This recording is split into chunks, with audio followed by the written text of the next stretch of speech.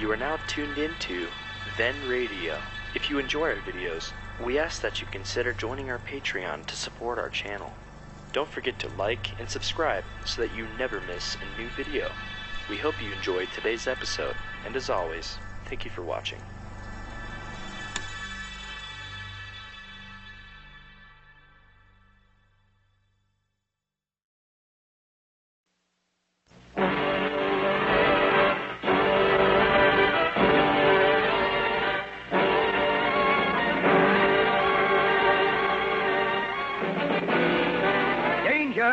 With Grainger.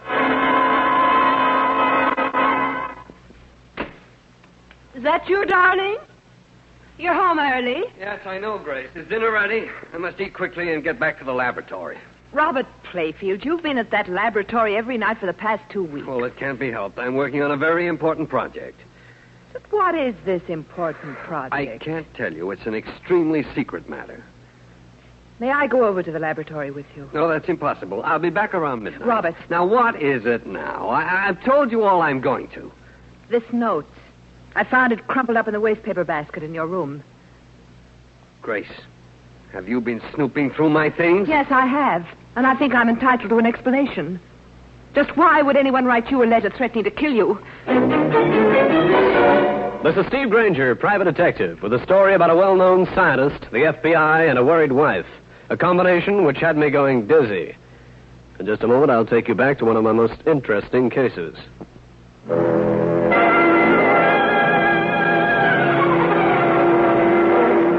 This is Grainger. It was late afternoon when a woman walked into my office and identified herself as Mrs. Robert Playfield. She was a very beautiful woman, in her middle 30s, and she was also very worried. Mr. Grainger, I'm here because of my husband, Robert Playfield. You may have heard of him. He's the electronics expert. Yes. Seems to me I've read about him in the papers. A lot of development work for the government. That's right. Mr. Grainger, I have reason to believe that someone intends to kill my husband. A friend of mine recommended you as a capable man. I thought you could handle this matter. If I did, the first thing I'd do would be to check the FBI. Mr. Grainger, I don't care how you handle this. I simply want my husband protected at any cost. Do I make myself plain? You certainly do. And I'll be glad to help. But, Mr. Grainger, there's one thing to remember. My husband is to know nothing about this. You understand? Nothing. As soon as Mrs. Playfield left, I picked up the phone and called a contact of mine at the FBI. This is Steve Grainger. Say, is Pete around? Thanks. Now, hiya, Pete. What do you got in Robert Playfield, the electronics expert? I see. You keeping an eye on him? Of course I've got a reason for asking. His wife was just in here. She hired me to see he didn't get hurt. Sure. Yeah, I'll be around.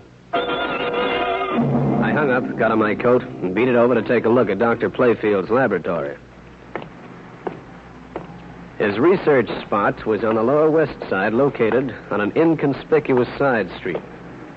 It was as gloomy as the morgue, even at this hour of the day. The street was deserted, except for a derelict who moved up to me. Hey, mister. What do you want? Can you spare 2 bits for something to eat? 2 bits? What are you doing in this neighborhood?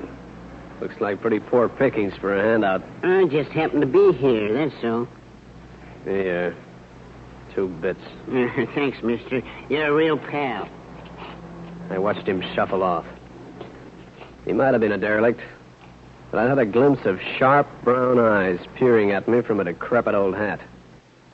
I decided to check further on him. Hey, you! Wait. What you want? Come back here.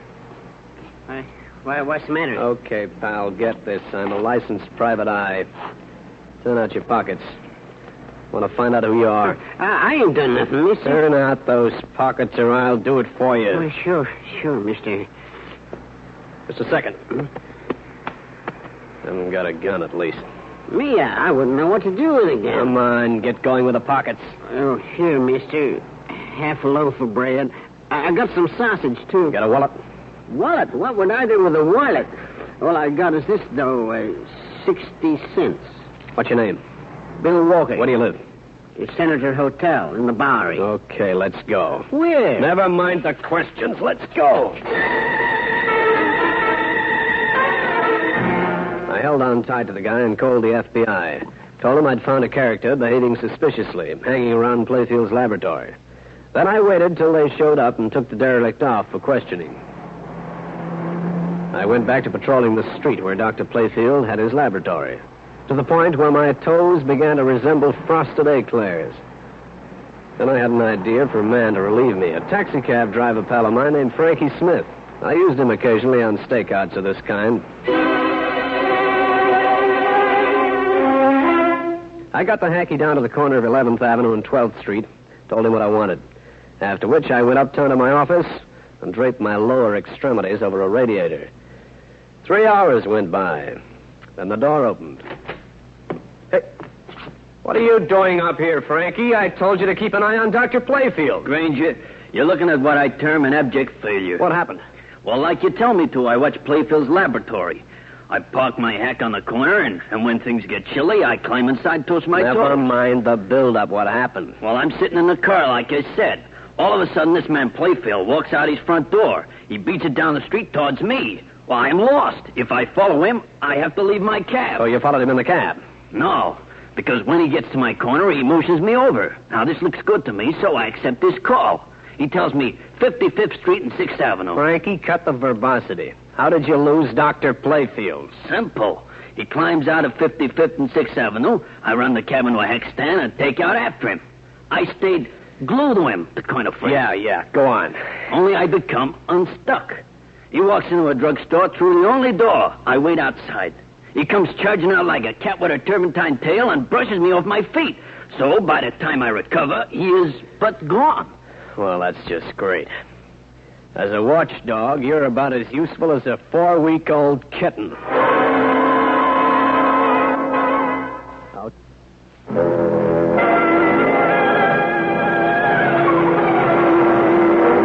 I didn't like the sound of it. If Frankie Smith hadn't been able to keep on Dr. Playfield's tail, there was something peculiar going on, because Frankie was a good tailman.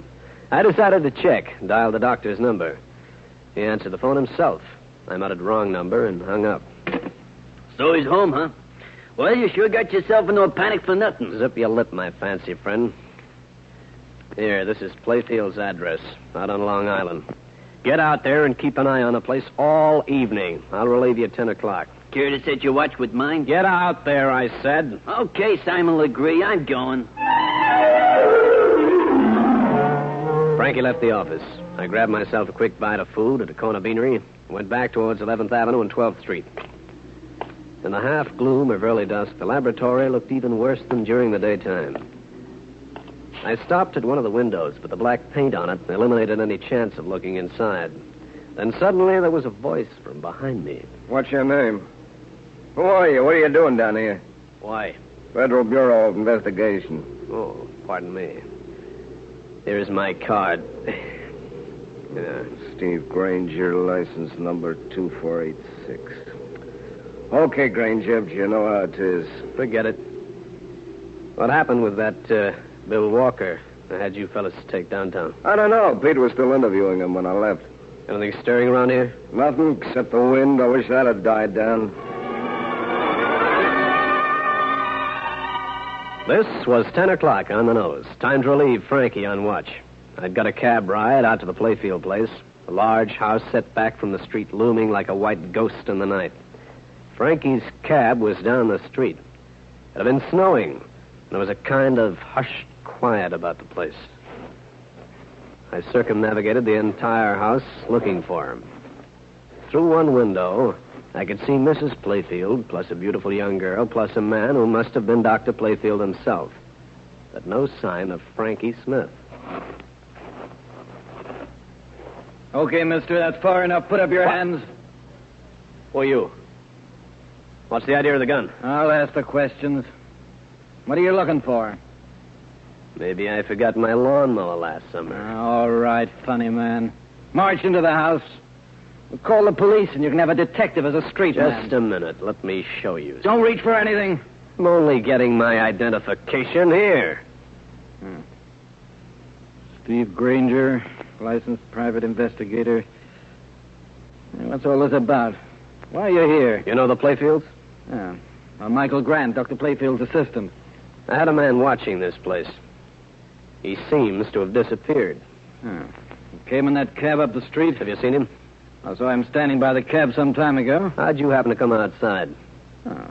We were playing cards. Dr. Playfield went into the kitchen to make a drink. Well, he forgot the card game and talked. I wanted a breath of fresh air. Thought I heard somebody. Wonder where Frankie could have gone to. It's light enough to look for tracks. They'll be clear in the snow. Want to make a try? Come on.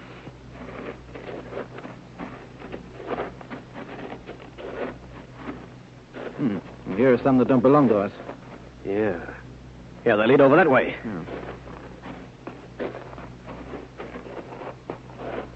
Hey, look, the tracks go around the back of the house. Yeah.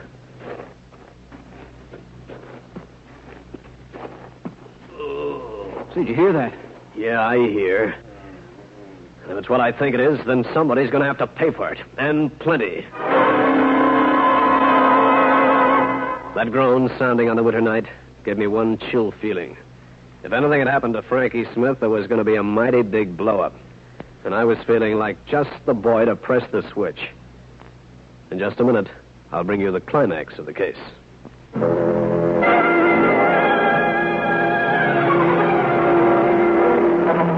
When we heard the groan coming from the back of the Playfield house, Michael Grant and I crunched fast through the snow. All the time, I couldn't help a feeling of apprehension. And then we saw it, the figure behind the woodbox. As we raced up, I recognized Frankie Smith, trying hard to raise himself onto his feet. Frankie, are you all right? Oh, my head. Who hit you? You think I got eyes in the back of my head? Oh, they came up from behind you, huh? Oh, yeah. Well, come on. I better get you to a doctor. Grant and I loaded Frankie into his cab, and I drove him to a doctor. While the medico was making his checkup, I called Cal Hendricks. Hiya, Steve. How's the mayhem and murder business? Save the comedy for your newspaper pals, will you? Listen, Cal, call the FBI for me, will you? Sure, Stevie. What's up? Just ask for Pete and ask him to run a quick check on a man named Michael Grant. He's a sort of assistant to Dr. Robert Playfield. Playfield, the electronics man? Yeah. Look, do you have to ask so many questions? Well, how do you think I make a living? I know how you make a living, my friend, out of my sweat and tears. I get myself beaten up regularly, and you get the story. Well, one of us has got to come out with something. Get on to the FBI, Cal. And tell them to call you back. I'll drop by and find out what they tell you. Okay, Stevie. Oh, one thing. Yeah. Don't be too careful in dark alleys, will you? Give the hoods an even break. Otherwise, I don't eat this week. I hung up and went back to the doc, who was patching up Frankie Smith. The cabbie was okay, so we got back into his taxi, and he dropped me off at my place. The following morning, I was in my office bright and early. I checked with Cal Hendricks, found the FBI had given Michael Grant a clean bill of health. Then I got my first surprise of the day. Dr. Robert Playfield walked in and started talking without preamble. You are Steve Grainger, are you not? I am, Dr. Playfield. Mr. Grainger, my wife has told me about employing you. At first, I was inclined to be angry at her interference, but when I remembered what happened last night, I agreed with her. Oh, what happened last night? It was at our place in Long Island. First, I noticed a taxi parked up the street. The driver was watching the house. Oh? Later, Michael Grant went outside. He was gone for some time. When he returned, he was quite evasive. Michael Grant? He's been my laboratory assistant lately. However, just recently, I've begun to distrust him. Why? Well, I can't tell you precisely. It's just a feeling. He's too curious about my work. He snoops around. He gets into things that are confidential. Frankly, my work is highly secret. If this invention were to fall into the wrong hands, it would be disastrous. Do you want me to accompany you to the laboratory? Oh, that won't be necessary. However, my wife is giving a costume party tonight. One she's planned for months. In spite of being extremely busy, I have agreed to be there. I want you there, too. What time? The party gets underway at 8. I'll be there at 7.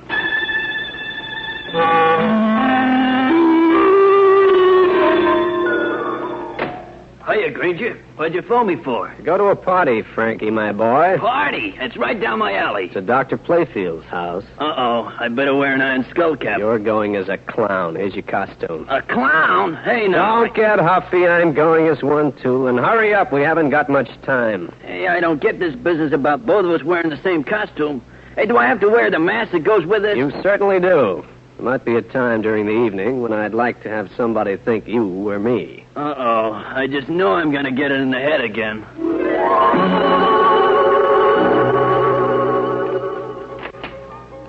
Mr. Grainger, I'm so glad you could come. Evening, Mrs. Playfield. May I present Frankie Smith? How do you do? Hiya. He's acting as my assistant. Oh, come in, please. Darling, Mr. Grainger's here. Oh, glad to have you, Grainger. Grainger, my suspicions regarding Grant are becoming stronger every minute. Please be very alert this evening. Dr. Robert Playfield was attired in a fake suit of armor that added a grotesque note to the conversation. The guests began arriving, 18 in all. Grant was there in costume, also a girl I'd seen at this house the night before. Her name was Linda Miller. Her job, Playfield's private secretary. A while later, Dr. Playfield motioned to me, and I followed him. What's wrong, Dr. Playfield? Close the door, please. This morning, I told you that I've been working on a very hush-hush device for the government. It happens to be an improvement on the present guided missile. Huh? I have developed a new electronic follower, the performance of which has amazed everybody. Go on. What I didn't tell you this morning is that I have been approached several times by other interests. How were these approaches made? Oh, telephone calls, letters, and so forth. Recently, these people, whoever they are, have become more than insistent. This is the latest threat. I just found it on my desk. You have 1 hour in which to make up your mind. You found this on the desk? You don't know how it got there? No. I'm afraid, Dr. Playfield, that this is out of my hands. I'm telephoning the FBI. I told Playfield to rejoin his guests and say nothing. Then I suited my action to my words. It took me almost a half hour to find Pete, the federal man, and make my report. I barely hung up when I heard it. I was out of that study and into the living room quicker than a dog after a bone. All right. Who screamed here? Mr. Grainger, in the alcove. A guy in armor.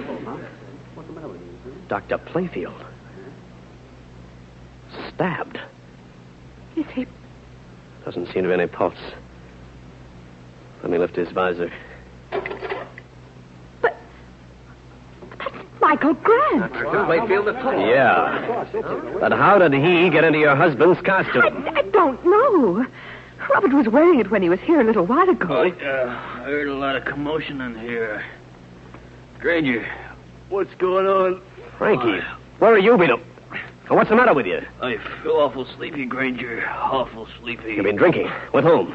A nice girl. Linda Miller. Awful nice girl. She gave you this drink? Yeah, I gotta lie down. Is he drunk? Hardly. Somebody gave him a Mickey. You mean poison? Knockout drops. Now, look. Herd these guests into the other room. Nobody is to leave the house. I'll put Frankie on this couch.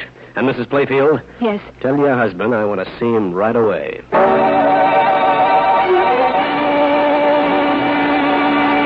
Mrs. Playfield did as I asked. I hoisted the unconscious Frankie Smith onto a couch. This room, like most of the others, had a telephone. I called the local police first, the FBI second. I just hung up when I saw a figure outside the house holding up a tree. I slipped out the back door. All right, put up your hands. Now, listen here, fella. Stand still. Well, if it isn't Bill Walker, recently of the Bowery. You've got me wrong. Oh, no, I haven't.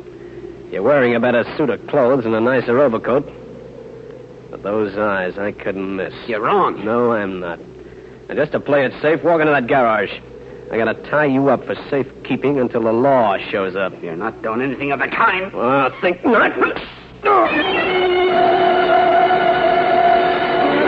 I dragged Bill Walker into the garage, found a length of clothesline, and tied him up.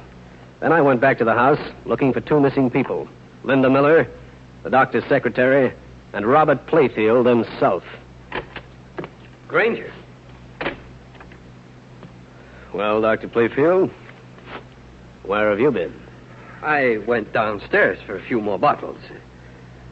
Grace just told me about poor Michael. This is terrible. Whoever killed him must have thought he was me. How'd you happen to change costumes? Well, we were going to play a little joke on Grace, my wife. How about a drink? I could use one. So could I. But first, where's your secretary, Linda Miller? In the room with the other people. Know where she was when the knifing took place? In the cellar with me. I see. Let's go into my study right here. Do you have any suspicions about who did the killing? Not at the moment. Here. Take this drink. I'll be right back. I want to see how Grace is feeling. I took a swig of the drink Playfield handed me as he left the room, but didn't swallow it. I got rid of it in a flower pot, wincing a bit as I tasted the drug in it. Then I decided to play along, see what went on. That's Mr. Grainger. Is he one of them, too? Yes, he is, Linda. I found out that he and that Frankie Smith are after my invention. They're both spies. What are you going to do with them? Turn them over to the police when they arrive. Now, run along. Very well. And don't say a word to anyone. All right, I won't.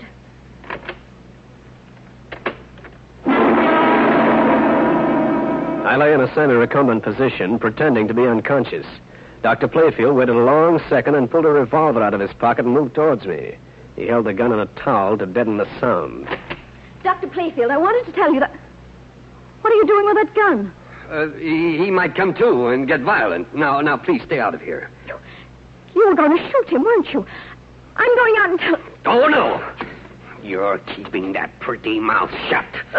Circle, you're choking me. Hold it, Playfield. Granger, I thought you were... Sorry to disappoint you. Why, you... Hold it, Playfield. What?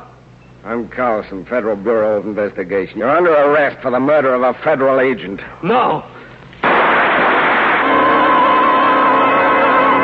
Well, friends, that's the story. I'll be back to wrap up the case in just a minute. The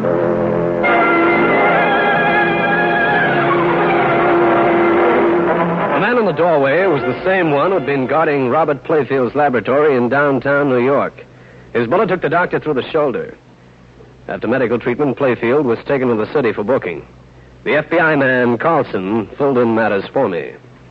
We couldn't afford to have you know the truth, Granger. We've been suspicious of Playfield for a long time. We planned a grant on the lab to keep an eye on him. Grant had found out that Playfield was dealing with a subversive group. That's why Playfield killed him.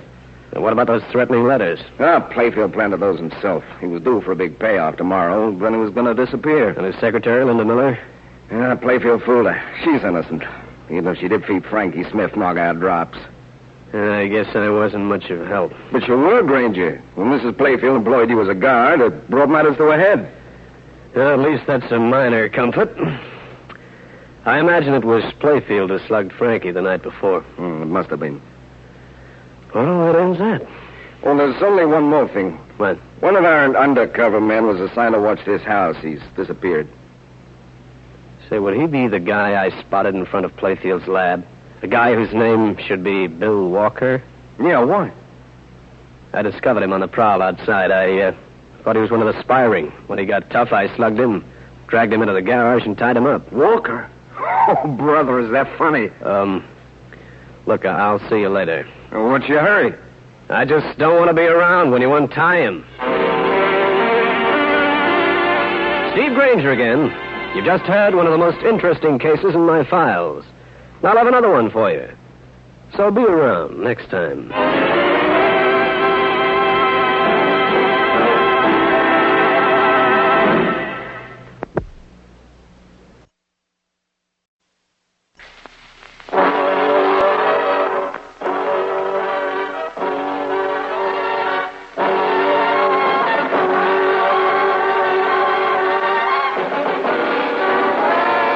Danger with Grainger.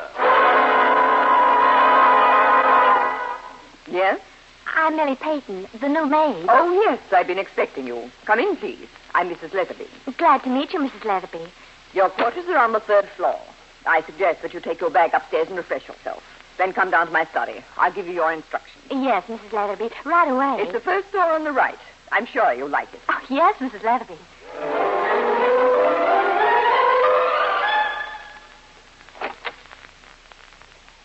Hey, Millie, what are you doing here? Louis, I didn't know you worked here. Not so loud. What are you doing in this place? I got a job as a maid. Just think, we can be together. Get inside. Gee, Louis, you act like you're mad or something. You tell anybody you knew me? Nobody asked me. Why'd you come around here anyway? I didn't know you were working here.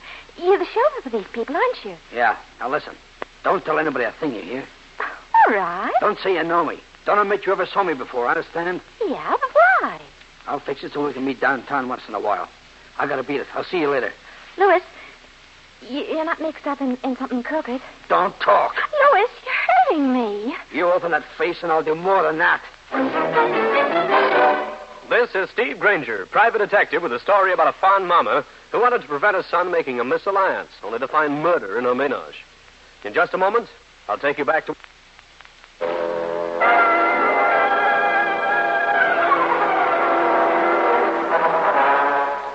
This is Grainger. It was August when vacations were the vogue and business was vaguer than an absent-minded professor suffering from amnesia. I was suffering, too, from the heat.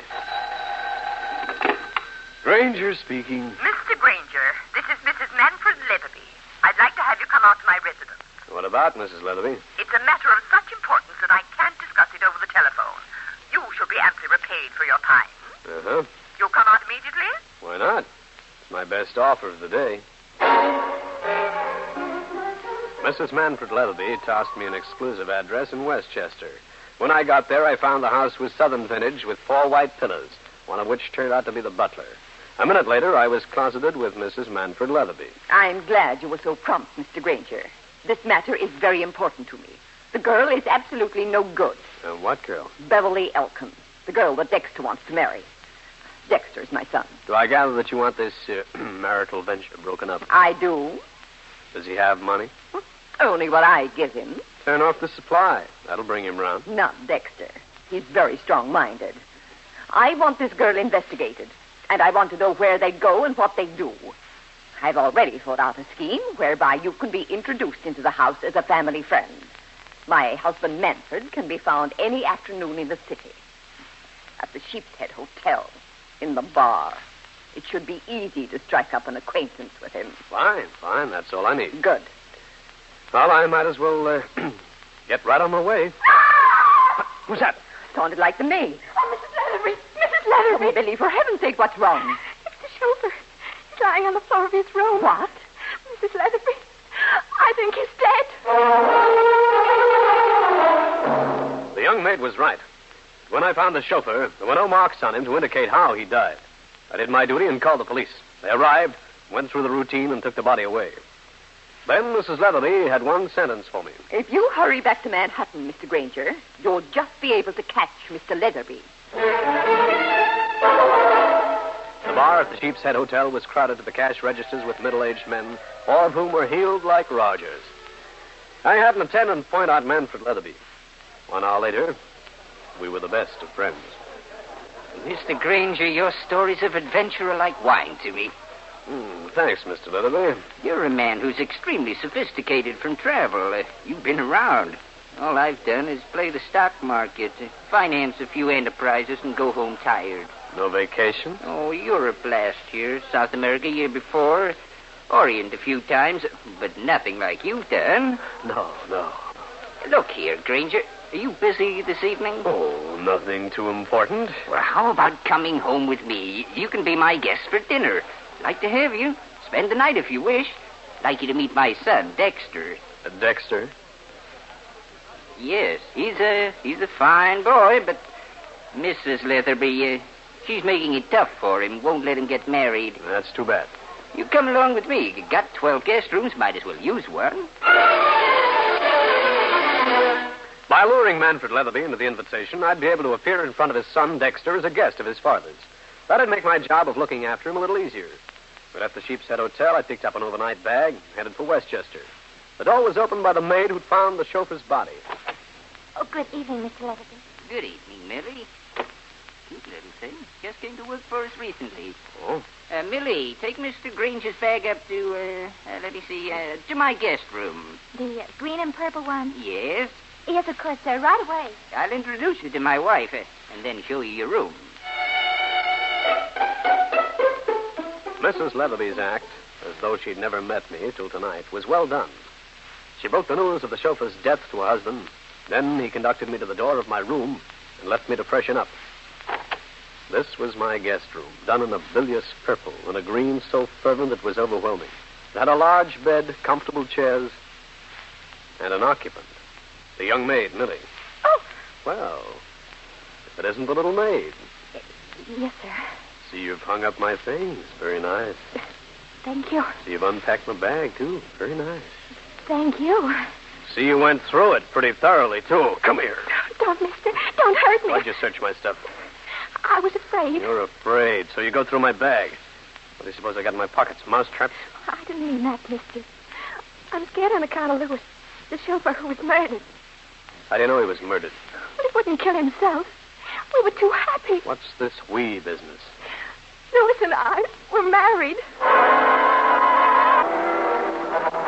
This came as a bit of a shock, this news of the marriage between the dead chauffeur and the very live, very pretty young maid, Millie Peyton. I stared at her, stared so hard that she got more nervous than ever. Why are you looking at me like that? How long has Lewis been working here? Well, about a year, I guess. He never told me where he worked. But he got you the job here, huh? No, I didn't even know he was here. I used my maiden name. And who did get you the job? A girl told me about it. What girl? Her name's Benrich. Eloise Benrich. Sorry, Mrs. Leatherby. I know it's not a good hour to call. That sounds like the police. I'll take this up with you later. I hate to disturb you, Mrs. Leatherby, but it's about that chauffeur of yours who died. What is this? Just how did it happen and where? Well, Lieutenant Mike Harding himself. Oh, no, not you, Grainger. What's a homicide man doing way out in the country? Mr. Grainger, do you know this officer? We've met before, Mrs. Leatherby. Grainger, were you around when the chauffeur died? Yep. You remember there were no marks on him, and the doc's verdict was that he died by poison, self-administered? Uh-huh. Well, we got a telephone call at headquarters telling us to investigate the chauffeur's death, saying it was obviously a murder if we can discover the truth. Who made the call, man or woman? Voice was disguised. I called the local boys. They asked me to come out here. Mother, I'm terribly sorry I'm late. The convertible had a flat tire, and... Oh, what's wrong? This is my son, Dexter. Steve Grainger, and, the name again, please. Harding, Lieutenant Mike Harding, a New York homicide. Oh, yes, I'd forgotten. Hey, what's the police officer doing out here? I'll explain later. Get ready for dinner. All right, Mother, just as you like. Grainger, I want to talk to you. I shall leave. I'm not interested in your conversation. Thanks. Now, Grainger. What? Why are you here? Ordinary job. Mother is worried that the wrong girl will marry little Dexter. Little Dexter? Stands at least 6'4", looks like a heavyweight champion, and you call him Little Dexter. First time I ever saw him. From Mother's chatter, you'd think he was undernourished. Heaven forbid. I told Lieutenant Harding about the maid and what she'd told me. I warned him to go easy on her, since the little kid was on the verge of hysteria. Then I went into dinner. Manfred Leatherby was chatting away to his son. Mrs. Leatherby sat at the head of the table, as formidable as an aircraft carrier. Dexter, stop eating so fast. Mother, I'm in a hurry. Better do as your mother suggests, Dexter. I'm sorry, but I've got an appointment. I'm late now. You're not going out with that girl again. Dexter wolfed down 2 pounds of meat, 3 baked potatoes, a large patch of lettuce and tomatoes, and got out of there. Mrs. Leatherby tossed me a knowing eye, but I leaned back for 1 second. Then I made an excuse to Manfred Leatherby. But, Mr. Grainger, one never goes to bed this early. Not even in the country. I'm very tired, Mr. Leatherby. I'd like to get some rest. Let the man go to bed, Manfred. I'll play some backgammon with you. Oh, I mean, yes, dear.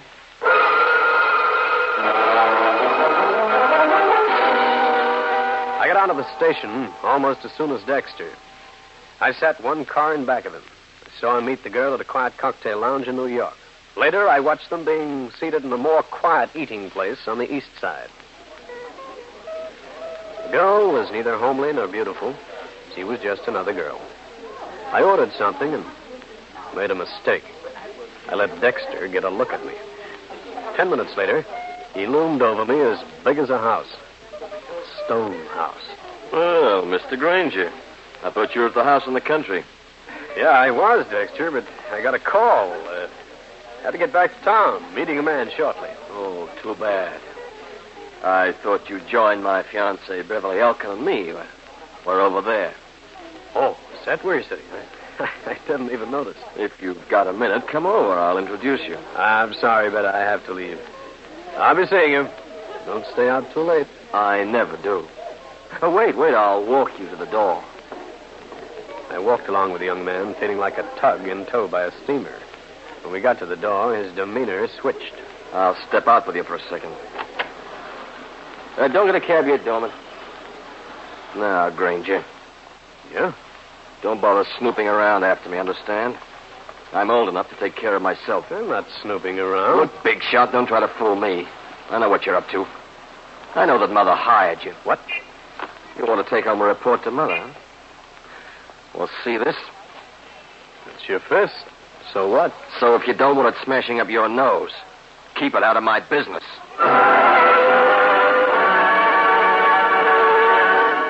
The boy held up a fist in front of my face, and its size was not calculated to inspire contempt. It was as big as a ham and looked twice as meaty. I don't mind running the normal risks of my profession, but at that moment, Dexter Leatherby didn't bear any resemblance to a normal risk. He looked more like a nasty rampage.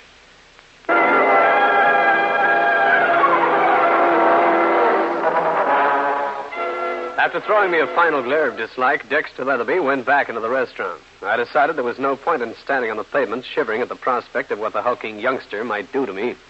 I wound my way to the apartment of Cal Hendricks, my newspaper friend. Steve, my boy, you look as preoccupied as a bride over a first biscuit. I've been up to visit the ultra Manfred Leatherbys. Oh, and that pseudo-southern baronial estate of theirs? What cooks? Some Dexter is gadding around with the girl he wants to marry. Mama wants to nix it. Dexter is just a big bear. I know. He just waved his paw in my face. Oh, he's quite a boy around town. Had quite a long run with a nightclub singer, Eloise Benneret. Say that again? Eloise Benneret. Oh. Where's she live? Well, I don't know. But there's a man who might locate her. Name's Norman. Runs the Ship's Grill over on 10th Avenue. Yes, I'll step over to the Ship's Grill. Take along an anchor or you'll drift. Quiet or I'll sink you.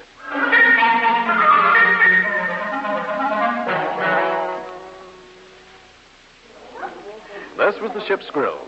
It resembled a ship like a motorcycle resembles a Cadillac. I looked for the Ship's Grill captain and found him, leaning down at the end of the bar. You were looking for me? Yeah. I'm Steve Grainger. I want to ask you a question. You're the private eye. What's the snoop act? No, nothing much. Just like to know where Eloise Benneret is. What do you want it for? She knew Dexter Leatherby. She also recommended a maid to the Leatherbys. That's not all. Go on. Okay, here it is. Dexter wants to marry some gal named Beverly Elkin. She's a society bud, but the bloom isn't big enough for Mama. And the old lady wants it killed? Yeah. Where's Eloise fit into this? I don't know. I'd like to find out. Here. I'll write down an address. Go there. Maybe you can do yourself some good.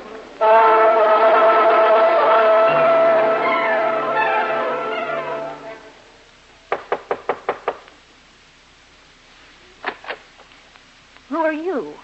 Just a fellow trying to get along. Well, get along. Down the hole.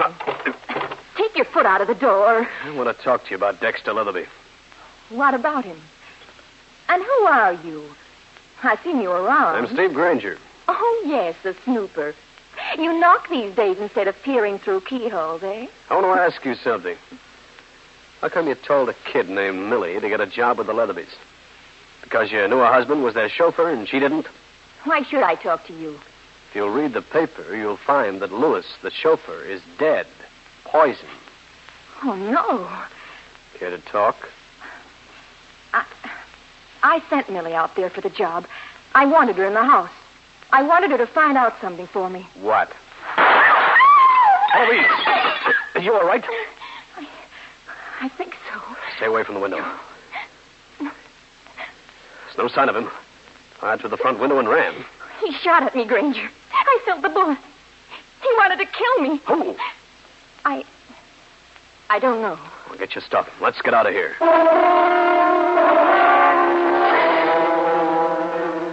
I waited while Eloise Benneret got some things together, and we headed towards the front door. As I opened it, I found an unpleasant shock in front of me. Its name was Lieutenant Harding. Well, Grainger. And you were around every time a shot is fired in New York? You're too complimentary, Lieutenant Harding. Who's this? Eloise Bennett. Oh, yeah, the singer. What happened? Somebody threw a slug at her. Why? Please, Mike, I'm no mind reader. Granger, I thought you were following young Leatherby around, trying to break up that romance. What are you doing in Midtown Manhattan with a singer? Just a second. Did you say romance with young Leatherby? What romance? Some girl named Beverly Elkin. Why? Nothing. Were you mixed up with young Leatherby, too?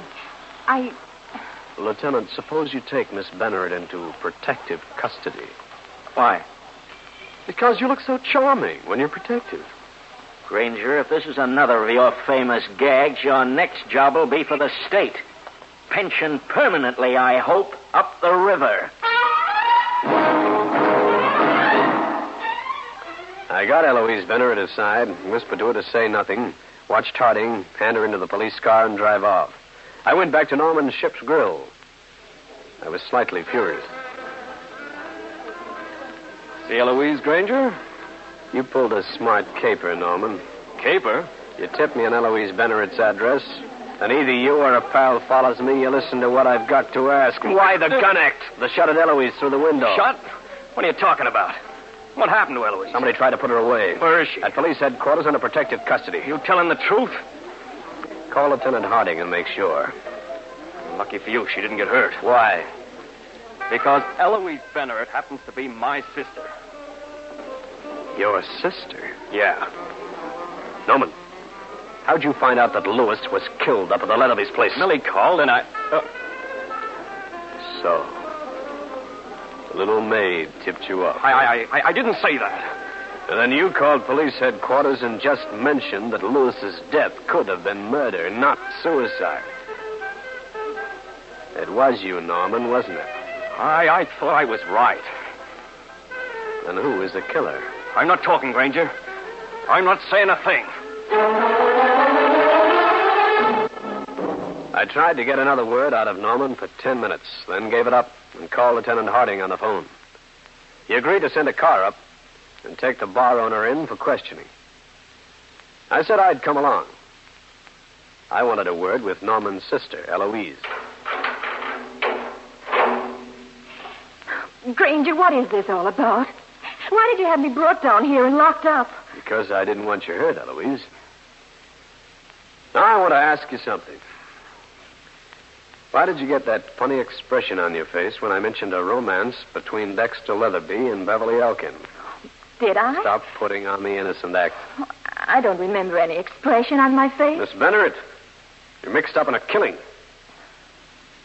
You realize that? Somebody tried to put you away because you must know something about it. Do I? You got the maid Millie her job near her husband. Why? All right, I'll tell you. Lewis was up to something. I wanted to find out what it was. But I never did. Now, that was all the girl would tell me. I went back to Harding's office and found him grim-faced and angry. Norman wouldn't answer any kind of question. Merely said he'd take care of his own business his own way. The police officer could get into the record bureau, and Harding did after I suggested something. Then we got a prowl car out of the garage and drove off to the Leatherby place.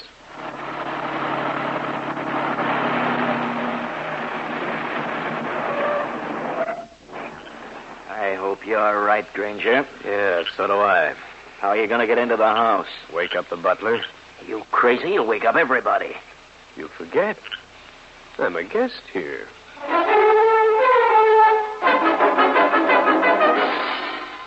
The butler was still up, remembered me, and let me in. But instead of going to my own room, I headed for the one occupied by the maid, Millie.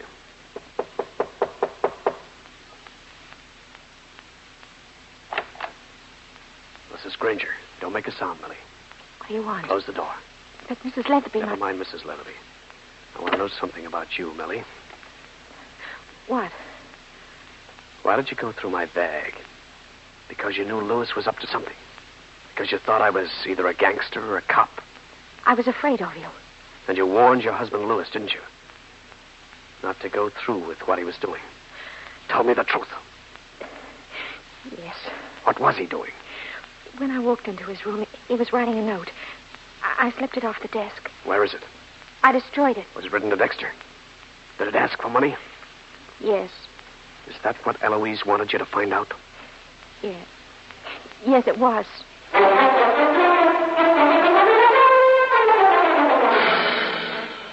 I told the girl to stay where she was, went downstairs, and let in Lieutenant Harding.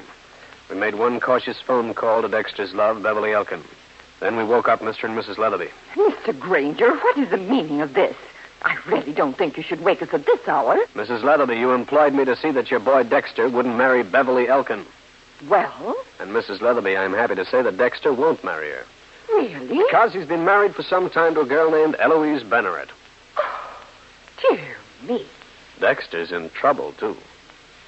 It looks like he was the one who poisoned the chauffeur, Lewis. Lewis was blackmailing him. But he couldn't have. It's also possible he shot at his own wife tonight, afraid she might reveal that their secret... I'll have another go, chaps. Pleasant editing. It's also possible he shot at his own wife tonight, afraid she might reveal their secret to me. That's incredible, Mr. Grainger. Where is Dexter now? I don't know. That him, Grainger? Come in, Dexter. The police and I want to talk to you. The police? He's cramming. Come on, Harding.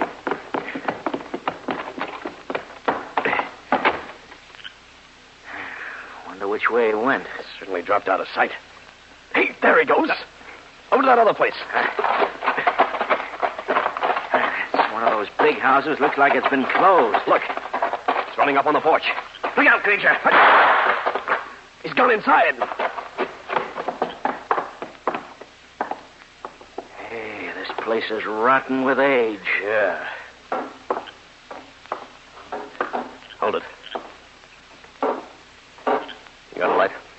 Yeah. Shine it up those stairs. Okay, Dexter. Come back down and we'll shoot. Come and get me. You're under arrest. Come on, come down.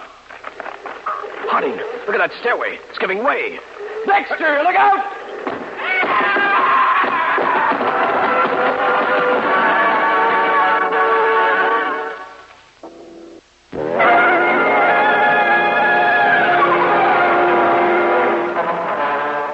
When the rotting stairs in the old house broke apart, Dexter Leatherby fell from the second floor right through to the cement floor of the basement.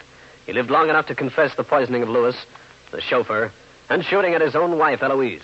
The coroner was summoned, and Lieutenant Harding took care of the details. I bumped into him a few days later. We played young Dexter's death down, Grainger. No sense in hurting his parents. They're nice people.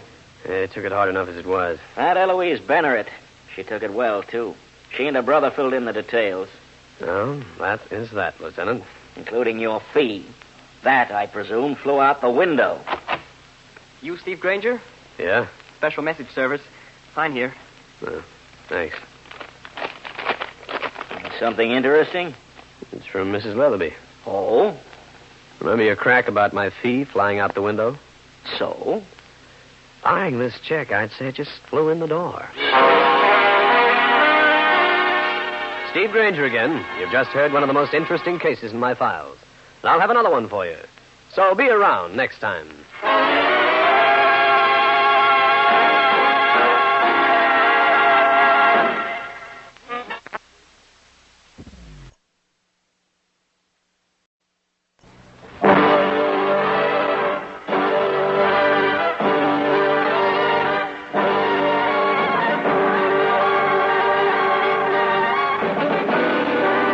Danger with Grainger.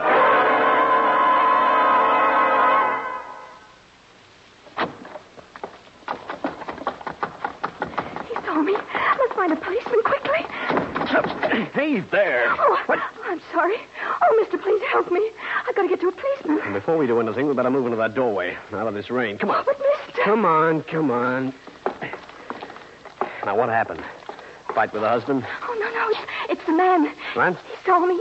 He's going to kill me. What man? Where? A big man. He was wearing a gray hat. He was right behind me. Look, you're wrong, baby. There's nobody behind you. Take a look. But I saw him, I tell you. You were running towards me and nearly knocked me over. You may take my word for it, little lady, there was no one behind you.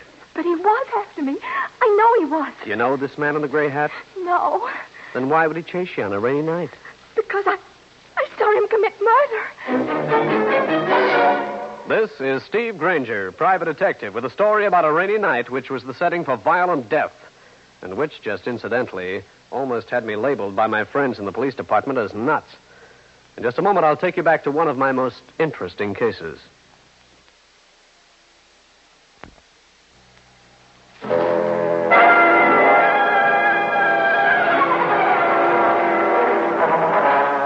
I took a good look at the young woman who'd bumped into me in the rain and found a blonde youngster in her early 20s dressed in nothing but a drenched summer dress which clung to her skin like a label to a perfume bottle. Mister, please. Now, where did you see this man in the gray hat commit murder? From my apartment. Now, what's your name? Pat Benton. Yeah.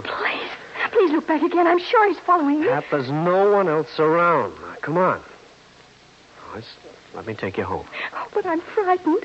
I can't go back there. Look, baby, I'm Steve Grainger, private detective. We'll see that you're safe. Then you can tell me the whole story. If it holds together, I'll call in the law. Now, is that a deal? Well, yes. Okay. Now, let's hurry. You're soaking wet. I went ahead of the girl and checked her apartment. It was empty. Then, while she changed into some dry clothes, I looked it over. It was typical of hundreds of New York apartments. One room, doubling for living and sleeping. A window that looked out over a fire escape and 3 lines of dingy laundry. The window opposite was dark. Well, I feel better now, Mr. Grainger. Well, you'll look a little bit better, too. Now, suppose you tell me how you happened to witness a murder. Well, it was just a little while ago. You see, when I've got nothing to do at night, I sit by the window and look out over the court. You look into other tenants' windows? Oh, it's a harmless diversion, and you'd be surprised what you see. I can imagine. Go on. My room was dark. I turned off my lights. There was a man in a chair by the window just opposite.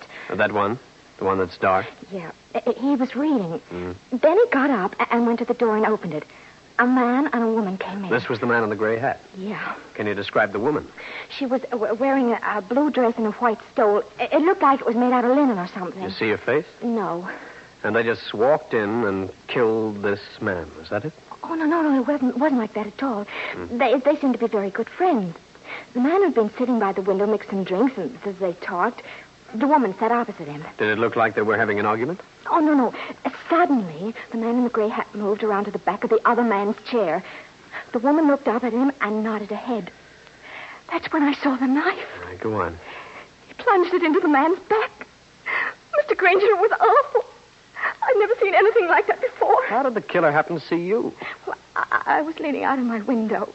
The lights in the apartment up above were turned on, and they shone right down on me. I screamed, and the man in the gray hat looked across, and he saw me. You sure about all this? Of course. I moved away from the window. I went over and picked up the telephone. You were going to call the police, is that it? Yes, but there was a knock on the door. I had a terrible feeling it was the man in the gray hat. He knew I was a witness to what had taken place. You didn't call? I was afraid he'd hear me and break the door down. I waited. He tried the door. Then I heard scratching, like he was trying a key in the lock. You keep saying he. How did you know it was a man? After a few minutes had passed, I went over and opened my door. I saw him standing at the end of the hall. It was the man in the gray hat. He was waiting for me. How'd you get out? I went down the fire escape. Thought if I could find a policeman, he could arrest him. Now, I'll just use your phone. Are you calling the police? Was there a dial tone on this phone when you tried it? Yeah. It's dead now. It's not working. Nope. It must be the man in the gray hat. He cut the line. There must be 50 telephones in this building, and your line would be pretty hard to find. Well, what'll we do? Terminal box should be in the basement. Let's go down. See if your line's been disconnected. But I'm afraid. He's come back. He knows I'm here. What'll we do? You get in the kitchen. I'll answer it. All right, but I'm so frightened. Don't make a sound. Yep? Oh, I beg your pardon. I was looking for a young woman. I'm sorry, there's no young woman here. Yeah, I must have got the wrong apartment number. What's the young woman's name? It doesn't matter. I have her phone number. I'll call her and get the correct address. Good night. Okay, he's gone. Was it him? The man wearing the gray hat? No, this was a heavy-set fella, about 45. Had on a brown suit. That's the man. Oh, Mr. Grainger, I'm afraid. Okay, lock the window. And when I leave, lock the door. Oh, no. I'm afraid to stay here alone. I can't. Okay, Miss Benton. Then you better come along with me.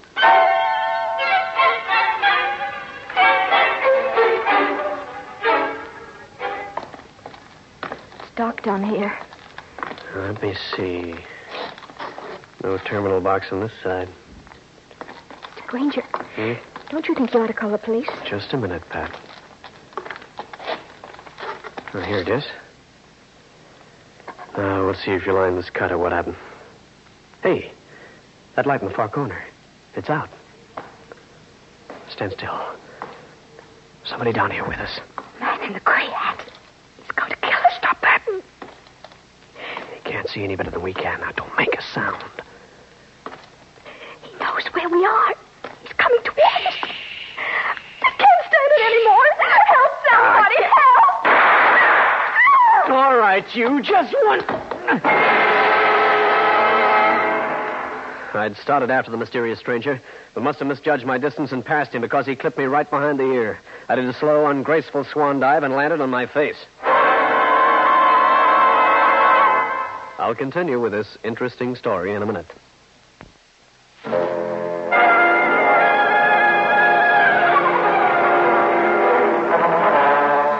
I came to in the basement of Pat Benton's apartment house.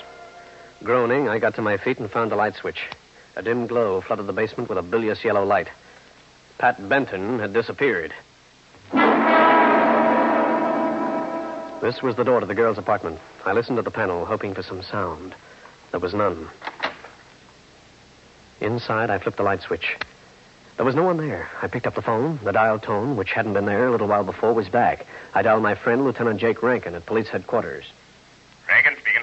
Oh, this is Grainger. I got something for you. Why, thanks, Gumshoe. I haven't a thing to do down here. I'm just aching for some work, along with a ton of labor on my desk right now. Well, what's on your alleged mind? I'm in the apartment of a girl named Pat Benton. It's 2479 West 44th Street. Are you having a good time? Something strange happening. I met her on the street. She claimed she saw a murder committed. So? I came back to investigate. Her telephone was out of order. When we went out of the basement to check up, I got slugged. She disappeared. So what do you want me to do? I'm in homicide, not the Missing Persons Bureau. Get a John Doe warrant and drop around. I'd like to see the inside of a certain apartment.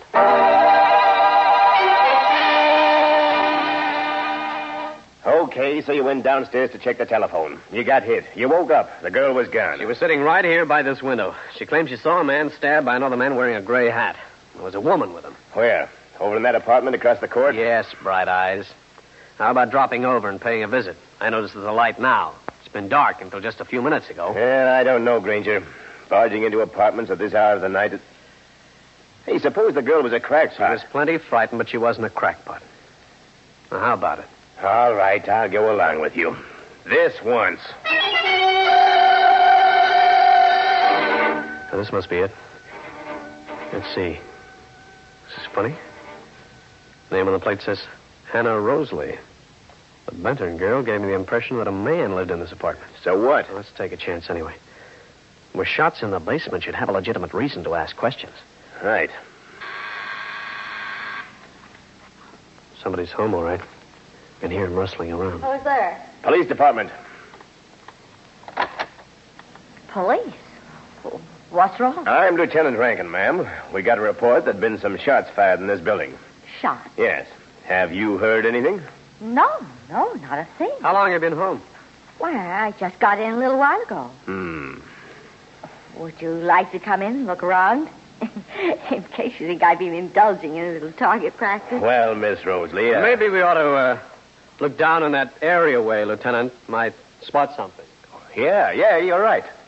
By all means, come in. Look all you like. You'll find I'm a very law-abiding person. I'll just open this window for a second, miss. See anything? No, not a thing. It's too dark. Well, you finished? Yeah?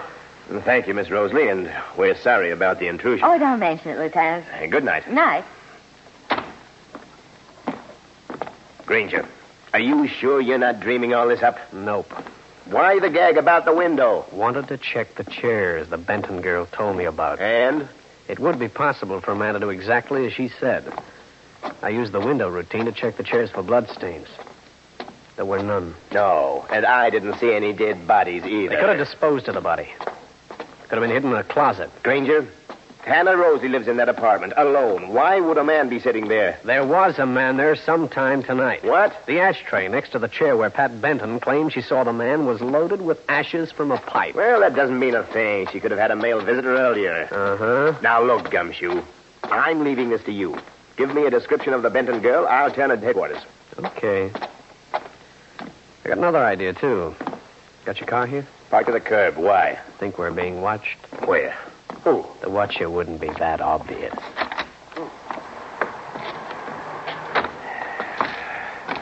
Car's over there, by that fire hydrant. I'll go with you. But drop me off at the next corner. Coming back here? What have I got to lose? I rode to the corner with the police lieutenant, got off, walked into a phone booth, and dialed a number. A minute later, I was talking to Cal Hendricks. Hiya, Stevie. What's on your mind? Cal, get out your thinking cap and do a take on a woman named Hannah Rosalie. She's about 35, red hair, 5 feet 6 in heels, dresses well, sounds like a well-educated person. Okay, you want me to check Hannah Rosalie. What else? I'll be prowling an apartment building at 2479 or 2481 West 44th Street. If you come up with anything, call Rankin.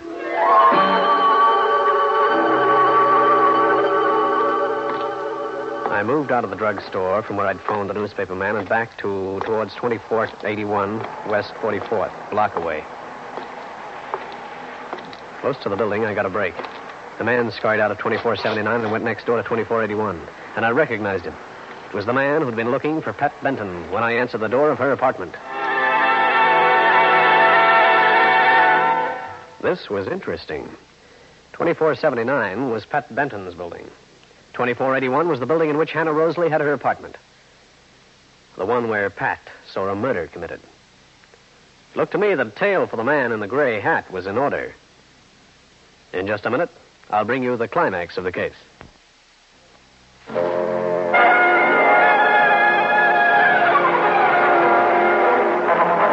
I saw the man who Pat Benton said was a murderer go into number 2481, I slipped into the courtyard between the two buildings and made use of the fire escape which led to Hannah Rosalie's window.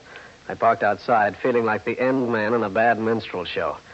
Peering underneath a drawn shade, I could see the man and could barely hear the voices. They're gone. Yeah, just as I said. The police officer took the other man with him in his car. I recognize the other man. He's Steve Grainger. A private eye? Yeah. He doesn't know you? Oh, no. Well, we can't take a chance now. We'll have to dispose of the girl as well as Kelvin's body. How? They have Grainger's revolver. I'll have a little surprise for him. You're going to kill her? With this gun. With his gun. The police will ask questions when they find her body. It'll divert suspicion. But that's murder. What we did to our friend was murder, too, my dear. I was very careful to carry Grainger's gun in my handkerchief. The only prints will be his. Very smart, Will. Now, you go over to the girl's apartment. Pack her clothes in that old suitcase. I'll sink it in Long Island Sound after I dispose of her. Where are you going now? To get the car. Then I'll get the girl out of the basement. Will, wait. Wouldn't it be better just to have the girl disappear? Look, baby, I'll do it my way, and don't you ever forget that.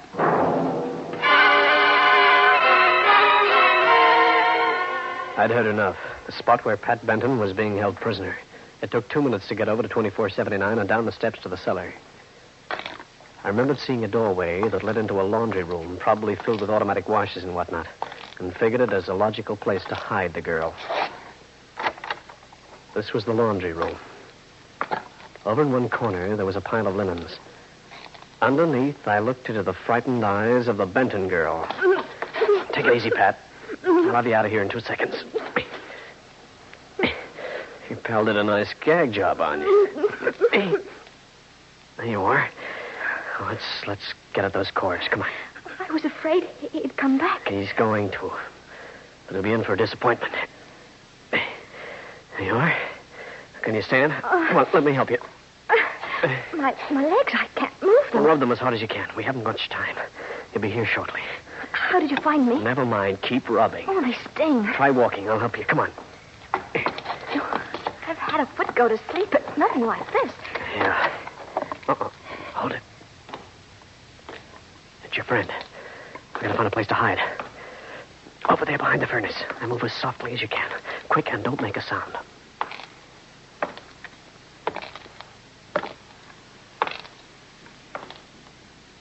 He's gone past. When he finds out you've gone, he'll look around the laundry room first. Is there a back way out of here? Yes, over there. A door that leads up to the street. Come on. Watch in back of us while I get this door open. You see anything? He's still in the laundry room. Good. Now hurry up. And if he sees us, you run while I distract him. Grab a taxi and go to police headquarters. Tell Lieutenant Rankin what's happened. All right. Go on ahead of me. He turned around. He's turned around. He's seen us. Yeah. Right, come on. Let's move, girlie, fast. Where? To the police? No. First to my apartment.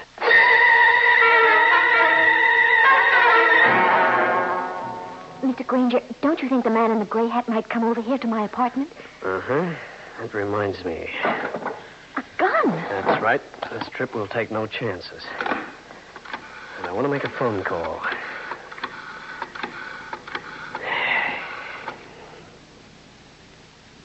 Hello, Cal. What'd you find out? Uh-huh. I see. Yeah. They did. Did you get a description of the man? Uh-huh. Yeah, this begins to add up. Sure, that's why one was killed. Yeah, thanks, Cal. You're a great help. Good night. No, I don't need another thing. See you tomorrow. It was Cal Hendricks, an old pal. He looked up your friends for me. I think I know why that man was killed. Why? Hannah Rosalie has been working around the country with two men. One is named Will Stanek. The other one's name isn't known. They were last seen in Chicago, where they fleeced some widow out of her life savings. But why was the one man killed? Well, Stanek is the man who tied you up. He knifed his partner. Probably a disagreement about money. Or even a double cross.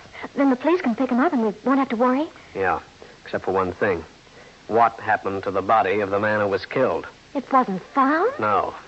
But when Lieutenant Rankin learns the truth, I have an idea that Miss Rosalie will talk. Now, I want you to help me. How? Ever see one of these before? Why, no, I haven't. Well, it's a blackjack.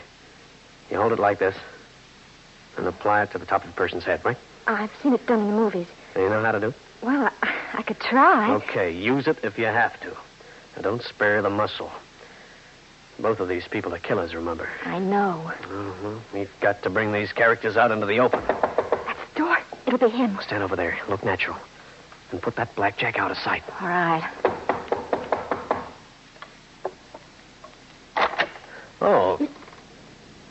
Mr. Grainger. Come in, Miss Rosalie.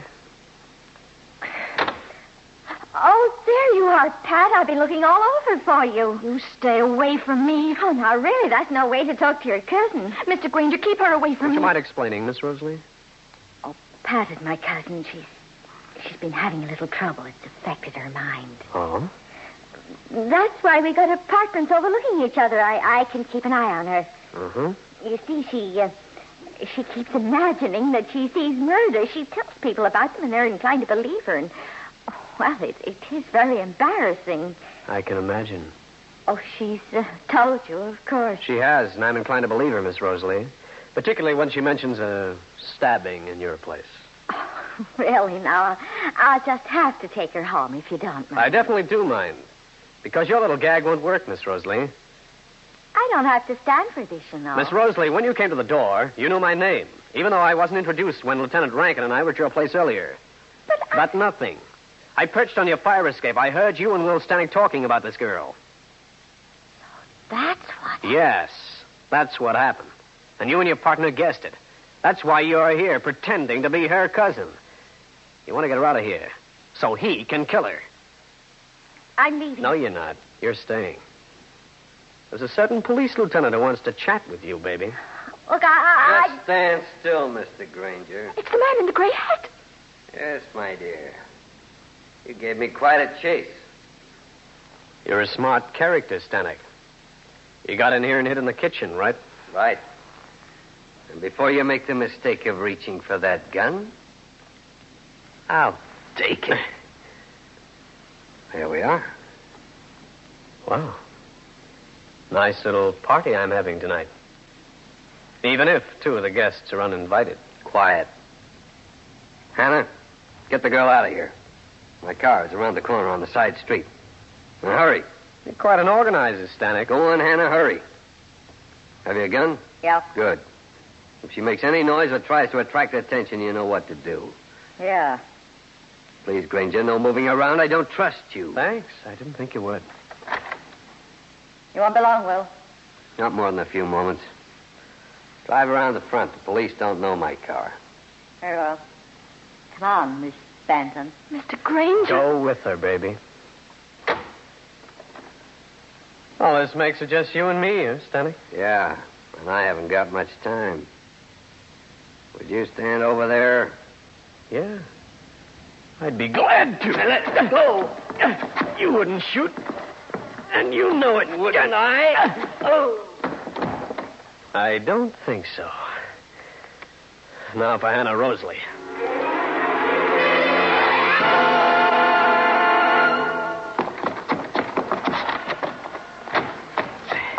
Okay, Miss Rosalie, up with it.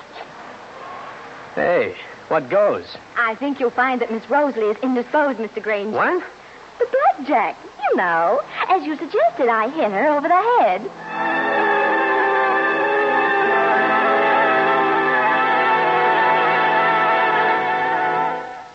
Well, friends, that's the story. I'll be back to wrap up the case in just a minute. Hold on.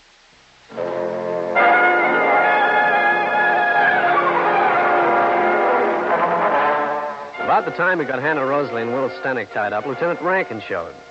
Indications were that both of them would go up on murder raps for the killing of their unnamed partner. Rankin phoned for transportation, after which we went downstairs once more. Just wanted to see in what name this car's registered. I think you'll find it quite legal, Lieutenant. Oh, you do you? I guess you're right. It belongs to Will Stanek, all right. You know, Grainger, you did a good job. Oh, I better thank Miss Benton here. She did most of the work, including the spotting of the murder. Holy smoke! I forgot. Forgot what? The body. We haven't got a corpus delicti. We haven't? Well, just come with me, Lieutenant.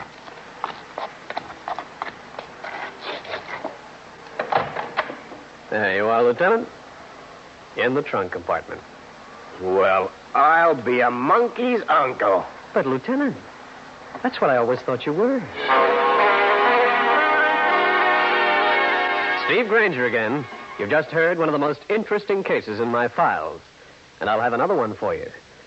So be around next time.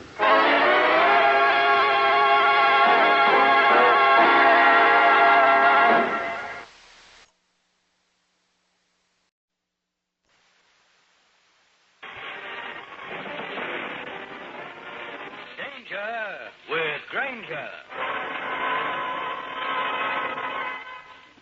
Watch it, Hank. Here he comes. Yeah. He's in the garage. Come on. Okay. Hurry up before he gets the motor going. Okay, fella. Hold it. Who are you? What do you want? Never mind. Move over. I'll drive. You'll do nothing of the kind. Get your hand away from that horn button or you get it. Right now. Very well. Get in back, Hank. Watch him. Okay. What are you two men after? I haven't got anything. Just a few dollars in my wallet. Get up. Okay, we'll get going.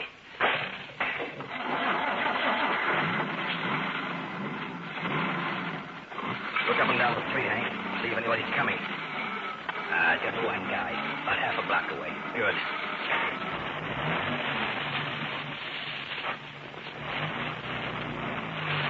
Pretty easy, huh, Hank? Yeah. Where are you two men taking me? And what's the reason for this? All we want is the dough. But I told you I haven't any great amount of money, just a few dollars in my wallet. You hear that, Hank? He hasn't got any money. Yeah, what a laugh. Yeah. Give us something else to laugh about, Hank.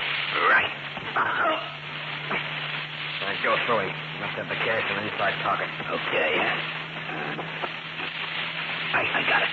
Well. But what are you going to do with him? Make sure he can't put the finger on it. This is Steve Grainger, private detective, with a story about a body which was dropped practically under my nose and started me on a trail which ended at murder. In just a moment, I'll take you back to one of my most interesting cases.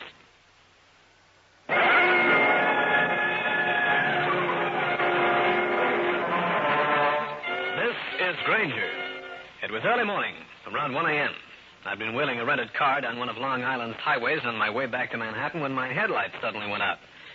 I'd pulled up at the side of the road and was checking the fuse when I heard it. The way the approaching car was being handled, I figured it was some nitwit with alcohol where his brain should be. About 50 yards or so off the highway, the door of the speeding car opened and the body of a man came tumbling out.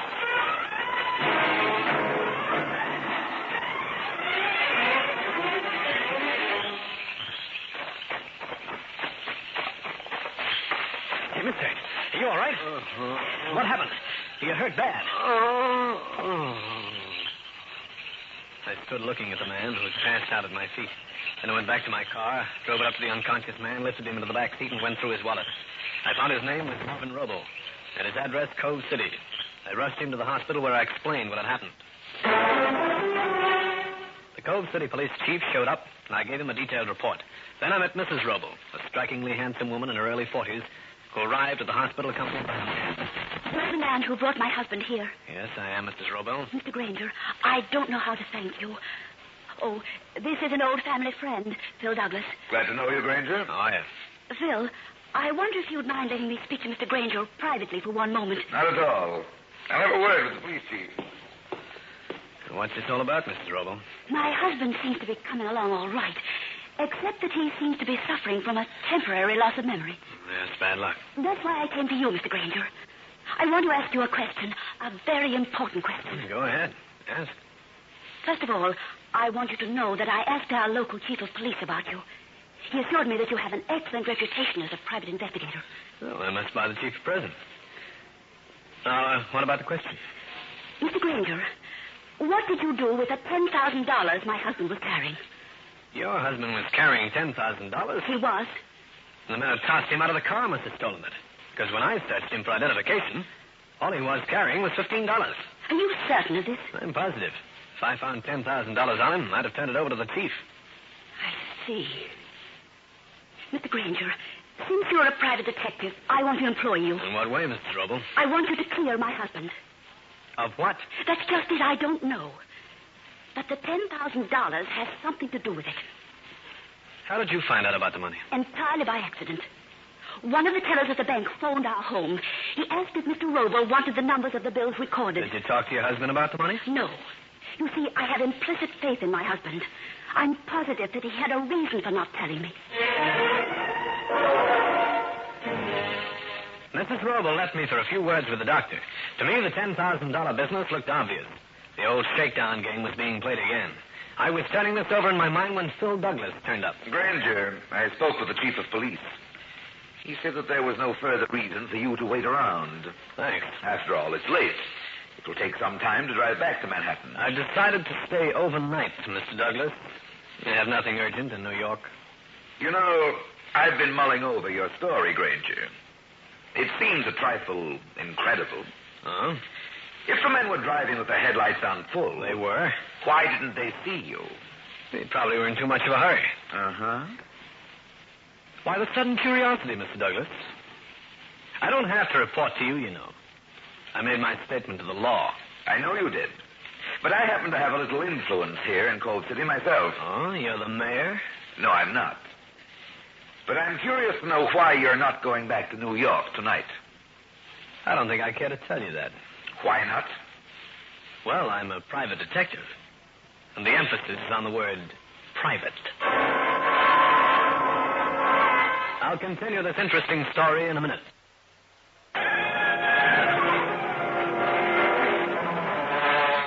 There was something in Mr. Phil Douglas's eye that gave me the impression I wasn't very popular with him. I didn't bother to say farewell. I just left the hospital and headed for the local newspaper. The editor proved to be a very cooperative character. Yes, what do you want to know, Grainger? Just what is Mervyn Roble's position in the community? Well, he's quite a pal behind the throne. Also, he owns the Roble Tool Company. It's Cold City's biggest outfit. Uh-huh. What can you tell me about a man named Phil Douglas? Douglas? Local politician? But a nice guy. Why? He acted like he didn't want me around. Oh, don't mind that. He resents anyone who might get more attention than he does. What's he do, besides be a politician? He's got enterprises, filling stations, lends a little money occasionally. Would there be any reason for a beef between Roble and Douglas? Oh, they're very good friends. Although Roble is the direct opposite of Douglas. In what way? Well, Roble is a crusader, and it's a standing joke between the two men. You see, we have a local roadhouse a short way out of town, the Dunes. Rumor has it that you can play a game of chance out there. Yeah? Roble has been having the place raided with no luck. Well, maybe I'll look around out there. Maybe I'll come up with something. Like what, for instance? It's entirely possible that I might have recognized one of the men who was with Roble. What? And because I was retained by Mrs. Roble to solve this little mystery, I think I'll go to work. You want me to run that item, too? Why don't you? And also the fact that I'm staying at the, what's the local hotel? The Cove House. Cove House, yeah. I'd be grateful if you'd print that. Grainger, there's more to this assault than meets the eye. You're making that statement about knowing one of the men, hoping they'll come out in the open. That, my friend, is not only possible, but completely probable.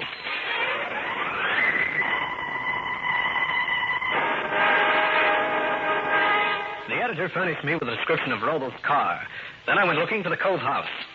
It was a typical suburban hotel. I got myself a room, got on the phone, and talked to the New York Police Department, giving them the description of the car and a few facts.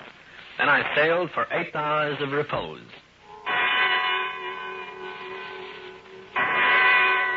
A big clock jangled its news at the time was 9 o'clock in the morning. Got myself showered, dressed, was about to leave when the phone rang. Hello. This is Mrs. Roble, Mr. Grainger. I just read the morning paper. It says that you recognize one of the men who were in my husband's car. I know it does. Why didn't you tell me that last night? Mrs. Roble, there's a reason for that statement being in the paper. I'll tell you why when the time rolls around. Now tell me, how is your husband? He seems to be coming along all right. His pulse is normal. The doctor's taking care of the bruises. But he still hasn't said a word. The doctor give any reason for that? No. He's puzzled about it, too. Yeah, okay, Mrs. Roble. I'll check back with you later. Goodbye. Yeah, I wonder who that is. All right, monkey, put up those hands. Is this any way to say good morning? Shut up. Go through him, Hank. Get his gun. Right. I got it. Yeah, come on, you. We're going places. You're the guys who slugged Roble and threw him out of the car. Get it. I thought that item in the paper would smoke you gophers out of your hole. Get going. Down the back stairs. Over that way. What makes you think you're going to get away with it? Let me worry about that monkey. What's wrong? Somebody down the hall.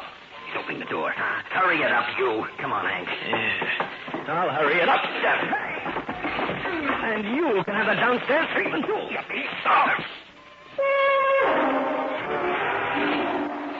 I'd bent over and thrown the bigger of the two men over my shoulder and down the steps. The smaller man, Hank, had been too quick for me. Slugged me with my own gun. As I sagged to the steps, I just glimpsed Hank helping his pal up and out the back door. I was suffering from a sore skull, but at least I hadn't been snatched. I remembered a bar next door and went there, feeling that a little medicine down my abdomen way would alleviate the piston knock in my head. The bar was deserted except for a blonde nuzzling a beer. I ordered the same thing, and she spoke to me. You look like you'd had a rough time. My head met something coming the other way. Too bad. Next time, learn to duck. I intend to. I haven't seen you around town before? Nope. From New York? Yeah.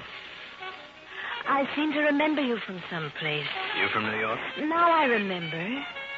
You're the private eye, Steve Grainger. Charmed, I'm sure. I'm Fran Draper. You staying in Cove City for a while? Yeah. How's the nightlife around here? I know a spot you might enjoy. It's out of town a ways. It's called the Dunes. The Dunes, eh? What's it like? Oh, not good, not bad. Like to go there? I might. Tonight? Why not? Make it 90. I'm staying at the hotel. Okay. You call for? With pleasure.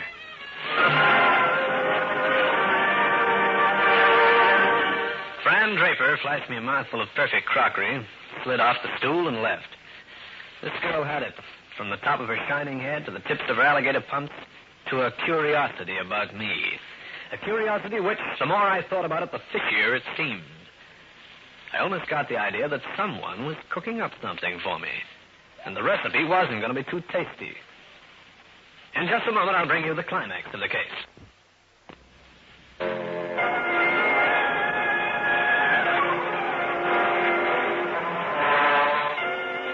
I sat there in the bar, finishing my beer and trying to make sense out of the situation. Then I went back to the Cove House to find a message that the New York police had picked up Mervyn Robles' car. I made my way back to the big city and stopped off first at Cal Hendrick's place and gave him the details. Robbery, assault, attempted kidnapping. Say, that's quite a story, Steve. My editor's going to like it. Well, before he gets it, you're going to have to give me a little assistance. How's that? I want you to come down to police headquarters. I found Mervyn Robles' car. I figured I could use your eagle eye on it. For a story like that, you can not only use my eye, but also my nose. Don't tell me, I get it. From Nosetown to Bloodhound.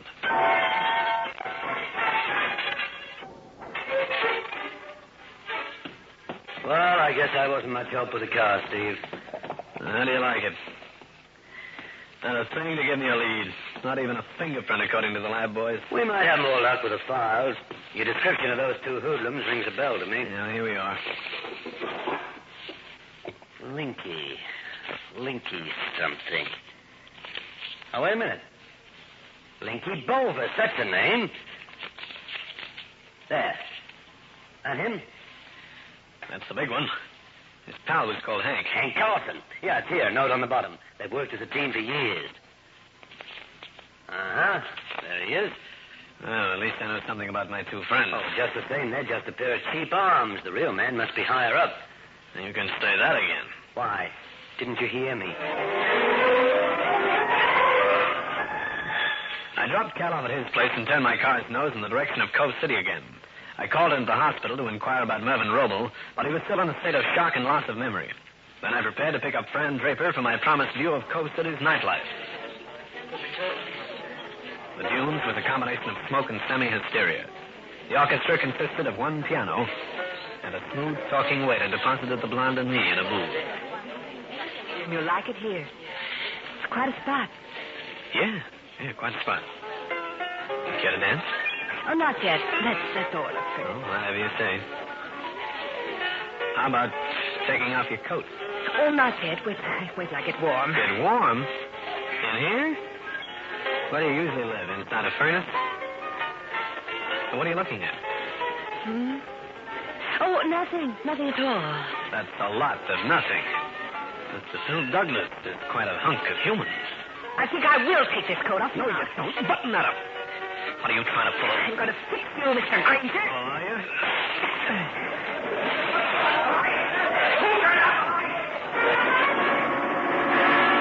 I grabbed for the light bulb from the lamp on our table, undid it, and dropped a quarter into the socket. The lights fused, and the darkness gave me a chance to get Fran Draper out of there. Somebody, turn on the light! Come on, babe. We're getting out of here. Leave it, everybody. This is the race. Come on. Out this door. My car's right over there. Let me. Come quietly, all right. Let you. Inside. I'm going to report you to the police, Grainger. You report me? That's the last, sister. After you tried the oldest gag in the world. Let me out of this car. Still around, slug you. Getting into a nightclub wearing a torn clothes. No wonder you wouldn't unbutton your coat. You're waiting for Phil Douglas to show up. I was not. Cut it out. You're going to yell for help, and Mr. Douglas would have called a cop and had me locked up for more days than I care to think about. You're crazy. What's the act between you and Douglas? Nothing. You're mixed up on this robo business. I know that. Oh, forget it. Okay, I'll forget it. For about an hour.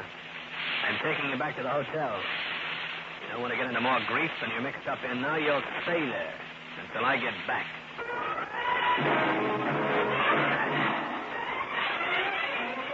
I dropped Fran Draper out of the hotel. She strutted into the lobby and got lost. I drove out to the hospital with a trick in mind.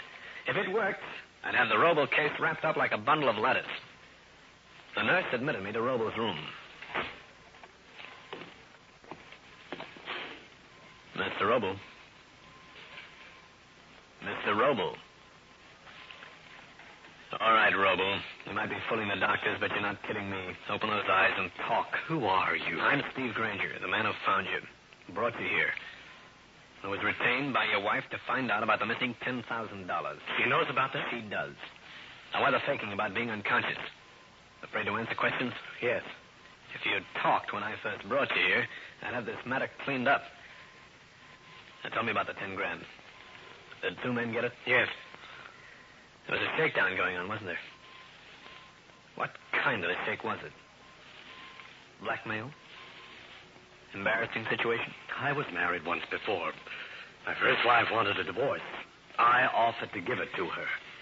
You know, I swore I'd never get mixed up in a divorce case. And look at me now. No, it's not that. She and I were in perfect agreement. No hard feelings. Sure she's not behind this move? She died 6 months ago. All right, Roble, tell me this. What part does a blonde named Fran Draper play in it? She was part of the divorce evidence. Great. She has some letters and some photos. Why didn't she yell for the law? My position in Cold City. I'd be laughed at. It would have broken my present wife's heart. Phony. She'd feel a lot better if you'd level with her. What about this Draper girl? She's got some fake witnesses. Also, the evidence she has is not dated. She can make it seem as though the pictures were taken recently. Okay, Roble. Thanks for the dope. Now, I'd suggest that you suddenly recover your memory. Go home. But the Draper girl. She's my dish. She's a little too rare for you.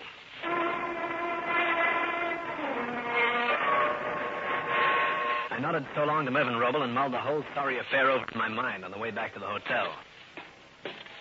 It'd be easy to throw a scare into the Draper girl and get back the pictures and letters.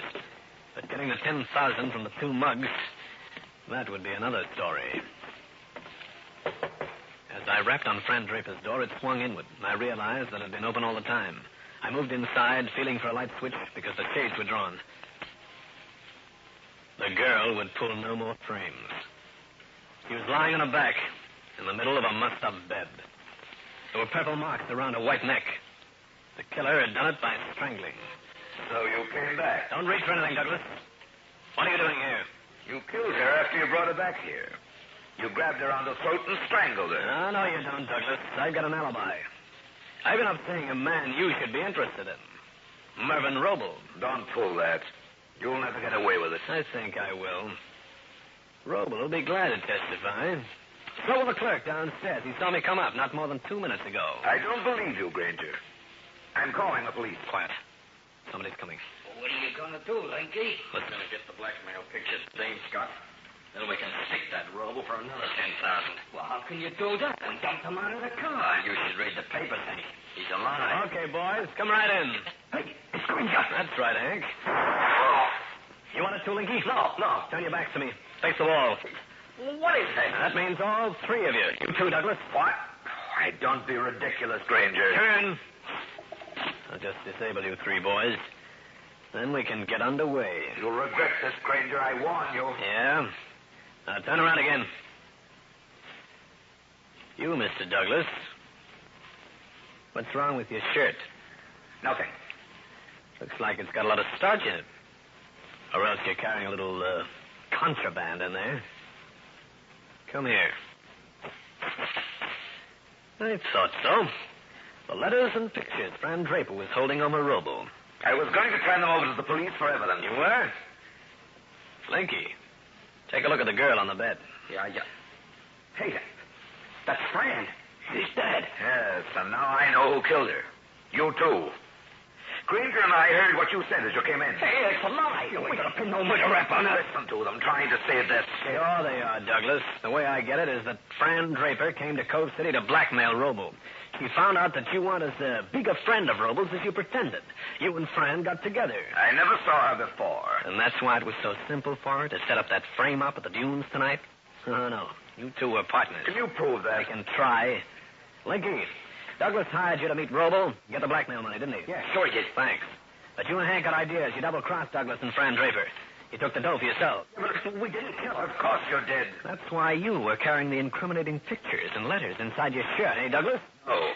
When you found out that I took the Draper girl away from the dunes, you got scared. You thought she might spill the truth about you. They came here, not me. Sure, but they didn't have murder in mind, Douglas. All they wanted was the blackmail stuff, so they could make a pitch for another 10,000.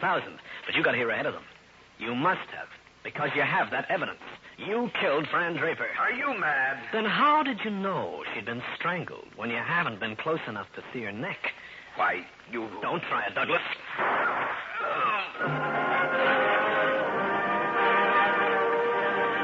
Well, friends, that's the story.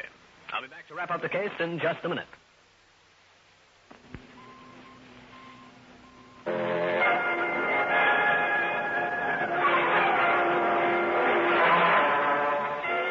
I shot Phil Douglas through the arm. Then I took him and the two mugs down to Cove City Police Headquarters and told my story to an amazed and thoroughly riled chief of police. After the mugs answered a few questions and were locked up, I went back to the hospital, where Mervyn Roble had amazingly recovered his power of speech. Oh, it's over, Grainger. Yeah, most certainly is. We don't know how to say thank you, Mr. Grainger. Save that for later. First, here's the blackmail material. And I hope you tell Mrs. Roble the whole story. He already has, Mr. Grainger. The $10,000 is being held by the police department. You're certain of getting it back since the bank teller kept a record of the serial numbers. Oh, that's wonderful. And now let's talk about you. Her fee is normal under these circumstances, I understand. Well, I'd like to blush and say no, but this happens to be my business. Fine. I'm glad to see you are not affected by false modesty. I shall send you a check in the amount of $1,000. That's 10% of what I've been saved by you. Oh, thank you. I won't send you the receipt, but I will leave you one idea. What's that? Next time, tell the cops or the wife. Mr. Grainger. What? There shall be no next time. Fine. The wise guy who doesn't make the same mistake twice. See Grainger again. You've just heard one of the most interesting cases in my files. And I'll have another one for you. So be around next time.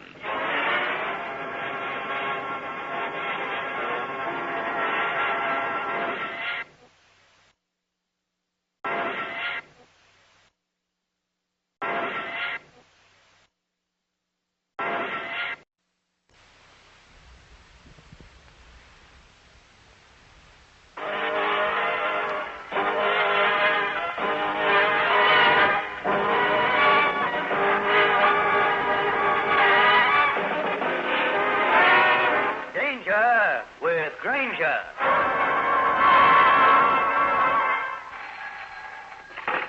Police department. This is Graham Dwyer. I'm calling from a drugstore in Ampere and McDonough on the edge of Pelham Bay Park. Get a police car out here immediately.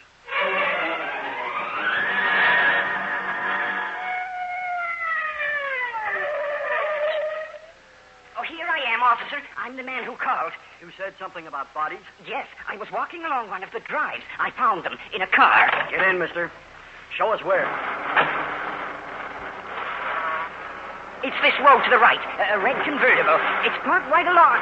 Oh, there it is, just up ahead.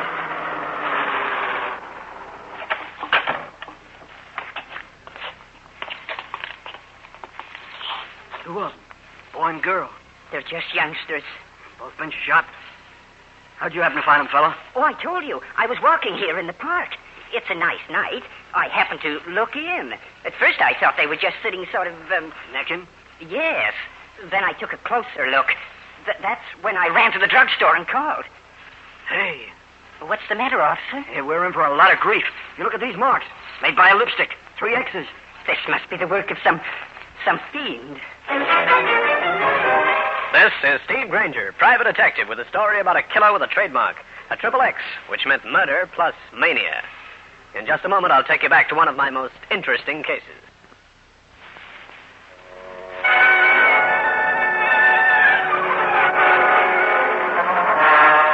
This is Grainger. I was sitting in my office reading the paper, an account of a twin killing in Pelham Bay Park the night before. A killing signed by 3 X's on the forehead of each body. It was the sort of case that gave you a cold, creepy feeling in spite of the fact that the sun was shining outside. Then my door opened. Mr. Grainger. Mr. Grainger, I've come here for help. I need you. Well, sit down, ma'am. Thank you. I'm Mother Morton. I want you to try to exonerate my son, John. Why, what's he done? You haven't read that entire story in your paper, Mr. Grainger, or you wouldn't ask that. What? John is in jail. He's under suspicion of being a 3X killer. But he couldn't have committed those murders. I know he couldn't. Well, why not? Well, he's just not that sort of boy. I know I've not been able to give him all the time he should have had. But he's not the kind of boy to do anything as horrible as that. You could be wrong, you know, Mrs. Morton. No, I'm not wrong. That's why I want your help. Okay, I'll drop down and have a talk with him. I see he's being held downtown. Oh, Mr. Grainger, please, if you... Take it easy, Mrs. Morton. If he's innocent, he won't be convicted.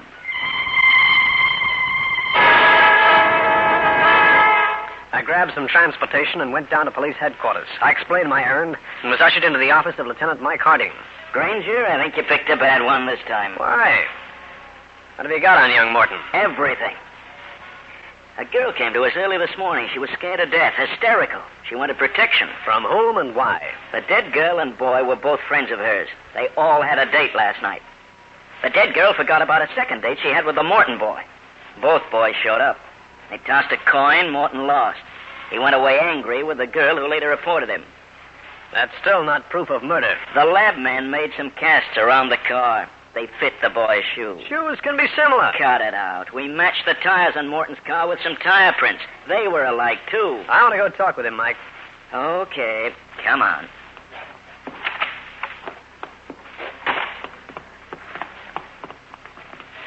How's the kid impress you? Oh, looks like a nice boy. But I've seen angel-faced killers before. Is Paula you? Yeah. She's nice, too. Yeah. Oh, this is his cell. Right.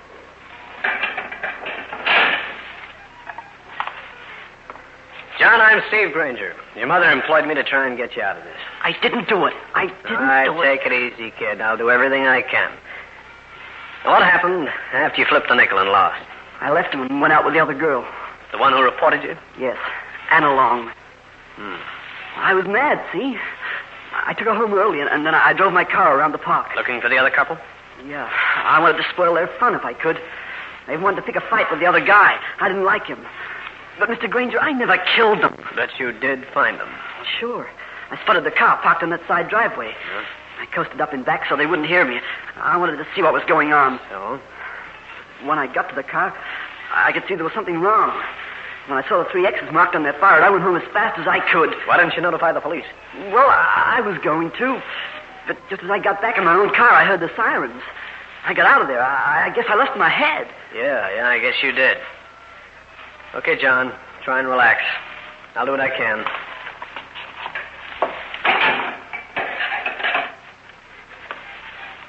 Harding, I think you've got the boy wrong. He's got a pretty straight story. But no witness. Did you paraffin his hands? Grainger, you stick to your business and let me stick to mine. I know the routine. Okay, no offense. After all, he's the logical suspect, isn't he? Yeah. Maybe too logical. Well, anything else I can do, or will you permit me to go about my own affairs? Oh, Lieutenant Harding, I've been waiting for you. No. But I want to help that poor boy. I wish you two would go someplace and get lost. Oh, Grainger, this is Graham Dwyer, Steve Grainger. Yeah, according to the papers, you found the body. Yes, I did. But I don't believe that youngster did the killing. Uh-huh. I offered my services to the lieutenant here, but he's refused them. Oh? I happen to be interested in crime. I'm an amateur criminologist. I see. Well, so long, Harding. Oh, one moment, Grainger. Has the boy's mother retained you? Suppose she has. Then why can't we work together? My work will be free, of course. You know, Grainger, that's an excellent suggestion. Just a second, Harding. Then I'll have both of you Sherlocks out of my hair.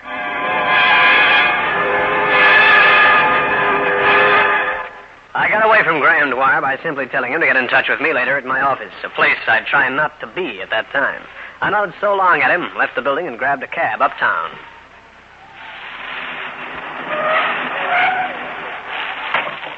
Thanks, driver. Keep the change.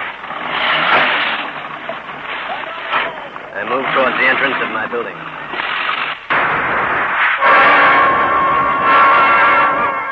I'll continue with this interesting story in a minute.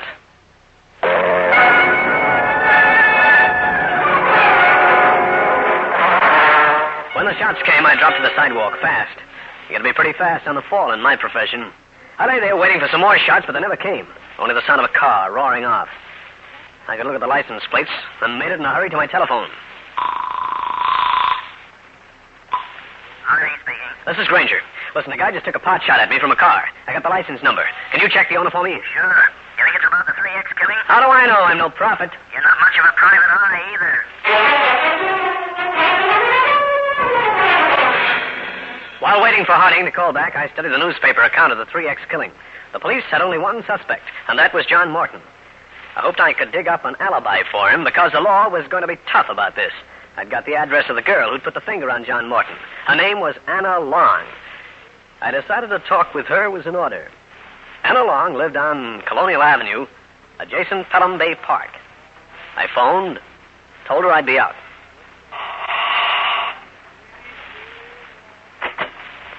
Yes? You're Anna Long? I'm Steve Grainger, the man who phoned. Oh, yes. Come on in, Mr. Grainger. Thanks. You said it was about John. Yeah. I want you to tell me everything you know about him. Well, he always acted awfully sweet. I liked him. Then why did you report him to the police? That night, he was sort of different. He wanted that date with Nell, and he was terribly upset when Tommy showed up. Did he make any threats? No, he just grumbled about it always being his luck or something like that. You said he acted different. What do you mean by that? Well, we rode around, and then we stopped off for soda at the corner, and well, John wouldn't talk or anything. Then he took me home, just like that. Didn't even say good night. Do you think he could have killed his two friends? He didn't like Tommy at all, and he was crazy jealous of Nell. The talk with Anna Long brought out nothing. There was no way of establishing an alibi for John Morton, since he'd been driving around alone. I thanked the girl, left the house, and started down the street in search of a cab. I walked along, enjoying the clear weather. I hardly noticed the car as I came up to it. It was facing me. I dropped to the ground, but not until I got a good look at that driver. He was wearing a gray hat, dark glasses, and a mustache. I got something else, too. The license number on the plates. The same as before.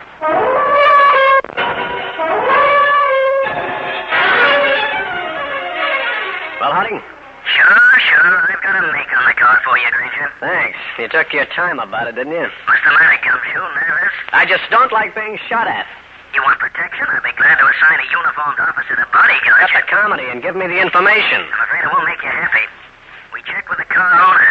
He left his keys in the car. It disappeared naturally, and it's still missing. Thanks. There's one thing about you, Mike. You're always useful. About as useful as a nylon shirt in a blizzard. As I hung up the phone, a thought struck me. The man who'd fired at me from the car had fired high. Since he had a perfect sight on me, he apparently was just trying to scare me off the Morton case. The trouble was, he was practically succeeding. In just a moment, I'll bring you the climax of the case.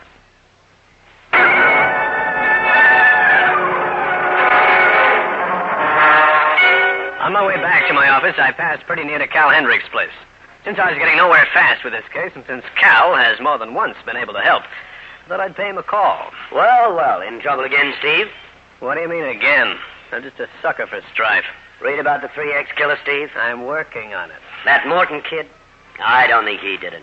Thanks. You're my first friend today. A kid like that might kill in anger, but when they start marking their corpses with 3 X's on the forehead, look for a psychopathic murderer. If you'll just point him out to me, I can save Mrs. Morton a lot of heartbreak. This is one time I can be of no help. I thought I'd probably find you here, Grainger. Well, the boy lieutenant from homicide. All right, that's enough, Hendricks. Here, you're holding an innocent kid for murder. Now, look here. Don't needle him, Cal. Lieutenant has high blood pressure. What do you want with me, sir? That Graham Dwyer, remember him? He said that now you and he were working together, you'd have a startling revelation to make by morning. Oh, he said that, did he? Is it true? No, Mike. It'll make you feel better, it's not. Thanks. Even if my feet are sore, that no was worth the trip up here. I left Cal's place, went to my office, and reported to Mrs. Morton. While I couldn't encourage her too much, I could insinuate I was getting a break on the case. At midnight, I got it.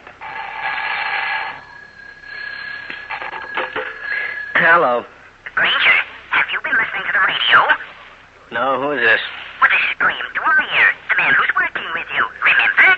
Oh, yeah. I just heard it over the radio, Grainger, and it definitely proves that John Morton didn't kill that boy and girl.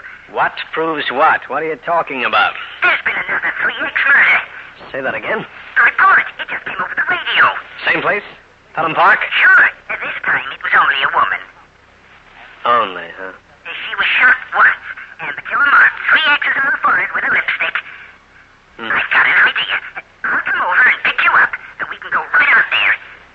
sense in doing that, Dwyer. By this time, the police have removed the body, and the examination will be over. Well, just the same, it does prove that the boy didn't commit the murders. Okay, I'll get dressed. Go down and get him out. If I can. Excellent. I'll be over at your office first thing in the morning. Why? I'm going to help you catch the real 3X killer. Wow, thanks. Thanks a lot. I hung up on that nauseating prospect and mulled this latest development over in my mind. Then I got into my clothes and went down to the morgue. Lieutenant Harding was there ahead of me, as ugly as a bear with a singed tail. I might have known you'd show up. Sure. This sort of clears my client's son, doesn't it? Don't be in such a hurry. Have you identified the murdered woman? In her purse, she carried a driver's license, a hotel credit card, and a birth certificate. Now, have we? Don't be so grumpy, Mike. This means you'll have to release that kid. Yes, his mother will be down here with a writ. I'll have to let him go, but that doesn't mean he won't still be under suspicion. Find any clues in the park? Footprints. Millions of them. Made by the curious public as they trampled the place like a bull ring. Anything in the dead woman's effect? No. Newspapers are going to get on you. Aren't they, Mike? Grainger, don't needle me. This isn't funny. Murder never is. At 10 the next morning, I was reading the account of the latest murder when my pal walked in. Well, Mr. Grainger, here I am, just as I promised. I've been waiting. With bated breath, Dwyer. Good. Now, here's what we can do. Go out to that dead woman's place and look around. Dwyer, just a minute.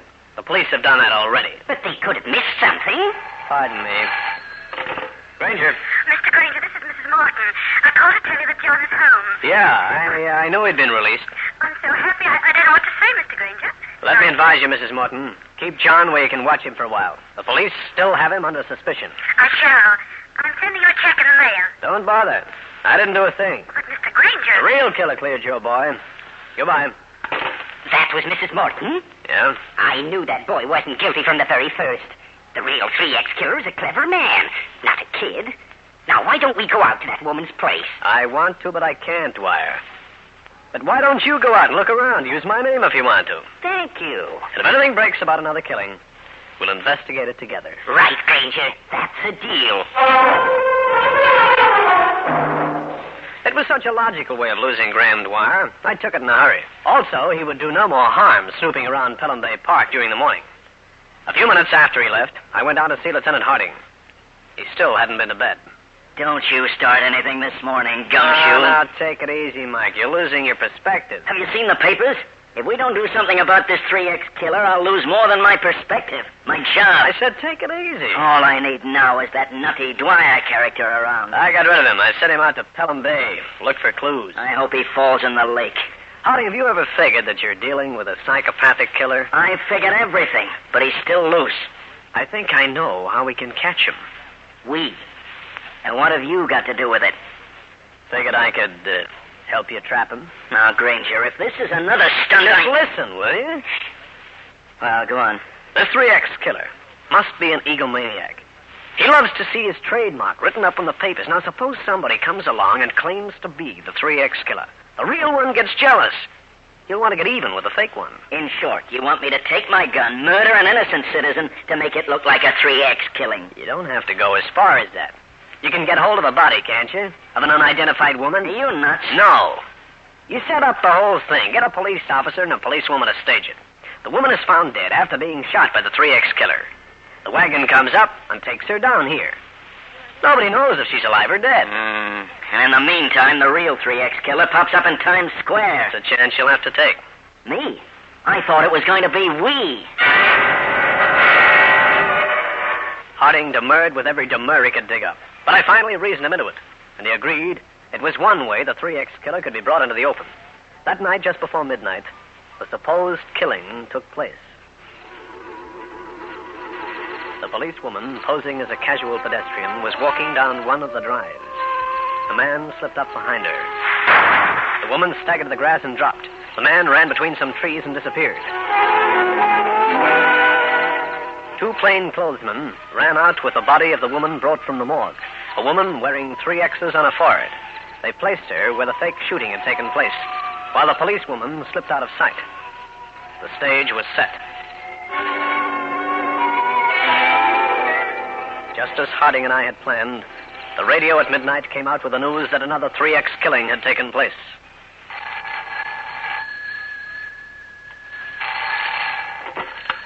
Yeah. This is Graham Dwyer. Have you heard? I was just going to call you. We're going out there. I'll pick you up in 5 minutes.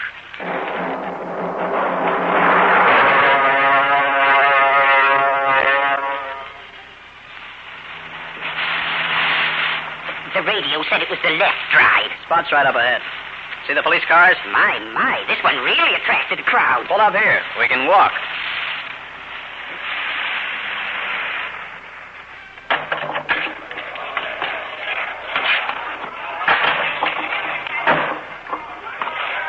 This time we'll pick up the clues.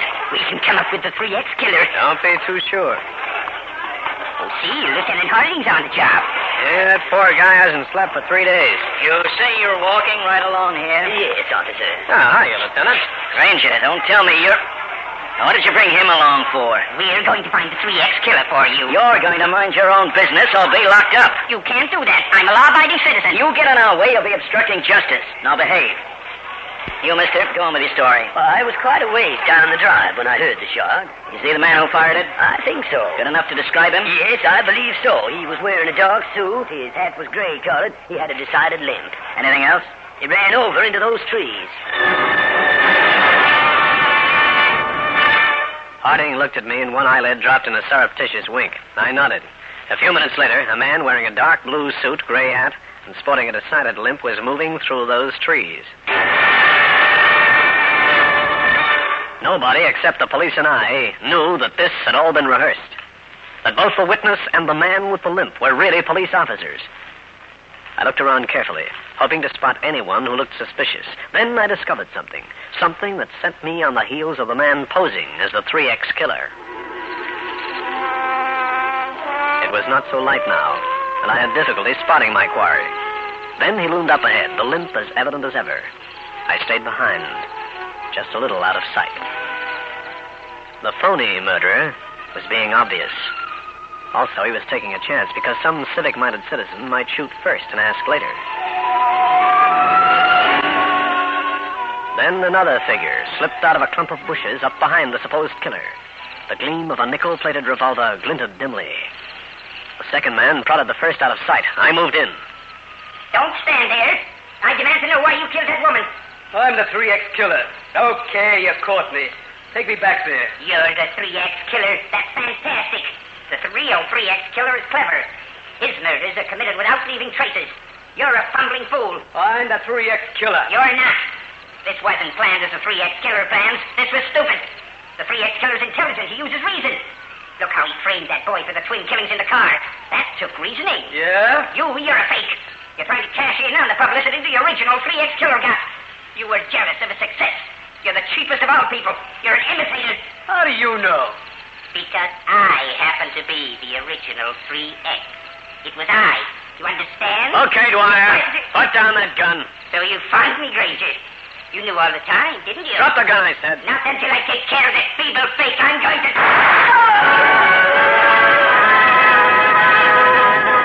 Well, friends, that's the story. I'll be back to wrap up the case in just a minute.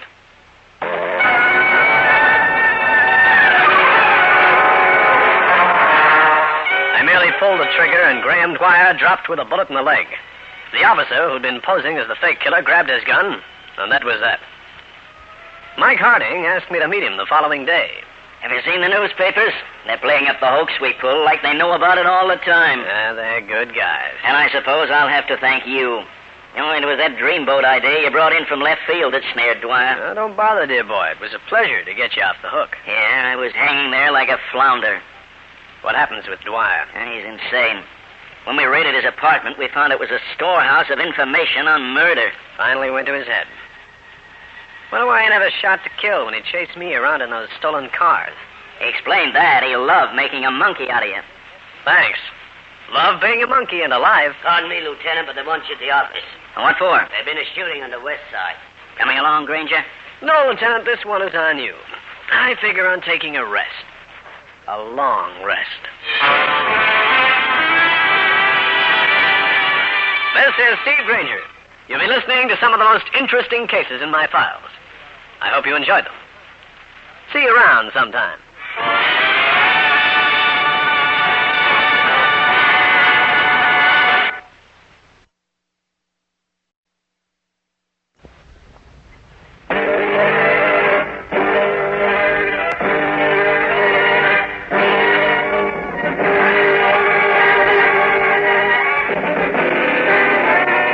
Danger with Grainger.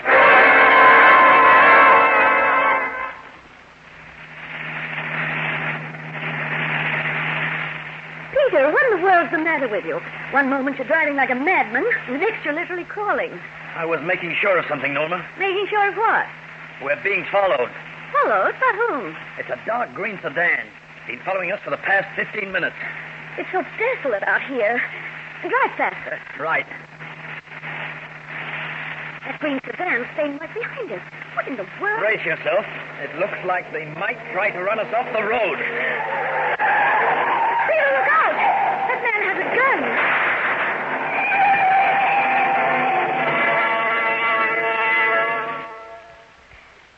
Well, where am I?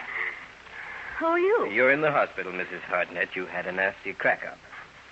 My brother Peter. Is he hurt? I don't know whether I should... He's dead? Yes. Oh, no. The police are waiting outside. As soon as you can answer some questions, they'll want to talk with you.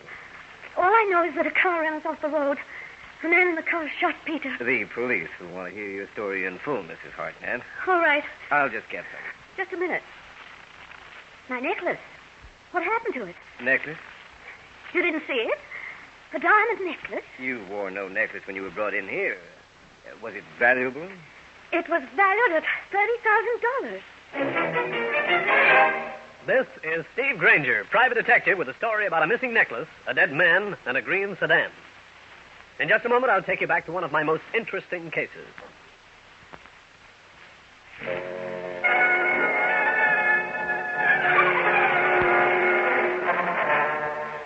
This is Grainger. The story started for me with a visit from a woman, good-looking and smartly dressed, but worried and nervous.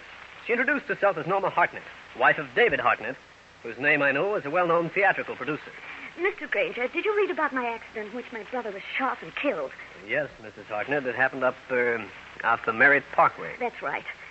Do you remember that I said a diamond necklace I was wearing was stolen while I was unconscious? Yes. Mr. Grainger, the necklace wasn't stolen. Oh? My husband David gave it to me. But my brother Peter had been gambling very heavily. He owed a man $3,500. I put up the necklace as collateral against the money Peter owed. There's obviously more. What is it? My husband's opening a new show on Broadway. One of his backers was through. David needed money. He asked me for the necklace. I was driving in from Connecticut to explain what had happened to it when those men ran us off the road. Have you told your husband, Mrs. Hartnett? Not the whole truth. I let him think the necklace was stolen when Peter was shot. He doesn't know I've come here to see you. I need your help, Mr. Grainger, desperately. You just want the necklace back, is that it? Yes. It's being held by a man named Ricky Temple. I know him. He runs a floating crap game. Yes. Peter was to testify against him in the gambling probe. You will help me, won't you, Mr. Grainger? Mrs. Hartnett, you've got yourself a boy.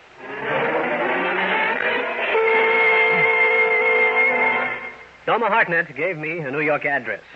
One of the local hostelries. Went on her way. I put out a few feelers for Ricky Temple and got nowhere. He dropped out of sight. I decided on an interview with Cal Hendricks. He was a newspaper man, and if anybody could give me a lead, I felt he could. What in the world do you want with a shifty character like Ricky Temple? I'm hunting a diamond necklace for a client. Well, I'm glad it's business, Steve, but I don't know if I can help you or not. When the gambling probe started a couple of months back, Ricky crawled down a sewer someplace with the other rats.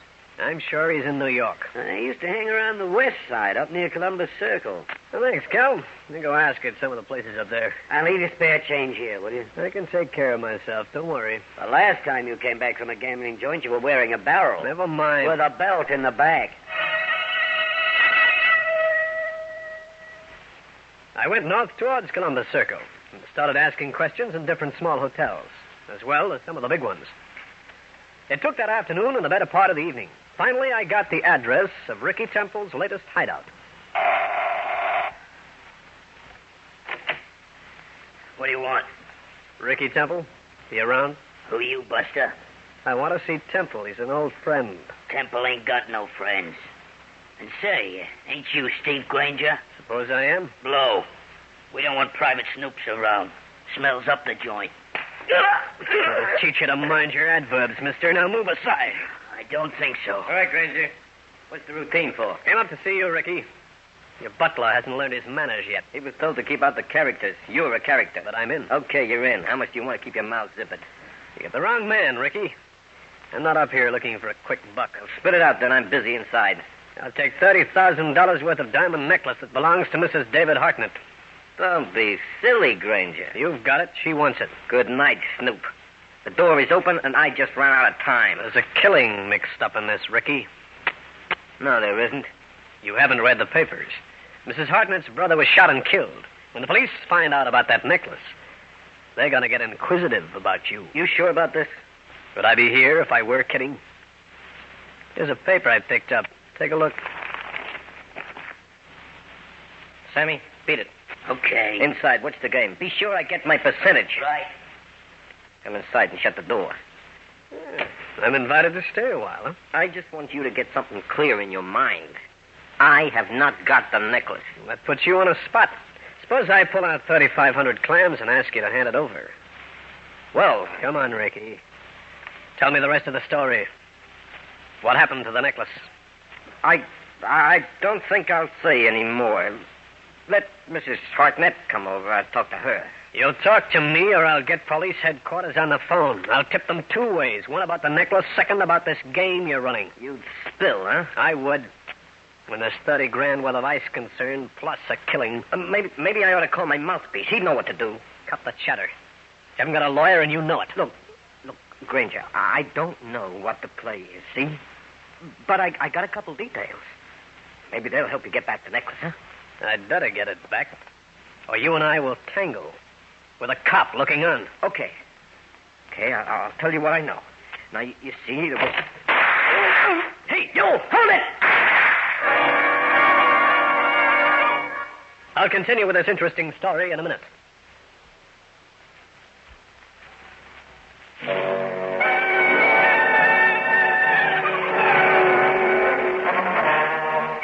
As the door opened and the two shots reverberated through the room, Ricky Temple dropped to the floor. I snapped a fast shot at the figure in the doorway, saw him clutch at his shoulder, and then beat it. I tried to head after him, but was stopped by Ricky's offsider, Sammy. By the time I persuaded him to let me go and to call the cops, the customers in the other room had vanished quicker than snowflakes in a heat wave. Then the police arrived with Lieutenant Mike Harding in charge. Well, Gumshoe, mixed up in another shooting, huh? Yeah, Harding. Who is he? Ricky Temple. He'll never be missed.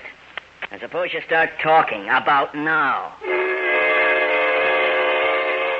I told Harding what I knew about the killing. One of his men found a gun, which had been dropped in the hall. Well, that's something, I guess. I'll have ballistics go over the gun for prints. Yeah. I'll check with you later in the day, Mike. Where'll you be? In my office. Or at Cal Hendricks' place. Okay, Grainger. You'll hear from me. Well, this is flattering, Steve. 2 visits in 1 day. It's not your hardened visage I'm interested in. You know David Hartnett, the theatrical producer? Is he the one who owned the missing diamond necklace? He bought it for his wife.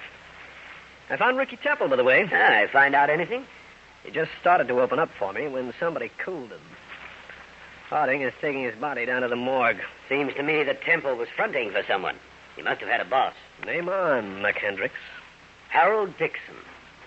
Dixon, huh? Didn't occur to me he'd have a finger in this pie. More than one finger, I imagine.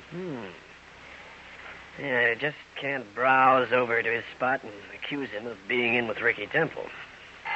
No. Excuse me. Hendricks speaking. This is Harding, homicide. Is Steve Grainger around there, Hendricks? Yeah. Here, Harding down at headquarters. Thanks. Hello. Now, Grainger, the lab men checked that gun and came up with something. What? The gun was registered to a hood named Nick Farrelly. You know him? No. He works for Harold Dixon. We've got out a pickup on Farrelly. Thanks, Harding. I'll check you later. So long. What goes, Steve? You were right about Harold Dixon. Uh-huh. I'd give 4 to 1 it involves more than $3,500.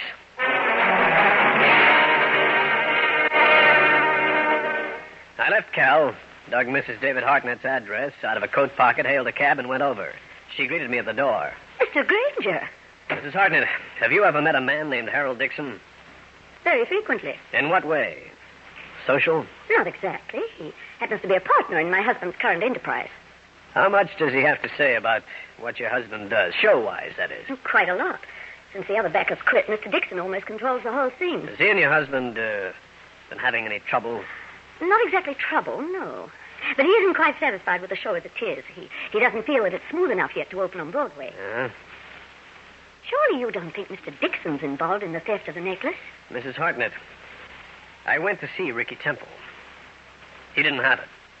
Also, he's a stooge for Dixon. What? Now Temple is down in the morgue. Somebody shot him. Shot him? The gun belongs to a hoodlum named Nick Farrelly, a character who also works for Harold Dixon.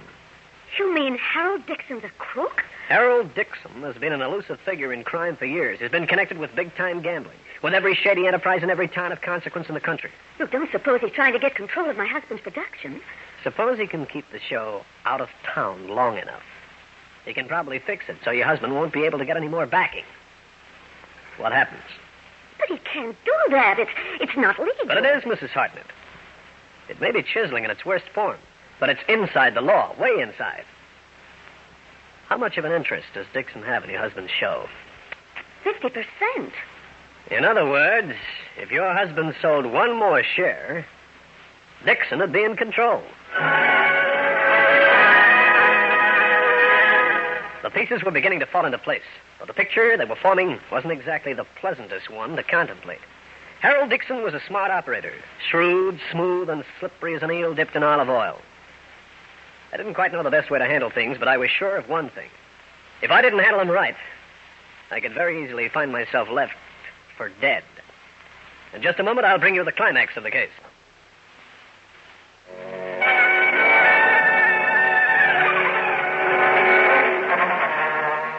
I warned Norma Hartnett not to make any foolish moves until I did more checking up. I wanted first to get a line on where Nick Farrelly, the owner of the murder weapon, might be hiding out. I phoned Harding at police headquarters, but Farrelly was holed up as securely as a gopher in sub-zero weather. So I called Cal Hendricks once again. About 6 months ago, Farrelly was seen around town with a showgirl from the Mambo Club.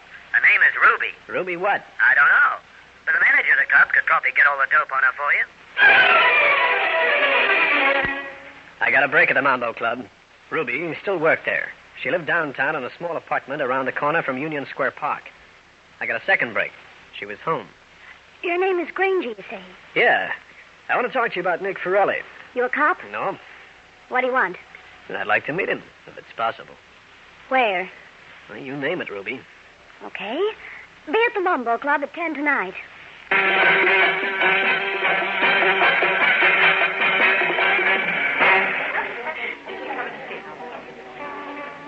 The Mambo Club was like 100 other New York nighteries. The music, the entertainment, the customers were all the same. Even the drinks had the same amount of watering in them. I watched Ruby finish her turn and move over to me. Hiya, Ruby. Hiya. Where's Nick? You didn't tell me what you did for a living earlier today. You're Steve Grainger, the private eye. I am. Working for Harold Dixon? What makes you think that? I'm thinking a lot of things. Things I've got to be sure of. What goes? I'm not working for Dixon. Although I'm getting interested in him. What's wrong? A lot. Come on, let's get out of here. Nick isn't coming around? We'll go see him. He's at his apartment.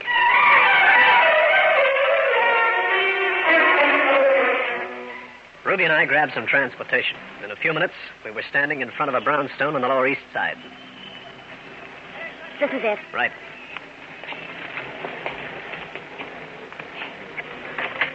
Hold it a second. Why? You haven't said a word. I don't know what's going to happen inside. You won't get hurt. Just the same, I'll keep this in my pocket with my hand on it. Do it your way.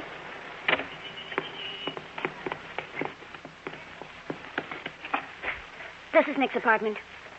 You got a key, huh? Sure. You first, please. This way.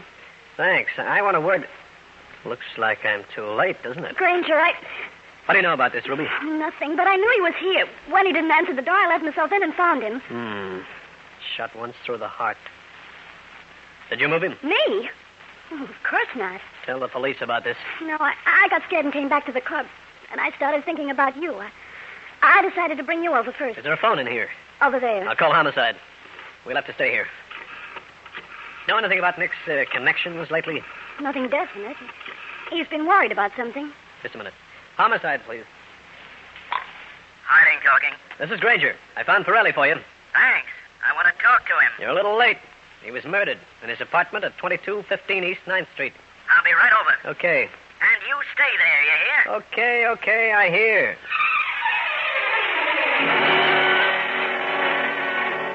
I stayed, and so did Ruby. When Harding showed up, I explained as much as I could to the girl, and the homicide man was nice about it. He let her go on her own recognizance. Then he turned to me.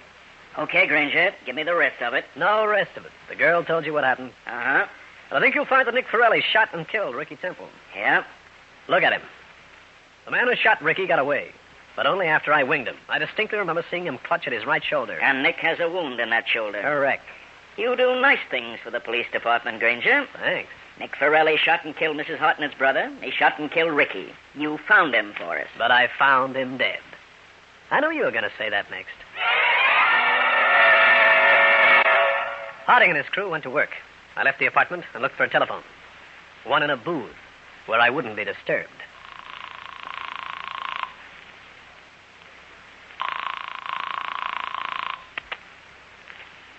I let it ring the 10 times the phone company recommends and forgot it. Mrs. David Hartnett was not at home. I was almost sure that Harold Dixon was in back of the killings, but how to tie him in was the real problem. I decided to pay him a visit. He lived, but exclusively, in a house on a quiet west side street. This was it.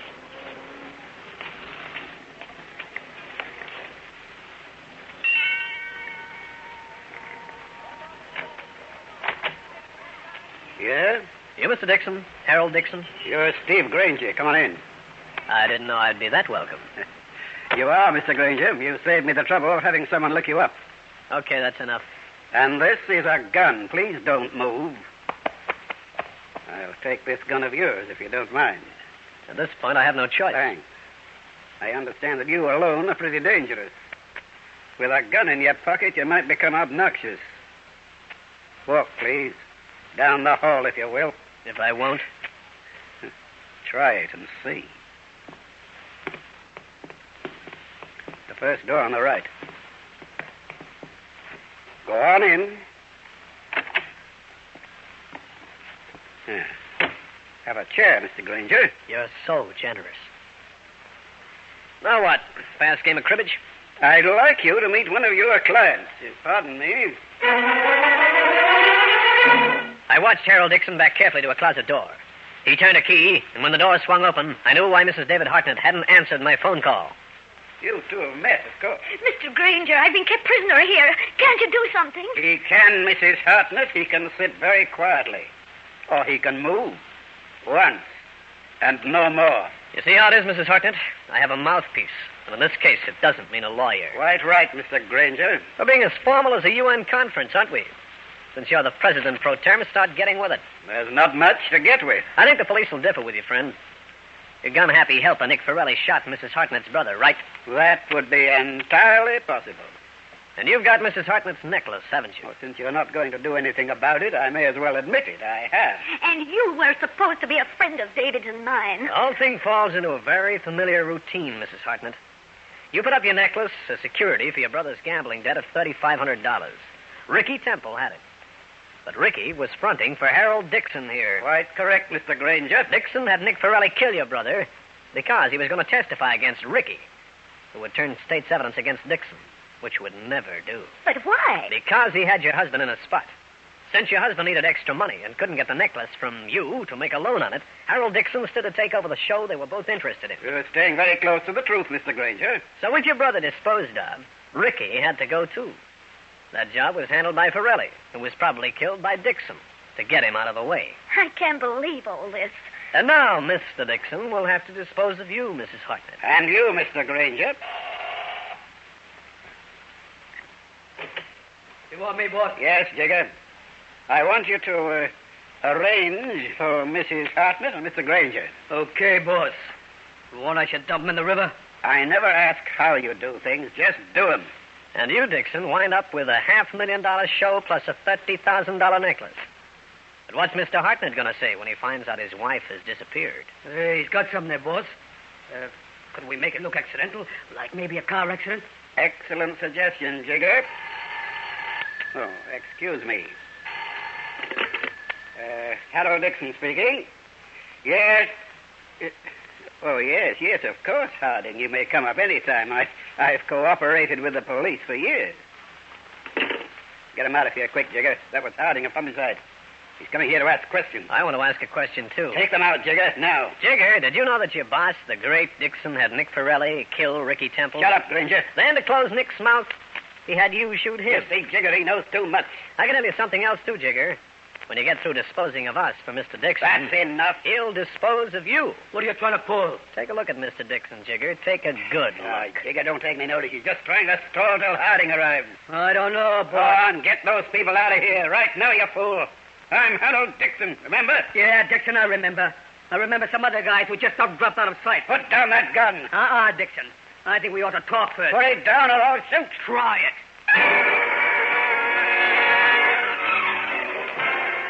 I watched the impasse between Harold Dixon and Jigger grow like an unhealthy thing, a thing of fear and hate. Then I got a sudden break. Jigger turned his back to me, facing Dixon completely. I made my move. Let go, Grainger. Let go. Leave that gun. Dixon, he's going to shoot.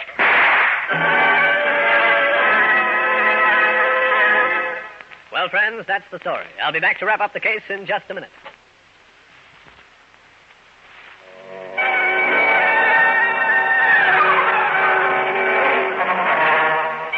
I was lucky. Jigger let go his gun in time for me to grab it and snap a shot at Harold Dixon, who fell to the floor, writhing in pain. Mrs. Norma Hartnett stood as still as a pillar of salt. All right, Jigger. Back up against the wall. Shut up. Mrs. Hartnett, snap out of it. You'll be all right. I'm frightened, Mr. Grainger. Never mind that. Have you ever been in this place before? Yes. Does Dixon have a wall safe around here? A spot where he might keep your necklace? Over there, behind that picture. Thanks. We'll have the police open it. But we'll never get out of here. Harold Dixon must have a dozen of his men here. That's one of them now. Don't move, Jigger, and don't make a sound. Open up in there! What'll we do? Nothing. Except let them in, Mrs. Hartnett. It's the police. And just like in the storybooks, they've arrived in the nick of time.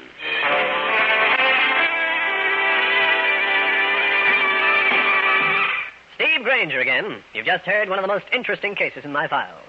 And I'll have another one for you. So be around next time.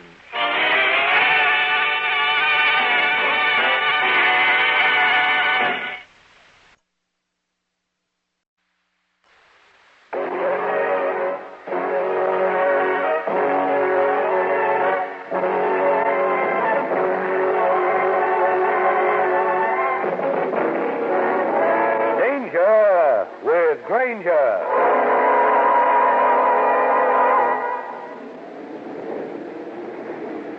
Sure is a cold day, Bill. Yeah. Someday I'm going to get off this old tugboat and find myself a nice job ashore inside some central heated office. Yeah. I used to say that. Well, look at here I am, still working the tugboat. Well, I'm going apart. Hey, Bill, come here quick. What's the matter? Come here, I said. What goes on? Take a look over at the port side. You tell me, am I going nuts or something? Holy smoke. You see the same thing I do? That looks like a pair of legs sticking up out of the water. Oh, he's two. You get that boat up on the port side. You reach him? Just past the stern. Go on the reverse. Right. Okay, hold it. I got him. Get out here and give me a hand. Okay. 1, 2, 3. Right. Get a load of that guy. Somebody should have told me he put a lifebelt around the waist, not around the ankles. Yeah. He did, huh? He is. He never put this lifebelt on himself. What? Somebody else did that. Take a look at his head. Hey, this guy was murdered. This is Steve Grainger, private detective, with a story about a comic strip artist who got himself involved in a situation which didn't prove so comic for him. In just a moment, I'll take you back to one of my most interesting cases.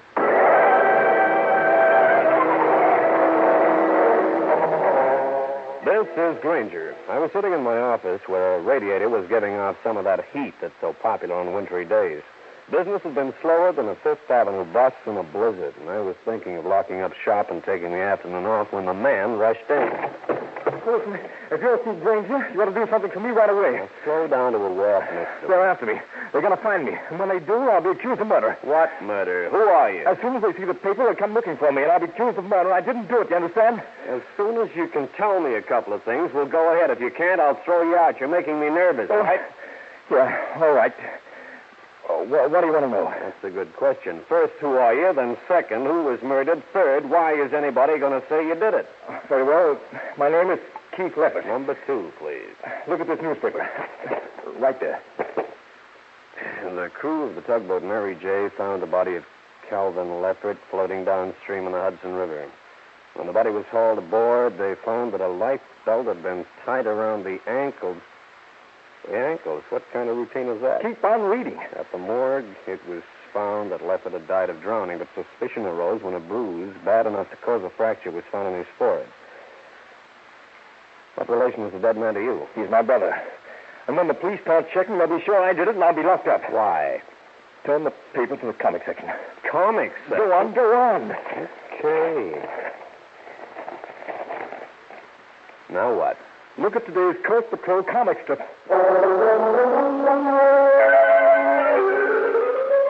I bent an eye over the pictures and got a surprise. In the comics, the Coast Patrol had found exactly what the tugboat men had really found in the Hudson River this morning. Then I looked at the artist's name and got another surprise. You see now?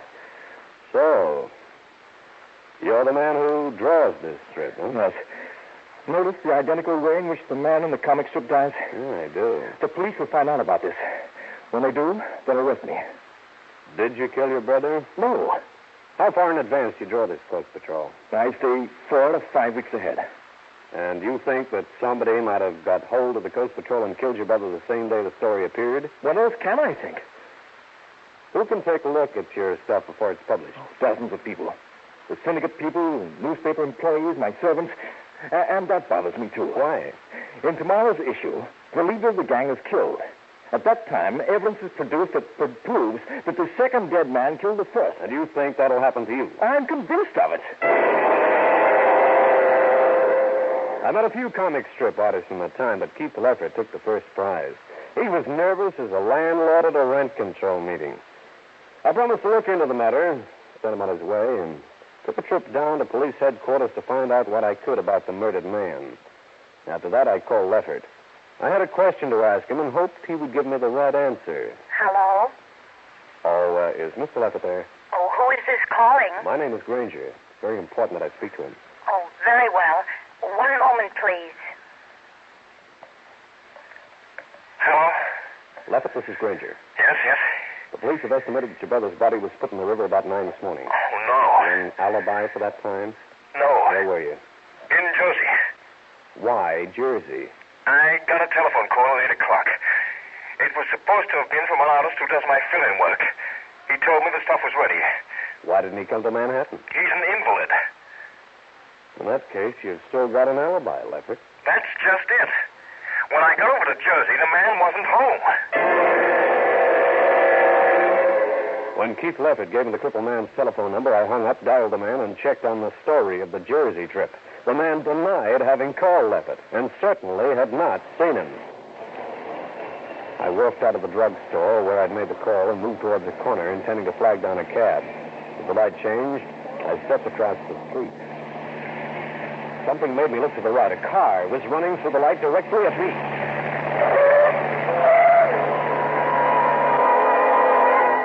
I'll continue with this interesting story in a minute.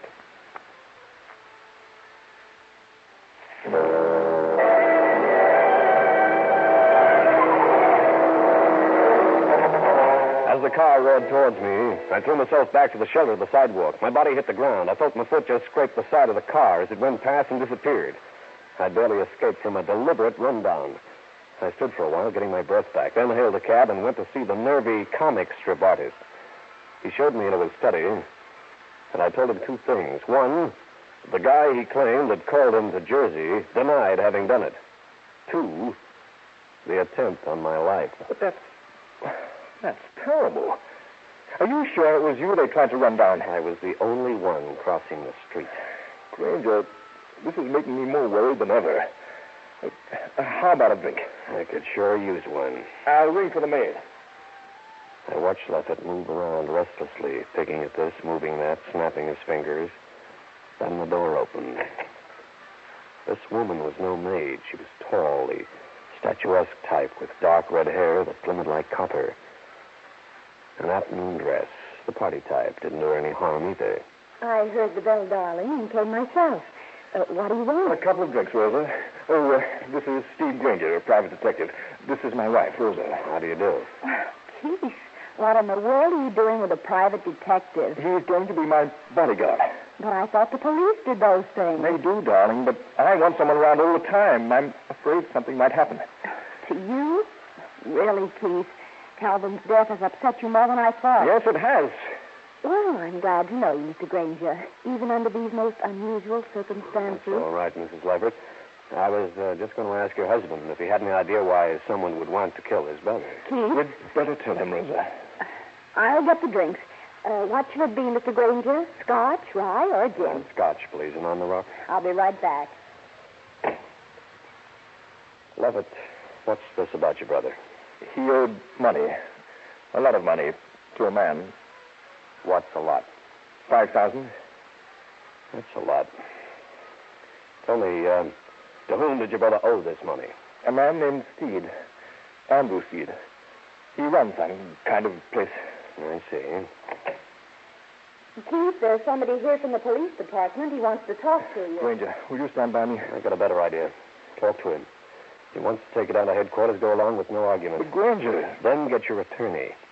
He can get you out on a writ of habeas corpus, okay? Yes. Now go talk to him. Aren't you acting strangely, Mr. Grainger? I thought my husband employed you to guard him. I have a feeling that right now your husband would be better off in jail. But he's not guilty of his brother's death. Mrs. Leffett, is there a back way out of here? There's that door there. It leads out into the hall. Thanks. I'll see you later. But your drink. I'll have to see that later, too.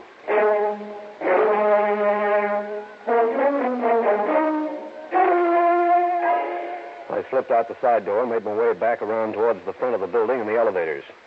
Then, if an officer recognized me, at least I wouldn't be sneaking. I headed downtown to Cal Hendricks' place, and all the time I had the feeling I was being followed, but I couldn't spot my follower. Hiya, Stevie boy. You look kind of hot and bothered. Why shouldn't I? I was nearly kissed goodbye by a car, which had lethal intentions. Believe me, I've been sweating ever since. Well, it's one way to get warm these cold days. Say, Cal, what do you know about a fellow named Andrew Steed? Runs some kind of a joint. It's no joint. It's called a Padlock Club. One of those places where each customer has a key. Oh, yeah? Steed's a sharpie. He's never been brought in by the police. But they have gambling? They do. At least the word's around on that. But Mr. Steed has never been caught. And from the bevy of legal lights he's got around him, probably never will be. Hendricks speaking. Yeah, he's here for you. Who is it? Man, don't recognize the voice. Oh. Hello? Grainger? Yeah?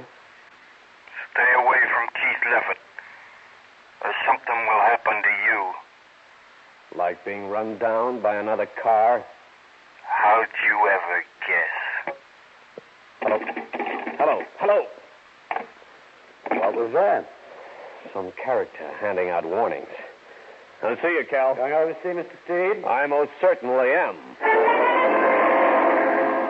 Andrew Steed lived in an ultra apartment in an ultra section. I got past the doorman with no trouble. 10 floors higher up, I found myself at the Padlock Club owner's door. Who are you? What do you want? This is my busy day. I'm Steve Grainger. I want to talk to Andrew Steed about a murder. What murder? Calvin Leffert. I'll see if the boss will talk to you or not. The door closed in my face. I tried to recall the voice on the telephone at Cal Hendricks's, and if it resembled this man's or not. I couldn't quite make it fit. The boss will give you 5 minutes. This is his busy day, too. You don't know how grateful I am. Come on. In here. Thanks a lot. Oh, so you're the boss. Andrew Steed in person, huh? You said you wanted to talk about Lefferts' murder, Grainger. Why? Very simple, Steed. I could have had a rumor that you put the finger on Calvin Leffert because he couldn't pay off $5,000 he owed you. Killing Calvin Leffert wouldn't get me back the money, you know. But it might intimidate a few others who owe you money, too, don't you think? Grainger, I don't want to be linked with the Leffert killing. It's extremely bad for business. I didn't have anything to do with the killing. Did the police know anything about that $5,000 Calvin owed me? Not from me, they don't. But I believe I have taken Keith down to headquarters. He could crack under questioning. He's plenty scared. Who else knows besides you and Keith Leffert? I couldn't say. Yeah, this isn't good. How much will you take to keep quiet about my connection? Not a cent, Steed. If you didn't have anything to do with Calvin Leffert's death, fine. If you did, that's another thing. See you later, Steed. I moved towards the elevators. Suddenly, that instinct told me to turn around. I did and ducked just in time.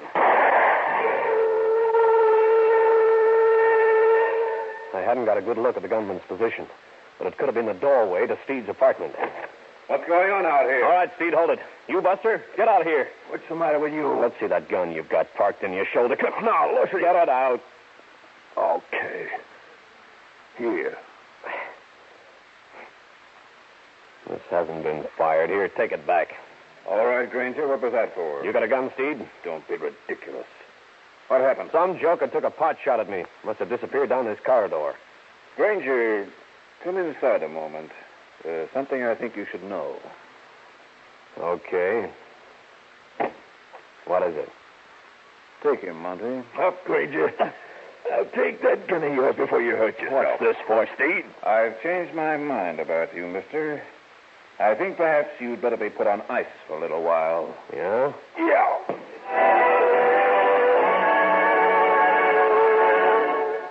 I felt the impact of a gun butt behind my ear. Saw 9 kinds of brilliance and promptly dived down into blackness. That's one of the disadvantages of my profession. Every hoodlum in town thinks of you as a nut to crack. In just a minute, I'll bring you the climax of the case. When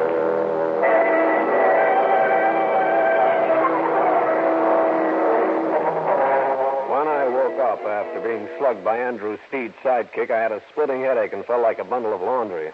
When I looked around the gloom, I found myself tied hand and foot in what was some kind of an oversized canvas bag.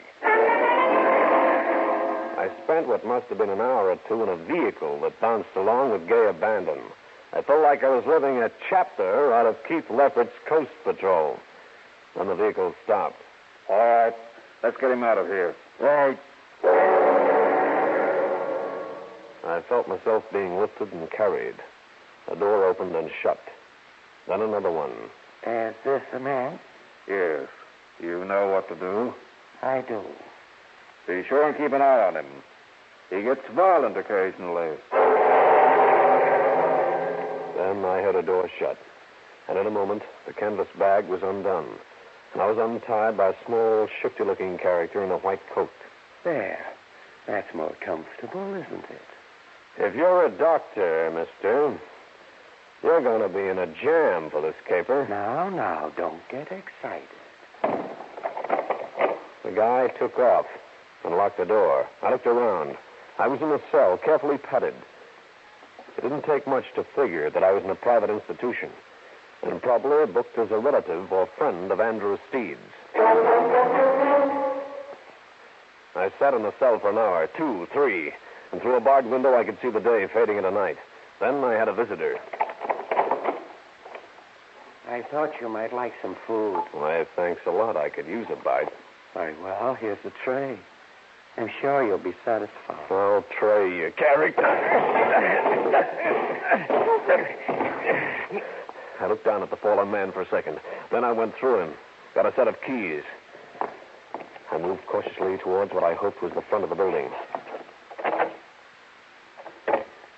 This was the office, where I'd made my first exit from the laundry bag. This was the street, and I was free. But where was I? I jotted down the number of the building, an old house that had been converted to a sanitarium. On the next corner, I got the name of the street from a sign. It was Cypress. I hailed a passing car. The driver took me to the local taxi stand. I was in a small town in New Jersey. I told a hacky to take me back to Manhattan.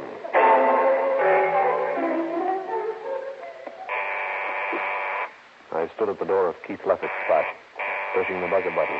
I waited 5 minutes, then 10. I bent an ear to the door and couldn't hear a sound. I left the building for a telephone booth and made a call to police headquarters. The headquarters man told me that Leffitt had been released after an hour of questioning. My next stop was Steed's apartment. I had a news flash for him in both hands. After 5 minutes, I gave it up and went back downstairs. The doorman remembered seeing Steed leave. His manservant had driven him away in a car that, when the doorman described it to me, sounded like the one that had tried to run me down. This was the entrance to Steed's club, the padlock. No doorknob was visible, only a single keyhole, to which I had no key.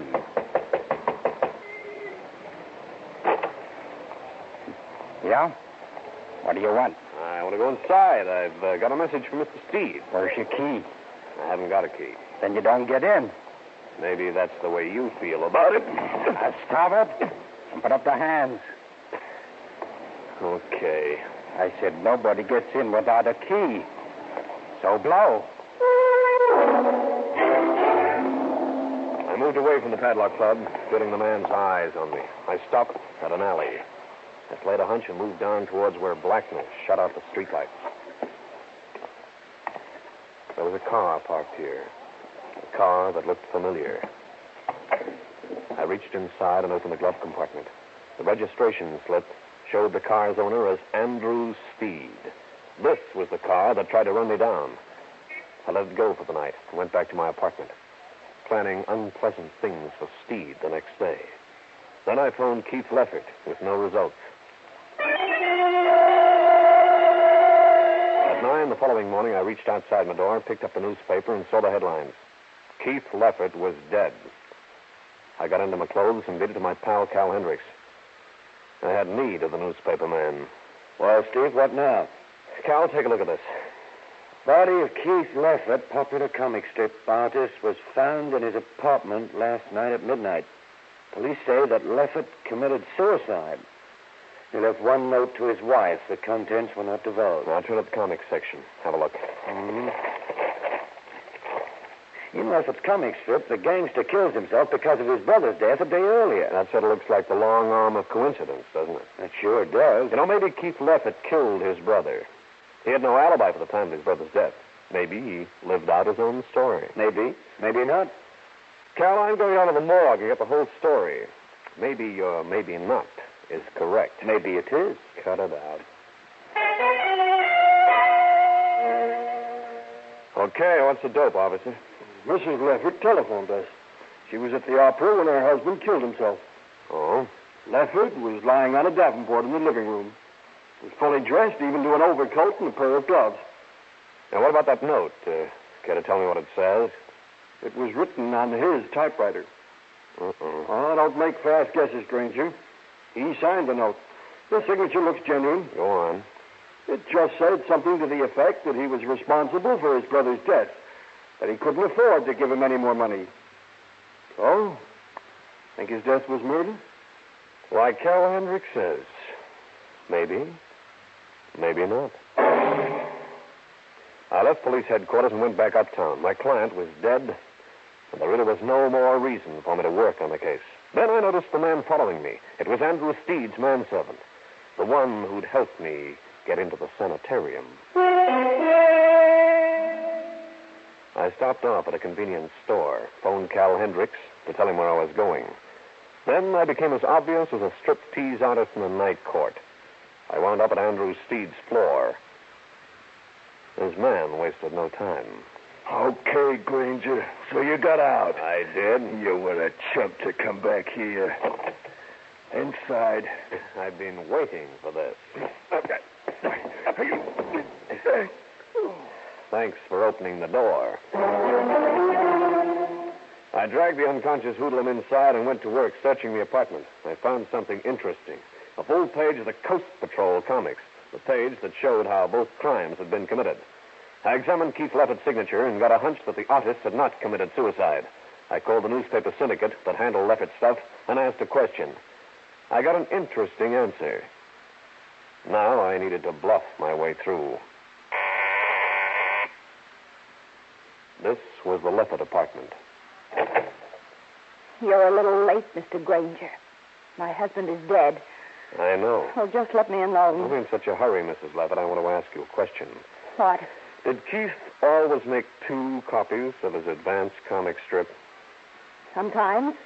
Did he make 2 copies of the sheet that showed both deaths?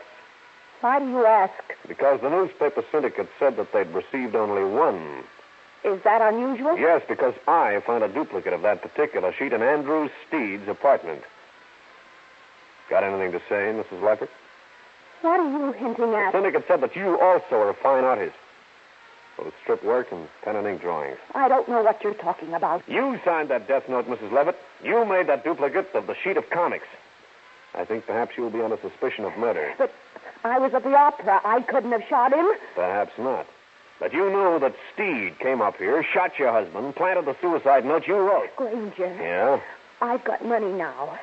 He's left quite a bit. You'll give it to me if I keep my mouth shut? I'll tell you the whole story. Implicating me, Rosa dear? Andrew. Hold it, Steed. Not this time, Grainger.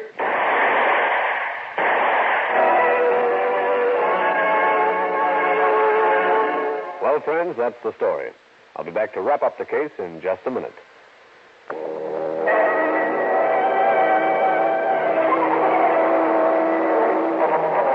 I took Andrew Steed through the shoulder, after which I called homicide and gave them the news. A police car called at the Leffert apartment, took us all down to police headquarters, where the rest of the story was filled in. Later, I answered a query or 2 from Cal Hendricks. Oh, come on, Steve. Let's hear it. It was the old story, Cal. Mrs. Leffert was the real gambler at Andrew Steed's spot. She was afraid to ask her husband for the money, so she persuaded the younger brother Calvin into doing it for her. Nice woman. Then when the kid brother got tough and said he was going to tell Keith the truth, Mrs. Leffert got scared and told Steed. How did he get involved? Steed wasn't worried about the money. He fell in love with Mrs. Leffert. They got together and plotted both killings, using the comic strip to make it look like Keith Leffert had murdered his brother and then killed himself, following the action of his own story. Now, what about the rundown and the shot in the hole? Steed's man did the rundown. Steed himself fired the shot. But I didn't search him, so I didn't find that out. Well, you sure have had to chase around to earn that fee, haven't you, Steve? You said it. Hey. What's the matter? I just realized that this is one time when I don't get a fee. My client's dead. There's no one to collect from. How do you like that? All that work and no Mazuma. Steve Grainger again. You've just heard one of the most interesting cases in my files. And I'll have another one for you. So be around next time.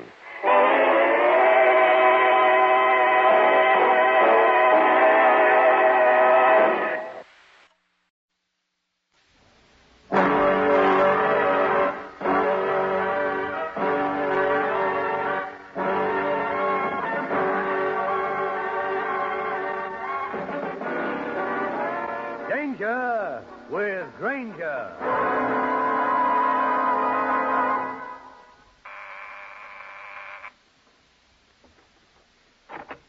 Yes, what? Inside, No. baby. Inside, I said. Well, Gloria, here we are, huh? Why don't you let me alone? Get out of here. Not yet. All right. I'll call the police. The police? Go ahead. Call. Here. You want me to dial for you? Wait until they show up here? I'd like to hear what charges you make against me, baby. All right. Put it down. That's better. A lot better. What do you want?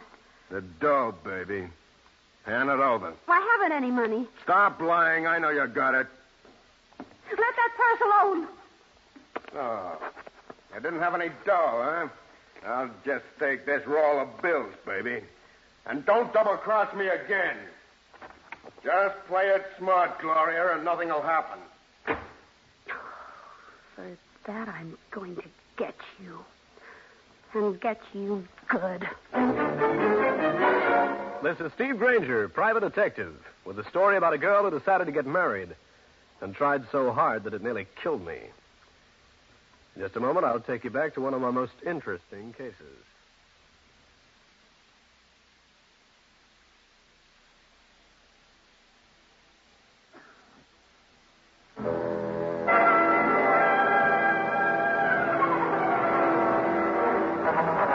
This is Grainger. And in my hand, I have a note which reads, "Meet me at the rendezvous room at 10 tonight. I'll be in the bar wearing a pink dress. Signed, Gloria Lane."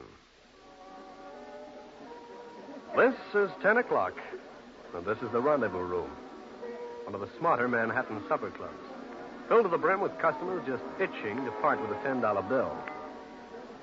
Not knowing what Gloria Lane looked like, I leaned up against the bar and waited for the developments. Pink dress? You're Steve Grainger? And you're? Gloria Lane. Glad to meet you, Miss Lane. I'm glad to meet you. Want to talk here, or shall we find a spot a little more secluded? I think we should get out of here. Let's go. Well, if it isn't the demon detective. How are you, Grainger? Pretty good, Rick. Miss Lane, do you know Rick Darrell, the owner of the rendezvous? Oh, Gloria, I didn't realize it was you. How are you? I'm fine, Rick. I can assume that you two have me. Yeah, many times, Grainger. Gloria, why are you with a private investigator? Business? Oh, hardly. Grainger and I are old friends. We were just leaving. I beg your pardon. There's a telephone call from Miss Lane. I'm sorry, I haven't time to talk on the phone right now. We were just leaving. I must beg Miss Lane's pardon again. This is a most important call. Long distance, the operator said. Very well. Will you wait, Grainger? I'd be delighted. I will show you the phone, Miss Lane. I'll find it myself. I waited 10 minutes, then 20. Miss Lane didn't show up. I wandered out to the line of telephone booths in the lobby of the rendezvous and found no Gloria Lane. I cornered the head waiter, who'd paged her. Yes, Mr. Grainger. What happened to Miss Lane? She hasn't returned. I don't see her in any of the phone booths. She had a long-distance call, sir. I don't know what it said, but she left here very abruptly. She left no message for me? None whatsoever, Mr. Grainger. You know where she could have gone? Where she lives? Hardly, Mr. Grainger. I'm just the head waiter. Thanks.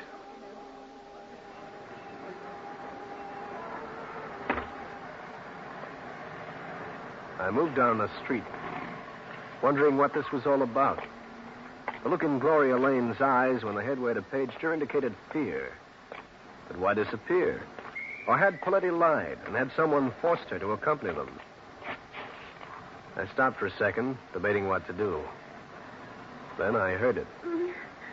This was someone in pain, someone down an alleyway just to my right. She was lying alongside the wall of a building, and she was my recent friend, Gloria Lane. Help me. Get me home. Sure, Gloria, sure. Now, this is Grainger. Where do you live? I live at... Come on, baby. Come on, wake up. You'd better carry into the rendezvous and call a doctor. Put her down and don't turn round. Listen, fellow. Don't turn round. Feel this? All right, so you got a gun. And this girl has been badly beaten. She needs a doctor. Mister, just mind your own business. This dame will be taken care of, understand? Now go on, get moving. I don't think so. Or do you catch it? You haven't got nerve enough to shoot. This is a blind alley. There'll be 4 cops on your back before you made the street. Oh, wise guy, huh? They're so wise that I'm taking this girl out of here. Okay, pick her up. Thanks.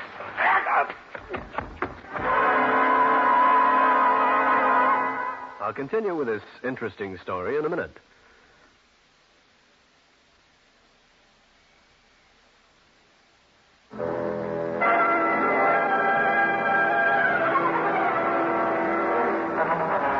As I bent over to pick up the limp body of Gloria Lane, the man behind me with a gun made me a present of it, right on the top of the head.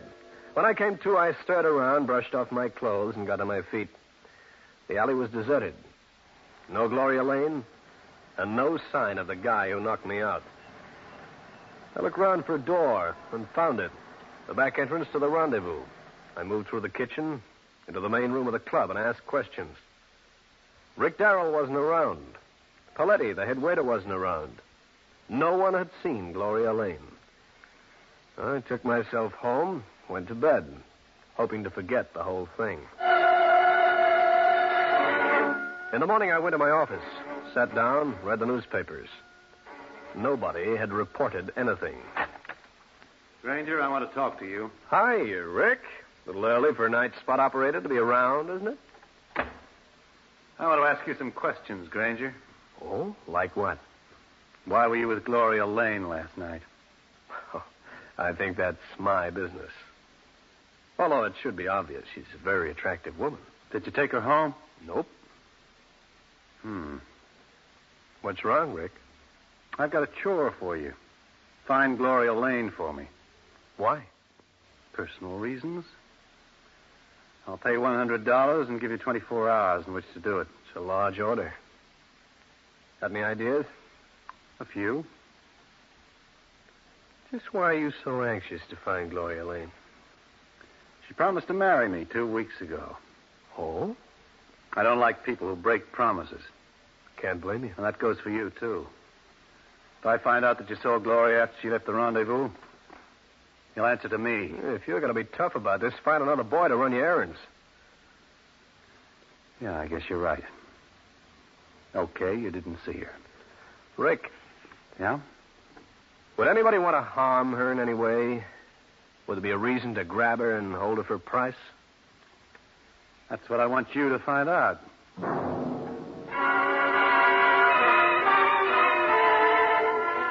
Rick Darrell threw Gloria Lane's address at me and slammed out the door. I waited a few minutes, then beat it down the street myself. Hey, you. Yeah, what's on your mind? You're Grainger, ain't you? Yeah? I'm Herbie. Well, now that we know each other so well, see you later. Hey, wait. Hey, you're not going that way. You're coming along with me. Am I? Yeah.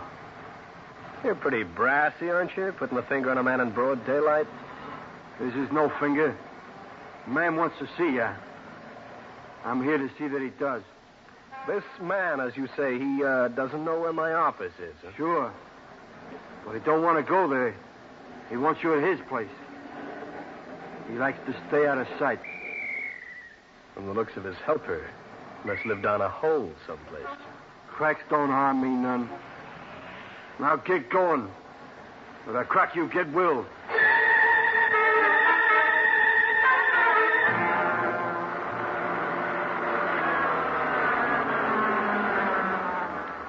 Well, the 79 Club. This is it. Get out, Grainger. I do a little gambling, is that it? Get moving. I don't have a choice. Don't be scared, little man. Nobody's going to hurt you. Call me little man, chum. Get, I said. One day, you and I will meet under different circumstances. Oh, shut up. You make me tired. And vice versa. Go on. Walk inside.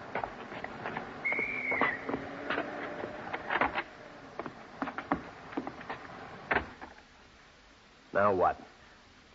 Is there a floor show this time of day? Down this hall.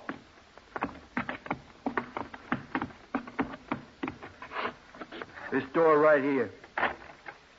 I'll walk in and meet the boss. I had a hunch it'd be something like this. Jerry Regan himself. Have a chair, Grainger. I'd love to take a chair and break it over this gorilla's head. Close the door, Herbie. Sure. You always send your strong man to bring people to the 79 Club? At least it's a novel way to attract trade. Grainger, I got a job for you. No, thanks. I'm not interested in any of your projects. I want to live a while.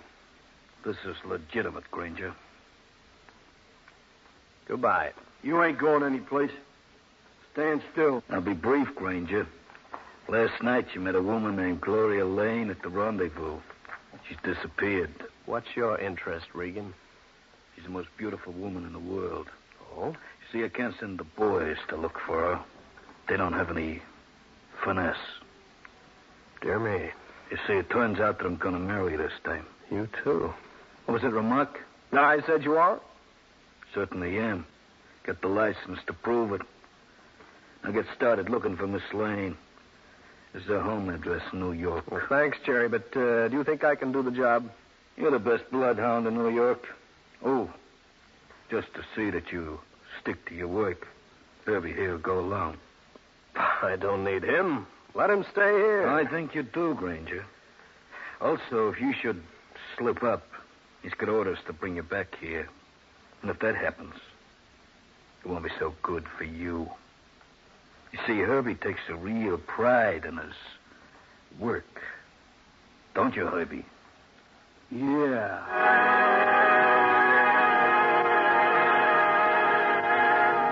Herbie turned a smile on me that resembled the expression on a wolf's face as he sneaks up on a rabbit. I didn't need 3 guesses as to what would happen if I didn't come up with Miss Gloria Lane, the girl who wanted to get married twice.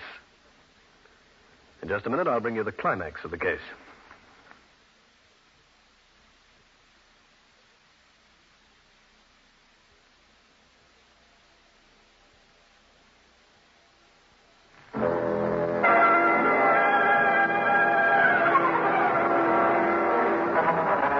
I left Jerry Regan's 79 Club with his outsized gorilla Herbie right on my heels. Finding Gloria Lane was beginning to mean more than solving another case. It meant staying comfortably in one piece as well. Our first port of call was the Marriage License Bureau, where I had a friend. Well, Grainger, thinking of getting married? Nope, I need some information. Who's your pal, and what's the matter with his face? His name is Herbie. His face got that way when his mother parked him for a week in a deep freeze. Larry, here's what I want. Tell me if your office issued a marriage license to a woman named Gloria Lane and a man named Jerry Regan. Well, I don't know, but step in and have a look. Right. Here we are. Lane. No, here you are. Gloria Lane, 3267 East 91st Street. And Jerry Regan. Yeah. I want you to look up one more license, if it's recorded. Who's this one for? Rick Darrell. Darrell, eh? Just a minute. Here we are. Rick Darrell and Gloria Lane. Thanks, boy. Is this the same Gloria Lane? Yep. Hey, this doll doesn't know that polygamy has been outlawed for years. She's going to be in trouble. I know. See you later, Larry. Yeah, but I wanted to... Hey, where are you going? Out to look for Gloria Lane. Brother, what has this dame got? Herbie the Hood and I left the Hall of Records and proceeded along the corridor. When we got out into the street, I had my chance to get rid of him. A quick push, a dive into a cruising cab, and I was on my way to Gloria Lane's address. The landlady told me she had left. But she also told me that Gloria Lane had a girlfriend named Ella Murray, who lived on the west side. When I got to the Murray girl's address, I got on my way. Wow. Hello. Hiya. What's on your mind? I came over to talk about Gloria Lane. I'm a friend. Oh, you must be a new one. Oh, no. I'm an old one. Of course, I'm not Rick Darrell, nor am I Jerry Regan. I can see that. By the way, I was just over at Gloria's place. She doesn't seem to be around. No, she's sort of tied up. So, what's the routine, mister? May I come in? Why not? Ella Murray, after a little coaxing, started chatting about Gloria Lane. Some of these things were startling. Some not. She also mentioned that the Lane girl had gone to a small upstate New York town to recover from her injuries. She acted like she was terribly frightened about something. Think I'll drive up to this town and see her. Pretty late in the day to do that, isn't it? This might be important. Just a minute, mister. You're not after her to do her any harm. I'd hate to think I put her on the spot. Oh, I wouldn't do any harm. Matter of fact, I'm beginning to think I can do her some good. I'm glad to hear that. Oh, we'll see you later, Ella. It's been fun. I'd like to see you later. Maybe I will.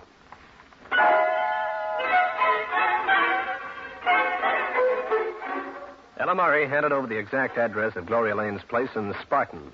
I got downtown, rented a car, and started the drive upstate.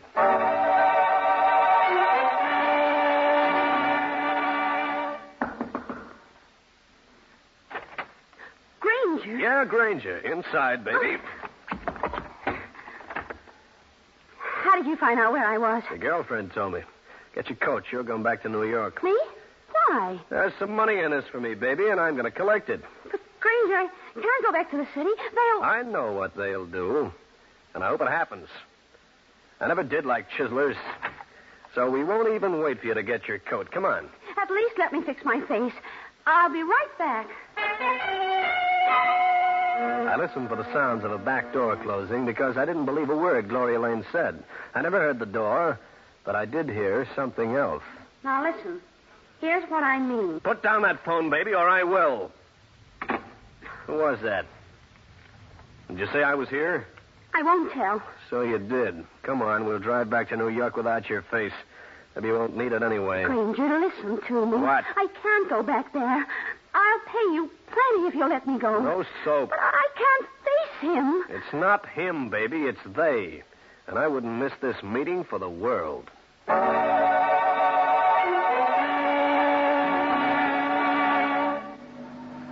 Grainger, won't you listen to reason? Please let me off. Any place along here, I'll walk. You'll walk. When we get into the city, now be quiet. Grainger, I could do you a lot of good if you'd play my way.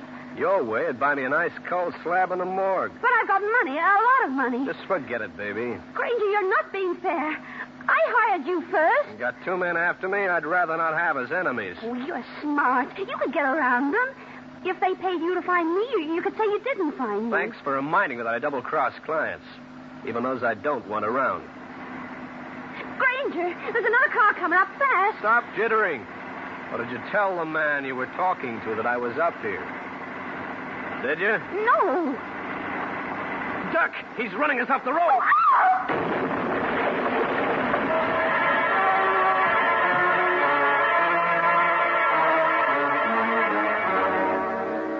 When I opened my eyes again, there was a face leering down at me. Not a very nice face, since it belonged to the head waiter, Paletti.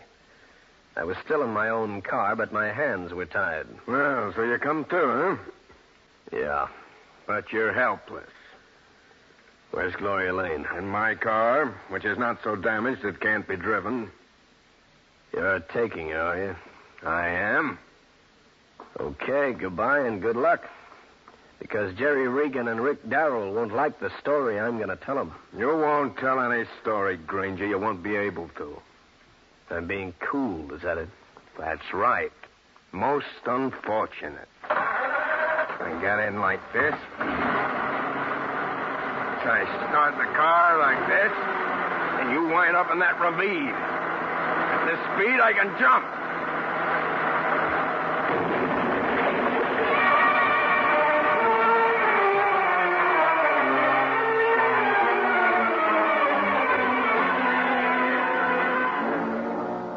So, okay, Betty, how do you feel? Oh, lucky you weren't killed. Hey, listen, Trooper, I'm Steve Grainger. Private eye from New York. Grainger, I've heard of you. What happened? I was run off the road deliberately. Did you see another car leaving here? Oh, sorry, I didn't. Uh-oh. Well, maybe you better explain exactly what did happen. I made a concise report to the state police trooper, got his permission to leave, and flagged down a ride into the nearest small town. From there, a train took me to Manhattan. A few minutes later, I was at Cal Hendrick's place. Hey, Steve, you look like you've been in the wars. Never mind that, Cal. I'm in a spot. I was supposed to find a certain woman. She's been fooling two guys into thinking she was going to marry him. Oh, gag. She works with a Confederate. His name is Paletti. I had the woman in a car coming down from Spartan. He took it away from me. I'm in a spot because of the two men. Tell him the truth. They happen to be Rick Darrell and Jerry Regan. Ah, cute pair of hoodlums. Cal, I gotta find that girl, or my name will be embossed on a tombstone. Oh, is she? Her name is Gloria Lane. You know her? Just from this late edition of the paper. Take a look. Mm-hmm. State troopers found the body of a young woman identified as Gloria Lane, 3267 East 91st Street, New York, lying in a culvert off Highway 9 an hour ago. She'd been killed with a knife. Brother, I'm in trouble unless I move fast. You're not moving anywhere. Both of you stand still. Cal, let me introduce you. I know him. Rick Darrell. Yeah, and I know you, Hendricks. That's how I figured where Grainger might be.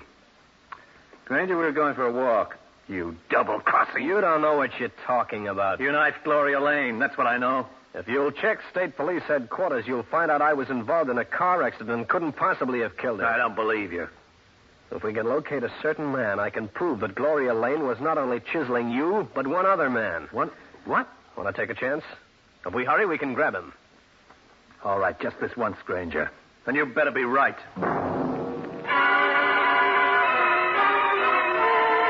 It took a few minutes to check Paletti's address in the phone book.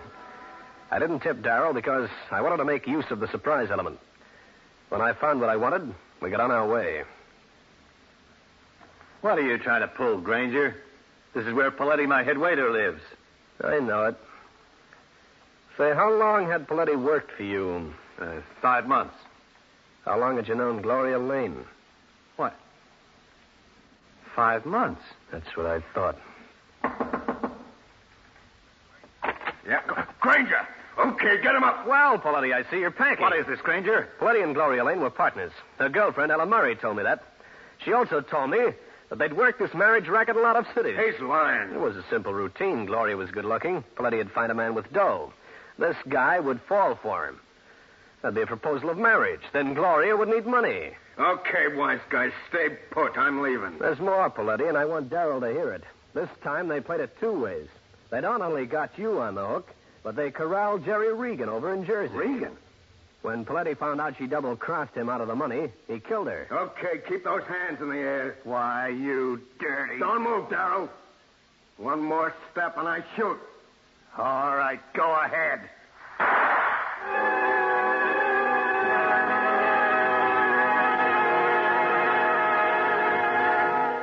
Well, friends, that's the story. I'll be back to wrap up the case in just a minute.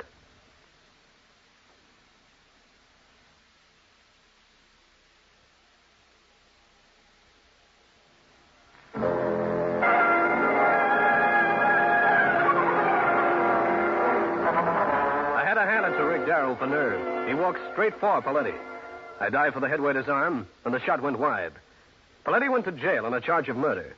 Later, Jerry Regan, Rick Darrell, Gloria's girlfriend, Ella Murray, and I had a date.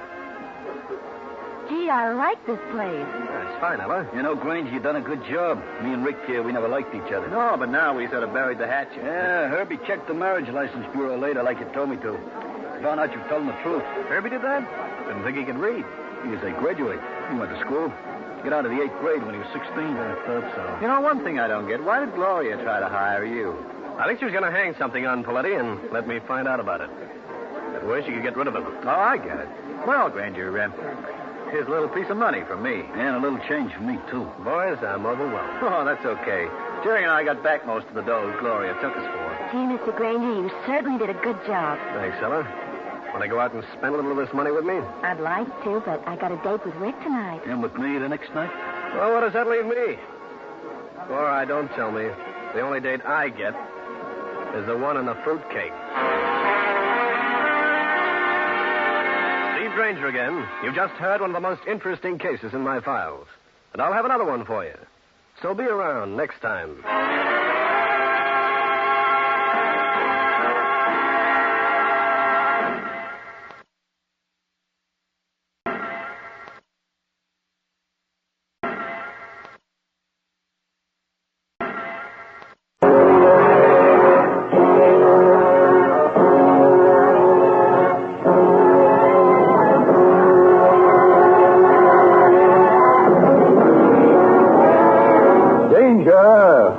Grainger.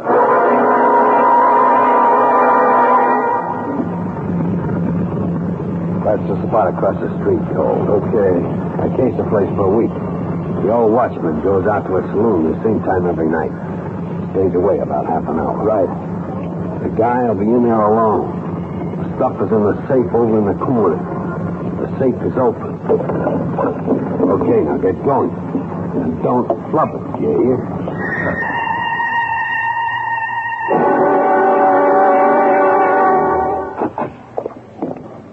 Okay, this is a stick-up. Up with your hands and don't say a word. Don't worry, I won't. Now, Buster, reach into that safe. Bring out the dough. All right. And don't open that mouth. I'm warning you. What's going on here? Rich, old man. Speak up, huh? You're not getting away with this.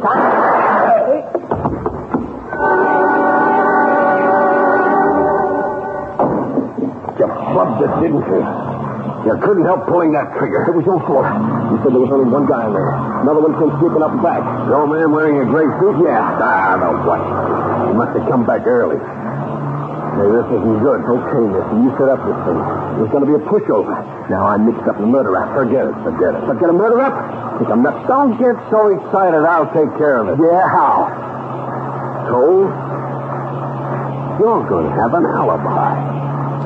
A perfect alibi. This is Steve Grainger, private detective, with a story about a carefully organized alibi which blew up right in the organizers' faces. In just a minute, I'll take you back to one of my most interesting cases.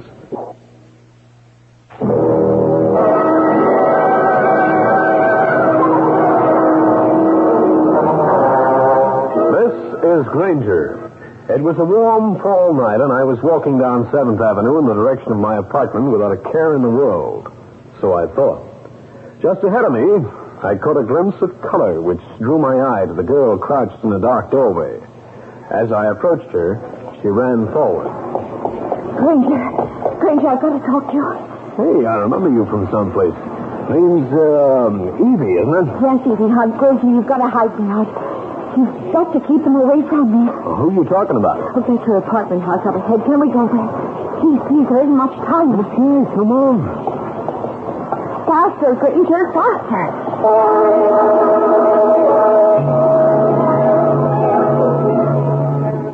As I walked along the corridor towards my apartment, I looked at Evie Hunt. I met her some time back at a party. Remembered that she was a professional model. As I opened the door, I wondered what the caper was all about. All right, Evie. Now, who's after you? Pull down the blinds first. Somebody can see in. You're as shaky as a fat man in a reducing machine. Suppose you explain this deal. Grainger, did you read about the shooting night before last? That watchman who was wounded in an attempted robbery? Don't tell me you did the shooting. No, but I'm being forced to furnish the alibi. What do you mean you're being forced to furnish the alibi? You know the man who did the shooting? I never met him before 2 hours ago. But you say you're going to alibi him. You sound like a word called perjury. That's it. Tell the cops. They'd love it. I can't. Why not? It isn't the first time I've perjured myself.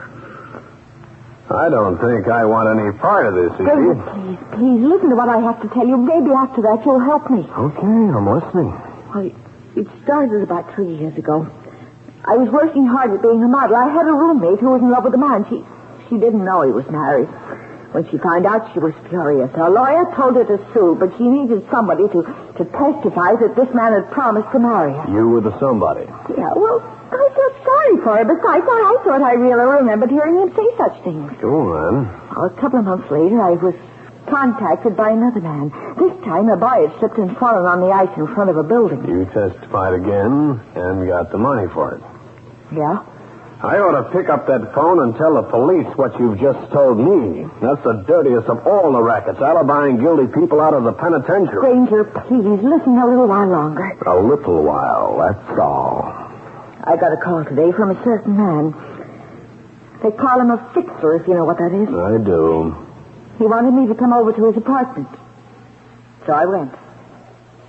When I got there, he introduced me to someone.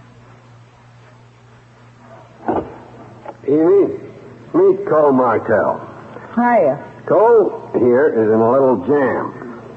Now, knowing that you're a girl with a big heart, I figured that... Cut it out. What do I do and how much? I thought we might arrange for Cole to have been with you night before last, around 9 o'clock. Give me the facts. Well, there was a stick-up, see? Mm-hmm. The man was shot. Another one got a good look at Cole. It'd be too bad if they arrested him. Okay, what do I do? I have one of those street photographers lined up. He'll snap a picture of you and Cole. He'll date it the afternoon of the night the shooting took place. Okay by me. You and Cole were together that afternoon and all that evening, until rather late. You went over to Palisades Park. I can say that for how much? $250. You know me better than that. Is the man dead? No, just wounded. Here's a newspaper story on the holdup. You dirty dog. What? What's the matter with you? I'll alibi you, Cole. I'll alibi you right into the pen. I'll see you both in jail before I get through. That watchman Cole shot happens to be my ex-father-in-law. You're doing exactly as I told you to. Get out of my way. I'm leaving. No, you're not, baby. You're going to alibi me if it's the last thing you do. Don't you hit me again. That's enough, Cole. Don't mark her up. Right. You'll do it, won't you, my dear? Because if you don't, you'll take the rap for those other perjuries of yours, and your ex-father-in-law will wind up in the morgue. I'll continue with this interesting story in a minute.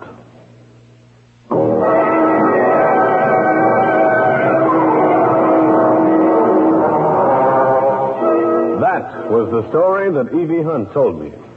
The story that had brought her to me for protection.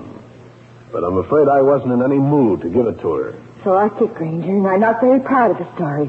The photographer met us and took the picture, and then I got scared and I came to you. This watchman, you said he was your ex-father-in-law. How do you mean, ex?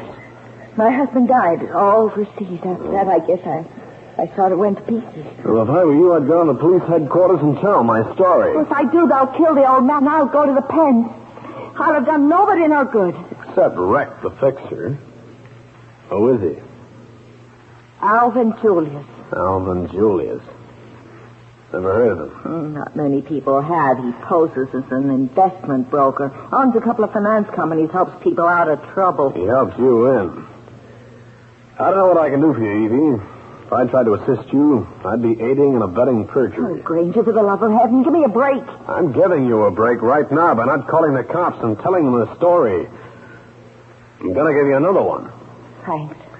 I'm going to ask you to leave my place. Going to wait 5 minutes, then Center Street gets the story. You won't help me? Not one single bit, little lady. Now, scram. All right. All right, I'll go. I sat in my easy chair, facing the door. The clock ticked its way 5 minutes into the future.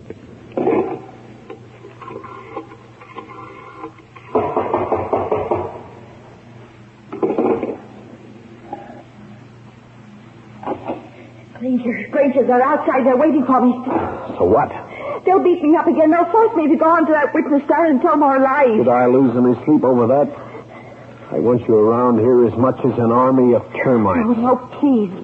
I'll make a bargain with you. What bargain? You hide me out. Give me just 24 hours, and then I'll tell the police everything I know. You lied before to a judge and jury. Why should I believe you? I hear someone coming down the hall. Might be one of the tenants. Grainger, I'm scared. Quiet. What do you want to do? Nothing.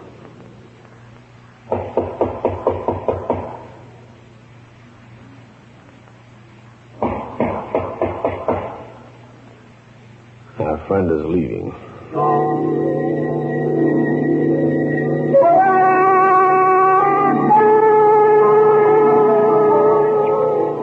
I moved to the window and opened the blinds, making certain I wouldn't be seen from the street. A minute later, a figure sauntered across, wandered into a doorway, and became invisible in the night. Is he watching this place? Can you see him? Don't move in front of the window. He's parked in a doorway. I'll never get out of here. They're going to kill me. I don't think so, Evie. You're worth more as a material witness than a corpse. Is he still there? I think so. Wait. Another guy's going over now. Come here. What? That's your friend, Mr. Julius? Oh, it's too dark. I can't tell. Uh-huh. Who are you calling? Never mind. Police department? This is Steve Grainger. Listen, I've been watching a couple of characters down on the street in front of my apartment. They act like prowlers. Yeah, directly across. You will? Thanks.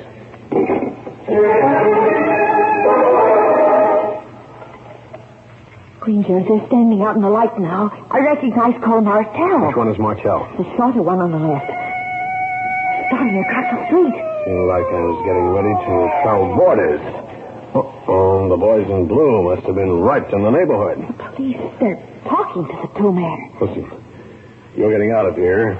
There's a stairway down the back way. The door is bolted. Open it, go down the alley, and start running. But Grainger... The Rex Hotel on East 41st Street. The night clerk's name is Nick Brown. Tell him I said to him to hide you out. Use the name Ann Gray. That'll be easy for you to remember. So why can't I just hide up here? Those cops will be at this door in 5 minutes. Would you like to answer a lot of embarrassing questions now? Would you like to wait until I take you to the clink personally?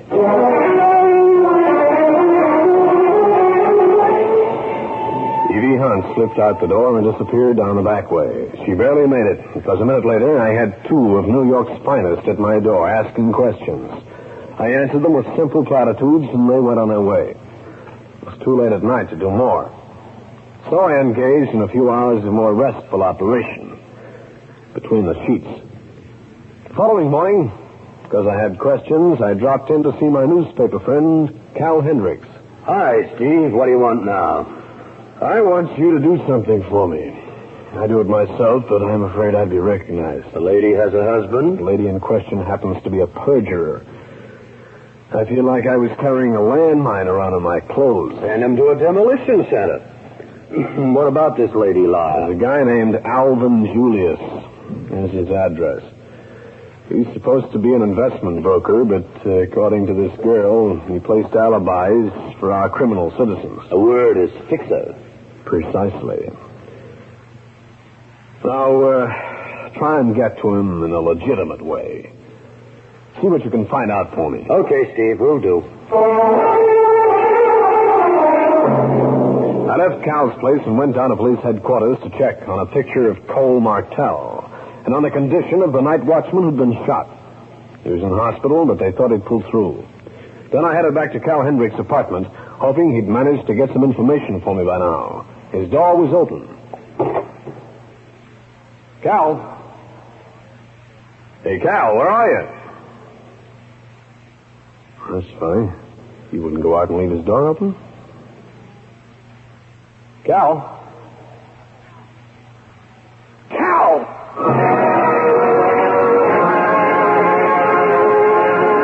I saw him. He was lying just beyond the door to his bedroom, only he was horribly still. And suddenly I was angrier than I'd ever been in my life.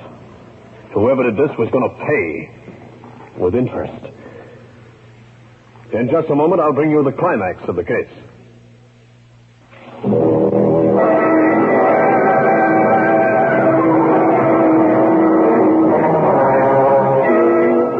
Seeing my friend Cal Hendricks lying in it on the floor of his apartment sent a sudden cold chill creeping up from the base of my spine. I moved over to him and with a sigh of relief saw that he was still breathing. Cal! What happened to you? Oh, help me up. Get me some ice for my head. I feel like the morning after 2 nights before. There you are. Oh. Can you stand up? Yeah, but I wish the room had stopped sneaking around. All right. What happened? Well, I went to see Alvin Julius. He acted like a very nice gent, operating a very nice business. Also, he wasn't interested in me or what I wanted. Cautious. I was out before I was in. Who slugged you? I came back here. Doorbell rang. I opened the door. No one was there. Then as I poked my head out to look down the corridor, I got it. Now, why? Why would anyone want to slug you? Holy cats, I'll bet I've been robbed. Cal Hendricks and I went through his place and found nothing missing. He described his assailant in accurate verbiage, and then emerged a clear, concise picture of Cole Martell. Then Cal made a discovery. Grainger, my revolver, it's gone. In that case, I'd better give you the whole story. I finished telling the story, asked Cal to check the old watchman, dug up the name of the other witness, and got on my way. The boy named Harry Garnett, who worked in the place that had been robbed, lived uptown.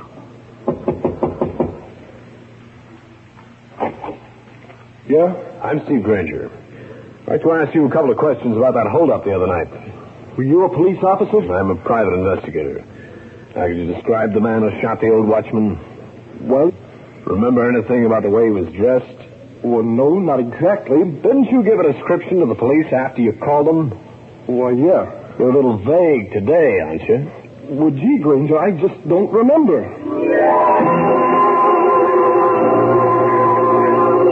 The boy looked badly scared. I began to wonder why. After thanking him, I got on the phone to Lieutenant Jake Rankin at headquarters. Sure, we got a witness, Gumshoe. The man who sold Martell out of the place. But that boy, Harry Garnett, he got a good on him, too. I wouldn't be too sure. I just talked to Garnett. So? His description is vaguer than a politician's alibi. I hung up on the headquarters man and beat it up to my office. I wanted in some way to get the name of the photographer who'd taken the picture of Edie and Cole, which was to be a large part of his alibi. I called the Rex Hotel where Edie was hiding out. Hello? Edie, this is Grainger. Anybody bother you? No. When you told me about Julius and Cole, Julius said something about a sidewalk photographer. Know his name? Oh, now, let me think. It was something like Bamford.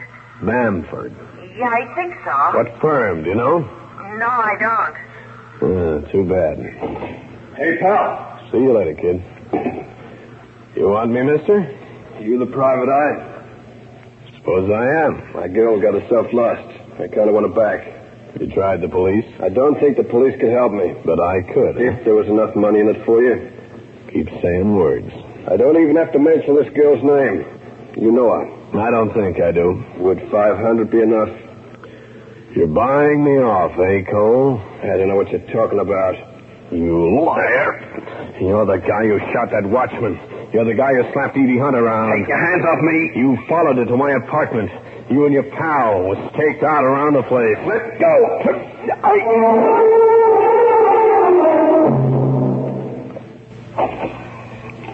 Steve. Hey, Steve. He got to you, eh? I was coming up here. I saw him leave. I had a hunch things weren't good. Well, they weren't. Ooh, my head's got more lumps on it than a pineapple. He's the same one who tagged me. Yeah. This is Rankin, Grainger. The hospital just called me. The watchman? He died of that gunshot wound.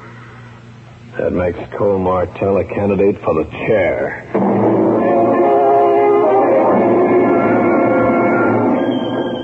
Cal Hendricks and I went to work, checking street photographers. After an hour of this, we located an outfit that employed a man named Bamford. His boss told me that Bamford didn't show up for the work this morning. That I don't like. Well, this is his door.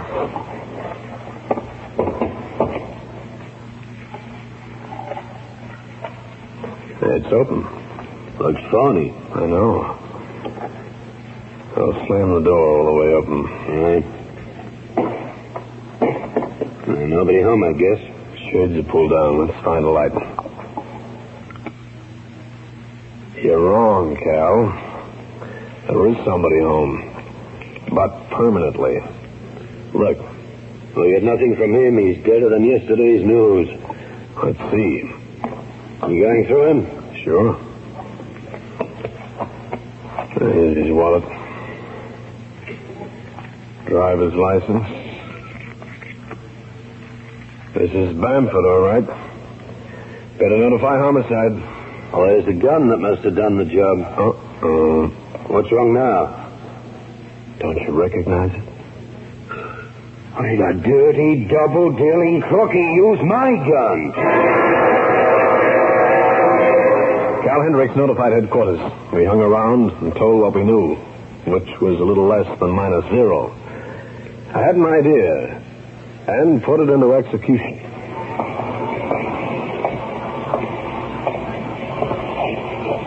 You're the doorman on duty here? Yes, sir, I am. How long have you been on? Since 8 this morning. I'm wondering about a young woman who left this hotel this morning. You aware of the hotel's patrons? Oh, yes, sir. Especially the young women. I can see right now that you and I are going to be great friends.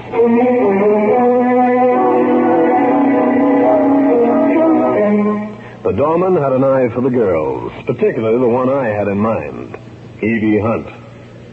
He'd seen her come out of the hotel with a man whose description was that of Cole Martell. But that was all that he remembered. I looked up Evie Hunt's address in the telephone book and headed there.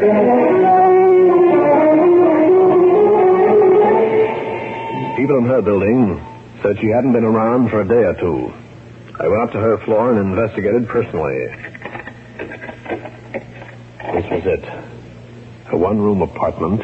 He could have stuck into a packing crate and had room left over. It was a typical girl's apartment containing a lot of distaff disarray that afforded me nothing in the way of information. I closed the door behind me and went back downstairs.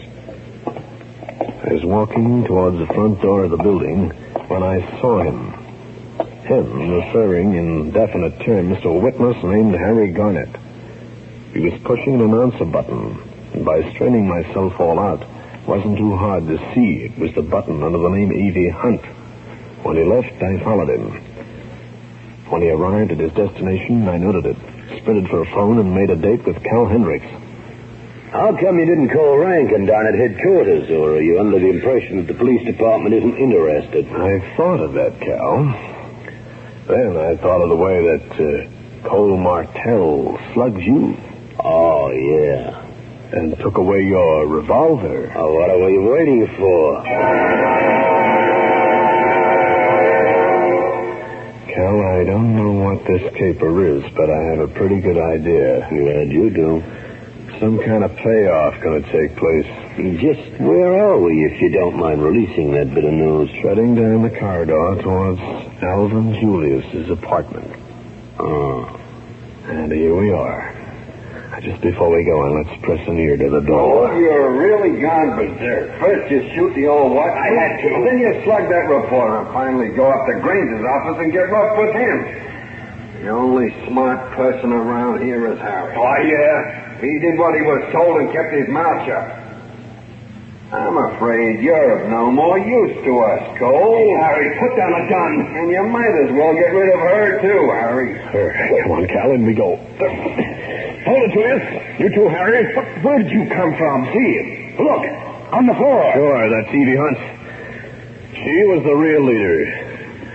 She was going to use me as a blind when Julius and Harry decided to get rid of her. See, look out.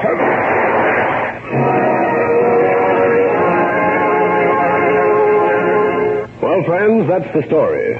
I'll be back to wrap up the case in just a minute.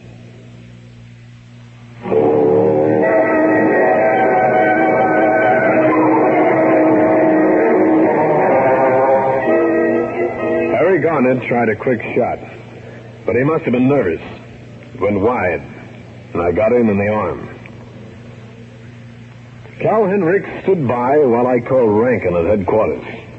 Even after Julius and Harry Garnett blurted out their confessions, he was still in a mental haze. I escorted him back to his place. Steve, I don't get it. I thought Evie Hunt came to you for help. Sure she did. Uh-huh. She'd pleaded that she didn't want to testify for Cole. And for a good reason. Oh, I don't get it. Well, the leader was Evie Hunt. Not Alvin Julius. But Julius and Garnett were ready to take over. So she saw a good chance to get rid of him. But she'd have to take the rap for perjury. What's a year or two compared to life? Or the chair? Oh, I don't know, Steve. Aren't there any more nice girls around? Pardon me, Cal.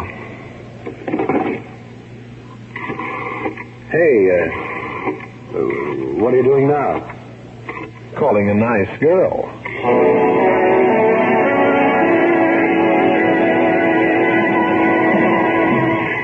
Steve Grainger again. You've just heard one of the most interesting cases in my files. And I'll have another one for you. So be around next time.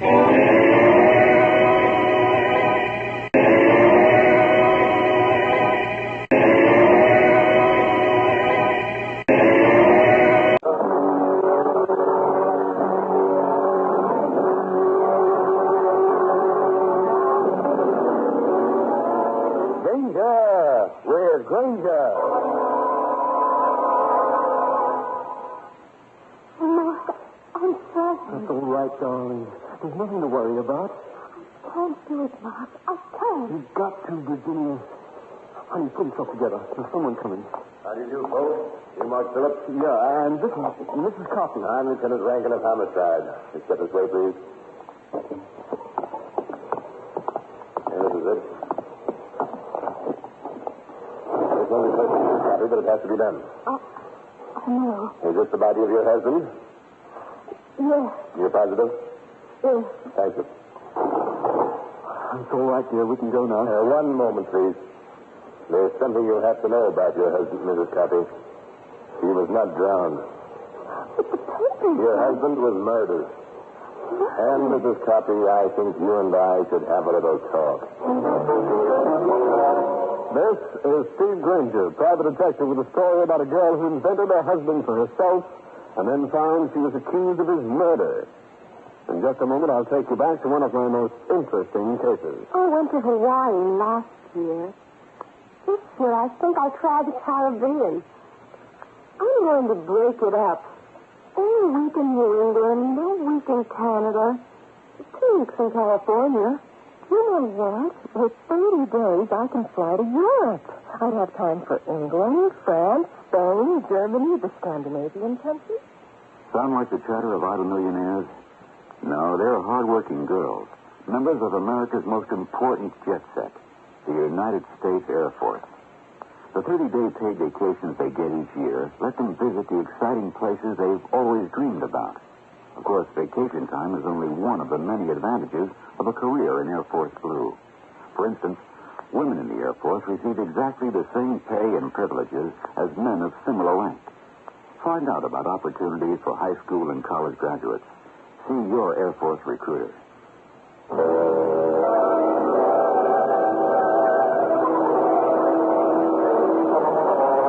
This is Grainger. It isn't often that a private eye sees much of the better side of human nature, like love, warmth, and affection. But I saw it all right in the young couple that faced me across my office desk. Mark Phillips was a tall, well-tanned, good-looking young guy. The girl, Virginia Morse, was much on the beautiful side. Her hand rested in his. He was doing his best to look protective and confident as he told me, Mr. Grainger, we need your help. We want you to clear us of a murder charge. Well, if you're innocent, you've got yourself a boy. We are innocent, Mr. Grainger, I swear. Well, suppose you take it from the beginning, huh? Well, first of all, I better explain that Virginia and I are in love. We want to get married. Perfectly natural springtime attitude. Yeah, but the trouble is that my father died recently, and I'm the only child. When I mentioned marriage to my mother, she went into quite a tantrum. Mother had the idea that any girl I wanted to marry would only be marrying me for my money. That is, money which I'll inherit. From Mother. Right.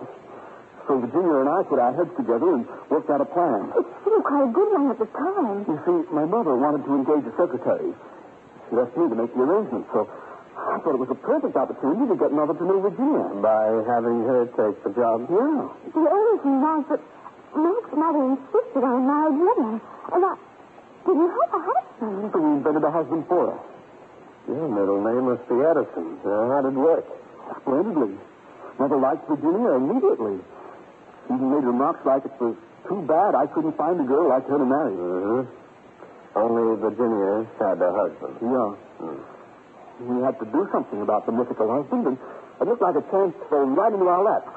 We decided to kill her husband. What? You invented a husband and then you decide to kill him? Oh, I know it sounds crazy, but it looked so simple. There was an item in the paper about the body of an unidentified man being pulled out of the East River.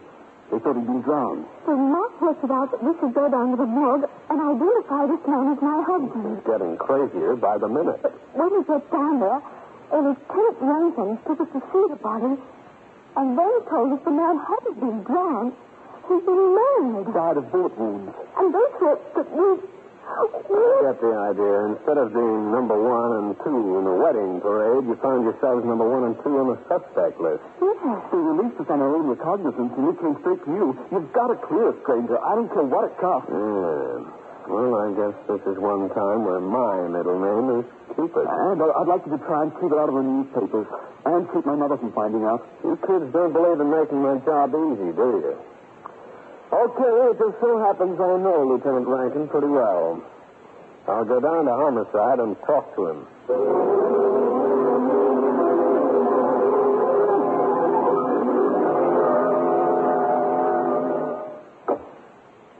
Hello there, Jake. How's the toe of the evildoer this fine day? Wipe the milk off your chap's gumshoe. How's the canary feathers? What sends you to invade my privacy? Oh, Jake, old pal. Now, Grainger, today I am in a good humor. There isn't a thing you could say to ruffle me or... Wait a minute. Yes, Lieutenant? This can be. No. Let me get a grip on my desk. Then tell me, have you been retained by a young fella named Mark Phillips? No other, old pal. Great. Now, Grainger, I'm not going to raise my voice. I shall not let this get me down. But talk fast. What do you want to know? The dead man. What'd you get on him? The boy's got a couple of prints. His name was Copy. He had a record. Where's he from? Chicago. Chicago, huh? Yeah. Are you going out there? Uh-uh. That's my luck. Always bad.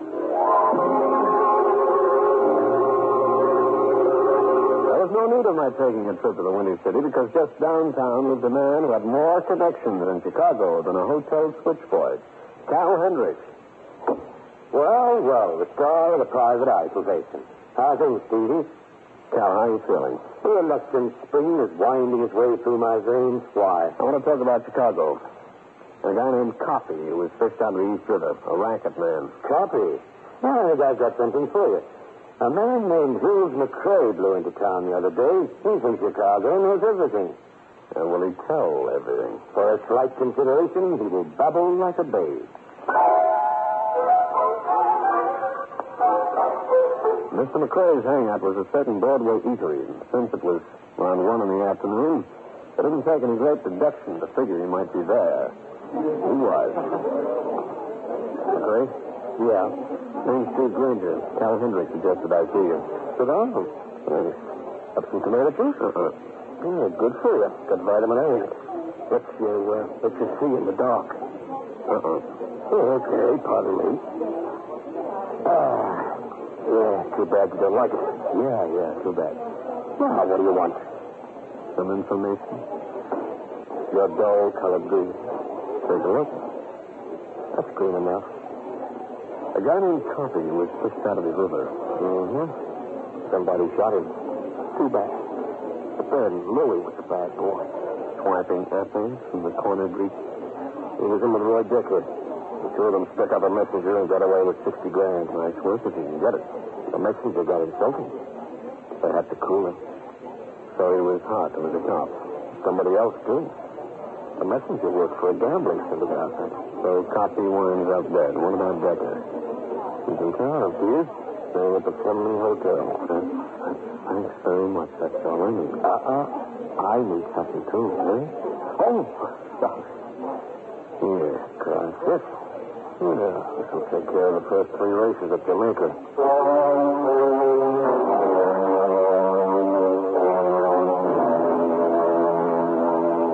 This was the Fleming Hotel on the Midtown side street. It was just like 1,000 other flea bags. The clerk gave me Decker's room number and asked me if I'd like to be announced. I declined the pleasure.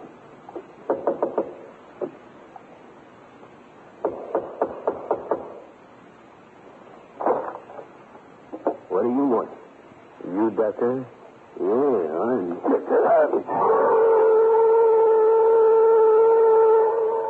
When I opened my good eye, I was reclining on the floor of Decker's room. When I saw the blackjack he was swinging from his hand, I knew what had happened to me. The gun on the desk wasn't the decoration either. Just like quiet, Sonny. You won't get hurt. Hello? I'm calling for Steve Grainger, the detective. Yeah, he wants to see you right away. No, he's going to pick you up. Live on the corner of 64th and 5th Avenue. South corner. In 10 minutes. Nice of you to write down your client's name, Grainger. That was Virginia Moore? I got to have a little chat with her. She claims to be Lou Copy's wife. You must know what happened to something Copy heisted from me. Will it be 60 grand? It could be. Thanks for coming around, Dumfries. You saved me a lot of work. Oh, don't mention it. or the Morthal wasn't married to Copy. I know that's true. I met his real wife was shy. Get up. I like it down here. Okay, I won't argue with you, Grainger. I'm not the curse. I'll continue with this interesting story in a minute.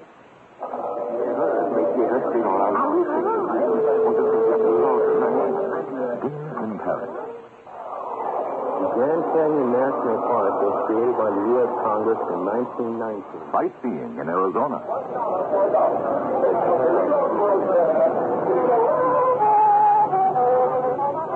A visit to the World Fair. Travel and excitement, things that most young women just dream about. But travel is a part of the Air Force way of life, an added bonus for the women in the Air Force. Air Force women enjoy 30-day paid vacations each year, just like the men in the Air Force. In addition, they do meaningful work, important work for themselves and their country. High school graduates qualify for the WAC. College graduates are eligible for officer training schools. Registered nurses and dietitians can receive direct commissions. If you're interested in travel, training, excitement, and a satisfying career, see your local Air Force recruiter. I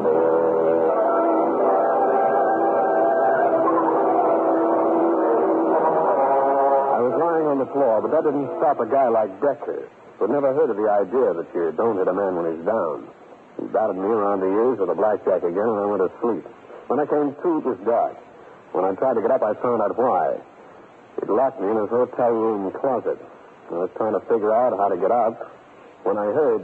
Grainger, you in there? Yeah. Yeah, who's that? Never mind. Wait a minute.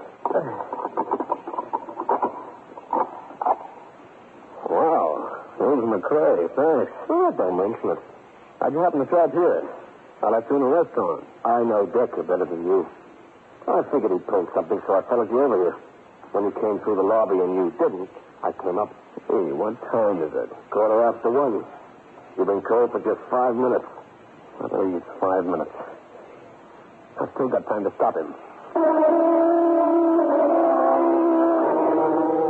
I picked up the phone and asked for the police department agent. When they answered, I asked for Lieutenant Rankin, and I was holding my breath as I heard the buzz on the line at the other end.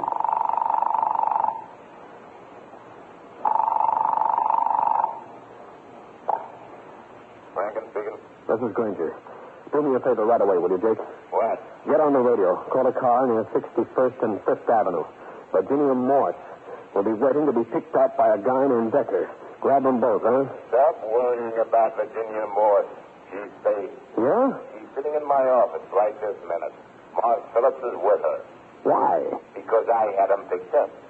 They're being held on suspicion of murder. That's ridiculous, and you know it. Gumshoe, goodbye. Decker's after some dame? Yeah. And she knows where the 60 grand is, huh? Yeah. Very funny. McCrae, how much do you know that you haven't told me? Who knows? Except me. Rose McCrae sauntered out of the room and out of the hotel, leaving me standing there with a set of lumps on my head that made it look like a malformed cantaloupe. I washed up as much as possible and headed for Lieutenant Rankin's office. Get out of here, will you? Where's Virginia Morse? And that Phillips boy. Gone. What?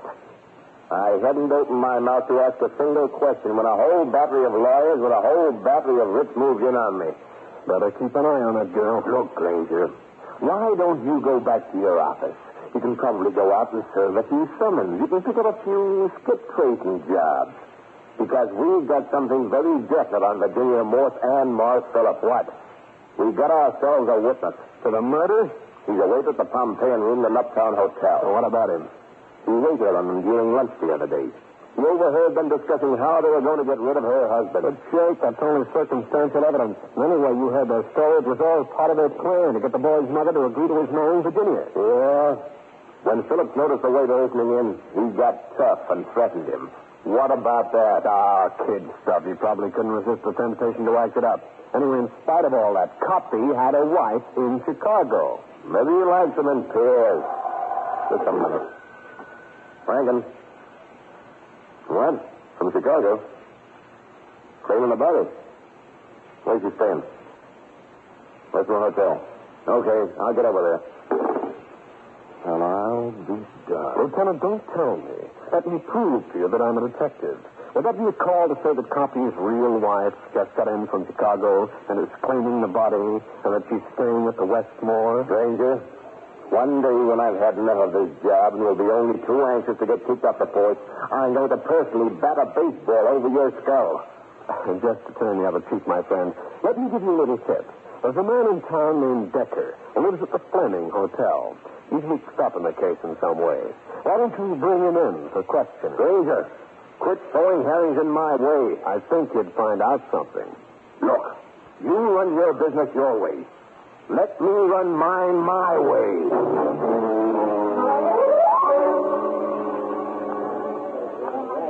This was the lobby of the Fleming Hotel again. As I walked through, I looked around carefully. Sitting in an understuffed leather chair was a man I'd never seen before. A man who seemed very interested in what I was doing.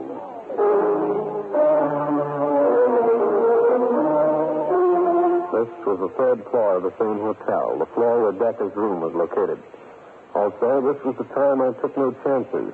My gun was in operating position. The usually careful Decker had left the door unlocked this time.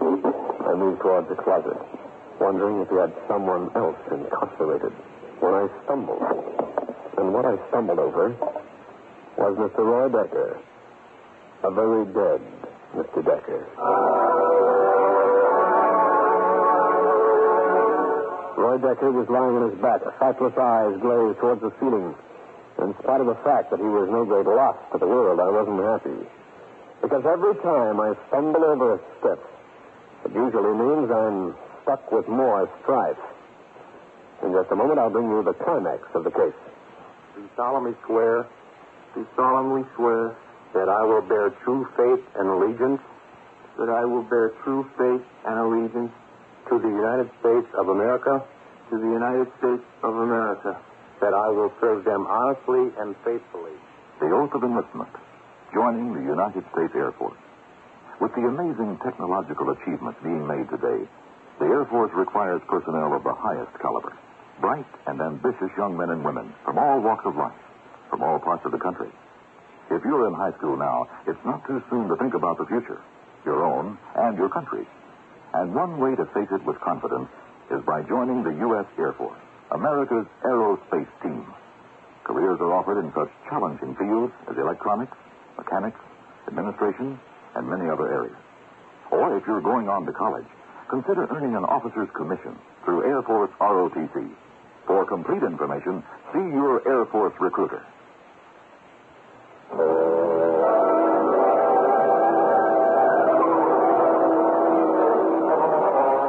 When a private investigator runs into a murdered man, the smart thing to do is contact the cops and wait. As I did. Not just because I believe in helping the law, but also because I believe in keeping my license. It didn't take long for Lieutenant Jake Rankin to show up. No wounds, beaten around the head. Yeah. Grainger, how much do you know about this man? He's from Chicago. He and Lou Copy were mixed up in a holdup and a murder. Think he killed Copy? I don't know. Go through him, will you? I'd like to know what you find. He carries a blackjack, a gun, billfold. Got a few hundred here. You know, a driver's license. Lives on Upper Clark Street. Got in New York 3 days ago. Yes. Cancel plane ticket.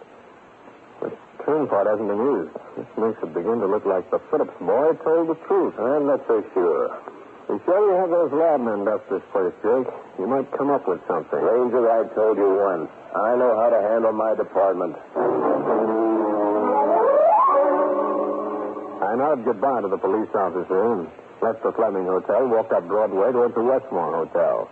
At the desk, I was told Mrs. Copy occupied room 917. As I turned, I noticed something. The same man who'd eyed me in the lobby of the Fleming was repeating his performance here. I decided this was not the best time to call on Mrs. Copy.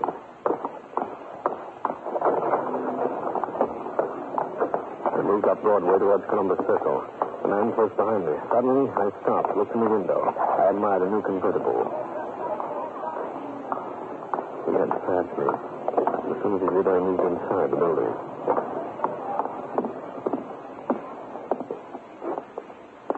Like something in a car, sir? Yeah. Beautiful blonde and 10 gallons of gas. But I haven't time right now. Sorry. I walked straight through the showroom and out a door at the back, effectively losing the guy on my tail.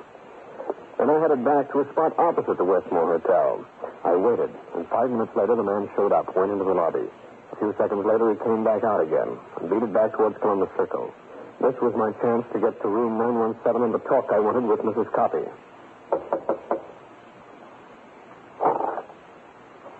What do you want? You, Mrs. Copy, Lou Copy's widow. Who are you? What do you want? Inside. Hey, who are you punching? No man named Decker. Why? He was your dead husband's pal. So what? He was up in his room at the Fleming Hotel. Somebody worked him over with a blackjack. You're a police officer? The laboratory men from downtown are there by this time. They'll dust the place with fingerprints. They should find plenty from what I saw. Why come up here and tell me this? Just in case you wondered what happened to Decker. What do you mean by that crap? Nothing. Nothing. What are you looking at? Oh, nothing. Pardon me. Why not? Yeah? Yeah, I know. I see. No, in a little while. Yeah.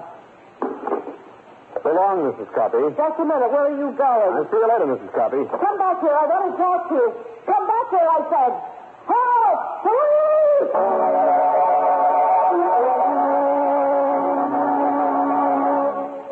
I beat it down the hotel lobby while curious guests stuck their heads out of various doors and gave me frightened double O's. Finally, I made it to the telephone. Luckily, my man was in his office. Speaking. Jake, this is Grainger. I got something for you. Now what? Come up to the Westmore Hotel. You been bothering Mrs. Copy? Listen, will you? I'm going to get a room. Ask for the number. And get here as fast as those pudgy legs of yours will take you. I beat it over to the desk, told the clerk what I wanted, showed him some numbered letters, and got it. The room was on a court, and just opposite me was number 917. I called Mark Phillips and waited for his results. Grainger, what's the idea of asking us to come here? I want you and Miss Morris to look at someone, that's all. Who? Why don't you come over the window? Stand behind the curtain. All right, Mr. Grainger. Whom do you want us to look at? Now look into the room straight across the court. See that woman packing her bag? Yes. What about her? Ever see her before? Not me. I haven't either. You sure? Of course. Has this got something to do with Lou Copy, Grainger? Both of you go down to the lobby and wait for me.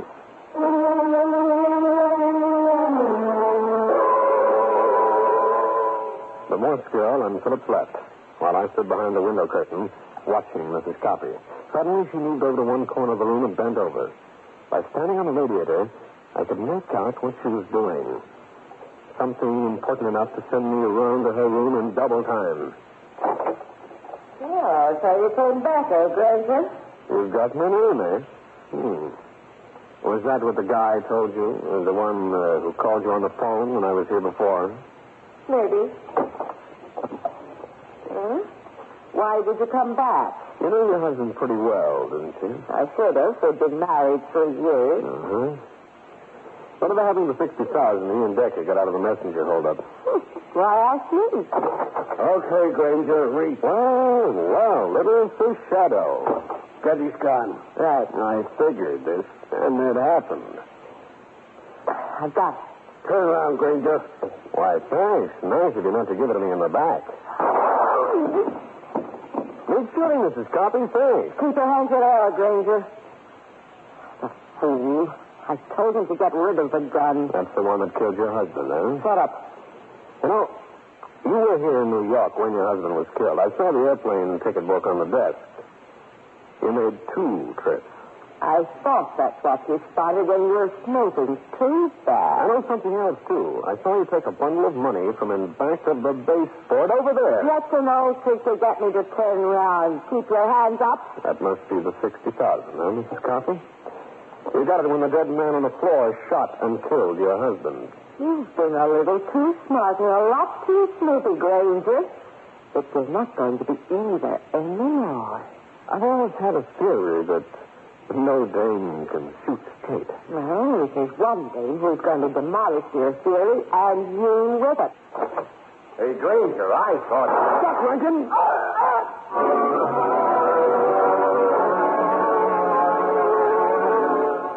Well, friends, that's the story. I'll be back to wrap up the case in just a minute. I'll be up to jail in number 2 car. Here it is. How's your son and you? Good enough, I think. I think maybe go over the timing a little bit on you. Seems to lag a little bit. Fooling around with an engine at the corner garage is fun, and you can learn something from it.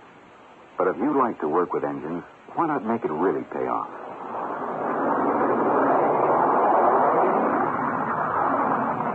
That was the roar of the B-52, backbone of the Strategic Air Command. It takes expert mechanics to keep it primed for flight. Perhaps you can qualify for the training that's required. In the U.S. Air Force, you'll build a career for yourself in a vital aerospace specialty. So why not find out where you fit in? Your local Air Force recruiter can arrange for you to take the Airman Qualifying Examination that will measure your aptitude in key career areas. If you're going on to college, look into the Air Force ROTC program.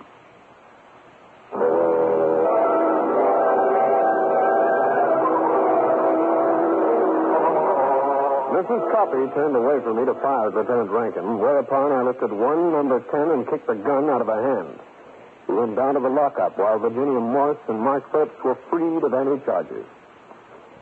Even my sourpuss pal, the lieutenant, was elated. Well, it's just as you called it, Grainger. Coffey walked out on both Decker and Mrs. Coffey. He found out where he was the same time Decker did. He found out before. He got that mug to shoot him and keep the dough while she flew back to Chicago to establish an alibi, if she needs one. The only thing she hasn't told us is why she killed her partner. The mug? When ballistics get through, Jake, you'll find that the bullets and copy will match the gun he used to hide me. And Mrs. Coffey had to get rid of them. Maybe. She was going to use the old dodge. If the mug was dead, she'd shoot me and make like an innocent bystander. Oh, I'd never believe a story like that. Well, thanks for something. Yes, and the two kids, Virginia Morse and Mark Phillips. Oh, yeah. They must have squared things with his mother. Here, look at this. Right. Mrs. Emmeline Phillips announces the marriage of... Request your presence formal. Formal? You gonna wear a monkey suit? Obviously, dear boy. Oh, aren't you afraid of being mistaken for the waiter? After all, you don't look your best when formally dressed. Quite the reverse, Lieutenant. When in a tux, I look deluxe.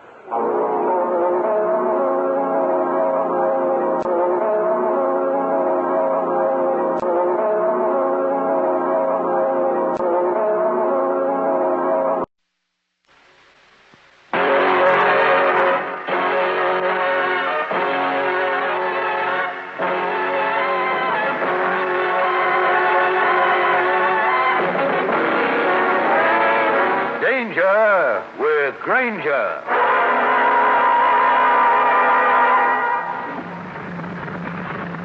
That's the spot across the street, Cole. Okay.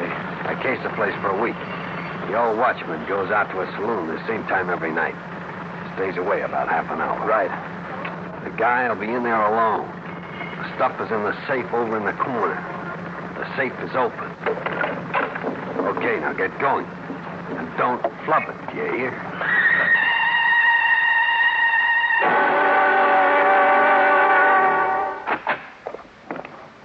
Okay, this is a stick-up. Up with your hands and don't say a word. Don't worry, I won't. Now, Buster, reach into that safe. Bring out the dough. All right. And don't open that mouth. I'm warning you. What's going on in here? Reach, old man. Oh, stick-up, huh? You're not getting away with this.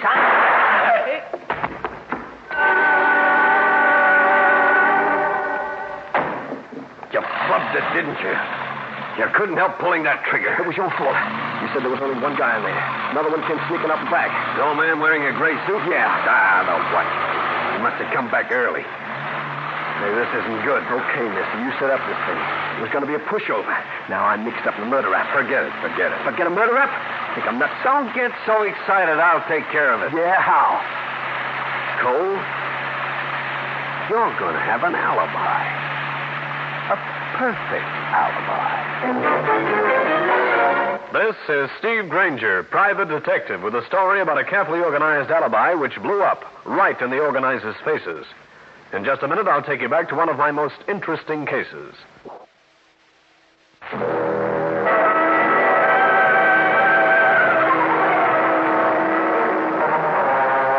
This is Grainger. It was a warm fall night, and I was walking down 7th Avenue in the direction of my apartment without a care in the world. So I thought. Just ahead of me, I caught a glimpse of color which drew my eye to the girl crouched in a dark doorway. As I approached her, she ran forward. Grainger, I've got to talk to you. Hey, I remember you from someplace. Name's, Evie, isn't it? Yes, Evie Hunt. Grainger, you've got to hide me out. You've got to keep them away from me. Well, who are you talking about? Look, that's your apartment house up ahead. Can we go there? Please, there isn't much time. Okay, come on. Faster, Grainger, faster.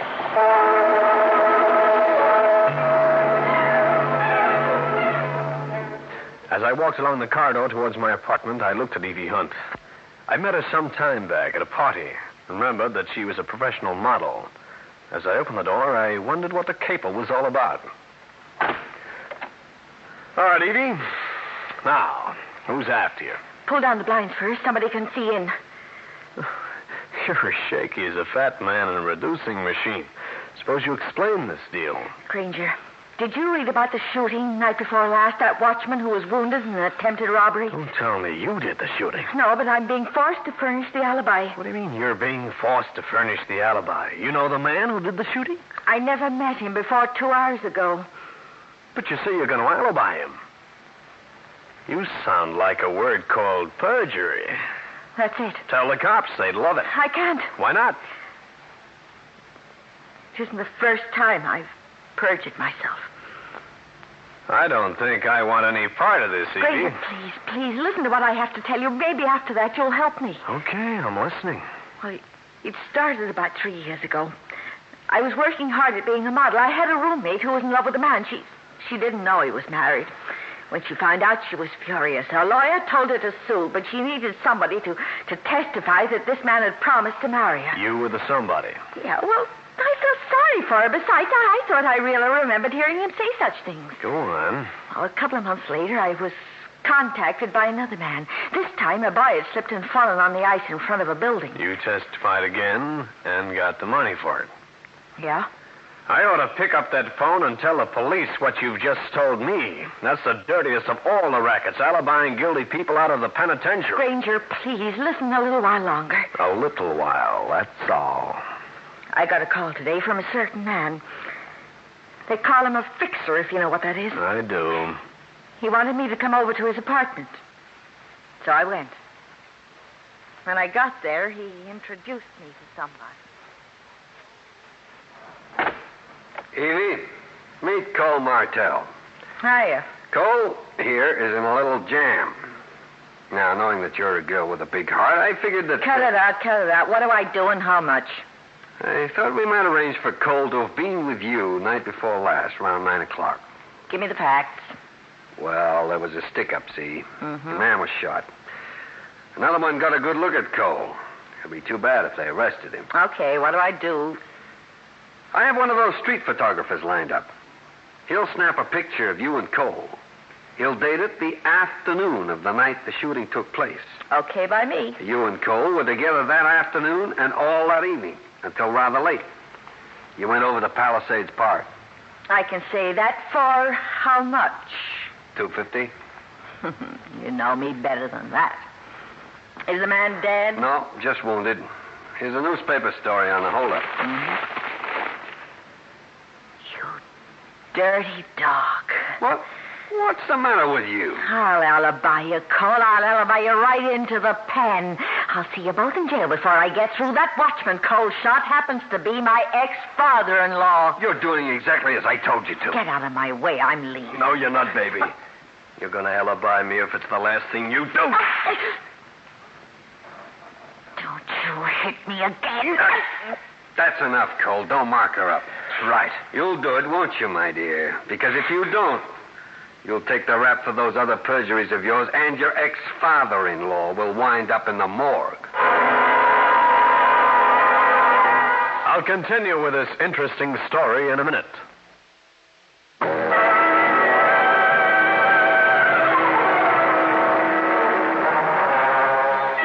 That was the story that Evie Hunt told me. The story that had brought her to me for protection. But I'm afraid I wasn't in any mood to give it to her. So that's it, Grainger, and I'm not very proud of the story. The photographer met us and took the picture, and then I got scared and I came to you. This watchman, you said he was your ex-father-in-law. How do you mean, ex? My husband died all overseas. After that, I guess I thought it went to pieces. Well, if I were you, I'd go to the police headquarters and tell my story. Well, if I do, they'll kill the old man, and I'll go to the pen. I'll have done nobody no good. Except wreck the fixture. Who is he? Alvin Julius. Alvin Julius. Never heard of him. Not many people have. He poses as an investment broker. Owns a couple of finance companies, helps people out of trouble. He helped you in. I don't know what I can do for you, Evie. If I tried to assist you, I'd be aiding and abetting perjury. Oh, Grainger, for the love of heaven, give me a break. I'm giving you a break right now by not calling the cops and telling them the story. I'm going to give you another one. Thanks. I'm going to ask you to leave my place. Going to wait 5 minutes, then Center Street gets the story. You won't help me? Not one single bit, little lady. Now, scram. All right. All right, I'll go. I sat in my easy chair, facing the door. The clock ticked its way 5 minutes into the future.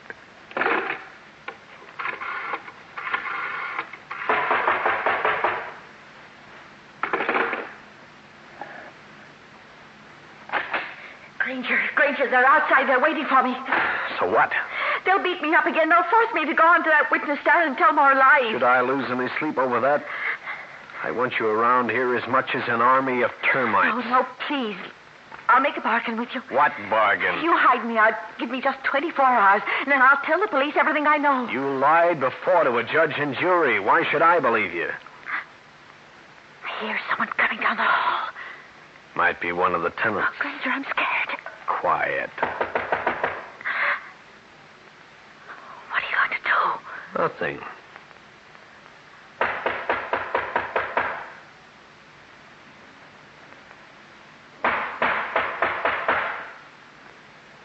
Our friend is leaving.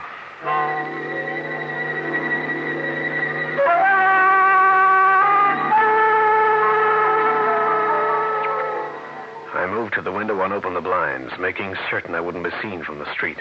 A minute later, a figure sauntered across, wandered into a doorway, and became invisible in the night. Is he watching this place? Can you see him? Don't move in front of the window. He's parked in a doorway. I'll never get out of here. They're going to kill me. I don't think so, Evie. You're worth more as a material witness than a corpse. Is he still there? I think so. Wait. Another guy's going over now. Come here. What? That your friend, Mr. Julius? Oh, it's too dark. I can't tell. Uh-huh. Who are you calling? Never mind. Police department? This is Steve Grainger. Listen, I've been watching a couple of characters down on the street in front of my apartment. They act like prowlers. Yeah, directly across. You will? Thanks.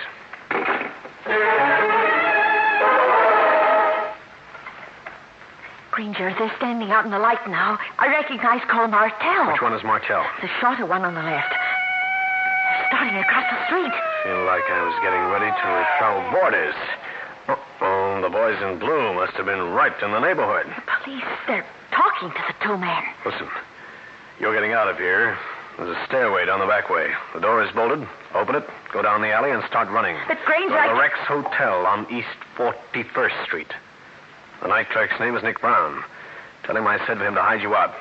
Use the name Ann Gray. That'll be easy for you to remember. So why can't I just hide up here? Those cops will be at this door in 5 minutes. Would you like to answer a lot of embarrassing questions now? Would you like to wait until I take you to the clink personally?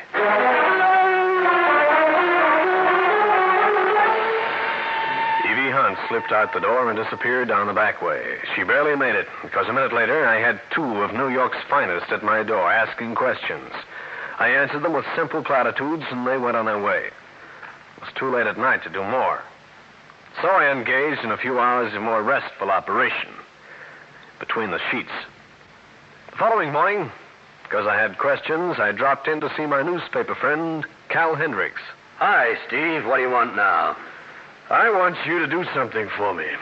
I do it myself, but I'm afraid I'd be recognized. The lady has a husband? The lady in question happens to be a perjurer. I feel like I was carrying a landmine around in my clothes. Send him to a demolition center. What about this lady liar? There's a guy named Alvin Julius. Here's his address.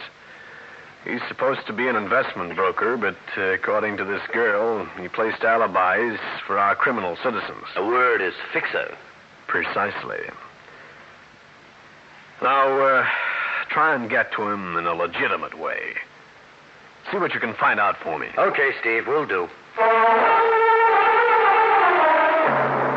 I left Cal's place and went down to police headquarters to check on a picture of Cole Martell and on the condition of the night watchman who'd been shot. He was in hospital, but they thought he'd pulled through. Then I headed back to Cal Hendricks' apartment, hoping he'd managed to get some information for me by now. His door was open. Cal? Hey, Cal, where are you? That's funny. He wouldn't go out and leave his door open? Cal? Cal!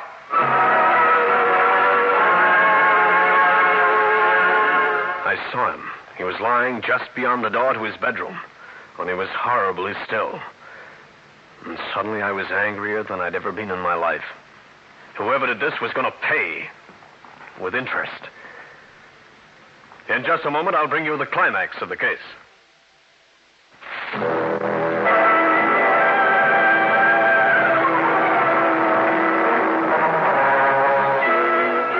Seeing my friend Cal Hendricks lying inert on the floor of his apartment sent a sudden cold chill creeping up from the base of my spine.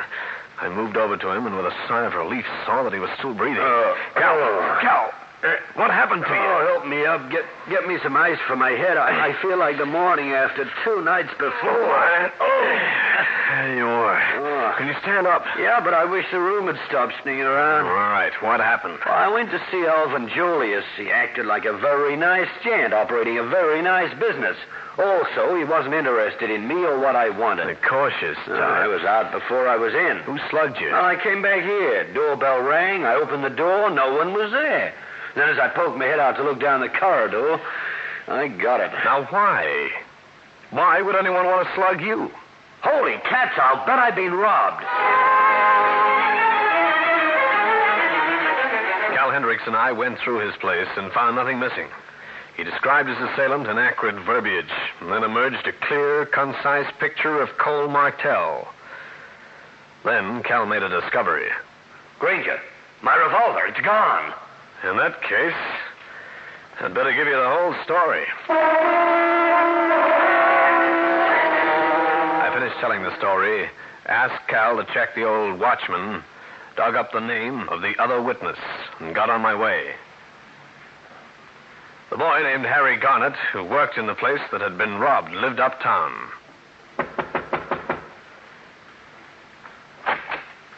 Yeah? I'm Steve Grainger.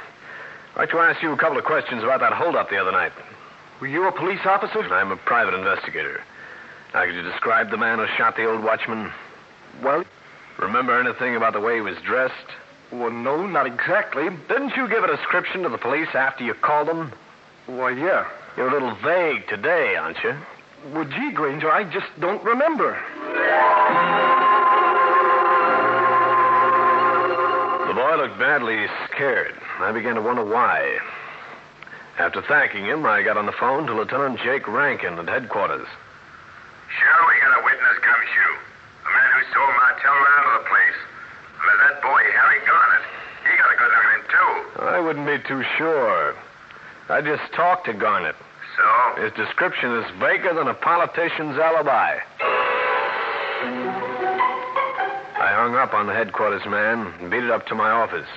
I wanted in some way to get the name of the photographer who'd taken the picture of Evie and Cole, which was to be a large part of his alibi. I called the Rex Hotel where Evie was hiding out. Hello? Evie, this is Grainger. Anybody bother you? No. When you told me about Julius and Cole, Julius said something about a sidewalk photographer. Know his name? Oh, now, let me think.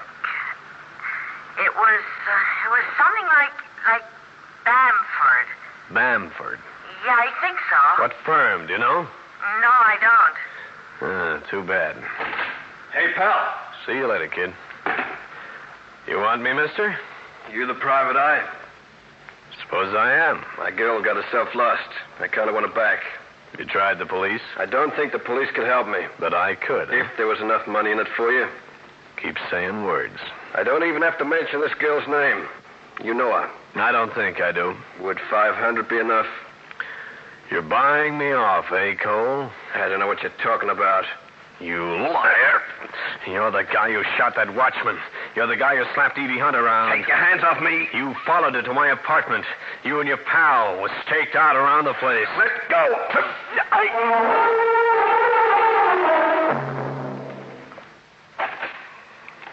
Steve. Hey, Steve. He got to you, eh? As I was coming up here, I saw him leave. I had a hunch things weren't good. Hell, they weren't. Ooh, my head's got more lumps on it than a pineapple. He's the same one who tagged me. Yeah. This is Rankin, Grainger. The hospital just called me. The watchman? He died of that gunshot wound. That makes Cole Martell a candidate for the chair.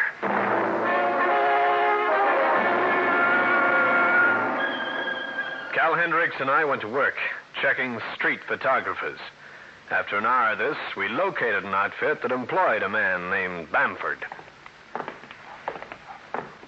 His boss told me that Bamford didn't show up for the work this morning. That I don't like. Well, this is his door.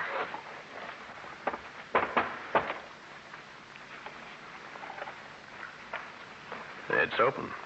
Looks phony. I know. I'll slam the door all the way open. All right. Nobody home, I guess. Shades are pulled down. Let's find a light. You're wrong, Cal. There is somebody home. But permanently. Look. We get nothing from him. He's deader than yesterday's news. Let's see. You going through him? Sure. Here's his wallet. Driver's license. This is Bamford, all right. Better notify homicide. Well, there's the gun that must have done the job. Uh-uh. What's wrong now? Don't you recognize it? He's a dirty, double-dealing crook. He used my gun. Cal Hendricks notified headquarters. We hung around and told what we knew, which was a little less than -0. I had an idea and put it into execution.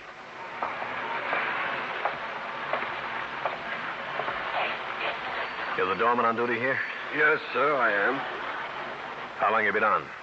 Since 8 this morning. I'm wondering about a young woman who left this hotel this morning.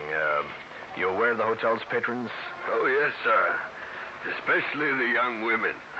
I can see right now that you and I are going to be great friends.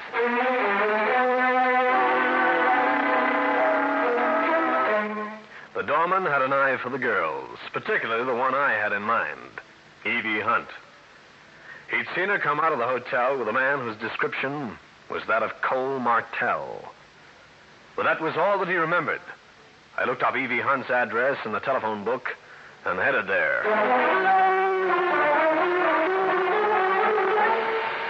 People in her building said she hadn't been around for a day or two. I went up to her floor and investigated personally.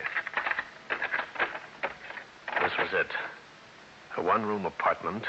You could have stuck into a packing crate and had room left over. It was a typical girl's apartment containing a lot of distaff disarray that afforded me nothing in the way of information. I closed the door behind me and went back downstairs.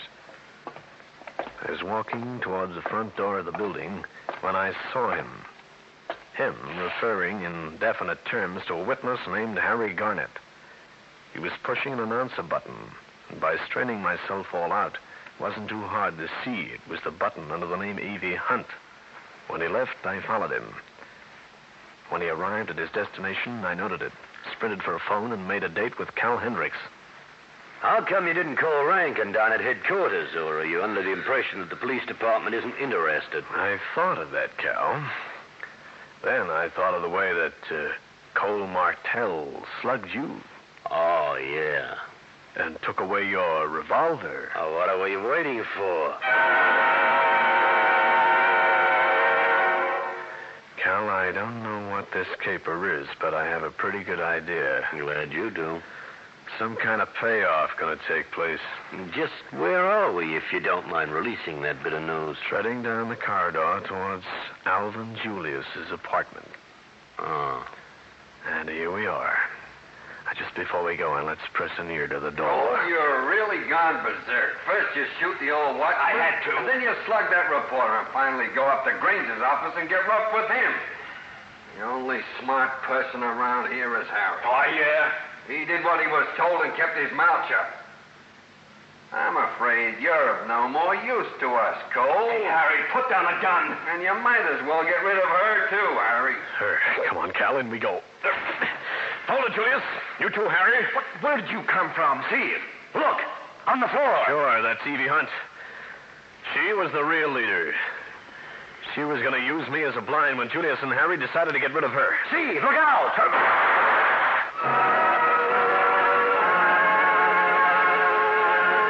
Well, friends, that's the story. I'll be back to wrap up the case in just a minute.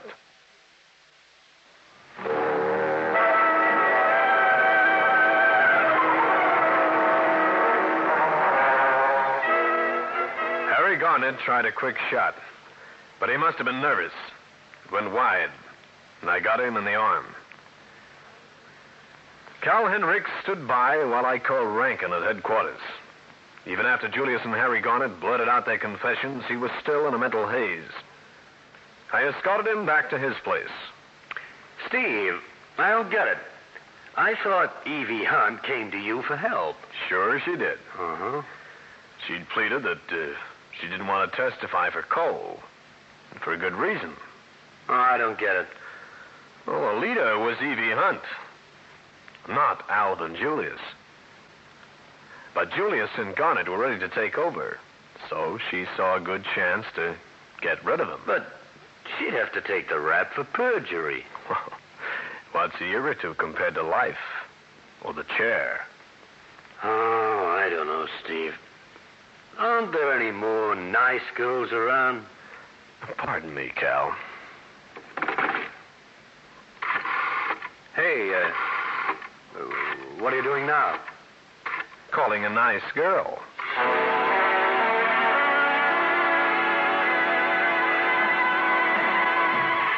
Steve Grainger again. You've just heard one of the most interesting cases in my files. And I'll have another one for you. So be around next time.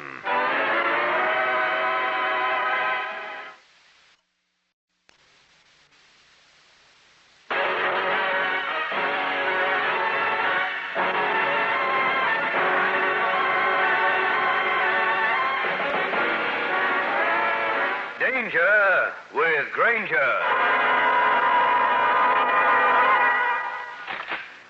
All right, what's going on around here? Who called us?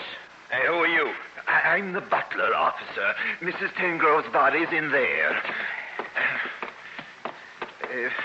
There. Shot once, eh? Hey, what do you know about this? Well, I was in the rear of the house, and suddenly there was the sound of a shot. I rushed in here. She was lying there. I called the police department. Didn't see anybody around? No prowlers? I noticed no one, sir. I was in the pantry cleaning some silver. Where's the phone? I'll have to get homicide out here. There's a phone in the hall. This way, sir. I can't imagine who'd do a thing like this, sir. Hold it. What is wrong? That young fella standing out on the lawn. He belongs around here? I don't believe I've ever seen him before. That's a gun in his hand. Hey, you stay here.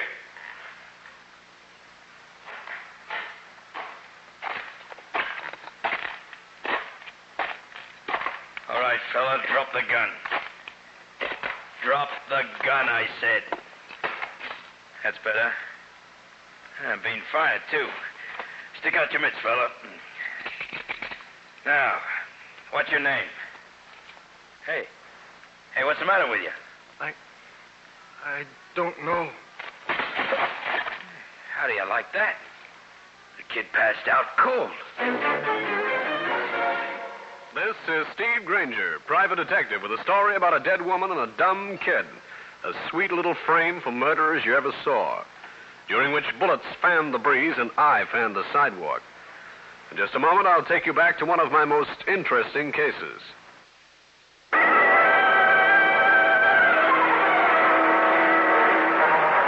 This is Grainger. I was seated at the desk in my office, eyeing a letter I just received from a would-be client who wasn't going to be, because I don't fool with divorce cases. I looked up to greet another one, a girl in the mid-20s with every possible asset, beautiful figure, glorious hair, lovely clothes, and a voice like this. Mr. Grainger, I want you to clear my brother of a murder charge. Murder? I'm Irene Pauli. My brother Ronald is under arrest. Oh, wait a second, Miss Pauli. This is the story in the morning paper? Yes. A woman was found dead in a living room. Safe had been looted, her $30,000 in jewels. Your brother was found standing on the lawn outside. The gun he had in his hand proved to be the murder weapon. I know it looks bad, Mr. Grainger. It looks worse than just bad. I don't know what I can do for you in a case like this. Please, Mr. Grainger, just go down and listen to what Ronald has to say. Please. All right, if you wish. I'll drop in and see my friend Lieutenant Jake Rankin. Well, Gumshoe, what's on your alleged mind today? A lot of things, Lieutenant. Mainly a boy named Ronald Pauli. Mr. Grainger, you are batting that skull of yours against a closed case. We've got Ronald Pauli and got him but good. Just the same. How about letting me talk with him, huh? That might be a very smart idea. You could help the department out. Oh? The kid won't admit shooting the Tangrove woman. And moreover, he won't name his accomplice. The one who must have got away with the jewelry. In other words, your case might not be as strong as you intimated to the paper. We intimated nothing. We merely told the newsmen exactly what we found. Now, watch your temperature, Dick. Forget my temperature. Now, come on. How about playing along with us? Why not? Now, did you know that the Pauli kid's got a police record? No, I didn't. He and a couple of his high school pals formed a car-stripping gang. We caught them. They were convicted. Was he sent up? No. He got out on parole. Okay, here's his cell. Okay, you can have 10 minutes. Right. Well, who are you? Why are you here? My name's Steve Grainger. Your sister asked me to come around and have a little talk with you. You're not a cop? No, I'm a private eye. Your sister thinks you're innocent. I didn't kill that woman. I didn't steal anything. I don't even remember how I got out in that district. What do you mean you don't remember? Well, I don't. The last thing I remember yesterday is around noon. I was walking down 8th Street. The wind was blowing, and I got something in my eye. Yeah, at least that checks. There was a stiff breeze around the time yesterday. Okay, kid, let's hear the rest of it. I couldn't get whatever it was out. There was a pool room up a few doors, so I thought I'd go inside and have somebody help me.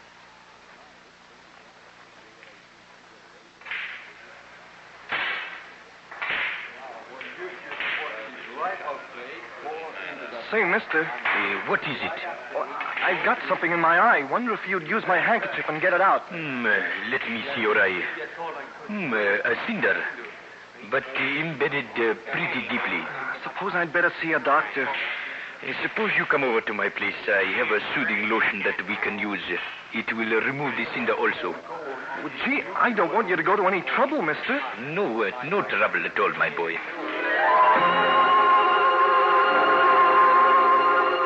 Keep talking, Ronald. What happened then? Well, we went over to his room. He washed out my eye. And then? That's all I remember. What did the man look like? Well, he was short, black hair, swarthy complexion, had some kind of a foreign accent. Where was this room? I was so worried about my eye, I didn't exactly notice, but it was up the block from the pool room. Mr. Grainger, what are they going to do to me? You're being held on suspicion of murder, Ronald. But I didn't kill her. I couldn't have. Ronald. Yeah, Mr. Grainger. What happened to your partner? The one who got away with the Tangrove jewelry. What? So you're on their side, too. You want me to confess to something I don't know anything about? Well, get out of here. Get out. All right. Cut out that racket. I want a lawyer. And keep this spy away from me.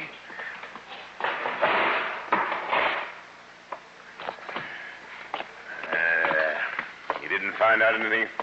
Not any more than you did. 10 to 1, he's covering up for an accomplice. But we'll find him, don't worry. One thing you can give me, Jake. What? The names of the two kids who were in that car stripping racket with the Paula boy. Lieutenant Rankin got into the files, broke out the names of the two other boys, and waved me out of his office, muttering something about insane private eyes who didn't know an open and shut case when they saw one. On the way out, I had a sudden idea. Hello? Afternoon, Herald? Let me speak with Cal Hendricks, please. Oh, Cal, this is Steve Grainger. One little news break. All right. Don't take a fit. I'm working on the Tangrove murder. Yeah, for the Paula boy. His sister hired me. Guilty? I should say not, Cal. In just a couple of hours, I'll have a startling disclosure. Sure, you can print that. Call you later in the day. I'll continue with this interesting story in a minute.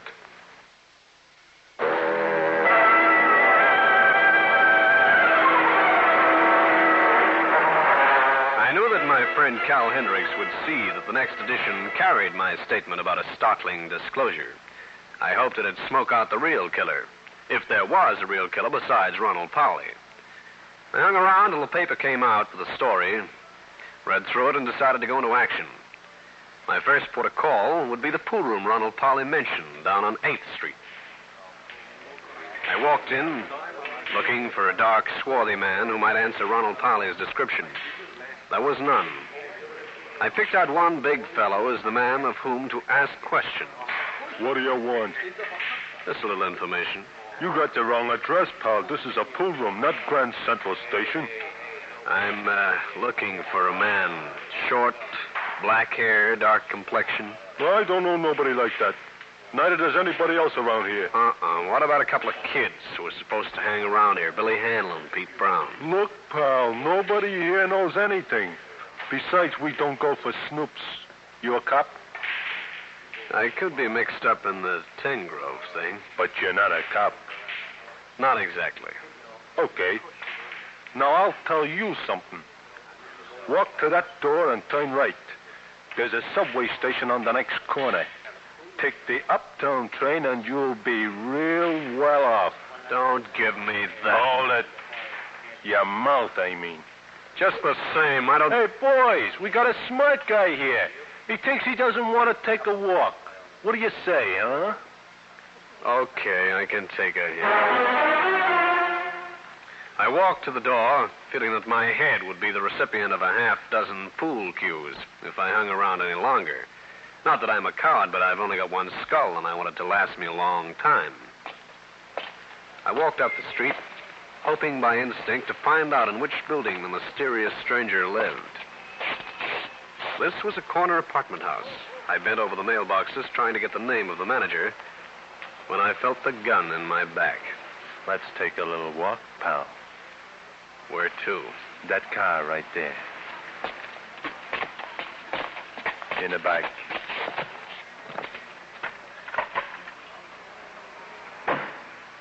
Okay, kid. Start driving. You fella, hand over that gun you've got under your shoulder. First you don't like my company, now you do. Why? Pal, you're moving in on my racket. You're spoiling things for me. I'm beginning to see things.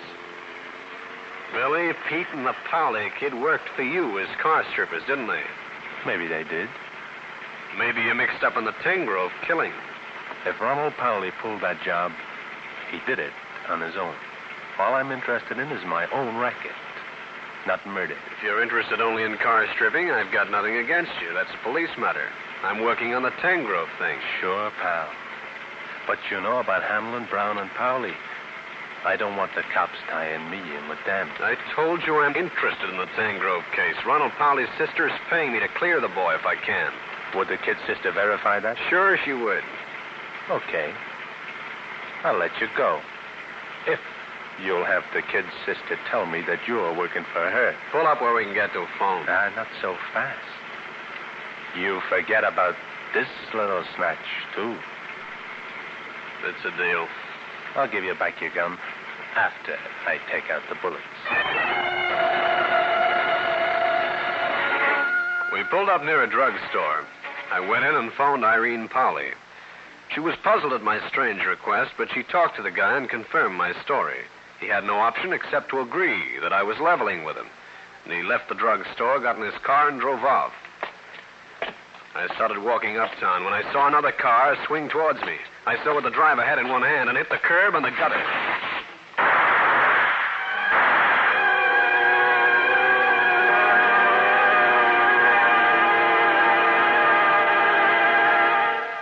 The bullets whizzed past my ears and the car screeched out of sight, but not before I'd noticed the make of the car. No number because the license plate had been removed.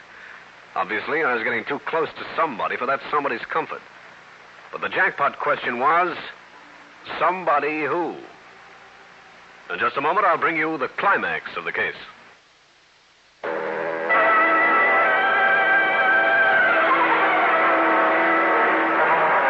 After the guy who was so anxious for me to take lessons playing the harp disappeared in a roar of exhaust pipes, I picked myself up from the sidewalk and took a look at my suit. I figured my tailor would be able to afford another payment on his new house. I also figured this would be a good time to call on my pal, Cal Hendricks. Hey, Stevie, what's with you? Sore knees, torn suit, buzzing in the head, and incipient heart failure. Any more questions, Doctor? All right. Take it easy. Somebody just took a pot shot at me from a moving car. I got the make, but not the license number. Well, to my unsleuth like you, that suggests a stolen car. See, you're real bright today. Or it could be something else. I was just remembering a gimmick a gang of loft thieves used some years back. Yeah? This gang would never steal cars. There was too much risk involved. They go to a drive-yourself place and rent a car. Then take off the license plate? And just while the robbery was being committed. Here's a classified directory. Start thumbing, son. Grainger, I want to have a couple of words with you. Well, Lieutenant Rankin in person, the honest man's friend. Grainger, I figured to be here with this apology from newsman. What's the matter, Jake? Look at this story in the paper. Did you give out a statement like that? It could be possible. What is this startling discovery? Are you withholding evidence in a murder case? It occurs to me, Lieutenant, that Steve is tossing around a little string hoping to catch something. Is that true, Grainger? Uh-huh. I hope the commissioner believes it, because it's even hard for me to. Lieutenant Rankin stomped off in surly fashion, and I started calling rental services. I asked about a certain make of car. It was slow, tedious work. Finally, I had a list of people who'd rented cars of that particular make the last day or so. I thanked Cal for the suggestion and went out to the Tangrove home. Yes, sir. My name is Grainger. I'd like to speak with Mr. Tangrove. I'm sorry, sir, but Mr. Tangrove is not at home. I see. You the butler? Yes, sir. You found Mrs. Tangrove's body, didn't you? Yes, sir. And you didn't notice anybody else around this place that day except the Pauli boy? That is correct, sir. I got a list of names here. I wonder if you'd go over it and tell me if you'd recognize any one of them. I'd be glad to, sir. Okay. Here, take a look. Robert French, James Curtis, Richard Dullen, Denon Vashley. I know him, sir. Who? Denon Vashley. He'd been treating Mrs. Tengrove. Is he a doctor? I believe, sir, he refers to himself as an occult therapist. What in the world is that? Well, I'm not quite certain, sir. It's some sort of mental treatment. Do you have his address? Of course, sir. Would you like it? I certainly would. My hunch had paid off. Denon Vashley lived down on 8th Street, a block from the pool room, and not far from police headquarters. This would be another good time to see Lieutenant Rankin at his place of business. I wanted him to find out more about this Denon Vashley before I paid him a visit. I got out of a taxi and started hoofing it towards police headquarters. The streets were crowded with vehicles of all kinds. I turned around just in time to catch a look at a fast-moving car. I hit the dirt like a baseball player sliding at a third base.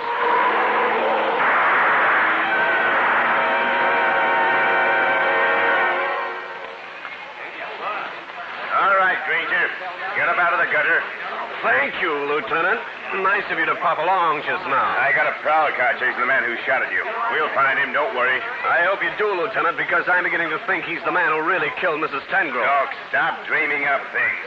Once and for all, I've got proof that Ronald Paula killed Miss Tengrove.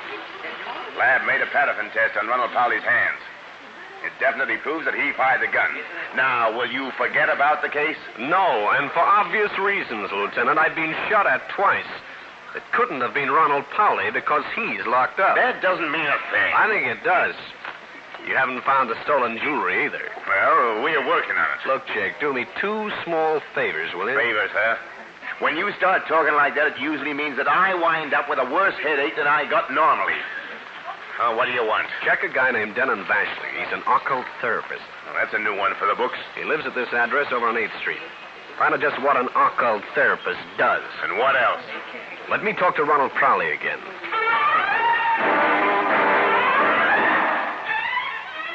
Ronald, I want you to answer every question I ask you. If you tell the truth, I might be able to get you out of this mess. What do you want to know? The pool room where you met this strange man. You lied to me before. You've hung around there a lot, haven't you? Yeah. You were working for the man who runs that pool room. You've kept right on stripping cars, haven't you? Well, yeah. You're going to have to tell that to the police, Ronald. But first, just what happened in that man's room? Did he just rinse out your eye? Well, no. No, it hurt like the dickens. I couldn't even let him get near it. So he said he'd give me a shot of some kind. In the arm. That's all you remember? Yeah, that's all. Well, Jake, what'd you find out about Vashley, or haven't you had time? I got a little information. According to his publicity, he relieves and, get this, mental distress through hypnotism. Why, thank you, Lieutenant. You've tied it all up in a nice package. See you later. Where are you up to now?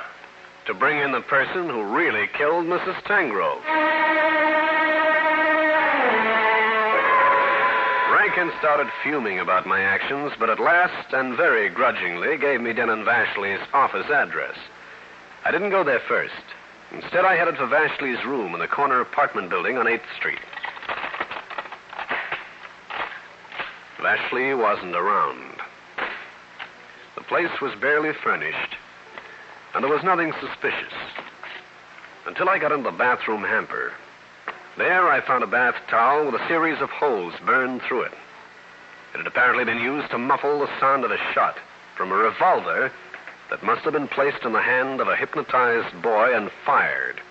Result, a beautiful frame. I took the booty back to Lieutenant Rankin at Homicide. He wasn't impressed. Grainger. You'll have to bring in something more concrete than a towel that's been used to muffle a gunshot. At least bring in this guy Vashley.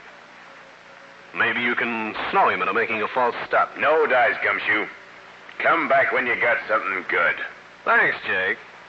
That's one of the things that endears you to me. You're so helpful. I left the lieutenant's office and headed for a phone booth. Yes? Irene? Yes. Steve Grainger. I think I got a lead on who really killed Mrs. Tangrove. Oh, you have? Yeah. You ever hear anything about a guy named Denton Vashley? V-A-S-H-L-I? Denton Vashley? He's the guy who fixed your brother's eye.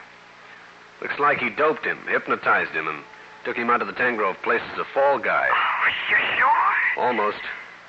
I'm going over to Vashley's office now. Maybe I can talk him into making a break. I hope you can. Denton Vashley's office was in Midtown Manhattan, and 8 times as luxurious as the room he had down on 8th Street. This was the anteroom, but no secretary graced the blonde maple desk. I looked a little farther and saw a man who must have been Vashley seated at another desk in the main office. He was just finishing a phone conversation. Very well. Thank you for calling. Yes, I shall see you soon. Very soon. Oh, you wish to see me? I am Denton Vashley. Glad to meet you. Come in. Close the door. Sure. Now, Mr. Grainger, put up your hands. Please don't make a motion towards your gun. You know me, huh? I have been very aware of you for some time. You're the guy who shot at me from the moving car a couple of times. You have saved me the trouble of looking you up again. Don't move. My guess must have been close to the truth. You hypnotized the Paula boy, huh? I don't mind telling you at all. I did. You put the gun in the boy's hand, fired it into the towel. Then you took him to the Tangrove home, killed the old girl with the same gun, took the jewelry, got the gun back in the boy's hand, and scrammed. Again, I don't mind telling you, naturally. Nice work. It took weeks of planning. First, to get the combination of the safe. Second, to find a suitable sucker, shall we call Ronald Pauli. Uh-huh. Third, to put the plan into operation. You, Mr. Grainger, came as an anticlimax. However, I have a plan for you, too. Please do not move. I have a needle here, all prepared for you. I'm going to sleep, too, huh? Yes, and I hope your dreams are pleasant. This won't take long. Too long for me. Let go the gun. I'll break your wrist. No, I won't. Not until I finish.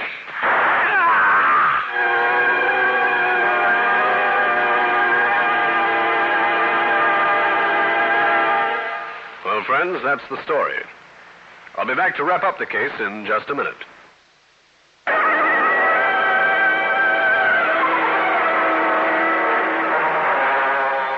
I don't like guys with hypodermic needles. And I grabbed for Denton Vashley's gun hand. The gun went off, and the fake doctor fell with a bullet in his chest. I phoned for an ambulance and Lieutenant Rankin. Then we searched for the Tangrove jewelry. It was not around, and Vashley wasn't in a talking mood. I suddenly remembered something and took the lieutenant with me on an errand. Only I went in alone. Grainger, have you found out that Denton Vashley did the killing? I did. My brother, he's going free. He is. Oh, how can I ever thank you?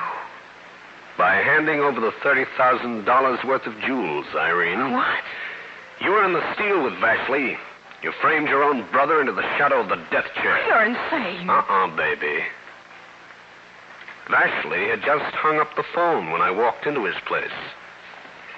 You had called him, warned him about me. You were the only person who knew where I was going. You hoped I'd get rid of him so you could keep the loot. Prove it. Denton Vashley will, when he recovers. He'll spout reams about you. Put up your hands. With pleasure. That's kind of a determined-looking revolver. Move to one side. I'm leaving. Okay.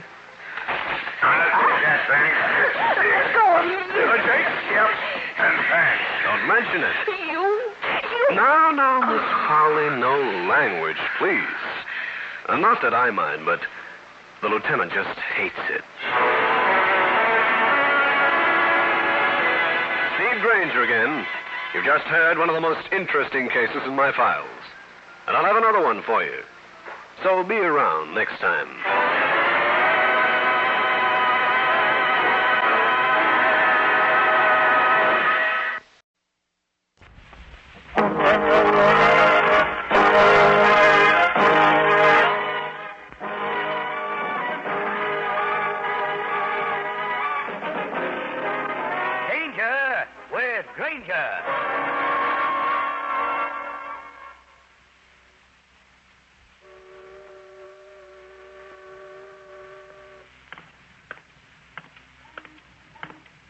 Hey, you.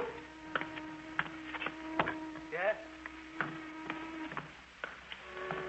Your name Muncie? Yeah. Got the money? Here. Where's the stuff? Don't be in such a hurry. Yes, well, they're okay. Here are the rocks. Tell the boss I'll get in touch with him later. In about... Hey, what's that? Somebody took a flashlight picture. After him, quick. We can't let him get away. I'll take care of him. There's nothing as quiet as a knife. Yeah. If I shot the guy, there'd be 1,000 cops around in 2 minutes. Give me that camera. That's one camera, and it'll never take another picture. Turn him over. Let's find out who he is.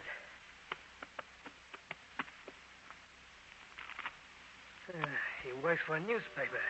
His name's Grant. What'll we do? Take his wallet and his dough. When the cops find him, they'll think somebody tried to hold him up. Yeah, good idea. I'll take that busted camera with me and burn it up. Yeah. That'll give the cops something to chew on, too. This is Steve Grainger, private detective, with a story about a cute little redhead and the cute little mess of mayhem and murder she was involved in. In just a moment, I'll take you back to one of my most interesting cases.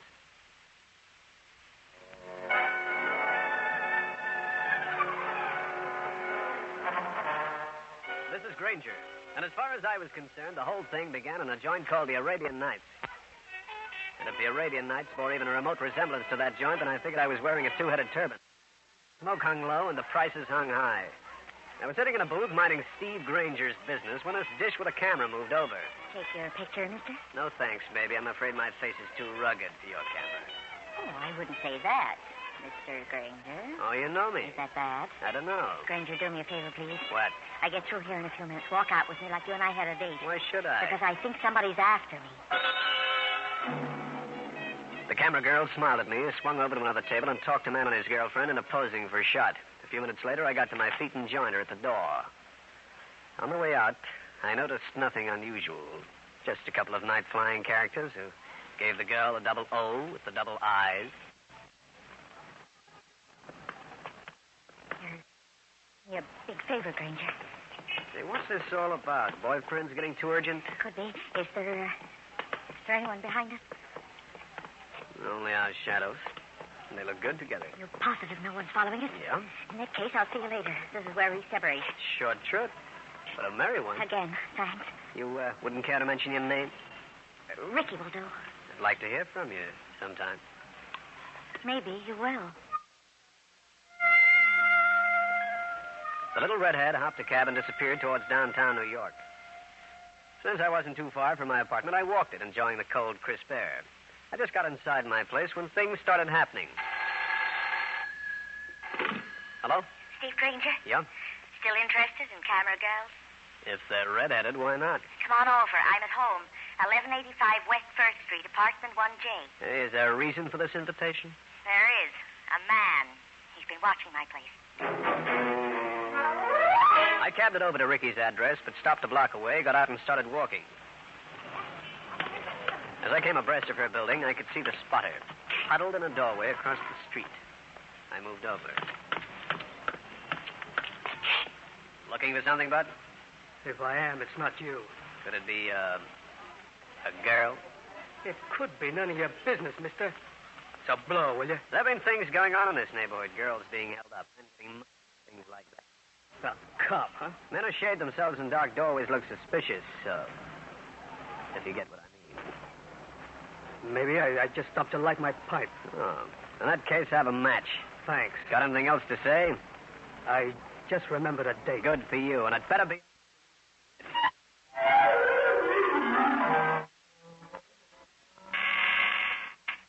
Just a minute. Did you find out who he was? No. But you did get rid of him. You remember a sudden date I persuaded him was on the other side of town. Oh. Suppose we get real chummy, baby. You start telling me things. My name is Ricky Moore. I found that out from the index outside. I want to know about those men. Why they... Well, that's just it. I don't know. You work full-time as a camera girl? Money, sir.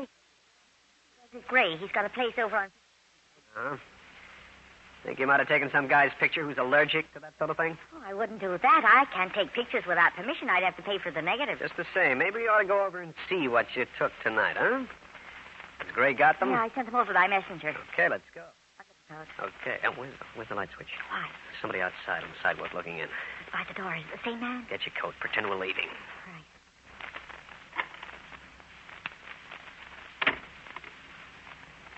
Now what? You stay here. I'm going outside and ask that character a few embarrassing questions. All right. Go back inside. Don't turn on any lights and wait for me.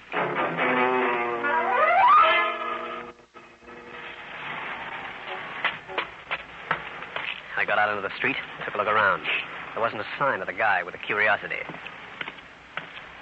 I figured he was stashed out in a doorway. The doorway was empty. I decided he must have beat it and turned around to get back to Ricky. Hey, what the...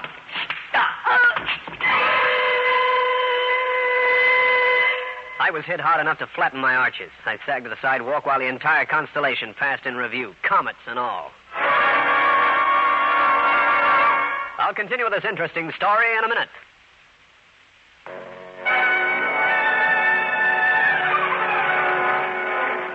When I came to after being slugged, it seemed like a couple of 100 years later. And I got on my feet and went back inside of the camera girl's apartment. There was no answer at the apartment door. And this was one time when I wanted one. I unsnapped my pocket knife. I reached inside, flipped the light switch, and looked around. The girl was gone. She could have left of her own volition. Or the man who'd slugged me could have taken her away by force. I looked up her boss's address in the phone book and went over. I wanted to look at the picture she'd taken. And her boss, Mr. Frederick Gray, was very obliging. You see, Grainger, these negatives are just the ordinary snaps of people in nightclubs. Yeah. Nothing there. For your information, Mr. Gray, Miss Moore has disappeared. And there was a guy watching her apartment. Oh, it might have been a personal thing, surely. Ricky might have a boyfriend. They could have quarreled. You know how those things are. This guy didn't act like a boyfriend. Besides, you didn't know him. I don't know. If something has happened to Miss Moore, it would be unfortunate. Yeah. Most unfortunate. I left the office, moved down the hall a ways, then tiptoed back, just in case the photographer was playing tricks. Listening at his door, I recognized the whir of a telephone dial, and a moment later heard his voice. Listen, there's a private detective named Grainger looking for her. Yes, of course I want to meet you. Where? Very well, 20 minutes.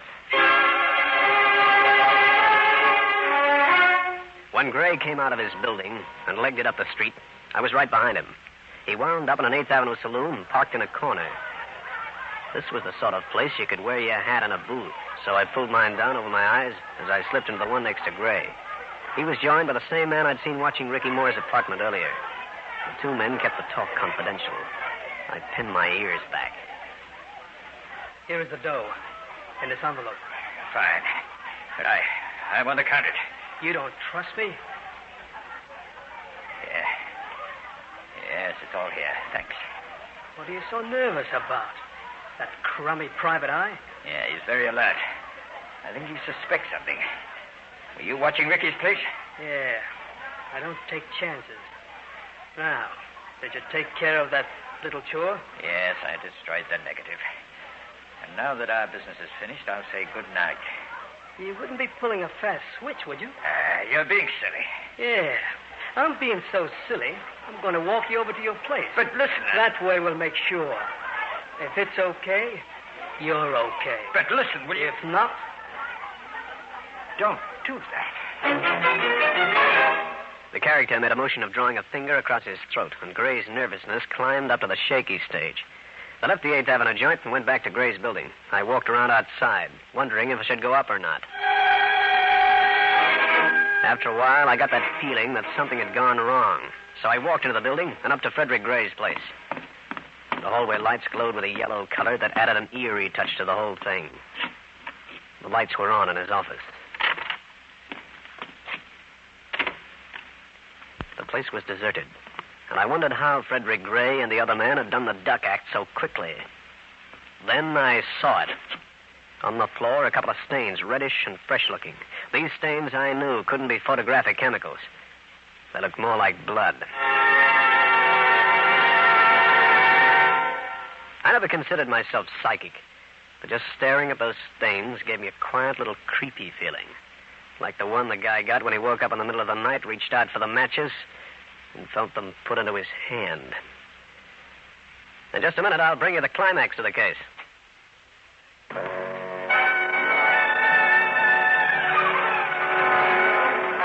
I stood there in Frederick Gray's photographic studios. I was looking at the fresh stains on the floor so hard I got a crick in my neck. So it took me a little while to turn it when I heard the door behind me open. Who are you? I could ask the same question, fella. What are you doing in here this time of night? Oh, I work here. I'm Mr. Gray's darkroom technician. I develop the pictures the girls take. I see. Did you see Mr. Gray come in a little while ago? Why, yes. Was there a man with him wearing a gray suit? Yes. Was there an argument? Did you hear him fighting or anything like that? I don't know, sir. I just popped in and popped out, but, well, I think they walked down the hall. Uh-huh. Did you develop the pictures Ricky Moore took tonight? Not all of them. The ones she took at the Arabian Nights were developed by Mr. Gray himself. Oh. You haven't seen Miss Moore tonight? No, sir. You see, I spend most of my time in the darkroom. I like it there. Oh, great. I beat it out of there and called in my pal, Cal Hendricks. He kept real newspaperman's hours. Was pretty good about giving out with information. Always provided he got first option on any news story. Well, Steve, at this hour of the night, you should be ornamenting a ringside table at one of 52nd Street's bistro. I know. What do you know about Frederick Gray? He's a photographer. Operates a photo syndicate around the night spots, has full girls working for him. Yeah? For 8 times what they're worth, these girls will snap you in any sort of incriminating poses. That I know. But could he work a racket along with it? Everybody has larceny in their hearts. Skip the philosophy. That's all you have on Gray? Yep. He always seemed to be a legitimate businessman. Why? It's beginning to look like he's selling certain pictures at, special prices. You're working on him? I'm working for one of the camera girls. Looks like she's in the same kind of enterprise. I'll see you later. So long. Hey, let's see that paper. Okay. Phil Grant, news photographer, found stabbed to death on Pier 13. Editor claims he was working on a smuggling So what? The dead man held the button off a man's suit coat in his right hand. A news photographer. I wonder. I don't know why the story about the murdered newspaper photographer tied in with Ricky Moore and a disappearance, but the feeling persisted. I said goodnight to Cal Hendricks and went back to Frederick Gray's place of business.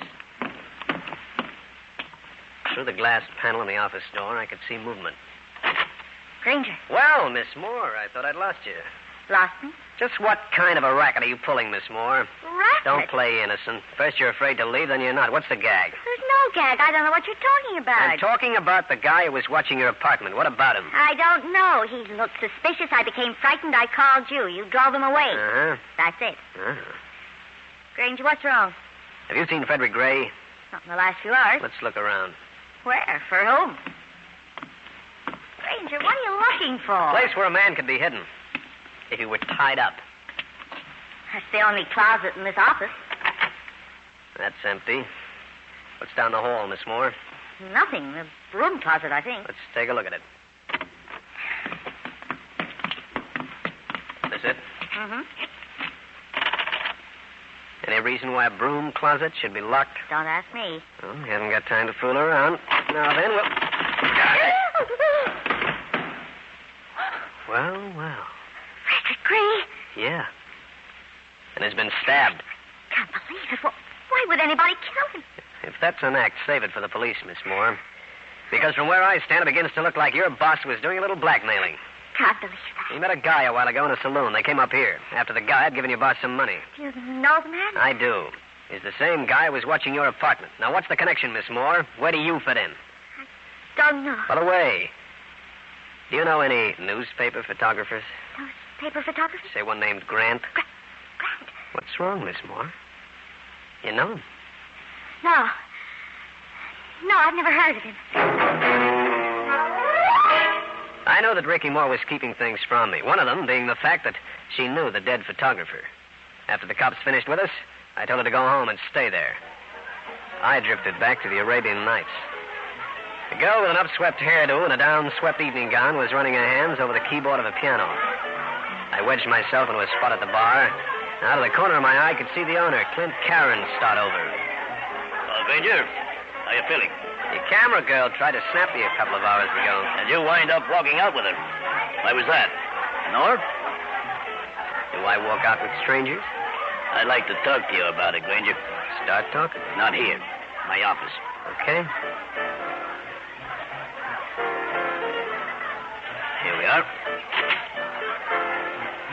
Sit down, Grainger. Thanks. That girl, that Ricky Moore. Just how well do you know her? Just casually. What's the beef, Clint? I don't know exactly, but I smell swindle. Oh? Yeah, I've been waiting for her to come back. I think her pictures are getting high priced. I know where she lives. I know she's a camera girl, period. Guess I counted on you too heavily. If I come up with anything, I'll let you know. Fine, Grainger. See you later. Oh, not that door, pal. Take this one here. Oh? Where's this one lead to? Out the alleyway. That way you won't have to fight that crowd inside. Thanks.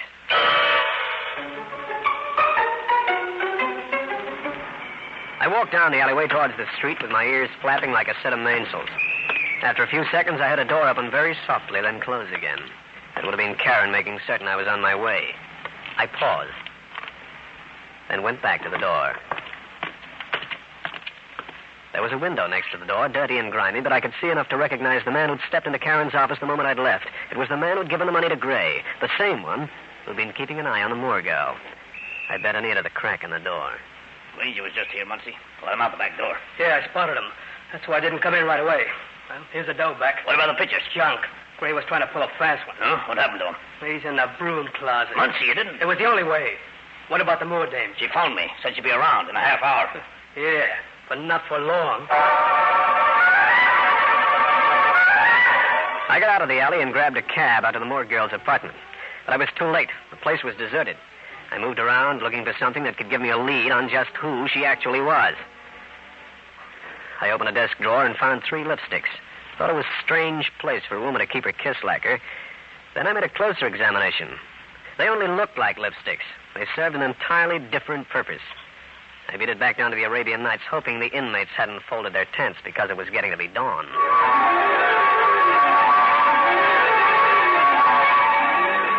I hung around the entrance to the alleyway that ran alongside Clint Karen's spot, standing first on one foot, then on the other, and wishing I had a third one to relieve the ache in the other 2. Then I spotted Ricky, walking towards me, camera case slung over one shoulder. I waited until she got abreast of me. Ricky! Grainger. Where are you going? Back to the club. This joint? Of course. I have to return the photos, even if Mr. Gray is dead. Is that the only reason? Why are you looking at me like that? I don't know whether you're on the level or tilted like a battleship on a mud flat. Here, just let me see that. Give me back my purse. Cut it out. The usual junk a woman carries around. How dare you snatch my purse? Give it back this second. Just a second, baby. Don't get grabby. Well, these are interesting. Imagine a girl carrying not 1, but 3 lipsticks. What were you planning to do? Make up the chorus at the Copacabana? I want them right now. Look at the 2 of them. They have little holes in one end. A little button on the other end. Could it be possible that these are not lipsticks? That they might be, cameras? Suppose they are. Here, what's going on, Ricky? This man is bothering me. Feeling is a trouble, fella? Get out of here. I got some unfinished business with Miss Moore. And it'll have to remain unfinished. Shut that out. Stop that, I said. Hey, Ricky. Ricky, come back. Instead of following Ricky Moore through the front entrance of the club, I took it back down the alleyway, feeling certain that she'd wind up in the office. I waited 1 minute, window prowling, maybe 2. Then she was escorted into the room by Clint Karen and placed in a chair facing the window. The mug Muncie was still there. And suddenly I noticed something that made me realize why I'd subconsciously linked this caper with the murder of the news photographer. A button was missing from Muncie's coat.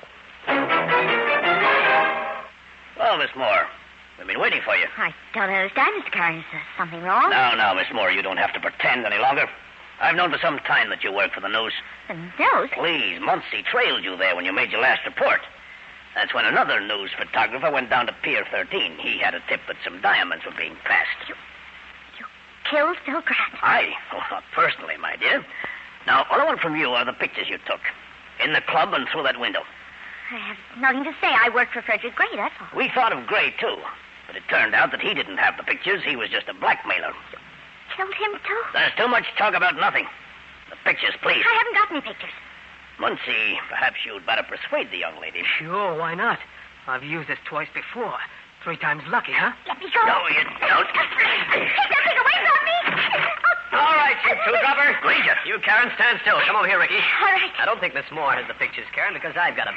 And a couple of lipstick cameras I swiped out of her apartment. Muncie. The light, Grainger, look out. Now you'll have to throw that thing left-handed for a while. Why, you...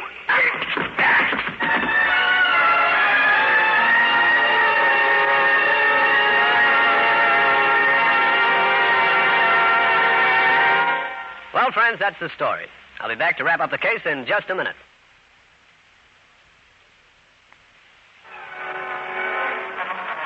Clint Karen hit the floor with a sore chin as his pal Muncie nursed a wounded arm. The police came around. The two were taken into custody on suspicion of murder. Also, the customs boys wanted them on a charge of smuggling. Charges substantiated by the pictures Ricky Moore had taken of the jewels in Karen's office.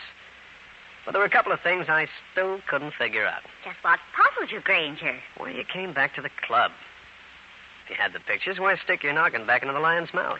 I wanted to see if I could get a couple more to bring in. You see, I took them through that dirty window from the alleyway. I wanted to get into the office and use some dodge to clean the window. Why didn't you tell me you worked for the news? I couldn't.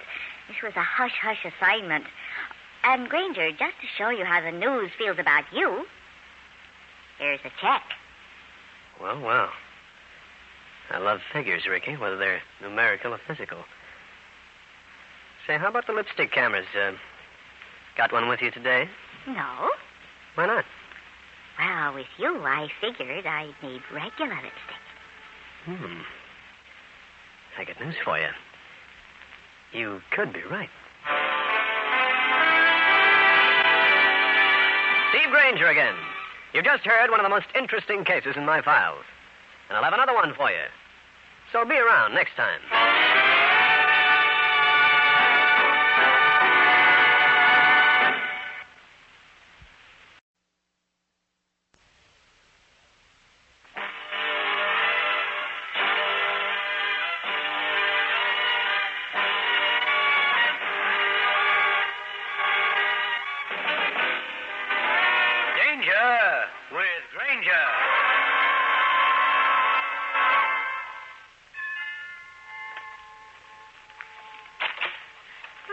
Hello, Annette. I was going to come over, Max. Come on in.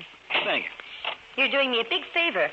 You know, I never knew that you were interested in firearms. Oh, I've made a hobby of them, just like Charles. Takes the boredom out of flying. Well, I'm very grateful to you. Charles has been gone for some time, and it was a good idea of yours. His collection is beginning to look a little rusty. Look, see for yourself. Yeah, you're right. Yeah, it's a pretty fine collection your husband's got. He brought quite a few of these back from Europe. That's a Belgian rifle, eh? Hey, here's a tip. Never saw one of these before. Well, that's a Swiss rifle. It loads through the stock. How about this little 25 caliber automatic? Oh, that's a Belgian Browning. One of those 5-shot gadgets. Hey, Max, you think this gunsmith of yours can fix all these so they're in good repair? Yeah, sure, he won't have any trouble at all. Of course, Charles might not like my handing these We're out. old friends, Annette. He won't mind a bit. Oh, very well, then. Well, take them along, Max. When will they be ready? About a week, I should say. Won't Charles be surprised? Hello, long distance. I want to place a call to Plaza 59970, New York. Plaza 59970? Yeah. I got the Browning automatic for you. You owe me $1,000. This is Steve Grainger, private detective, with a story about a little gun that made a trip from California to New York, where it committed murder and set off as fancy a frame-a-row as I've ever seen. In just a moment, I'll take you back to one of my most interesting cases.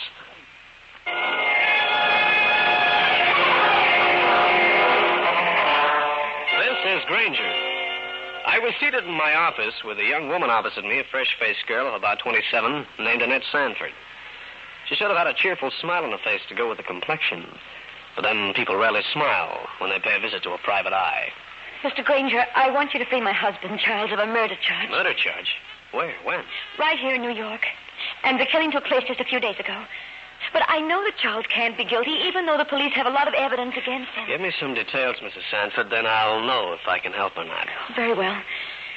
The murdered girl was a friend of mine named Nina Prince. She worked for an airline. Yeah? I asked Charles to drop in and bring her a dress I'd promised her. I was out of town at the time. I travel for a living. Yeah, go on. Well, this is what happened, according to Charles. He's always very meticulous about messages, so he took the dress and went over to Nina's place. He knocked on her door, and when it was opened, he said straight into the eyes of a police officer. Who are you? What do you want? Why, my name is Charles Sanford. I brought over this... Oh, holy smoke. Is that Nina? You know her? Well, of course. She's a friend of my wife's. She was a friend of your wife's, mister. She's got 5 bullets in her. She's deader than a herring on a tin. What's your name? Charles Sanford. Got a card? Some sort of identification? Yes, sure, but why? I'm ranking of homicide. Oh, here, my wallet. It's got my driver's license in it. Thanks. California driver's license. You from the West Coast? Yes, Burbank. Got a permit to carry a gun, too, I see. Oh, well, that's more for laughs. It's not much of a gun. It's just a Browning .25 caliber automatic. Oh, just a .25 caliber Browning, huh? Recognize this? Yeah, it's a gun just like mine. Would you mind giving me back my wallet? Don't be in such a hurry. Gun number 476816. Registered to Charles Sanford by the Burbank Police Department. Yeah. So what? And the number on this Browning automatic I'm holding in my hand is 476816. What? You mean that's my gun? Prove something else, Sanford. Hey, I'm getting out of here right this minute. Oh, no, you're not.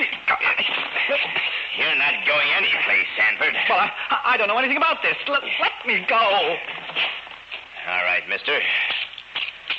Now you can run all you like, Sanford. But these are handcuffs. And you're under arrest on suspicion of murder. That's the story Charles told me, Mr. Grainger. Has your husband got an alibi of any kind? How do you explain about his gun being the murder weapon? Well, I can explain that. Several weeks ago, a man I know in California stopped by to pick up Charles's gun collection. What for? Well, he said he knew a gunsmith who would put them in good shape. I wanted to give my husband a surprise. Who is this man?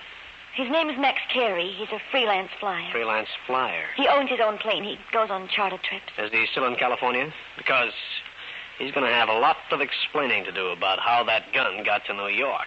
He's in Denver right now. Is he going back to California? I don't think so. I heard he was coming here. You told the police the story about the gun? Yes, I spoke to a Lieutenant Rankin. What did he have to say? Nothing. He thinks Charles is guilty. Okay, Mrs. Sanford, I'll drop down and see the lieutenant. Jake Rankin and I happen to be old friends.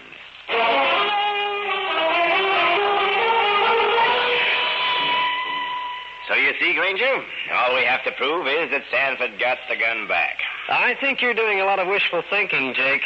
Why would Sanford walk back to the scene of the crime just after the killing? Why would he show you the gun permit? That was an accident. It could also be the act of an innocent man. You contacted that pilot who originally got the gun from Mrs. Sanford? He's in Denver. The airport can't locate him. Denver police are looking for him. Worried, aren't you? Grainger, this case is not going to fall apart, and I know it. You don't know anything of the kind. How about letting me talk to Charles Sanford? Suppose I don't. Who's his attorney? All right. Rankin pushed a button, told the answering voice to take me down to the cell occupied by Charles Sanford. As the turnkey opened the door, I got my first look at him. A medium-height, sandy-haired man with a frightened expression on his face. Who are you, a lawyer? Sorry, I'm not. Your wife asked me to do a little work for you. I'm Steve Grainger, private eye. Oh. Now, what about the gun Rankin found in Prince's room? Got any idea how it got there? None whatever.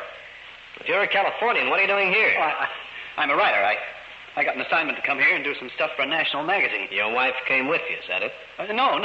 She has a job traveling. She's an auditor for a chain of stores. She had to come here for several months. It worked out very well until now. What else can you tell me? Nothing, except I'm innocent. Where were you at the time of the shooting? On my way to Nina Prince's.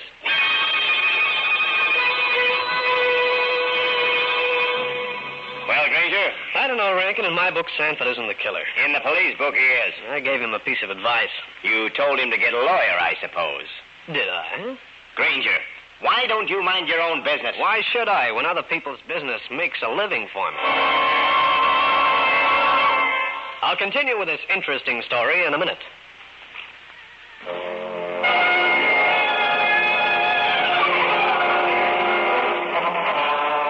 police headquarters and my fretful friend, Jake Rankin, and headed for the hotel where Mr. and Mrs. Sanford parked their traveling bags. When I got Annette Sanford on the phone from the lobby, I asked her to join me in the cocktail lounge. Did you talk to my husband, Mr. Grainger? Do you think he's innocent? Very probably, Mrs. Sanford, but it's going to take some proving. If I were you, I'd get a lawyer. He can get your husband out on bail. Are you sure? That Lieutenant I Rankin... was just talking. He has no actual proof that your husband killed the Prince girl. The lawyer will have him free in a matter of minutes. Very well, I'll see an attorney I know. Now, how did your husband get acquainted with the Prince girl? I introduced them. I've known Nina for several years. Huh? When we came to New York, I looked her up. And what does she do for a living? She was employed by an airline as a supervising hostess. Oh, did she know this pilot to whom you gave the guns? Yes, I believe so. Do you think Max might have killed Nina? Not if he's in Denver. Who else knew the girl? You could have known about the gun collection. Let me see. There's Gretchen Holling. She works for the same airline Nina worked for. Yeah? And a pilot named Brian Talbot. He knew about the guns, and... well, I guess that's all. Yeah, thanks, Mrs. Sanford. I'll go to work on these people. And you get that attorney. I got some addresses from Mrs. Sanford and started checking on the people she'd mentioned. Gretchen Holling was out of the city, too. Brian Talbot was in New York, but not in his apartment. An apartment he shared with the missing pilot, Max Carey. Late in the day, I got a break. A tip that Carey was on his way back to New York. I ascertained that he would be landing at Newark Airport and went over there to wait for him. I watched this certain plane with more than ordinary interest. It rolled to a stop and the pilot climbed down from the cockpit. A tall man with a shock of unruly blonde hair. The pilot named Max Carey. You want to see me? Yeah. You're Max Carey, aren't you? Yeah. My name is Steve Grainger. I want to talk to you about a certain gun collection you got from Mrs. Sanford. What about it? What did you do with the collection? To my apartment in California. You didn't by any chance bring a .25 caliber Browning automatic to New York, did you? No. I hope you can prove that, because Charles Sanford is in jail on a murder rap. Murder? A girl named Nina Prince was shot with a .25.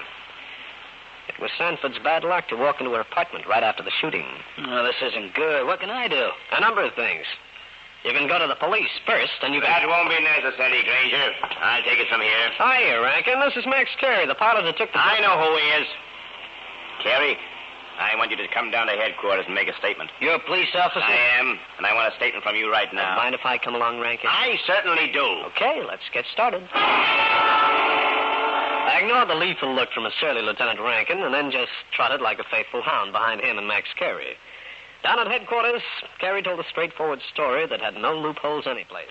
And you say you haven't seen the gun for 2 weeks. That's right. I've been flying out of New York. That DC-3 your own plane? Yeah. I took on a charter for Denver a week ago. You can prove that, no doubt. Sure, I checked into Denver Airport. You can phone him if you like. Never mind what I like.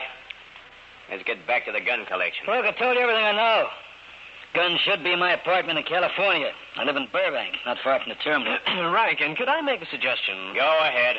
Carey, would you have any objection to the Burbank police getting into your apartment and looking around? Not at all. Anything the police do is okay with me.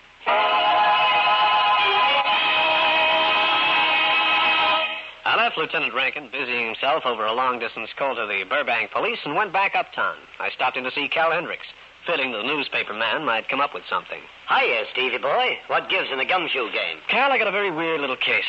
A woman is shot here in New York with a .25 caliber automatic, which is registered to a man in California. Well, the case of the wandering weapon. Right after the shooting, the guy who owns the gun suddenly arrives on the scene. Too good to be true, huh? So I feel. The tale goes on. The guy's wife gave this gun with some others to a pilot friend to have them cleaned as a surprise for the husband. Well, how dumb can you get, giving away guns? Maybe this pilot's your guy. He's got an alibi. He was in Denver. The personnel in this case of yours sure do get around the country, don't they? Yeah. Well, is there anything you want me to do? No, I just dropped in to sort of chat it over. Well, that's very flattering, Stevie, but you know, I'm a newsman. I can't live on talk. My editor needs stories. Otherwise, I don't eat. So up on your feet, friend, and get to it. Well, how do you like that? I walk in here as a private eye. I walk out as leg man for a news reporter. I headed back for my office and made a phone call. Rankin, Steve. This is Grainger. Oh, glad you called, Gumshoe. I just talked to the police at Burbank. Now, what did they find? Max Carey's apartment had been broken into. The guns were taken, huh? No. Just a little automatic and another one, along with some clothes and other odds and ends. Also, I just got the report from ballistics. The automatic fired the shots that killed Nina Prince. Oh, thanks, Lieutenant. I still think Charles Sanford killed the girl, Granger. It would have been easy for him to steal the gun from Carey's apartment on the coast. But he's been right here in New York. But he was in California 1 week ago. See what I mean? Yeah. Too clearly, dear Lieutenant. That really puts the guy on the spot. I hung up and sat back. This was adding up to an extremely black mark against Sanford. If Rankin could prove that Sanford had been near Carey's apartment in California, he could make a murder rap stick. And my client would be minus one husband. In just a moment, I'll bring you the climax of the case.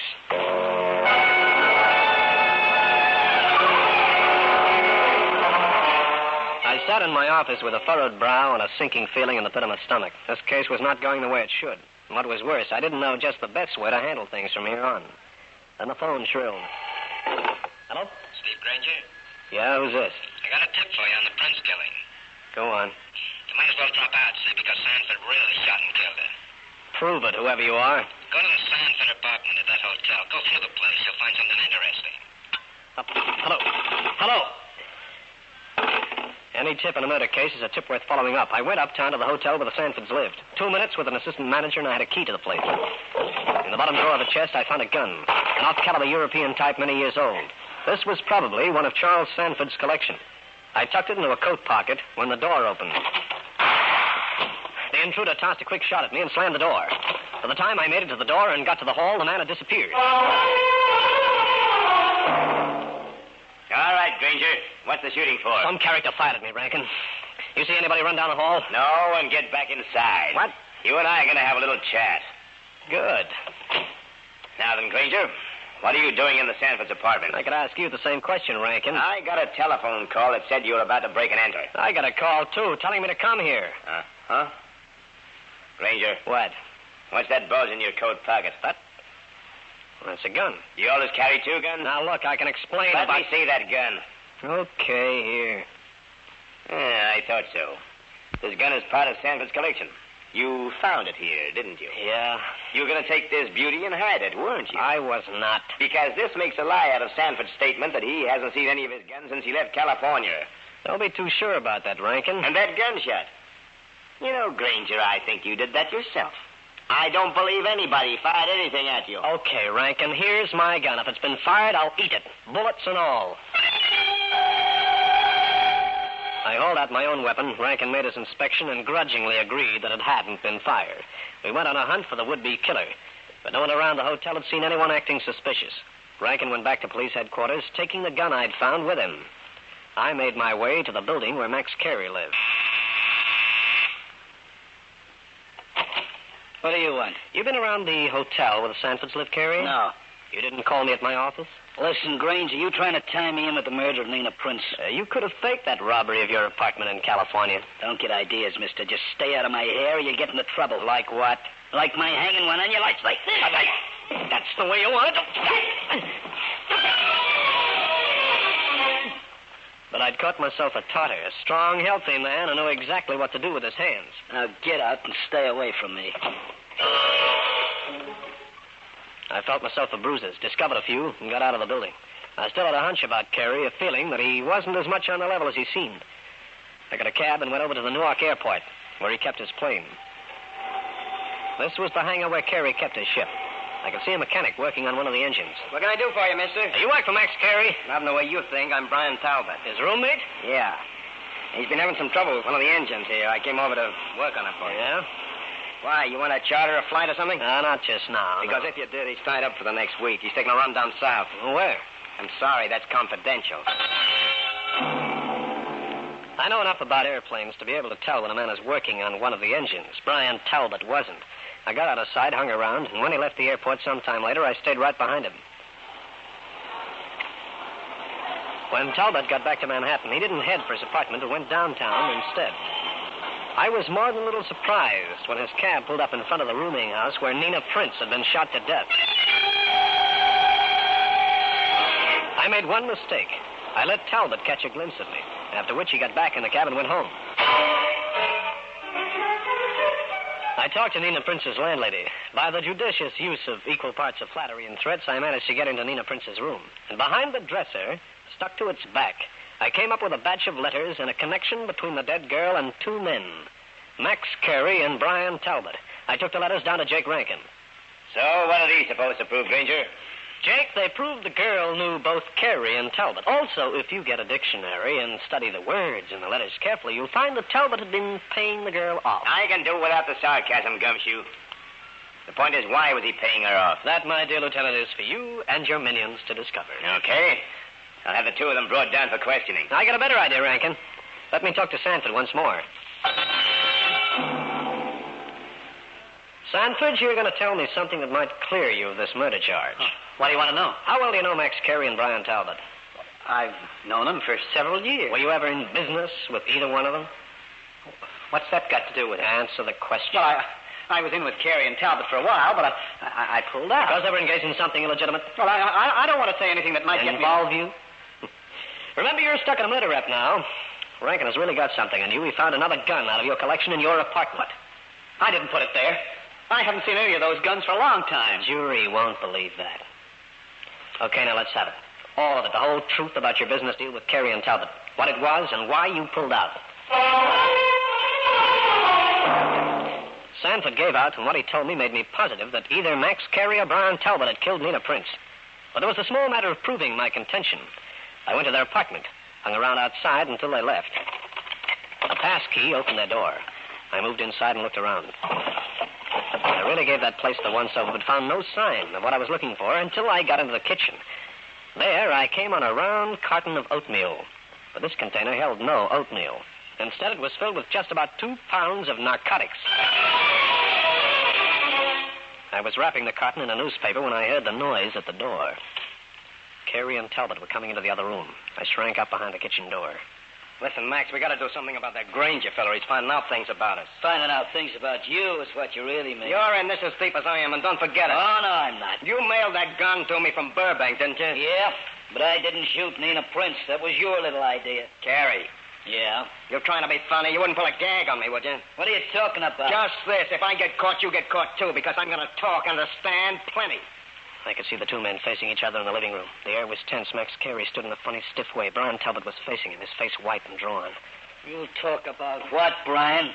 Nobody's got anything on me. Except smuggling. You don't get the electric chair for smuggling. But the penalty's stiff enough, Carey. Grainger, you two up with your hands. You were listening, eh? I was.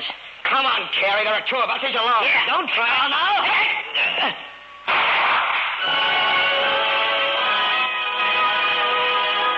Well, friends, that's the story. I'll be back to wrap up the case in just a minute.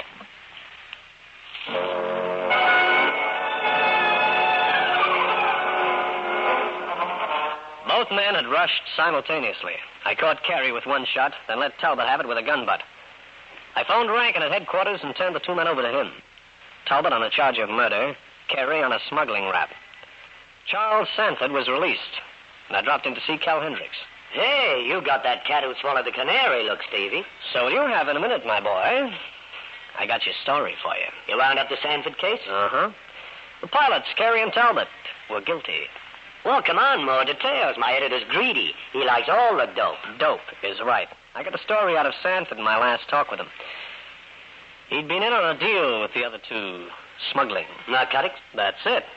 They'd frame a charter flight to Mexico, pick up a load, and bring it back. And Sanford was in on it? Until he found out what they were really doing. Then he pulled out, threatened to expose them. So they killed Nina Prince, who knew about it, too. They'd been blackmailing them, and framed Sanford for the killing. Not bad at all. Anything else you know, unusual angles on the case? Well, there's one more neat twist. You know how they'd been bringing the dope in? Hidden in the hub of a propeller. That's a new one.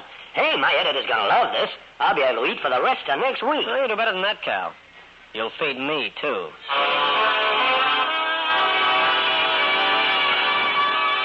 Steve Grainger again. You've just heard one of the most interesting cases in my files. And I'll have another one for you. So be around next time.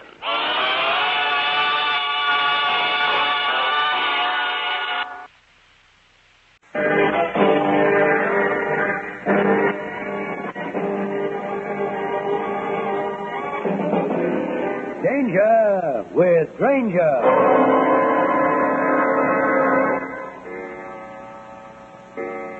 is Grainger. The place, my apartment. On the Davenport opposite me sits a woman, white-faced and tense. Midnight. This waiting, Grainger. I can't stand it any longer. I told you it wouldn't be easy, Mrs. Milroy. You should have taken a sleeping tablet and got some rest. I can't.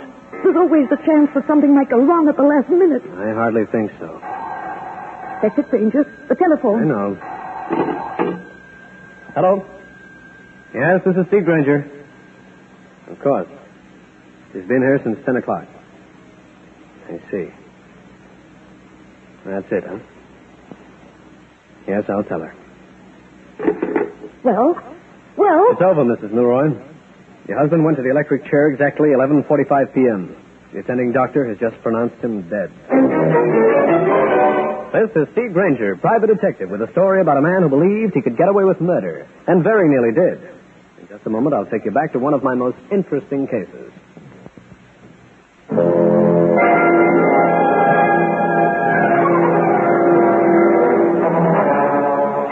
This is Grainger.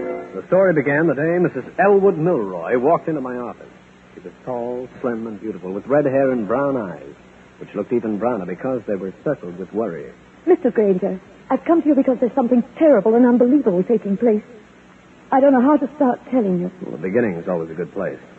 It concerns my husband. Elwood Milroy? Hey, he's a well-known criminologist, right? Yes. And he intends to kill somebody. No kidding. Who's the intended victim? A very good friend of mine named Newman. Peter Newman. Boyfriend? Mr. Grainger, I might as well be frank with you. I've been married to Elwood Milroy for 15 years. I realized after it was too late that I should never have married Elwood. I've known Peter for many years, so this isn't just a summer romance, if that's what you're thinking. I don't handle divorce cases, Mrs. Milroy. That's not what I want you to do. The divorce does come into it. My husband's been quite agreeable about one, until lately. He saw me lunching with Peter Newman. He was waiting when I arrived home. There was a scene. He changed his mind, said that there'd never be a separation. Mrs. Milroy, I told you I don't meddle in divorce cases. I know that. What I want you to do is to stop my husband from committing a murder. Why don't you go to the police? You think they'd believe me? I can't even tell whether you do. Okay, I'll take your case, Mrs. Milroy. How and when do I start? My husband is delivering a lecture this evening at an uptown auditorium. I'm going, and I have an extra ticket. I thought you might like to attend. It might give you something to work on. Yes, it might at that. I'll be there, Mrs. Milroy. One thing, Mr. Grainger. My husband is to know nothing of our conversation. At 8 o'clock that night, I was seated near Mrs. Milroy in an auditorium on Upper Broadway. Her husband wound up his lecture at exactly 10 p.m. Old-fashioned methods of crime detection are no longer usable when one deals with a modern criminal. As science has advanced, the criminal has also advanced. And you, who are specialists in the field of criminology, must anticipate these advances. I thank you.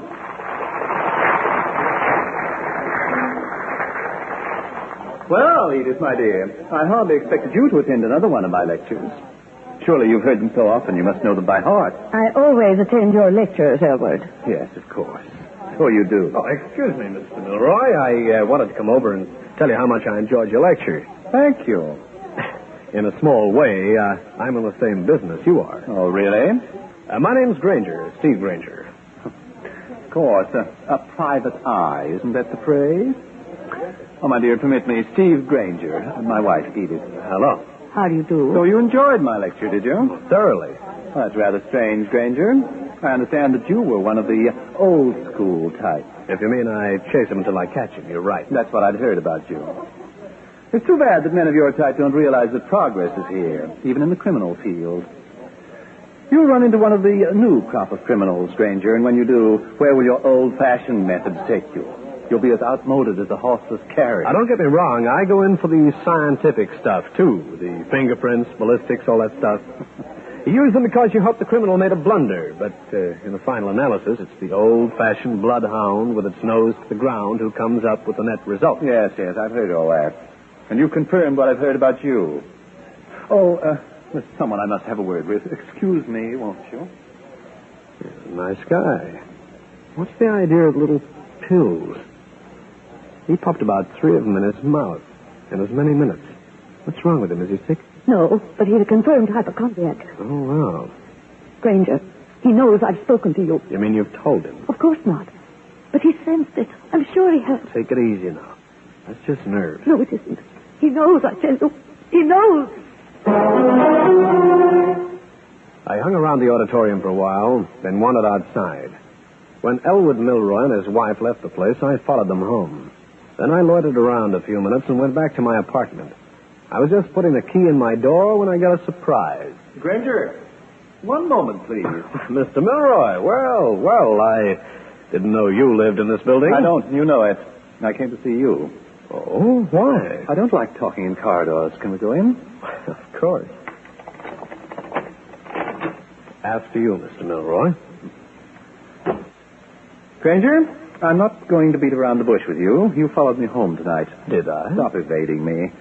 You were in a cream-colored taxi. The number was 673. You dismissed the cab half a block down the street. You loitered around for a while, and then you left. How do you know all this, Milroy? You were waiting for me when I walked into this building. That was simple. I slipped out the back door of my place, watched you for a moment, got a cab, and anticipated your next move. I was right. You came here. Nice going. Simple deduction. Now then, Grainger, why were you following me? I'm not at liberty to tell you. Was it my wife? I told you I'm not at liberty to tell you. Oh, it was my wife. Grainger, I'm going to tell you something. Edith suffers from a persecution complex. She seems to be under the impression that I'm going to kill her. If you know all this, why come up here? Because I will not be trailed around. I am not a criminal. I've done nothing wrong. Also, if my wife is your client, and I'm reasonably sure she is, I'll tell you something more. I intend to give her the divorce she wants. Have you told her all this? I shall in good time. So, Grainger, let me repeat. Leave me alone, or I shall take steps. Okay. And until tomorrow, you can take steps right this second through that door, Mr. Crime Expert. Suppose I choose not to leave right now. This is my home. You're an intruder, an insulting intruder, I might say. I'd be justified in throwing you out on your face. You might be justified, but could you do it? Milroy, I've taken all I'm going to from you. You've slung a lot of fancy phrases around, made a lot of nasty cracks. Or have you forgotten what you said at the auditorium? I remember every word. Now get out of here. I'll toss you right out. I'd like to see that. Okay, you will. That was a scientific little move taken from the Book of Judah, Grainger. You want some more? Yes, I think I do.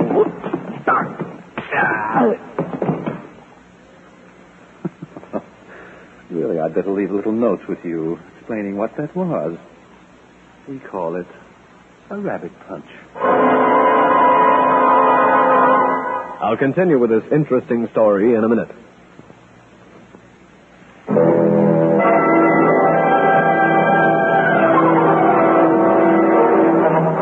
When I came to, I felt like somebody had played the flight of the bumblebee on the back of my neck with a mallet. I staggered to my feet, sloshed water over my skull, and weaved back into the living room. Milroy had gone. I went to bed. The following morning at the office, an early visitor made an appearance. Mr. Grainger, did my husband come to see you last night? He did. I was afraid of that. He's terrible. He looked at me this morning and said it was all set. All set? What do you mean? Let me tell you what happened.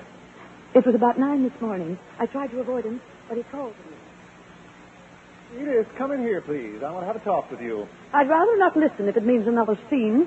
I think you'll hear what I have to say, or there'll be unpleasant consequences. Sit down. Very well. What is it? Why did you employ a private detective to follow me? Don't attempt to lie, please. You hired Steve Grainger. Why? Because of the way you've been acting, Elwood. How else can a husband act who is about to be discarded? Elwood, I don't want to go over it again. You're grossly jealous of Peter Newman. You don't want to stay married to me, and you also don't want me to marry anybody else. I don't want you marrying Peter Newman. He's a fool. I refuse to let you make a stupid blunder. It may seem a blunder to you, but it'll seem like paradise to me. I'm asking you once more to reconsider. I know that you've consulted an attorney. You'll try to sue me if I don't go ahead with our original agreement. That is correct. You forced me to be plain, Edith. I'll get the divorce, not you. And I'll get it when, where, and if I want it. If you start any action against me, you'll regret it for the rest of your life.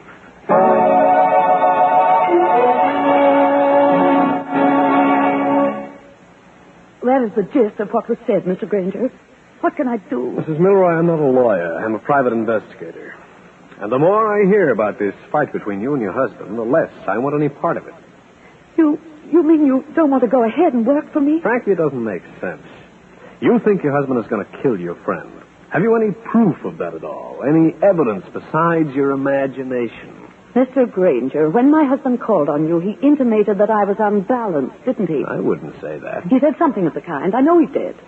That's why you're acting the way you are. I'm sorry, Mrs. Milroy, but I don't think there's anything to this idea you've got. Very well, I leave. But when you remember this conversation, you'll be sorry. Edith Milroy swept out the door, gave me a curt nod, and disappeared down the hall. It was pleasant to forget her and get into something that had less of an odor about it. I got engrossed in some other work. At 5 that afternoon, the phone rang. Steve Grainger speaking. Mr. Grainger, this is Edith Milroy. What is it now, Mrs. Milroy? Has anybody been up there looking for me? No. Why would anybody look for you up here? Have you read the latest edition of the paper? No. Why? Peter Newman was found dead in his apartment early this afternoon. He'd been shot. Where are you, Mrs. Milroy? I'm in hiding. Why? I'm afraid. You think your husband did the killing? I know he did. Mrs. Milroy, maybe you'd better come up here right now.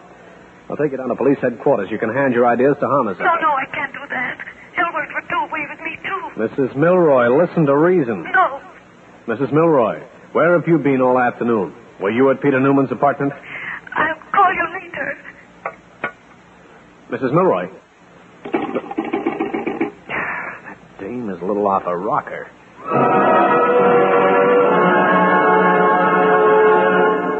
Well, I ask you, wouldn't you think the same? But even so, there was a kind of funny nagging feeling at the back of my head. It might have been just the echo of the rabbit punch delivered by friend Milroy. And again, it might be the feeling that Mrs. Milroy had been right all along. In just a moment, I'll bring you the climax of the case.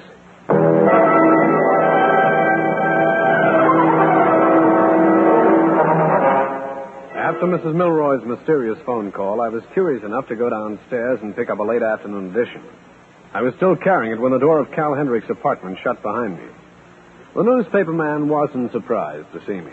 Well, Steve, what's the good word today? What do you know about Elwood Milroy? He's a criminologist, one of the best in the business. What else do you know about him? Personally, I mean. Not much. Has an acrid disposition, not the type who fondles children. Hey, why the interest in Mr. Milroy? You thinking of taking a short course in scientific crime detection? I might.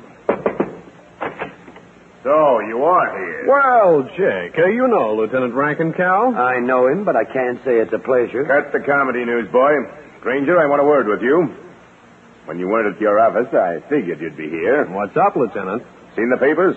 Read about a man named Peter Newman getting shot earlier today? I might have noticed that little item. Why? Did a Mrs. Milroy retain you, Grainger? Mrs. Milroy? We have information that Mrs. Milroy came to you. Why? Why does anyone come to a private investigator? Come on. Stop stalling, Grainger. Why did she employ you? Was it because she was afraid of her husband? Did she have an idea that her husband was going to kill Newman? Maybe. You know where Mrs. Milroy is now? Nope. You see, Grainger, she's involved in this killing. Up to her ears. The gun that did the killing belonged to her husband. It was by the door. How do you tie in Mrs. Milroy? An informant told us that she was at Peter Newman's apartment about the time the killing took place. Oh? And speaking of fingerprints, they were a woman's. We'd like to have a little chat with Mrs. Milroy. They were hers.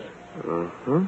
Knowing that you cooperate to the fullest extent with the police department, we wouldn't like to entertain a notion that you might be hiding the suspect. Dear boy, I wouldn't dream of it. I'm glad to hear you say that, Grainger. Mr. Grainger, I've been looking all over for you. I went to your office, and the man next door told me you might be here. I am? So what? I've got to talk to you privately. The police have identified the gun that killed Peter. Grainger. Yeah? Do you mind if I enter this charming little group? I'd like to meet this lady. Oh, so glad to oblige. Mrs. Milroy, let me present Lieutenant Rankin of Homicide. You're a police officer? I am Mrs. Milroy, and you and I are going downtown for a little chat. But I haven't done anything. I'm not guilty. Grainger, help me, please. If he does, he'll be obstructing justice. And if he does that, he'll occupy a cell, too. Come on, Mrs. Milroy. Interesting little scene, Steve. Yeah, wasn't it? Going to help Mrs. Milroy out? Why should I? Because you're the Galahad type kid.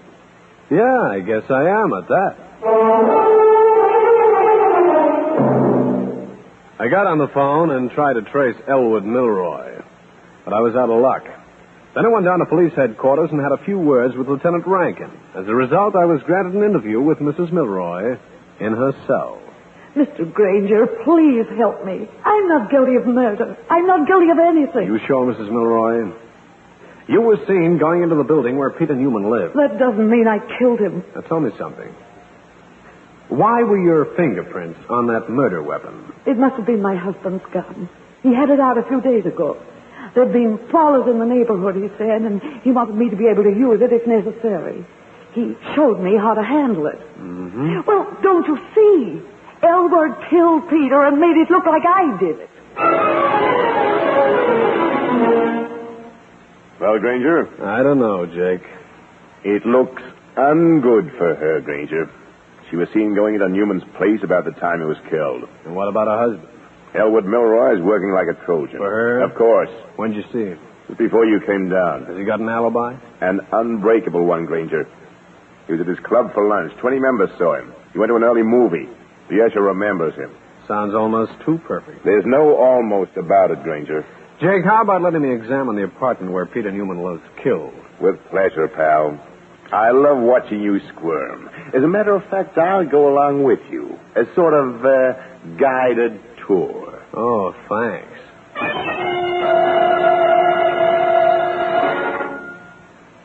This is his apartment, Grainger. Hey, how come it isn't sealed? I forgot to tell you. Her husband is up here working. The great Milroy himself, huh? Okay, come on. Now, give me a breakdown on what you found. Peter Newman was lying over there, alongside the Davenport. The gun was here by the door. So he didn't shoot himself and throw the gun away. Cut it out. I thought I heard... Oh, hello, Lieutenant. And it's Mr. Grainger, isn't it? Yeah. You two know each other? Quite well, don't we, Grainger? I've got a good notion. Here, cut that out, Grainger. What's the matter with you? Oh, Grainger is a trifle annoyed. We played a little game last night. He lost. What's this? Forget it. If you'll excuse me, I'll get back to my work. Wise guy. Now, what happened? Well, he came up to my place. I tried to throw him out. You what? He's one of the country's foremost exponents of judo. Don't worry. I found it out. Let's go. There's nothing here. Okay. Hey, do they have a doorman in this building? They do. He's got a little office just inside the door. Good. This it? Yeah.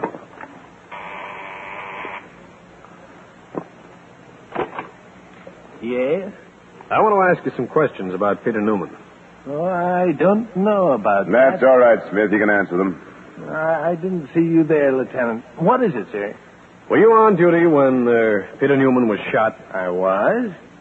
Now, how many people came to see him? He had only one visitor. That Mrs. Milroy. She came to see him. Nobody else, huh? No, sir.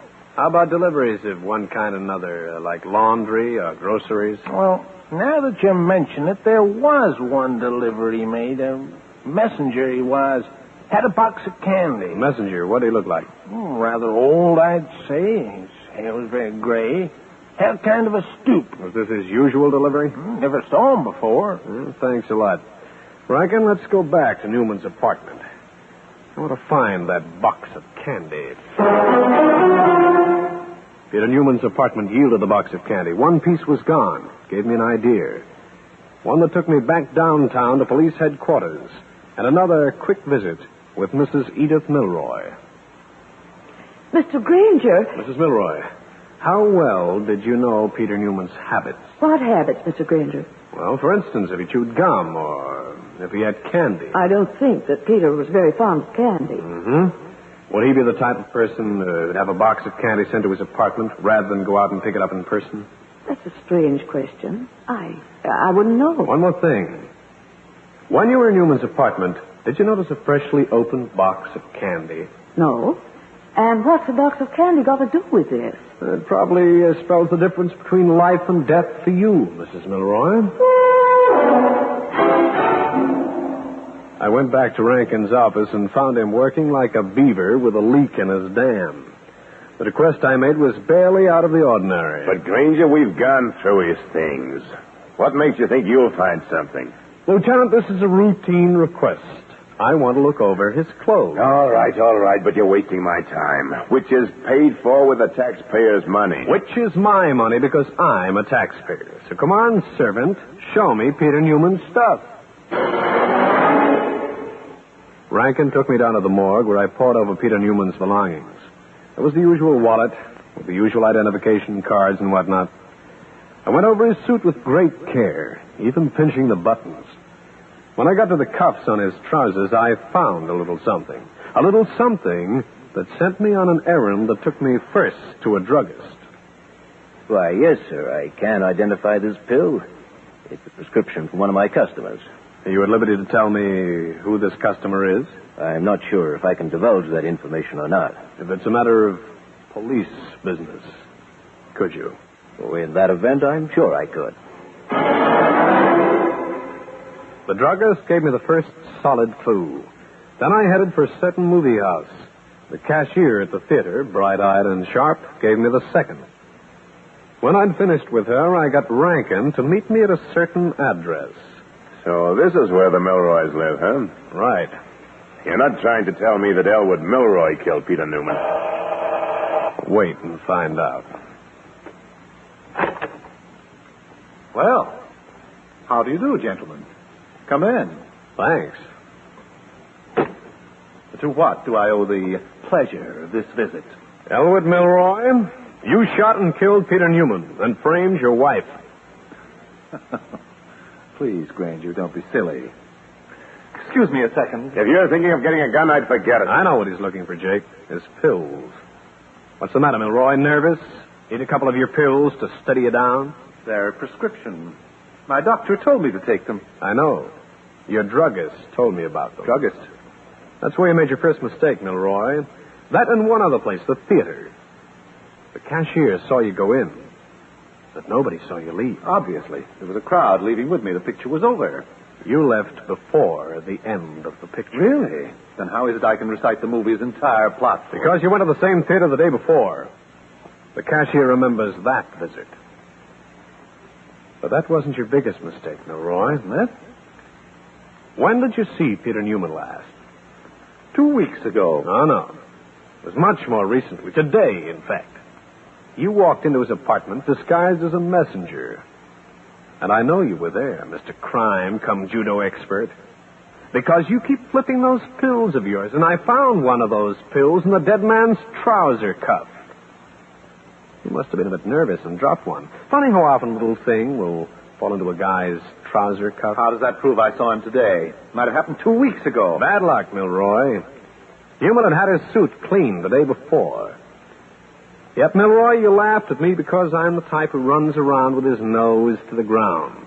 But if I hadn't, I would never have found the clue that busted your perfect crime. And that'll send you to the chair. You dirty snoop! I'll kill you! Rankin, look out! You get away!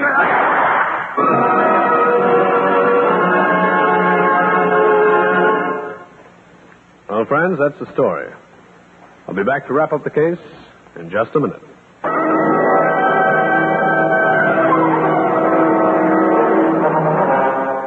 Elwood Milroy went to hospital with a bullet through the arm. With evidence piling up against him, he was accused of killing Peter Newman. Ultimately, he was convicted. I paid a call on my friend, Lieutenant Jake Rankin, at his office. Well, Grainger, you might be interested. Elwood Milroy was sentenced to the chair this morning. So much for his too-perfect alibi, huh, Jake? And for old-fashioned detective methods. Yeah. Have you seen Mrs. Milroy? Saw her just an hour ago.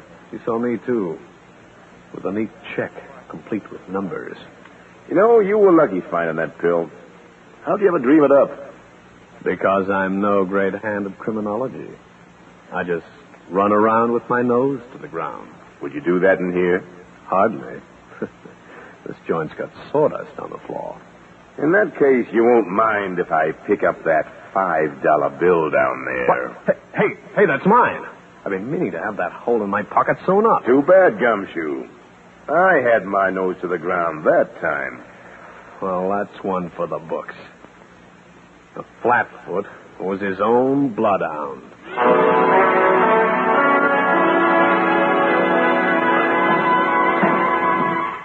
Steve Grainger again. You've just heard one of the most interesting cases in my files. And I'll have another one for you. So be around next time.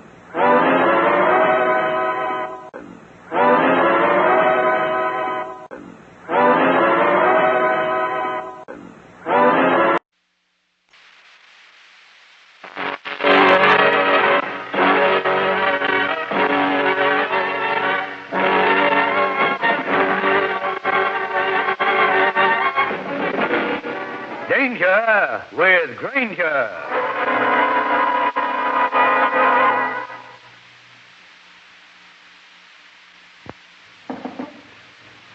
Come in. You're Steve Grainger.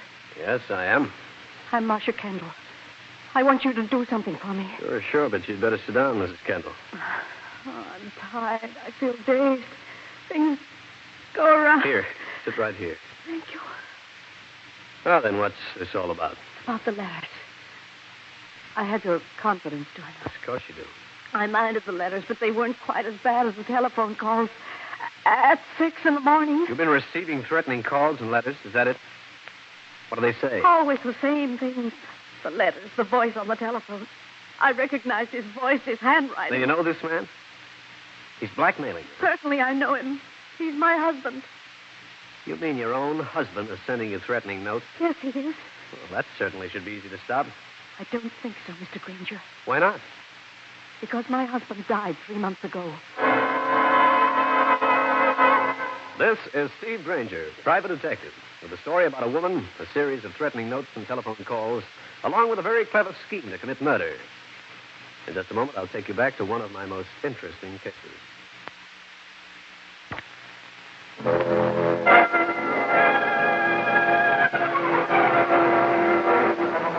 This is Grainger.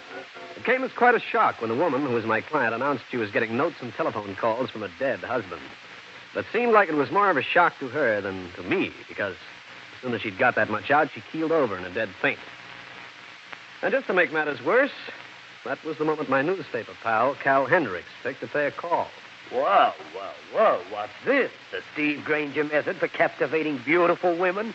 Oh, what you do, Stevie boy? Knock 'em cold to make sure they fall for you? Look, go peddle your wisecracks to television. She fainted. Yeah, one good look at your homely puss, no doubt. You'd faint, too, if your dead husband had been writing you letters and calling you on the phone. Her dead husband?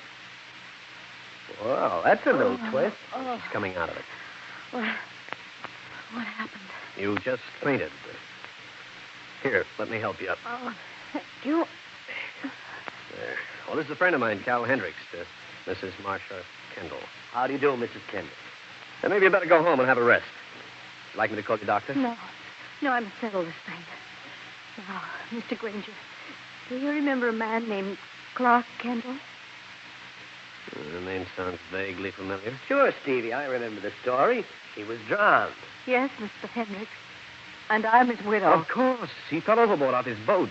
You tried to help him. The police had you in custody for several days. That is correct, Mr. Grainger. They finally agreed that it was an accident and let you go. And now your dead husband is writing you and telephoning you. What's this all about? I married Clark 2 years ago. We were very happy in spite of certain obstacles. What do you mean by obstacles? Some of Clark's relatives didn't like me at all. Clark and I loved boating. We spent most of our time aboard the Seafarer, our 15-foot sailboat. Just how did your husband die, Mrs. Kendall? It was about 3 months ago. We were below in the cabin. The storm was coming up, and the Seafarer was bringing some wind.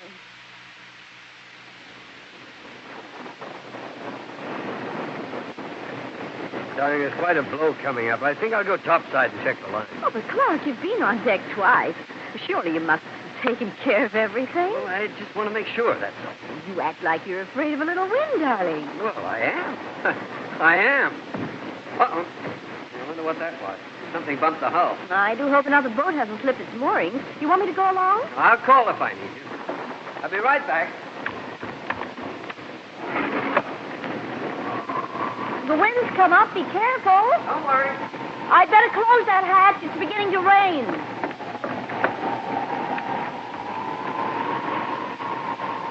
Clark, are you all right? Clark! Clark, where are you? Oh, did that boat come loose? Clark, what are you doing in that boat? Answer me. Clark, where are you? In the water. The life preserver. Clark, here. Catch.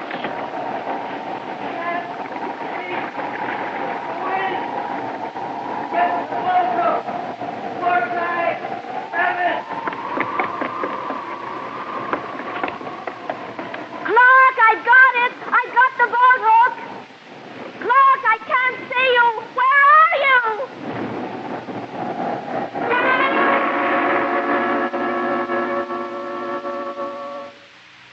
I never saw Clark again, Mr. Grainger. I got in touch with the Coast Guard on the boat's radio. They came out and searched the entire area, but it was too late. But his body was found, wasn't it? Yes, a week later. You identified him? Yes. Look, Mrs. Kendall, don't you think you better go home and get some rest? You're obviously unwell. Why go home? I can't sleep. Got to find out about those letters and telephone calls, and I need Mr. Grainger's help. Very well, Mrs. Kendall. I'd like to have a look at those letters. You have them with you? No, they're at the apartment. I'll pick them up later. And I'd like to have a look at your boat, if you still own it. I do. You can pick up the keys at the Yacht Club office. I'll telephone. Now, which club is it? The Island Yacht Club. Oh, yes, on City Island. I'll go out there today. Here's my card. When shall I hear from you? Probably later in the day, Mrs. Kendall. Thank you. And you, Mr. Hendricks. Oh, I didn't do anything. Goodbye. Well, Steve, you got yourself quite a deal, haven't you? Yeah. I wonder. You wonder what? How much Mrs. Kendall didn't tell us. An interesting conjecture, Stevie. You know, I think I'll go out to that anchorage with you. I'll continue with this interesting story in a minute.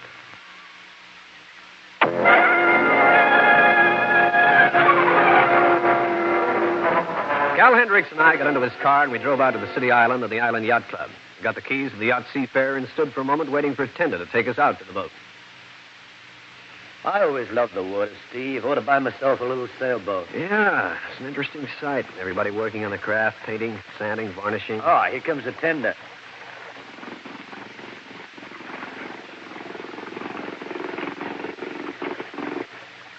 You, gentlemen, want something? Yeah, old-timer. You take us out to the Seafarer? I reckon I can. Ain't nobody aboard, though. You got a key? Right here. Okay, I'll have you out there in 2 shakes of lamb's tail. Sit down in the stern here, mister. Boat right here. Right you are.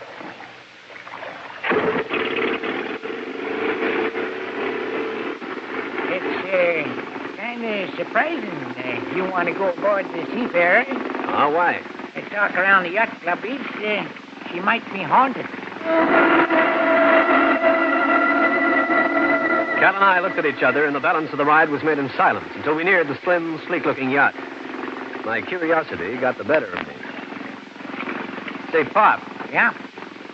You said there was talk about the Seafarer being haunted. Where'd she get that reputation? Yes, them who say Mrs. Kendall just could have pushed the skipper overboard during that storm. And maybe hit him over the head with a boat hook while he was struggling in the water? Could be. I thought the Kendalls got along pretty well. There's them who said they didn't. Like who? I'm not saying, mister. I'm just a man who runs the tender at this yacht club. This is a Seafarer, mister. Grab a hold of that rail there. Hold us fast while your friend climbs aboard. Okay. I got it. Go ahead, Cal. Thanks. Now then, you hang on to this boat. Right. Say, how do I get you back here, Pop? They got a kind of electric horn on the Seafarer's deck. When you want to be picked up, just sound her. I'll come out and pick you up. Thanks, Pop. How long do you intend to stay aboard? Oh, not too long. Well, you just sound that horn. Nice old character, isn't he, Steve? I'm thinking about that haunted stuff. Somebody's been shooting off their mouths around here. Uh-huh. Now, let's go below and look around.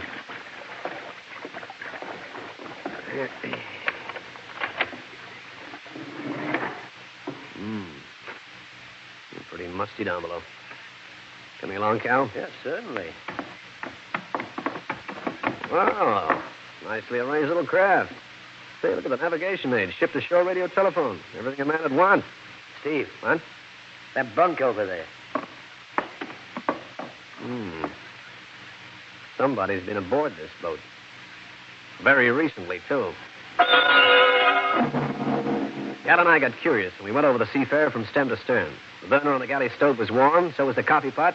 There was pipe tobacco on the ashtray, but that was all. Well, Steve? Yeah, that's it. There's nobody aboard. Unless they're cleaning the bottom of the hull. Hey, go up on deck, Cal. Find that boat horn gadget. Give it a quick blast when we get back to shore. Right. You find it? How's that? Good.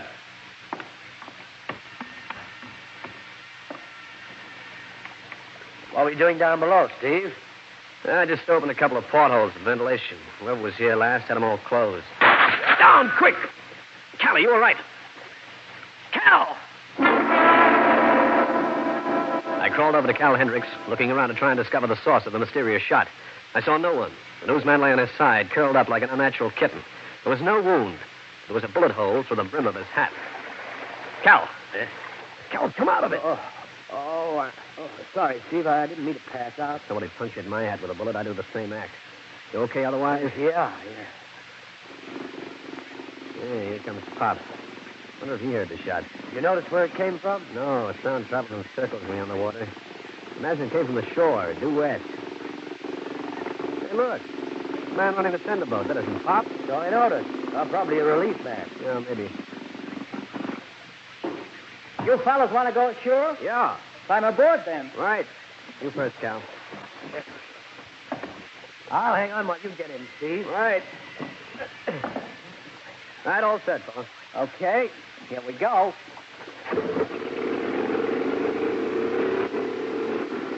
Say, mind if I ask you a question? Go right ahead. Where's the old timer who brought us out here? You mean Pop. He gave me this $5 to come out here and get you. He said it was worth it not to come back out here. I asked the new boatman if he'd heard any shooting. It brought a negative shake of the head. At the dock, we asked for Pop, but no one seemed to know where he'd gone. From there, we automobiled it back to Manhattan. Cal had to finish off his story, and I headed back for my office. When I reached the door, I stopped. Through the frosted pane of glass, I could dimly make out a figure, bent over, as though it could be going through my desk. I got out my gun. Mr. Grainger. How's it done? I thought you were going home to rest, Mrs. Kendall. I tried. I became terrified.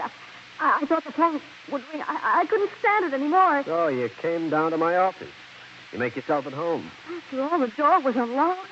Uh-huh. What's wrong, Mr. Grainger? Why are you looking like that?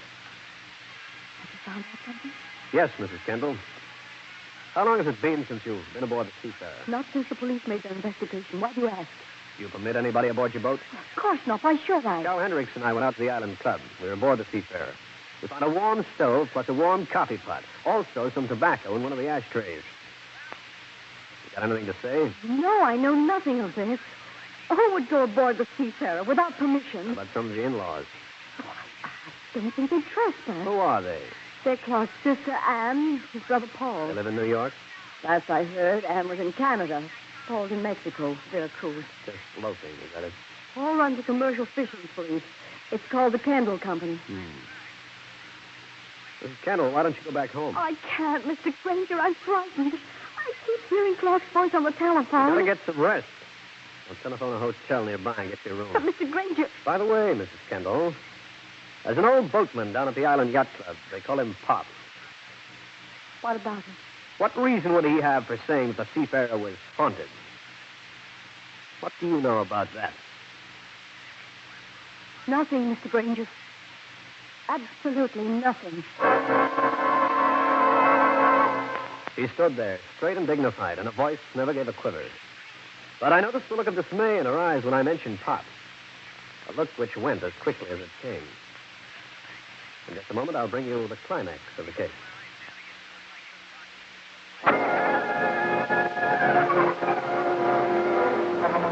I conducted Marcia Kendall to a nearby hotel and fixed her a room. If the letters and telephone calls from her dead husband were bothering her so much, I figured she ought to be safe from them for a while. But the look in her eyes at the reference to Pop, who'd taken Cal and me out to the Kendall's yacht, sent me in search of the old boatman. I was told he might be found on a bistro called the Cross Anchor. This was quite a hangout that evidently was not frequented by the upper classes. It had an odor which reminded me of bilge water, which wasn't bad when you got used to it. The old-timer was seated at a back table. There was another man with him, a sailor, complete with dungarees and a beard.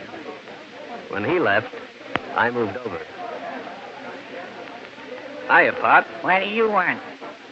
He took me out of the Seafarer a couple of hours back. I might want you to do it again. Now. Get my relief man. The relief man doesn't know anything about a shot that was fired at us. Would you? I got nothing more to say about the Seafarer, and I don't know nothing about no shooting. Even over a drink? Even over the whole Atlantic Ocean. Clark Kendall was drowned off the Seafarer, old-timer. I'd like to ask some questions. There are those who say that Mrs. Kendall can answer a lot of questions, if she wants to. Ask her. Ask her what? Like, did she hit Kendall over the head with a boat hook instead of fishing him out of the water?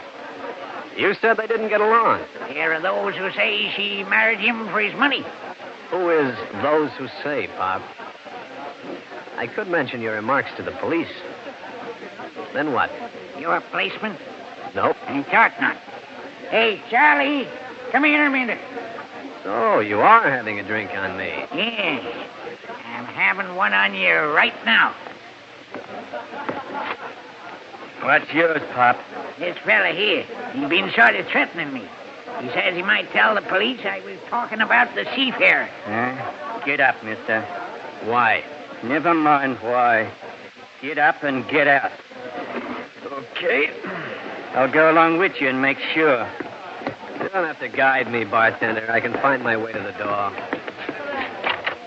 Yeah, I know you can. Only don't find your way back in here again. I might have argued with that bartender, but he was out of my weight class. He tipped the scales at about 210. I went back to my office and put in a long-distance call. As I waited for the connection, I made a quick call to Cal Hendricks. Hendricks speaking. Cal, this is Grainger. Oh, yeah, Stevie. What's new with the haunted lady and the haunted boat? I want you to do me a favor, Cal. Clark Kendall was buried in Lawntier Cemetery. Check for me. See if he was actually interred, will you? Well, you think he was never buried? Just check. I'll take it from there. And when you've done it, come around here and pick me up. I hung up and waited for a reply to my long-distance effort. When it came through, I knew a lot more, but still not enough. I sat thinking till Cal Hendricks showed up, and then we beat it around the corner to the hotel where Marcia Kendall was registered. Took me a little longer than I figured, Steve. What'd you find out, Cal? Facts. Coroner's jury listed Clark Kendall's death as accidental. Marcia Kendall was exonerated of any suspicion. Yeah, I know that. He was in Lawntier Cemetery. Was he definitely identified as Clark Kendall? When a corpse spends a little time in the water, they change appearance. His dentist identified him definitely. He'd had some special bridge work done. Well, that really fixes me. Ah, now don't tell me you believe that Clark Kendall is still alive. Right now, I'm believing nothing. Here's a room. 504. I only hope she hasn't taken a powder. Mr. Grainger, I've been so frightened. Come in, please. Thanks, Mrs. Kendall. I don't know what you're scared of. Nobody knows you're staying at this hotel outside of Mr. Hendricks and me, unless you told someone else. Why should I tell anyone else? I'm going to be very blunt with you, lady. Is it or is it not true that you could have pushed your husband overboard that night? And when he tried to climb back aboard the Seafarer, you hit him over the head with a boat hook. How can you say such things? Why would I employ you to find out who's been making these telephone calls and writing these letters? That's why I'm here, Mrs. Kendall. I want to look at those letters you mentioned. Very well. I have them right here. Now, take it easy, Grainger. She's in no condition to stand too much of this type. I'm in no condition to stand this kind of malarkey. Here, Mr. Grainger. These are the letters I received. And any number of people will identify them as Clark's handwriting. Yeah. You can prove he actually wrote these? I can. Mrs. Kendall, it's impossible for a man buried in a cemetery to write letters. That's what is so fantastic, Mr. Grainger. That's why I came to you. Oh, you've got to believe me. I did not kill my husband. Another thing, Mrs. Kendall, you said these letters were at your apartment. I picked them up when I went home, before I registered at the hotel. Uh-huh. Mr. Grainger, you're thinking horrible things. Go easy, Steve. Shall I answer it, Mrs. Kendall? I think she'd better do that, Cal. Hello? Marcia? It's my husband. Hold the receiver away from you so I can listen. I want you to meet me tonight, aboard the Seafarer at 10 o'clock. And if you're not there, I'll come after you. Is that with your husband? Yes. Are you sure? Yes. Yeah. Mr. Grainger, what shall I do? Be aboard the Seafarer at 10 o'clock, like he told you, because Cal Hendricks and I will be there, too. And we'll prove whether your husband is really dead or not.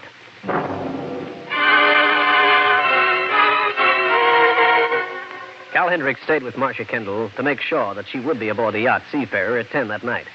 With a few hours on my hands, I ran an errand, one which took me back out to the Island Yacht Club and the old gent we knew as Pop. You back again? What do you want now? From you, I want nothing but the truth. I ain't talking to you. But you are, old-timer, and right now.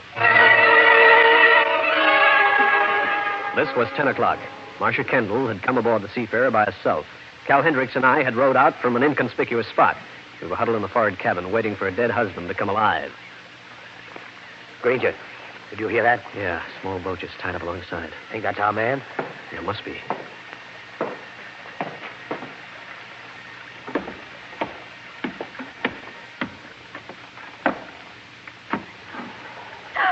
Well, my dear, and how are you? Paul. Not Clark, but Paul. That's right, I'm Paul. But you're supposed to be down in Mexico fishing up the coast. It was you. You who sent those letters and made those calls. You copied Clark's handwriting. You imitated his voice. That is correct, my dear. I also trailed you to the hotel where you were hiding. But why? What have I ever done to you? What do you want? I wanted you on board this boat. We're going to sail out of this harbor together. Paul, you're insane. I don't think so. You were around the night Clark was drowned. You must have been hiding on deck. You pushed him over the side. Did I? And it was you I saw huddled in the small boat that night. I had dismissed it as imagination. Very shrewd, dear sister-in-law. Why did you do it? I hated him. And you. I'm going to notify the police. On the ship-to-shore radio? It's disabled, darling. Let go of me. Oh, no. First, I was going to take you with me. I still am, but I don't think you'll complete the entire trip. You're hurting. I'm going in there and get that character. Okay. Help! You're wasting your breath, my sweet. There's no one to help. That's where you're wrong, Kendall. What? The detective. Get away from her, Kendall. And give up my shield? Oh, no, Grainger. You won't shoot so long as I hold her in front of me. Be careful, Mr. Grainger. He's out of his mind. Oh, I am I? I'll show you. All of you. Mr. Grainger, he got a gun. Well, friends, that's the story. I'll be back to wrap up the case in just a minute.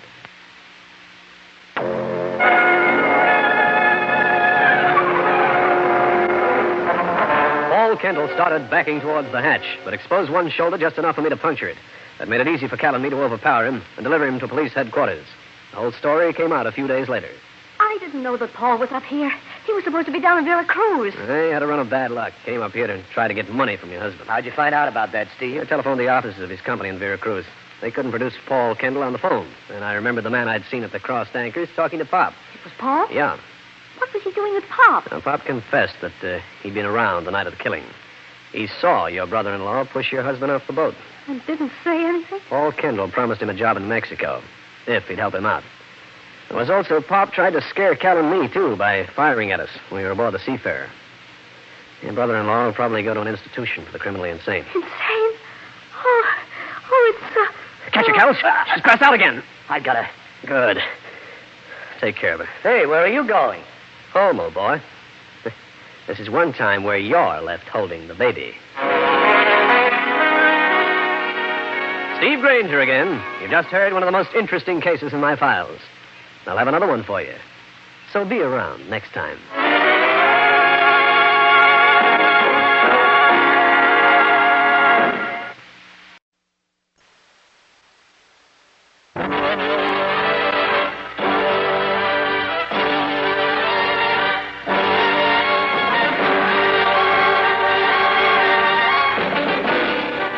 Danger with Grainger.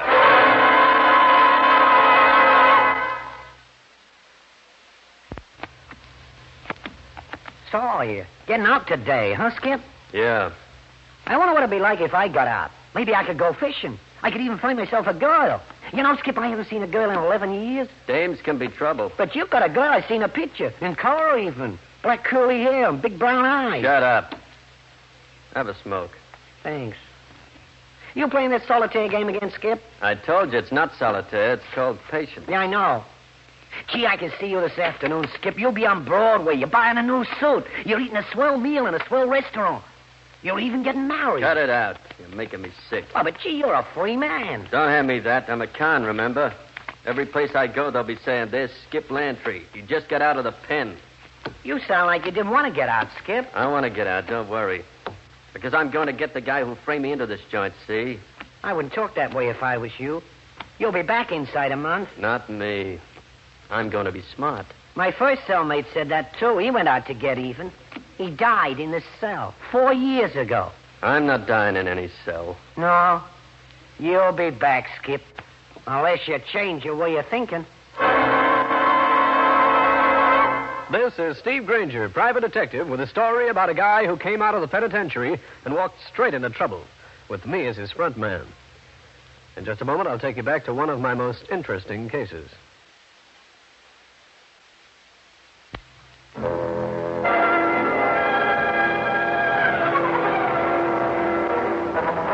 This is Grainger. It had been a pretty dull morning where clients were concerned. I was getting tired of the view from my office window when my phone sang a very cute melody. It was Skip Lantry, who wanted to see me at his midtown apartment as soon as it was convenient. The price he mentioned for my services made it convenient immediately. Come in. Hiya, Grainger. Hello, Skip. Come over and sit down. What'd you want to see me about, Skip? I just got out of the pen. 3 years on a phony rap. Go on. I want you to get the people who framed me. Details, Skip. A lot of them. Yeah. Wait till I finish this. What are you doing? Playing a solitaire game called Patience. If you got me up here just to watch you play card games, I'll scram, Skip. You know why I got you up here? I want to be cleared. If I remember, you were convicted of robbery. Open and shut case. Yeah. They opened the cell door and shut me in for 3 years. You understand, Grainger, I'm not quarreling with the court. The evidence was presented. The court had no other choice. That was 3 years ago. Won't be easy. How can you give me along the way of a lead? Nothing. I had no alibi. What'll you do now that you're out? Lay low until you find out things. I've got money in the bank. Now, how about it? I'll drop down to Center Street. Maybe I can get a look at the transcript of your trial. If I feel you're on the level, I'll go along with you. Okay by me. That's probably my lawyer. Come in. Well, well, Skip. Nice to see you out in the open again. Thanks, Kirk, for everything you did. Don't mention it, my boy. You're fortunate you didn't get a longer term because of your gambling activities. I know. Oh, this is my attorney, Kirk Masters. Steve Grainger. The private eye? I didn't know you two were friends. I knew him before. He's working for me. You don't need a detective. You need a job. I know what I'm doing. You get out of line one step, they'll lock you up again. You're on parole. Remember?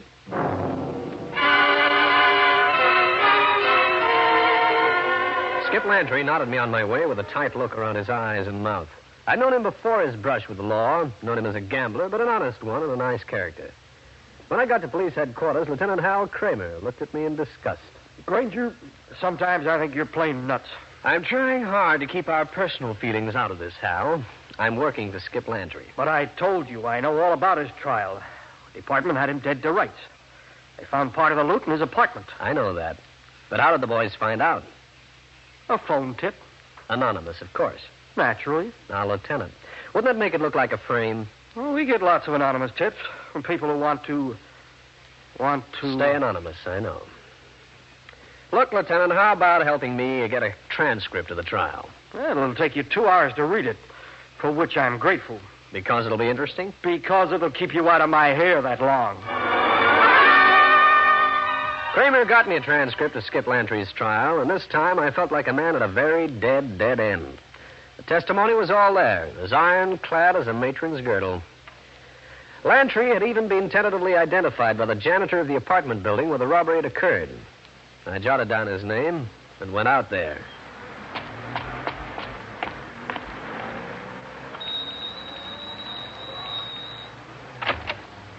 What do you want? My name is Grainger. You're Alvin Freedy, the janitor? Yeah? 3 years ago, you testified at the trial of Skip Lantry. What about it? You testified that you saw him, or somebody who looked a lot like him, come into the building here and go upstairs. Suppose it did. How positive are you that the man you saw was actually Skip Lantry? You expect me to remember something like that? That was 3 years ago. I'll go a step farther with you.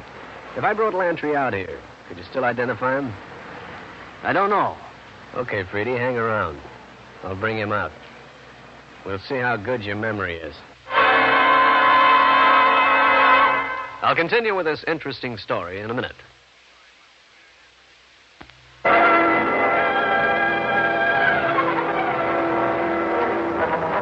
There was something about the face of that janitor, Alvin Freedy, that I didn't like much, but that didn't actually prove he was lying.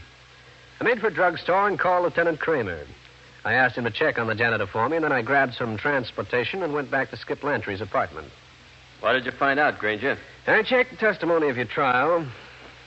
Boy, they had you dead to rights. I know. Say, about that janitor at the building. He looked a little suspicious to me. Meaning what? Oh, if somebody really tried to frame you, they could have pulled the robbery, then fed the janitor a few bucks to say he sort of recognized you. It could be. Think I'll get an investigator friend of mine to tail him. Hey, I've got somebody who'll help you. A little dame named Phyllis Preston. Oh, no. Not a lady detective. Yeah. We used to live in the same block when we were kids. Look her up. She's in the book. I better get out of here. Hang around a second. I know who it is. Darling, I'm so happy to see you again. Okay, baby, don't take it so bad. Tonight, you and Kirk and I can go... Well, who's he? Well, this is Steve Grainger. My girl, Lucille Denane. Glad to meet you, Miss Denane. Hello. Oh, Skip, I brought that stuff... You mean the dough? Well, you can talk in front of Grainger. How much did you bring? Almost all of it you had in the bank. 2,000. Here. Here it is. Thanks, baby. I think I'll be running along, Skip. I'll call you in a little while. Going over to see the Preston girl? Yep. Get her number out of the phone book. She must still be listed. Okay. You'll be here if I call. I'm not going anyplace. I'm the patient type. I found Phyllis Preston's address, made my way over to a rooming house on the west side. I found a door.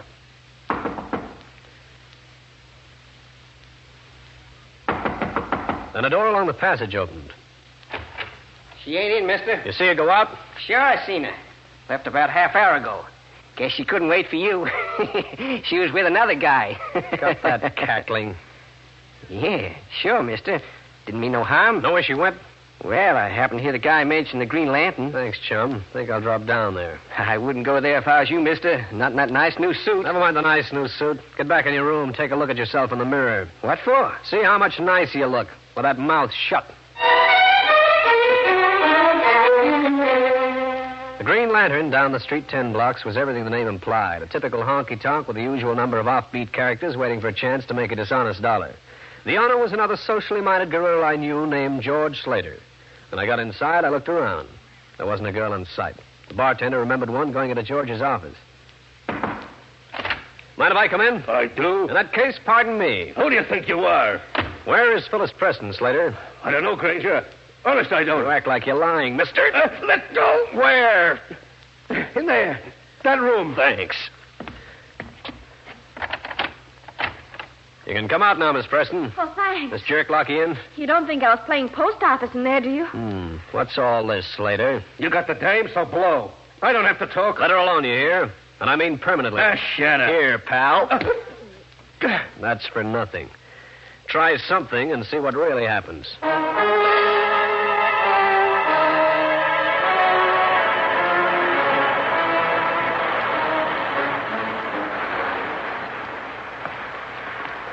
I'm Steve Grainger, Phyllis. Oh, I've heard of you. How come the just in the nick of time rescue at the Green Lantern? Skip Lantry told me to contact you. Oh? Said you were a lady private eye. I do a little investigating. Why did George Slater lock you in that room? And how'd he get you out of your apartment? Simple. He was there when I got home. He had a gun. He implied that it would be smart of me to come along quietly. Why? Because it... Well, listen, Grainger, why all the questions? Lantry claims he was sent up on a false charge. He wants to be cleared. Yeah. I think he was framed, too. How come? Well, I have my reasons. Private one? Maybe. Well, I got a job for you. Yes? Watching that janitor, Alvin Freedy. Oh, the one who testified at Skip's trial? That's the one. Yeah, that I'll do, just for laughs. It might not be that funny.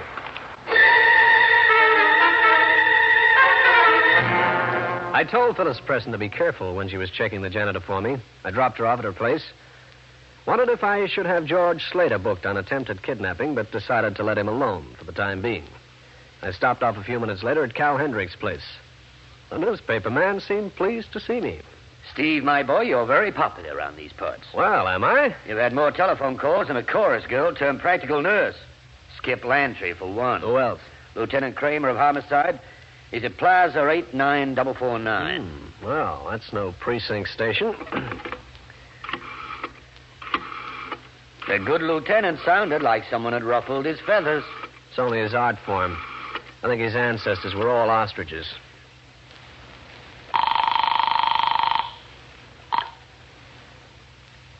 Hello? Lieutenant, this is Grainger. You can stop trying to prove Skip Lantry's innocence.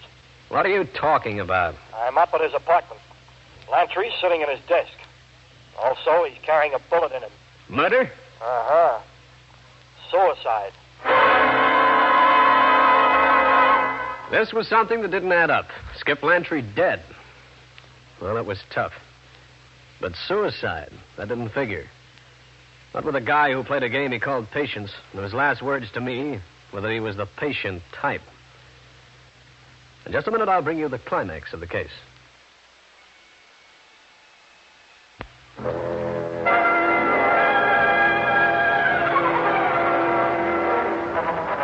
Lieutenant Kramer's voice announcing the death of Skip Lantry was cut off sharp as I slammed down the phone, tossed a goodbye over my shoulder to Cal Hendricks, and made for my client's apartment. My dead client. There you are, Grainger. The whole layout, just as we found it. Doesn't make sense, Kramer. I don't care what you say. He must have thought you could never prove anything, so he shot himself. Where was the gun? On the floor next to his body. Did you go through him? Naturally. He had $2,000 in his pants pocket. Uh-huh. Man might be dead, but he's still my client. I'll leave everything untouched in this apartment for a couple of days. Grainger, this is an out-and-out case of suicide. It's as obvious as that 40-cent necktie you're wearing. Which is better than that 2-bit shoestring you've got holding up your Adam's apple.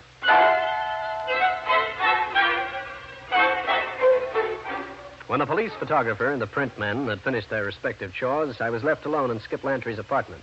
I moved around, examined the dresser, the closet, etc. He was as neat as a pin. 1 second. Well, Mr. Masters. I was on my way back here. I met that police lieutenant. Is it true, Grainger? I'm afraid so. That's terrible. Yep. Did you discover anything that might have helped Skip prove his innocence?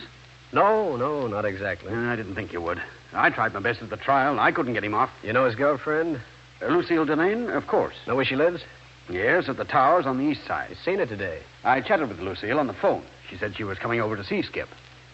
She did. By the way, did you handle all of Skip's legal transactions? For 5 years, yes. How much money did he have? A couple of $1,000. He spent nothing during his stay upstate. Okay, Mr. Masters. I think I'll lock up this place. Could I see you to the door? Just why did you remain after the police left, Mr. Grainger? Well, I have a theory. You, don't think Skip was murdered? It's entirely possible.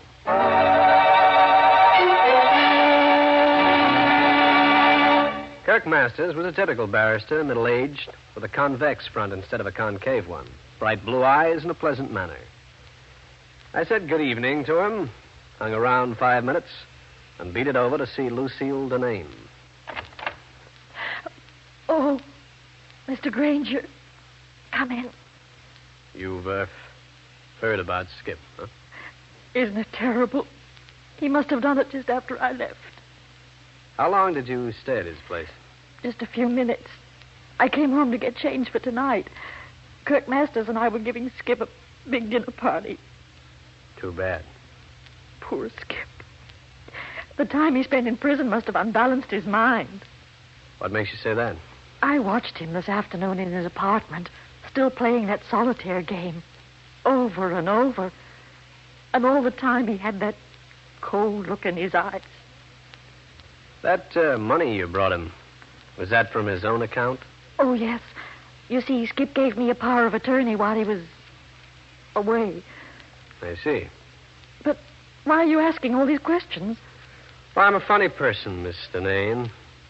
I don't like to take on clients and then have them commit suicide on me. But, Mr. Grainger... It hurts my reputation. I apologized for intruding and left Lucille Denane's apartment. There was a pay phone in the lobby of her place.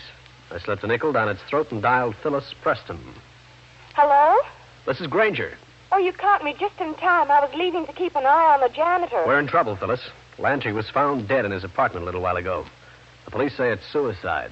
Skip! Suicide? Oh, no, he'd never do that. I don't believe it. That makes two of us. Now, listen. I'm going to give you a little help watching that janitor. There's going to be trouble? I don't know. Meet me at Cal Hendrick's place. He's a newsman. I want him with you.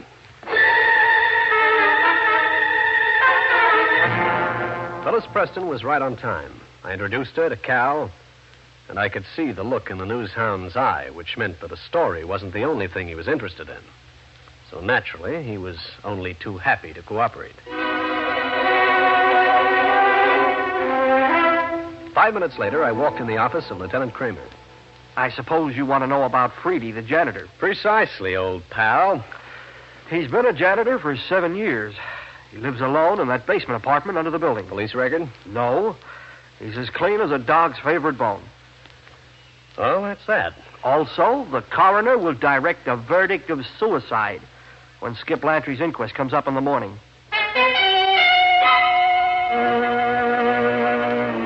I thanked the lieutenant and went back to my office.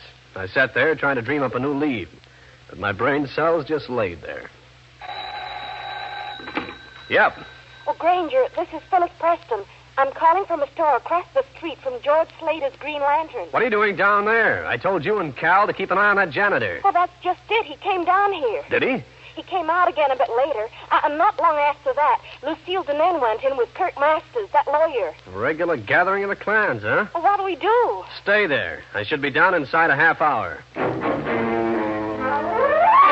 I slipped on my coat and hat, got a cab, and pulled up in front of the apartment house where the janitor held sway. Fortunately, he was the only basement tenant. I got some light on the subject and went through his place. When I came up with the records, I was amused at the fact that I could tell Lieutenant Kramer that the janitor was a bookmaker.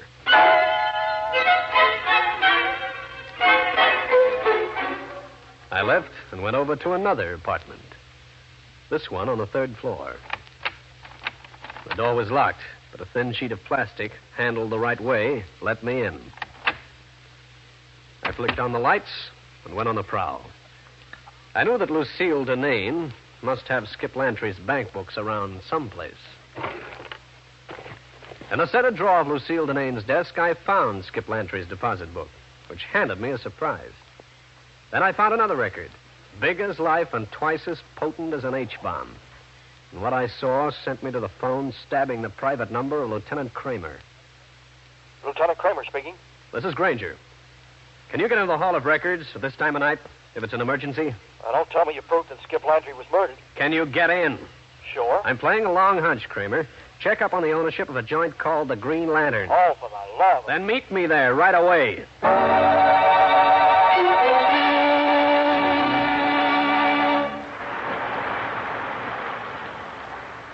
Over here, Kramer. Well, what kind of fairy tale is this, Grainger? I checked up for you. Kirk Masters owns a piece of the Green Lantern with George Slater. That's what I thought. Now, listen. The Green Lantern must be a bookmaking headquarters. Slater's got a record, you know. He was a fence at one time. That's all we need. Let's go inside.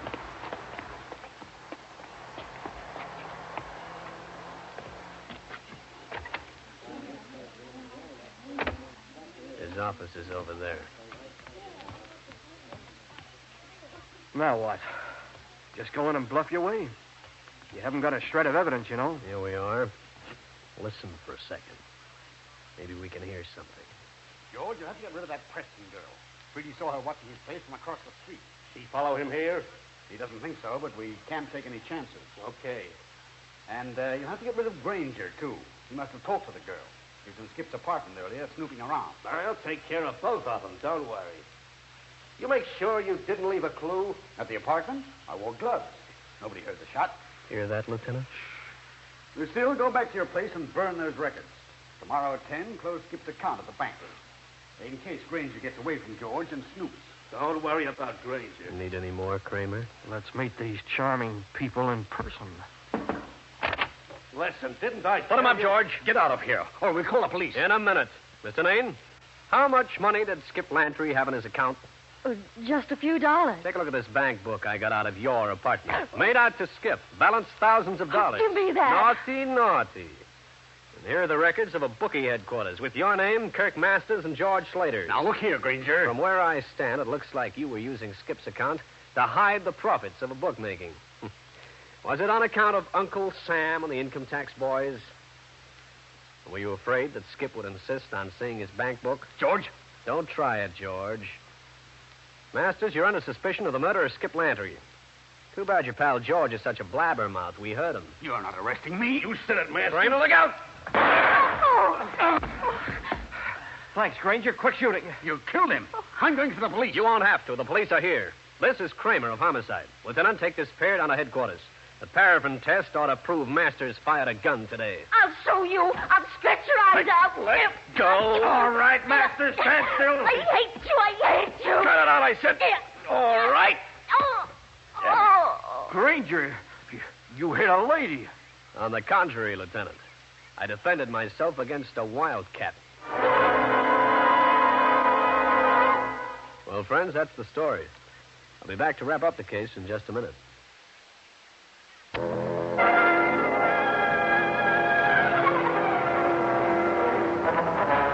Kramer had the local precinct men come to the Green Lantern and take the trio to jail. They also rounded up the janitor, who was more than willing to tell his part in the bookie racket. Kramer was elated, but I was still puzzled about Skip Lantry. Why had he been framed in the first place? Very simple, Grainger. Skip Lantry was in love with Lucille Denane. She was in love with Kirk Masters. Uh-oh. The faint glimmer of light is coming through the fog. Now, Skip had marriage in mind. So Masters and the Denane girl framed him to get him out of the way. And she got the bright notion to get a power of attorney over his bank account to hide illegitimate dough, huh?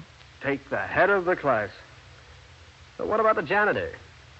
He gets off? No. He's up for perjury. Say, where's that Preston girl? I rather like her. Yeah, Cal Hendricks rather likes it, too. He's got her out for dinner. Handing her a line that reaches from here to Albany. Well, how do you know? I invited her, too. She turned me down flat. Well. So Grainger the Great gets the go-by, huh? Listen, pal. One more crack out of you, and they'll be locking me up for assaulting a police officer. Steve Grainger again. You've just heard one of the most interesting cases in my files. I'll have another one for you. So be around next time.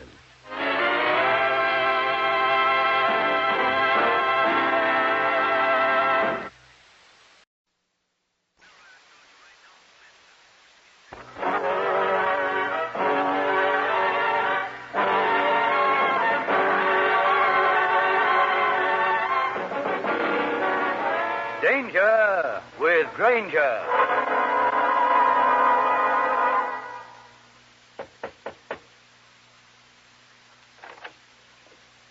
Hiya, Nat. How do you do, Mitch? We want to talk to you, Nat. Of course. Come in. Hey, you got a nice spot here, Nat. Well, I'm glad you like it.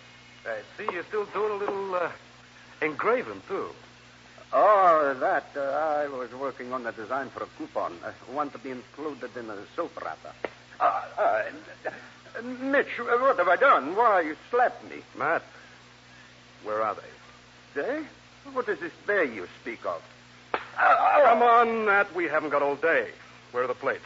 For the coupons? I've not started them yet. Here, you see, this is just a design I've made up. Okay, Nat, you can cut the fairy tales. How much? How much for what? We got a tip, Nat. You're back in business again. We'll pay money, good money, for that set of plates. How much? I think you better leave. Of course, if money doesn't make you talk, Nat, there are other ways. Like this. This is Steve Grainger, private detective, with a story about a character who had ideas about going for a killing. The killing got there first. In just a moment, I'll take you back to one of my most interesting cases.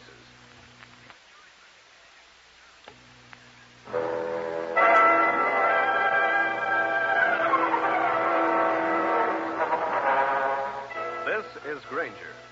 I was seated in my office, feeling calm, peaceful, and full of goodwill. Why not? The rent had been paid for 2 months in advance, and nobody had been using my torso for a target lately.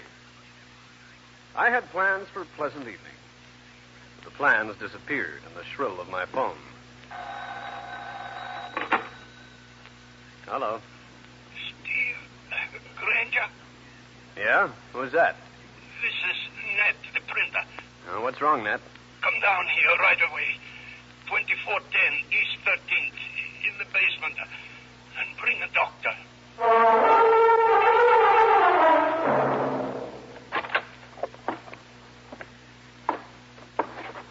Matt! Holy... What happened? They came and took them. My plates. You've got to get them back for me. Take it easy, Nat. The doc should be here any minute. But you've got to find those plates. What plates? I always wanted to make a pair of perfect ones. I finished them this afternoon. I made one print. Grainger, I did it. Uh-oh. Counterfeit plates again, huh? You've got to get them back, Grainger. I did it only for a hobby. That kind of hobby got you 10 years in the pen. Who cut you up like this, Nat? Who tortured you? It was Mitch. Mitch? What's his last name? I don't know. He's been coming around for some time. He found out that what I was doing. Was he alone? Another man, older, looked like big money. What was his name? I don't know. He just stood there and watched. He was enjoying himself. Wonder what happened to that doctor. Grainger. Got anything in your medicine chest? Maybe I can ease your pain a little. Nothing, Grainger.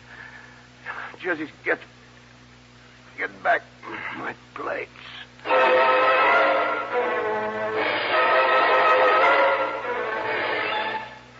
Nat, the printer, closed his eyes for the last time. I picked up his phone, called the police department, and then, because the government boys would be interested in Nat's plates, made a call to a friend of mine named Ed. He was there in 5 minutes. Hey, somebody really gave it to him, didn't they? Yeah. Before he died, Nat mentioned one name. Mitch. Mitch. That doesn't mean much. He say anything else? He mentioned there was another man in the party, an older guy. Looked like he had money. No names. Right. You look around this place? No, I thought I'd wait for you. It'll be your baby if the man who stole those plates starts using them. Another day, another counterfeiter. Well, fellas, you find out anything about the crime? Who are you, Bud, and how did you get in here? Oh, I'm with the news. I heard there might be a yarn down here. Well, there isn't. Oh, now, don't give me that. Aren't you a government man? I said there is no story down here. And the guy on the couch. Looks like he's suffering from murder. Look, Bud, get out of here. We've got a lot to do. My paper won't I'm like not worried this. about your paper now. Will you beat it? Yeah, sure, if that's the way you feel. See it. Hey. Aren't you Grainger, the private eye? So what? Well, must be quite a deal. The cops, government men, even a private eye. Goodbye.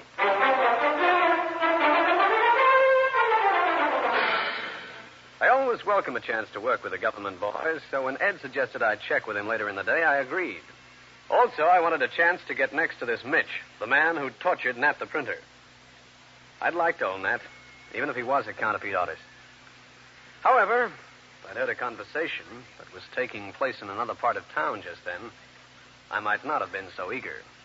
Well, what did you find out? I went back and pretended I was a newspaper man. Wasn't that dangerous? You have no credentials. Well, who cares about credentials? I found out something. Nat wasn't dead when we left. But I thought... Yeah, so did I. But he lived long enough to call that private detective, Steve Grainger. Seems that Nat knew Grainger. He told him my first name before he died. We'll have to do something about Grainger. Oh, no more killing. If we killed Grainger, we could get into trouble. He's got plenty of friends. Don't worry. I think I know just how to handle Mr. Grainger. I'll continue with this interesting story in a minute.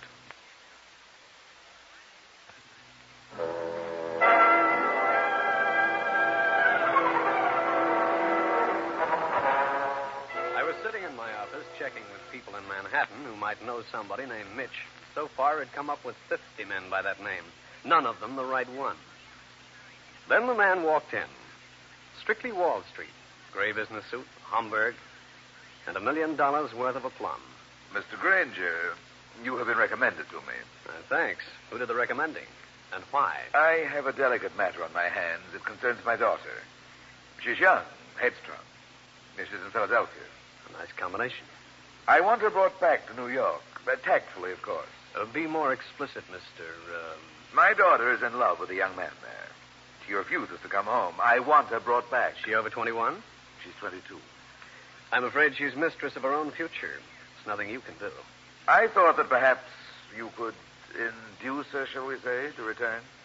If I try to induce her, as you say, and she resented it, I could wind up in a Philadelphia pokey. I'm afraid I'll have to turn you down. Dear me, that's most unfortunate. Couldn't I urge you to change your mind? Not just this minute, no.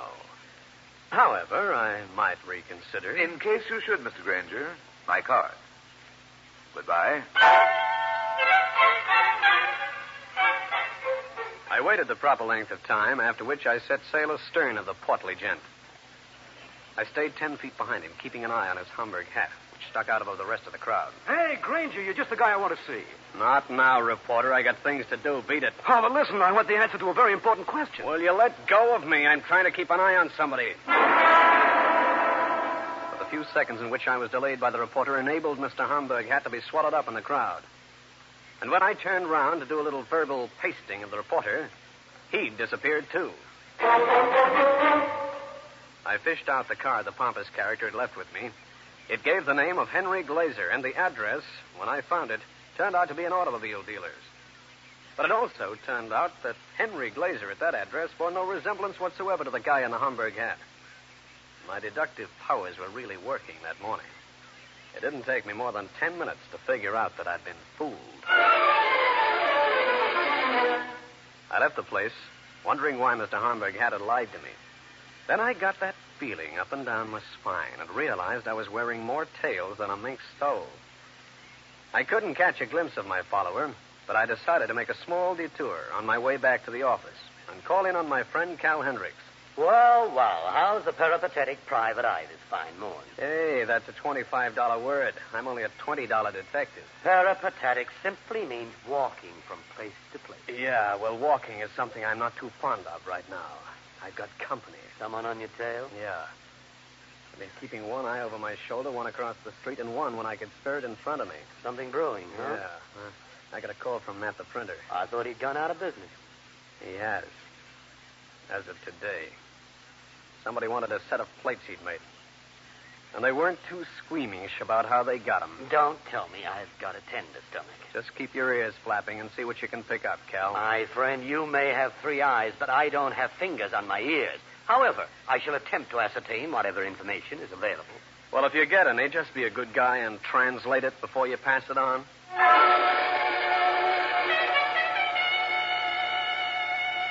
I was feeling kind of dizzy from Mr. Hendricks' verbal gymnastics, so I nearly walked straight into the lobby of my office building without looking.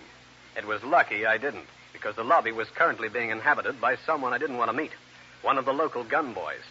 And it was a cinch I was his target for today. I beat it round to the back entrance, hoping there wasn't another one stashed there. There wasn't. I waited till the gun boy moved towards the street entrance, then I made my break up the stairs into my office. I made straight for my phone and put in a call. Hello? Ed, this is Grainger. Oh, hi, Gumshoe. Say, how do you feel? Hotter than a bride's burned broccoli. What's with me anyway? Who hates me? Don't be concerned, Grainger. You had a man or two tailing you, but we protected you. Nab any of the men who were after me? No, but we will next time. Well, here we go again. Hey, somebody's coming down the hall, Ed. What, to your office? Yeah. Looks like a woman through the glass. Now, listen. I'll unlock the door and let her in. I'll put a paper over the telephone so she won't notice it's off the hook. That way you can get an earful, in case she's got anything to do with the counterfeit plates. Right. 1 second.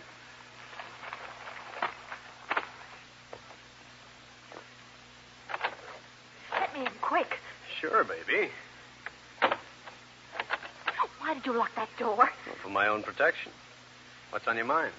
There was something stolen today from a man named Nat. Do I make myself clear? You're doing the talking. Would you like to get back what was stolen? Little lady, before this oral shenanigan goes any farther, let me explain. I'm not the literate type. Any talking you do it in simple, direct words. Now, if by what was stolen you mean counterfeit $20 plates, say so. Well, suppose I do. I don't want to suppose anything. You came up here. You do the talking. Very well. Would you like to get back the counterfeit plates? Have you got them? No, but I can arrange for them to be handed to you tonight. Just what part do you play? I'm just a messenger. Okay, beautiful. I'll take those plates tonight. If you hand them to me in person. Be down at Pier 7. You know where that is? Off Cortlandt Street. Yeah. And it's plenty dark down there. You won't be hurt. Be there at 8 o'clock. That's a large pier. Any special place? Directly in front of the entrance. That shouldn't be hard to find. Thanks. I'll see you then. And by the way, the people who sent me told me to tell you this. Don't tell anyone where you're going. I wouldn't dream of it. Good. I'll see you at 8. By the way, who are you? Nobody. Till tonight, Mr. Grainger. The friendly type. You still there, Ed? Yeah, I got the lot. And don't worry. We'll get those birds tonight.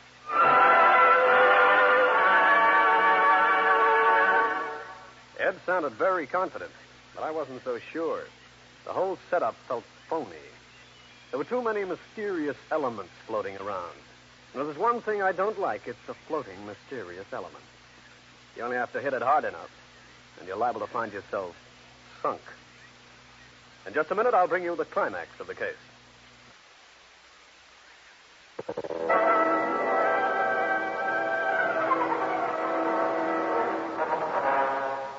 I hung up after talking to the government man, feeling that maybe his confidence was not misplaced. Maybe tonight would tie up this peculiar business of the missing counterfeit plates. But just as I was thinking these happier thoughts, my door opened. Grainger. Oh, so you came back. Our arrangement was that you wouldn't tell anyone where you were going. Well, I didn't. No. But it was very convenient for you to have the telephone hidden under the newspaper, so he wouldn't notice it was off the hook. Oh. I didn't trust you, Grainger. I came back and listened at the door to make certain. So, what now? I don't know. I'll have to make sure you keep your part of the bargain. You may hear from me later.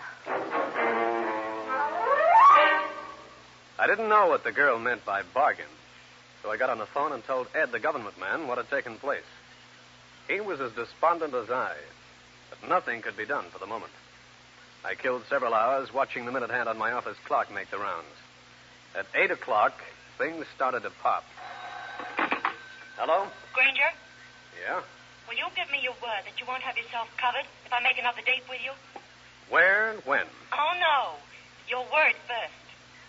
Okay, you've got it. The same place I mentioned earlier. 1 hour from now. Walk down the street from the north towards the pier. I'll be waiting. When the girl hung up, I got out my gun, looked it over carefully. Then, because I'm the cautious type, I oiled a small part here and there. Finally, I replaced all the cartridges, and as an extra precaution, dropped a few spares in my jacket pocket.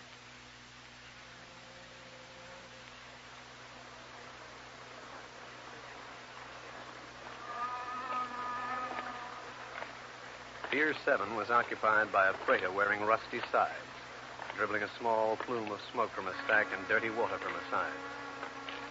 As I neared the entrance, I could spot an occasional figure moving about the deck. I wondered if the girl could have come from there. Grainger, Hello. over here. You've got 'em? Yeah, here, take them. Thanks, baby. Mind if I unwrap this package and make sure you're not kidding? Go ahead, but hurry. Okay. Uh-oh. Guess you are on the level. Mind explaining why you turned these over to me? You know why. Goodbye, Grainger. Hey, wait a minute. Get back, quick, here. Hurry. Grainger, they shot at me. Yeah, and they shot at me, too. They're over in that doorway, 2 of them. I've got to get out of here. Oh, no, you don't. We're leaving together. There's a police car heading this way. That should worry him enough to give us our chance.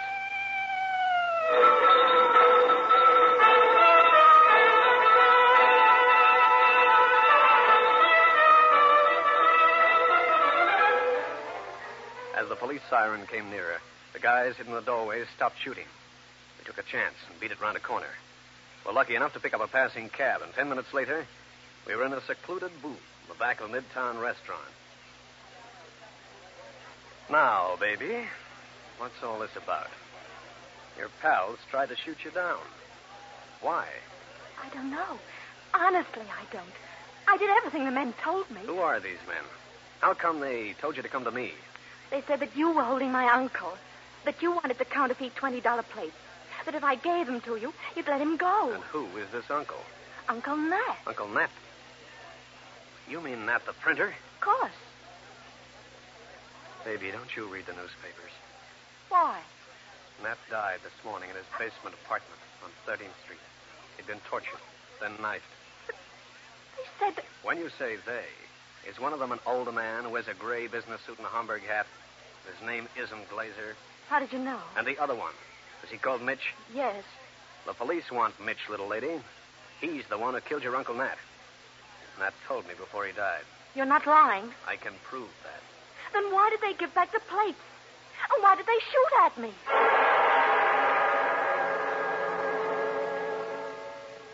Why the 2 men, that must have been the well-dressed older man and Mitch, had tried to kill both of us, was just as much of a mystery to me. Rita Swanson and I got another taxicab and went down to Church Street to see Ed. First, he printed a counterfeit $20 bill from the plates I gave him. Well, here's your sample. Oh, no, Ed. Not anything that bad. I agree. Nat, the printer, was a real craftsman. These plates print like the engraver used a crowbar. That thing's so obviously phony, it wouldn't get past a 5-year-old child. That is that. Now, Miss Swanson, I'll get a stenographer in here to take down your statement. You willing? Of course. When Rita Swanson started talking, I heard a lot of things that hadn't been explained before. Also, the setup she revealed was a honey for passing counterfeit money in New York.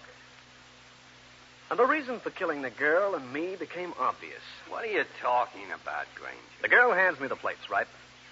Then we're both knocked off. The plates are in our possession when our bodies are found. That puts our 2 friends in the clear to start using the plates Nat made. The good ones. What a place to pass counterfeit money. A theater ticket agent. How'd they get away with that? Requires a license, you know. Yeah, one of my men's checking the license bureau now. 5 will get you 10. They're not licensed.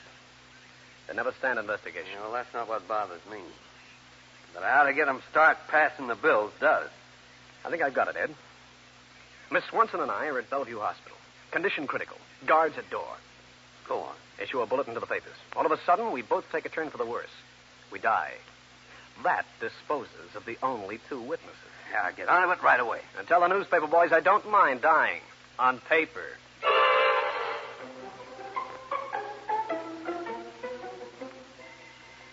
Ed set the stage as carefully as for a Broadway play. A spotter watched the 2 men operate their theater ticket agency. One that catered mainly to out-of-towners. 2 days later, the trap was baited. It was late afternoon, after the banks had closed. A government man posing as a tourist approached the ticket agency. A big window opened on the main hallway of the building the agency occupied. How do you do, sir? What can we do for you? Well, I was wondering, what about some seats for My Fair Lady? My Fair Lady? Tickets next summer. Oh, but my wife and I will be here only this week. I'd pay almost anything. Almost anything? Yes, even scalpers' prices. I'm sorry, we are a licensed and recognized ticket agency. However, under the circumstances, I could ask around. Perhaps I could obtain a pair at slightly over normal price. Slightly? About $35. That is, $35 each. Oh, my. Oh, yeah. Well, my wife said not to come back to the hotel without them, so I guess I'd better get them. Very well, sir. That will be $70. In advance. Oh, in advance. Yes, thank you. The tickets will be waiting here for you in 1 hour. Oh, thank you. Here you are. Can you change 100? 100? Why, certainly, sir. Here you are, sir. Your receipt. Thank you. Presented when you pick up the ticket. And your change. 70, 90, 100. Oh, thank you. Let's go, Grainger. Just a minute, fella. Why? What's wrong? The United States government. Here, let me see that $20 bill. Stand still, Merling. What are you doing? Shut up, fatty. Grainger. Yeah. Alive and aching to be kicking. You saw this bill pass, Grainger. I did. Merling, you'll have to come with me. You're under arrest. Passing counterfeit money. Say, Merling, I was just going to... Grainger. Well, our reporter friend, alias the mysterious Mitch, I presume. Come here, pal. I want you. I don't think so. I do. Nice work, Grainger. You coming along with me and these two birds? But obviously.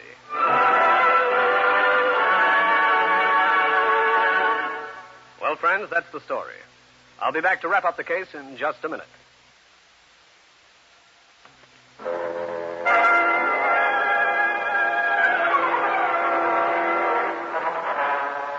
Merling, the big one, and Mitch, the wounded one, were taken places by Ed, the government man, and locked up. I went along. When things had been settled, got out of there. I wanted to break the news to Rita Swanson. Grainger, did it work? Went off like a $3 alarm clock, baby. Merling and Mitch are in jail. For Uncle Nat's murder? Presently, for counterfeiting. But the government and the local police will no doubt get together on the matter. I hope they both go to the chair. They're within walking distance now. You'll look great up in the witness chair. Thanks. Yes, sir. You'll do all right. I'd feel better if I were occupying another chair right now. Another chair? Where? In a restaurant. I'm hungry. Oh, I think I get it. And I'd just love to have you with me. I know. Paying the check.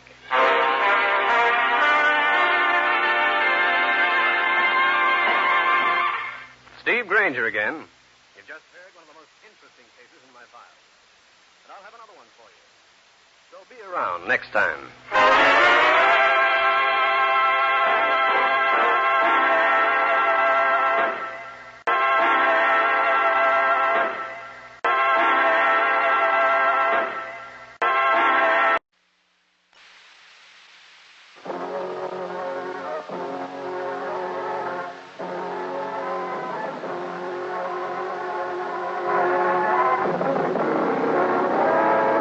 Danger with Grainger.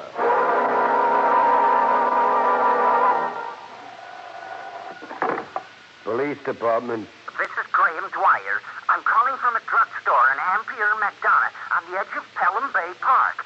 Get a police car out here immediately.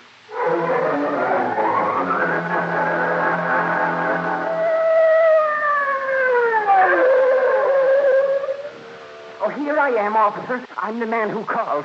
You said something about bodies? Yes, I was walking along one of the drives. I found them in a car. Get in, mister. Show us where. It's this road to the right, a red convertible. It's parked right along. Oh, there it is, just up ahead.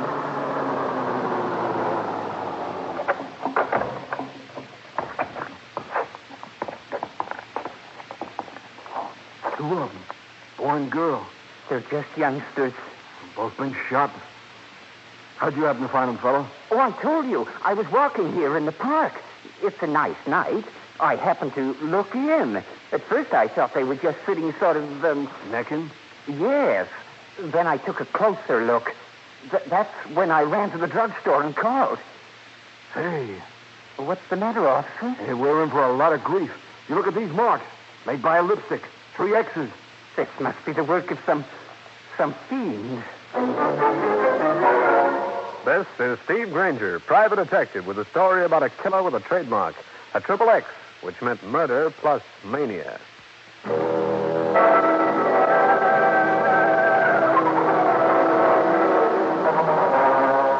This is Grainger. I was sitting in my office reading the paper, an account of a twin killing in Pelham Bay Park the night before.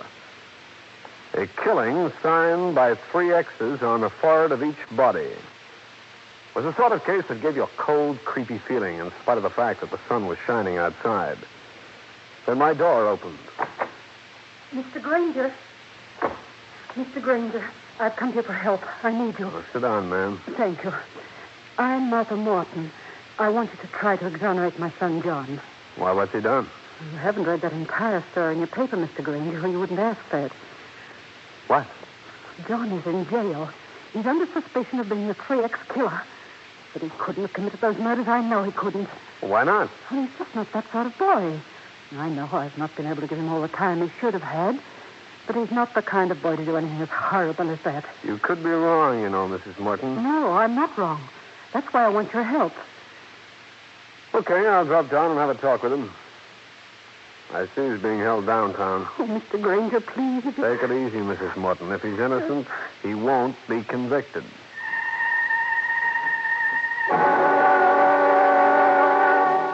I grabbed some transportation and went down to police headquarters. I explained my errand and was ushered into the office of Lieutenant Mike Harding. Grainger, I think you picked a bad one this time. Why? What have you got on young Morton? Everything. A girl came to us early this morning. She was scared to death, hysterical. She wanted protection. From whom and why? The dead girl and boy were both friends of hers. They all had a date last night. The dead girl forgot about a second date she had with the Morton boy. Both boys showed up. They tossed a coin. Morton lost. He went away angry with the girl who later reported him. That's still not proof of murder. The lab man made some casts around the car. They fit the boy's shoes. Shoes can be similar. Cut it out. We matched the tires on Morton's car with some tire prints. They were alike, too. I want to go talk with him, Mike. Okay. Come on.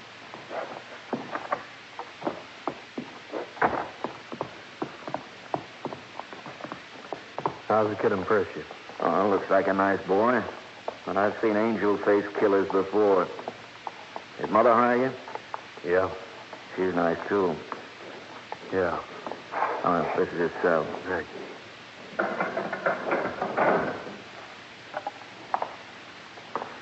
John, I'm Steve Grainger. Your mother employed me to try and get you out of this. I didn't do it. I didn't do it. Take it easy, kid. I'll do everything I can.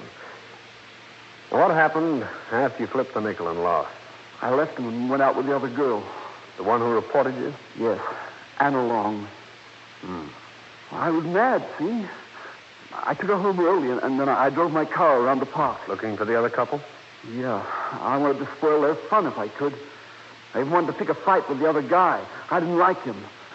But, Mr. Grainger, I never killed them. But you did find them? Well, sure. I spotted the car parked on that side driveway. I coasted up in back so they wouldn't hear me. I wanted to see what was going on. So? When I got to the car, I could see there was something wrong. When I saw the 3 X's marked on their forehead, I went home as fast as I could. Why didn't you notify the police? Well, I was going to. But just as I got back in my own car, I heard the sirens. I got out of there. I guess I lost my head. Yeah, I guess you did. Okay, John. Try and relax. I'll do what I can.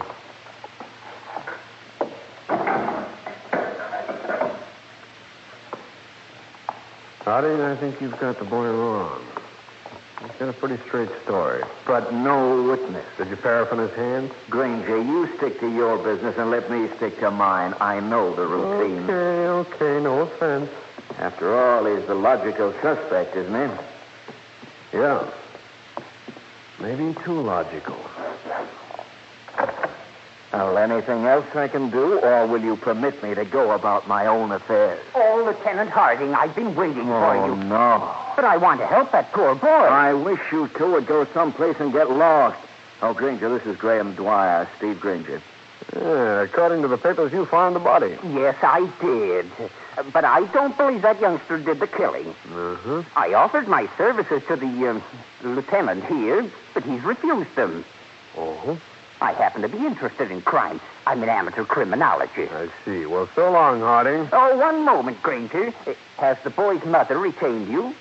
Oh, she has. Then why can't we work together? My work will be free, of course. Uh-uh. You know, Grainger, that's an excellent suggestion. Just a second, Harding. Then I'll have both of you Sherlocks out of my hair.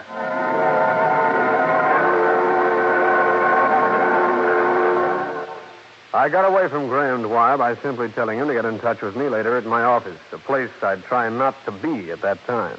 I nodded so long at him, left the building, and grabbed a cab uptown.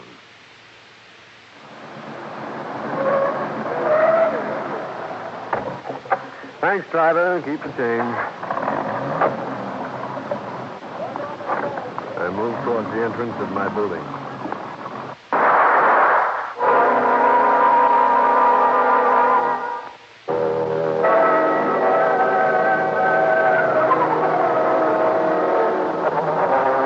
When the shots came, I dropped to the sidewalk fast. You got to be pretty fast on the fall in my profession. I lay there waiting for some more shots, but they never came. Only the sound of a car roaring off. I could look at the license plates and made it in a hurry to my telephone. Harding speaking. This is Grainger. Listen, the guy just took a pot shot at me from a car. I got the license number. Can you check the owner for me? Sure. You think it's about the 3X killing? How do I know? I'm no prophet. You're not much of a private eye either.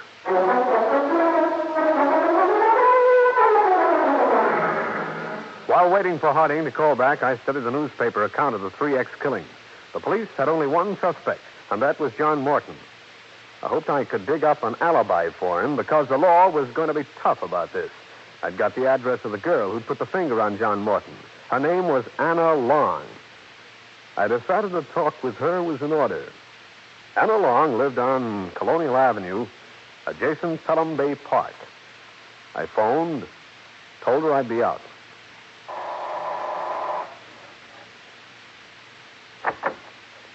Yes? You're Anna Long? I'm Steve Grainger, the man who phoned. Oh, yes. Come on in, Mr. Grainger. Thanks. You said it was about John. Yeah. I want you to tell me everything you know about him. Well, he always acted awfully sweet. I liked him. Then why did you report him to the police? That night he was sort of different. He wanted that date with Nell, and he was terribly upset when Tommy showed up. Did he make any threats? No, he just grumbled about it always being his luck or something like that. You said he acted different. What do you mean by that? Well, we rode around, and then we stopped off for soda at the corner, and well, John wouldn't talk or anything. Then he took me home, just like that. Didn't even say good night. Do you think he could have killed his two friends?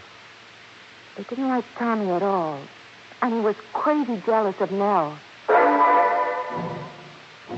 The talk with Anna Long brought out nothing.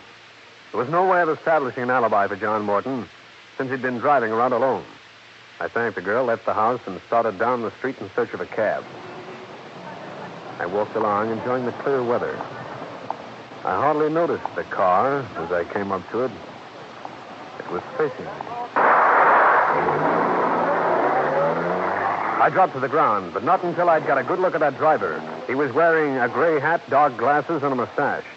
I got something else, too. The license number on the plate. The same as before.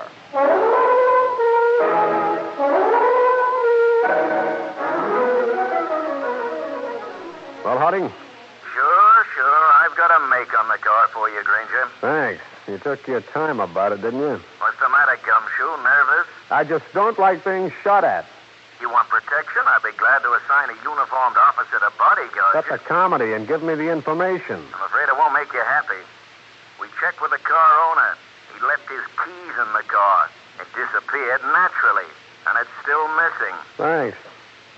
There's one thing about you, Mike. You're always useful. About as useful as a nylon shirt in a blizzard.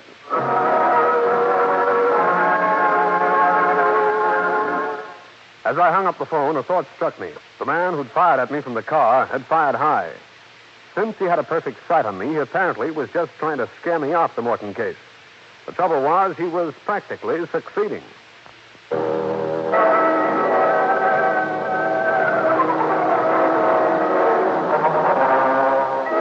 On my way back to my office, I passed pretty near to Cal Hendrick's place. Since I was getting nowhere fast with this case, and since Cal has more than once been able to help, I thought I'd pay him a call. Well, in trouble again, Steve? What do you mean again? I'm just a sucker for strife. Read about the 3X killer, Steve? I'm working on it. That Morton kid? I don't think he did it. Thanks. You're my first friend today. A kid like that might kill in anger, but when they start marking their corpses with 3 X's on the forehead, look for a psychopathic murderer. You just point him out to me. I can save Mrs. Morton a lot of heartbreak. This is one time I can be of no help. I thought I'd probably find you here, Grainger. Well, the boy lieutenant from homicide. All right, that's enough, Hendricks. Here you're holding an innocent kid for murder. Now, look here. Don't needle him, Cal. Lieutenant has high blood pressure. What do you want with me, sir? That Graham Dwyer, remember him? He said that now you and he were working together, you'd have a startling revelation to make by morning. Oh, he said that, did he? Is it true? No, Mike. It'll make you feel better, it's not. Thanks. Even if my feet are sore, that no was worth the trip up here. I left Cal's place, went to my office, and reported to Mrs. Morton. While I couldn't encourage her too much, I could insinuate I was getting a break on the case. At midnight, I got it.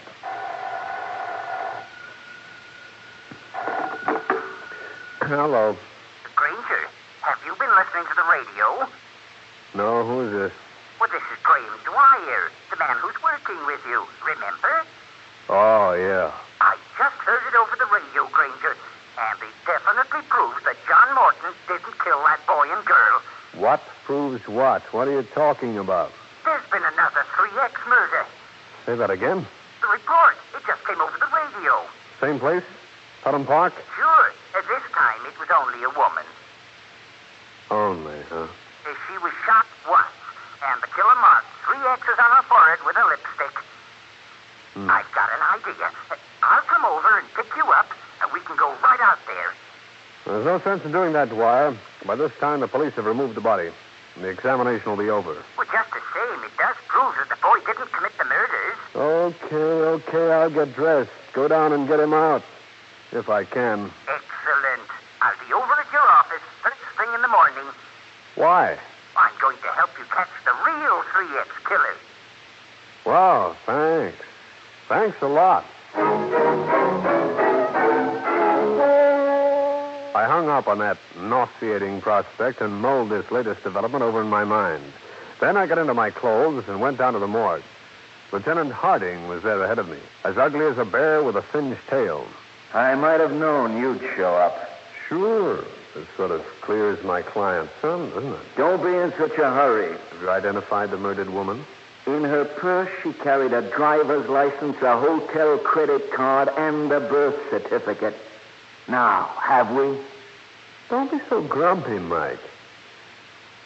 This means you'll have to release that kid. Yes, his mother will be down here with a writ. I'll have to let him go, but that doesn't mean he won't still be under suspicion. Find any clues in the park? Footprints. Millions of them. Made by the curious public as they trampled the place like a bull ring. Anything of the dead woman's effects? No. Newspapers are going to get on you. Aren't they, Mike? Grainger, don't needle me. This isn't funny. Murder never is.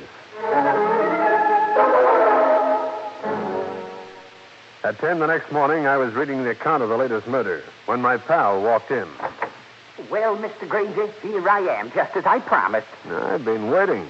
With bated breath, Dwyer. Good. Now, here's what we can do. Go out to that dead woman's place and look around. Dwyer, just a minute. The police have done that already. But they could have missed something. Pardon me. Grainger. Mr. Grainger, this is Mrs. Martin. I called to tell you that John is home. Yeah, I know he'd been released. I'm so happy I don't know what to say, Mr. Grainger. Let me advise you, Mrs. Morton. Keep John where you can watch him for a while. The police still have him under suspicion. I shall. I'm sending you a check in the mail. Don't bother. I didn't do a thing. But, Mr. Grainger... The real killer cleared your boy. Goodbye. That was Mrs. Morton? Yeah? I knew that boy wasn't guilty from the very first. The real 3X killer is a clever man, not a kid. Now, why don't we go out to that woman's place? I want to, but I can't, Dwyer. But why don't you go out and look around? Use my name if you want to. Thank you. And if anything breaks about another killing, we'll investigate it together. Right, Grainger. That's a deal. It was such a logical way of losing Graham Dwyer. I took it in a hurry. Also, he would do no more harm snooping around Pelham Bay Park during the morning. A few minutes after he left, I went down to see Lieutenant Harding. He still hadn't been to bed. Don't you start anything this morning, Gumshoe. Now, take it easy, Mike. You're losing your perspective. Have you seen the papers? If we don't do something about this 3X killer, I'll lose more than my perspective. My job. I said take it easy. All I need now is that nutty Dwyer character around. I got rid of him. I sent him out to Pelham Bay. Look for clues. I hope he falls in the lake. Harding, have you ever figured that you're dealing with a psychopathic killer? I've figured everything, but he's still loose. I think I know how we can catch him. We?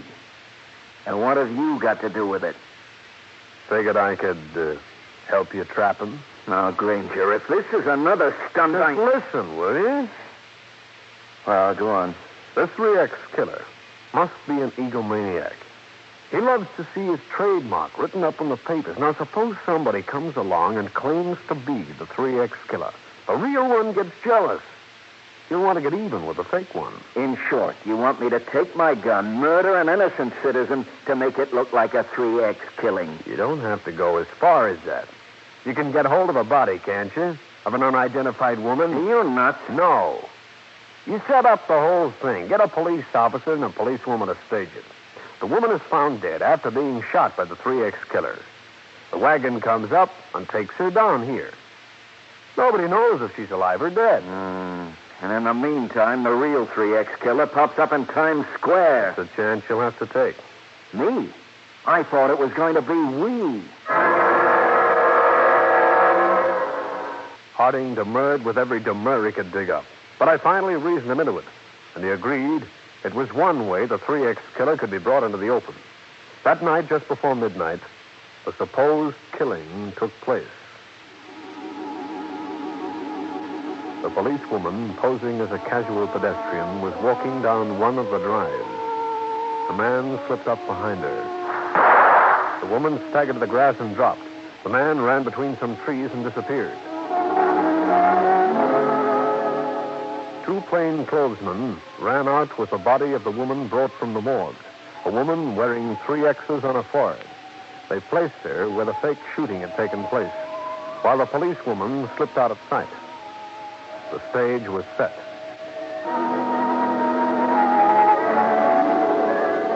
Just as Harding and I had planned, the radio at midnight came out with the news that another 3X killing had taken place.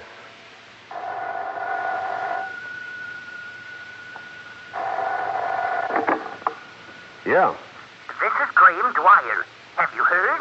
I was just going to call you. We're going out there. I'll pick you up in 5 minutes.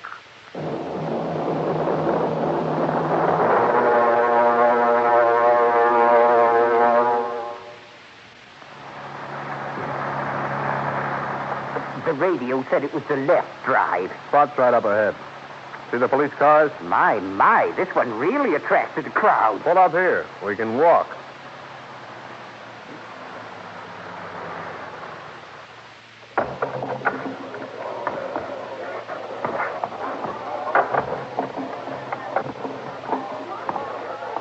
This time, we'll pick up the clues. We can come up with the 3X killer. Don't be too sure. see, Lieutenant Harding's on the job. Yeah, that poor guy hasn't slept for 3 days. You say you're walking right along here? Yes, officer. Oh, hi, Lieutenant. Ranger, don't tell me you... Now, what did you bring him along for? We're going to find the 3X killer for you. You're going to mind your own business or be locked up. You can't do that. I'm a law-abiding citizen. You get in our way, you'll be obstructing justice. Now, behave. You, mister, go on with your story. I was quite a ways down the drive when I heard the shot. You see the man who fired it? I think so. Good enough to describe him? Yes, I believe so. He was wearing a dark suit. His hat was gray-colored. He had a decided limp. Anything else? He ran over into those trees.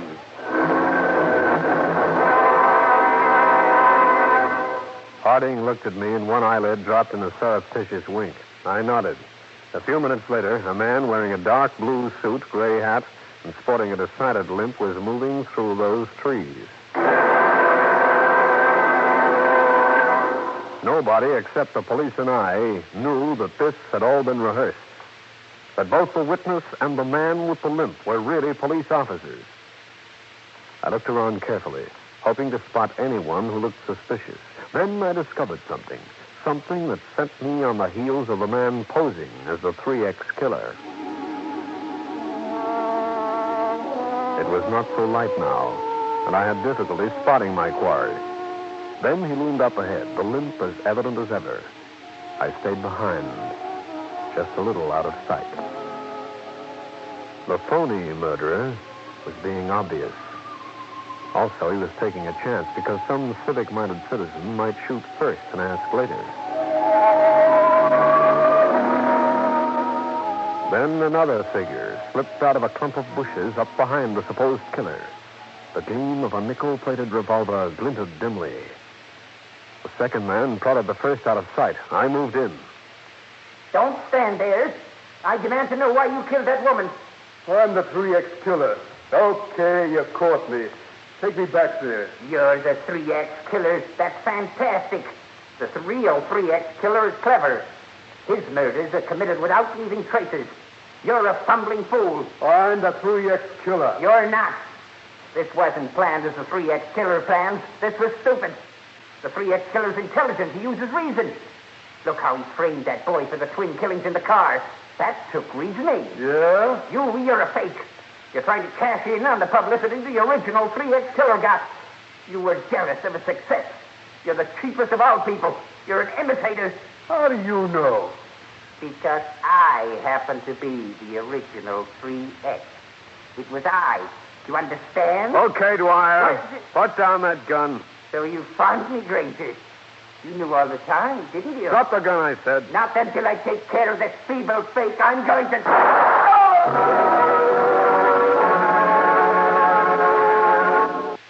Mike Harding asked me to meet him the following day. Have you seen the newspapers? They're playing up the hoax we pull like they know about it all the time. They're good guys. And I suppose I'll have to thank you. You know, it was that dreamboat idea you brought in from left field that snared Dwyer. Oh, don't bother, dear boy. It was a pleasure to get you off the hook. Yeah, I was hanging there like a flounder. What happens with Dwyer? He's insane. When we raided his apartment, we found it was a storehouse of information on murder. Finally went to his head. Wonder why I never shot to kill when he chased me around in those stolen cars. He explained that. He loved making a monkey out of you. Thanks. Love being a monkey and alive. Pardon me, Lieutenant, but they want you at the office. What for? There's been a shooting on the west side. Coming along, Grainger? No, Lieutenant, this one is on you. I figure on taking a rest. A long rest.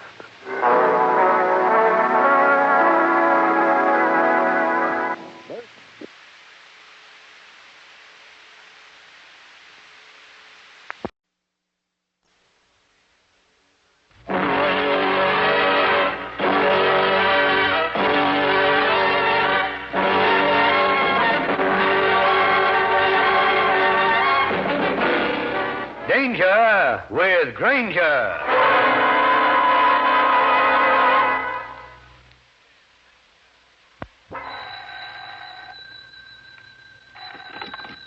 Hello. Is this Steve Grainger?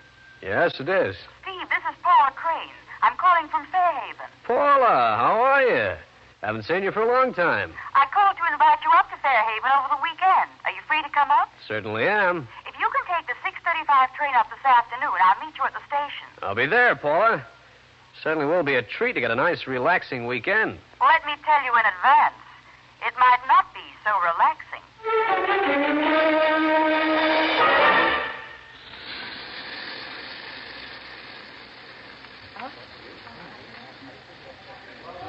Grainger, over here. Oh, hiya, Paula. Wonderful to see you again.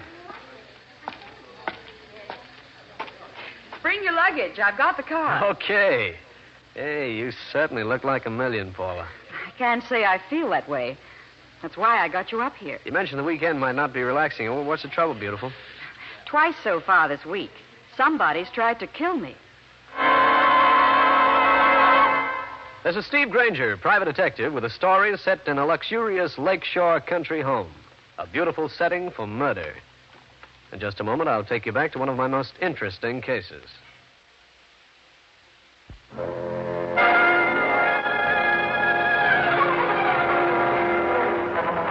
Paula Crane, who had invited me to spend the weekend with him, was a girl in her late 20s, strictly the Park Avenue type. The kind the columnists refer to as glamorous. In shorts on the top, she could cause the average professional swimming suit advocate to go back to the old-fashioned nightdress. And this was the girl whom somebody had tried to dispatch from this weary world 2 times. I made her pull the car up before we got to her place. Now, Paula, let's hear about these 2 attempts on your life. Well, the first was about a week ago. I got up early to take a swim in the lake, and I was about halfway across to the little island in the middle of the lake when I heard a shot. And there was a splash in the water near me. Uh-huh. I dived under, stayed underwater as long as I could, then made the island and hid in some bushes till I saw my mother and Richard come down to the beach on the mainland. Who's Richard? Well, when Father died, Mother remarried. A man named Arthur Loomis. He had a daughter, Anne, and Richard is Anne's husband, my brother-in-law. They're all up at the cottage just now, except for my stepfather. He's away on a business trip. Now, let's get back to the shooting. What happened after you saw your mother and Richard on the beach? I waved to them. Richard called out and asked if I wanted him to come out and row me back. I said no, and about an hour later, I started to swim back to shore. That was when the other shot was fired at me. I see. Well, let's get this car started. Seems to me that the sooner I take a look around Fairhaven, the better.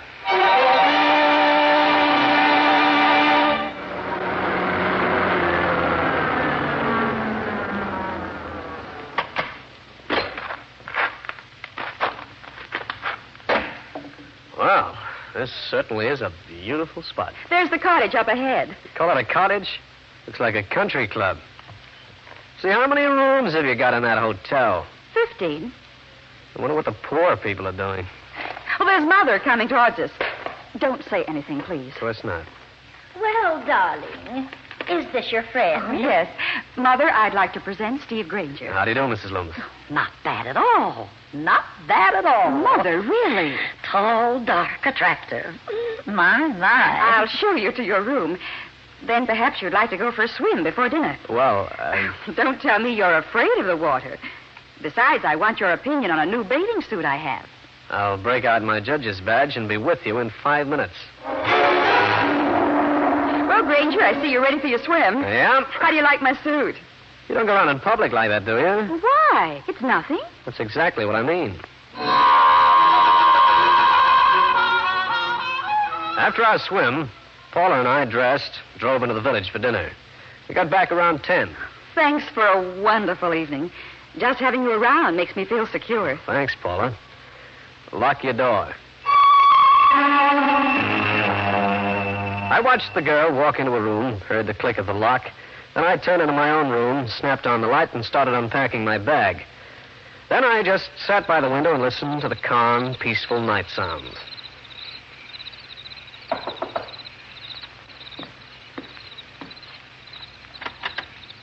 Why, Paula, I thought you were in bed. Come to my room, please. Right. Be quiet. I don't want to awaken anyone.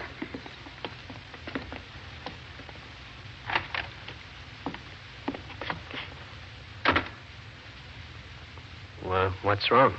It's my cat. Look, over there. Is it dead? She just died, very strangely, too. Oh. I always have a glass of milk at night. The cook puts it in my room. Tonight, when I walked in here, Junior, that's the cat, was on the nightstand lapping up the milk. Uh-oh. Almost a third of the glass was gone. That it over on the nightstand now? Yes. First you shot at, now someone puts poison in your milk. I told you somebody is trying to kill me. I'll continue with this interesting story in a minute.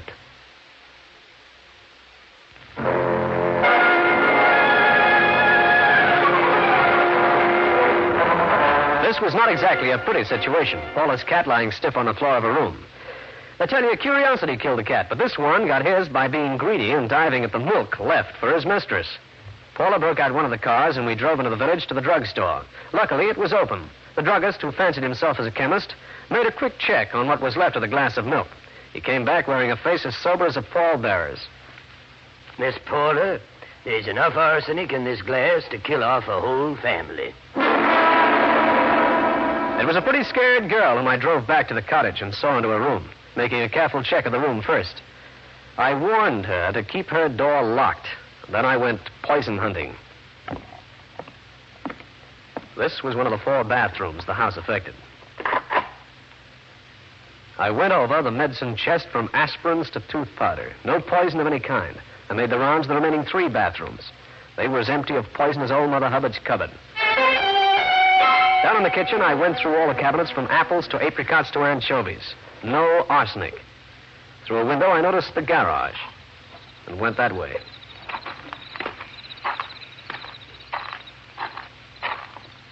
When I got there, I moved inside, felt around for a light switch, and flicked it on. This was a 5-car job. It was only slightly smaller than the house itself. The cars in it went from the $1,500 price to the category where one doesn't mention money because it's so distasteful. Then I found a garden cabinet on one side of the garage. On the shelf, I saw it, sitting between a garden spray and a hand trowel. It was insect powder and contained arsenic. I started back to the house. All right, you. Put up your hands. Now what?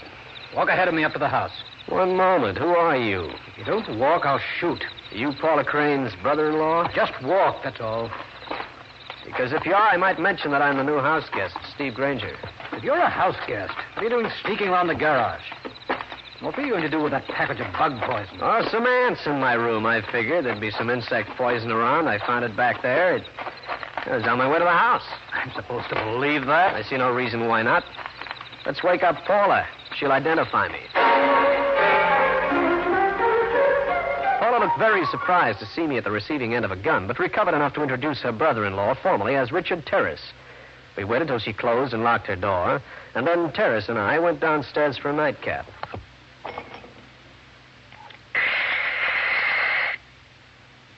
You are Grainger? Oh, thanks. I'm sorry I acted the way I did. Oh, forget it, will you? You see, I've been perturbed recently. I'm a very light sleeper, and there have been prowlers around. You seen any of them? No. How long has this been going on? Oh, for about a week. Well, I'm going to bed. How about you? Yeah, me too. Oh, want me to give you a hand with that bug poison? No, thanks. Sure, I can take care of that matter myself.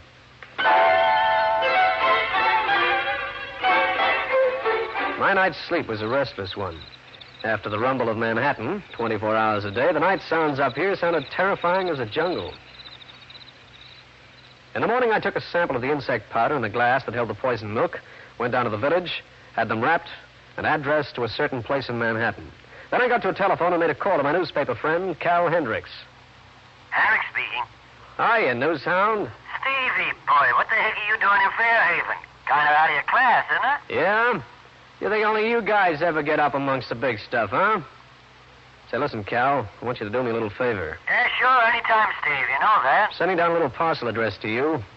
I want you to take it down to the lab. Uh-huh. Do I sniff a little bit of funny business going on among those $1 million babies? You might.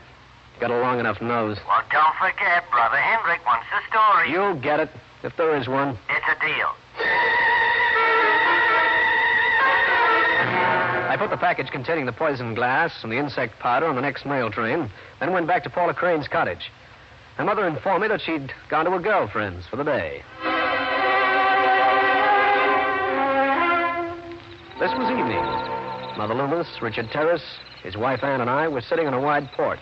You seem preoccupied, Mr. Grainger. Oh, me? Oh, I was just dreaming, I guess. I'm glad you came up to visit Paula. She's been rather unhappy lately. If I didn't know her so well, I'd think she was in love. She certainly displays all the symptoms. I wonder where she disappeared to. When she came home, she went right up to her room. Mr. Grainger, if you want to play Romeo, you'll find her down at the lake shore. Oh, thanks. I can take a hint, too. Wait, Grainger. I'll go along. How about you, Ann? No, thanks. I'll stay here. I'm beginning to catch a cold. Take care. You've known Paula for some time? Yeah, I met her in New York some years back. I feel sorry for her. She hasn't been the same since her father died. Oh, there she is. Paula, care for company? I'd love it. Come over and sit down, you two. Or especially you, Grainger. Well, thanks. How do you like it up here? Love it, love it. Brings out the Daniel Boone in me. All I need is a canoe, my rifle, and 3 Indians. We have everything but the Indians. Oh, do you have a match? Oh, sorry, I'm fresh out. I'm out, too. Would you mind, Grainger? There's some in the living room at the house. Moving back to the house, something struck me. I thought I remembered seeing Richard Terrace pick up a pack of matches just before we walked down to meet Paula. As I neared the house, I could hear the voices of Mrs. Loomis and Ann. I stopped. I'm telling you for the last time, I'm not going to put up with it any longer. Really, Ann, I won't listen to another word. Yes, you will. I thought it might stop when she brought Steve Grainger up here.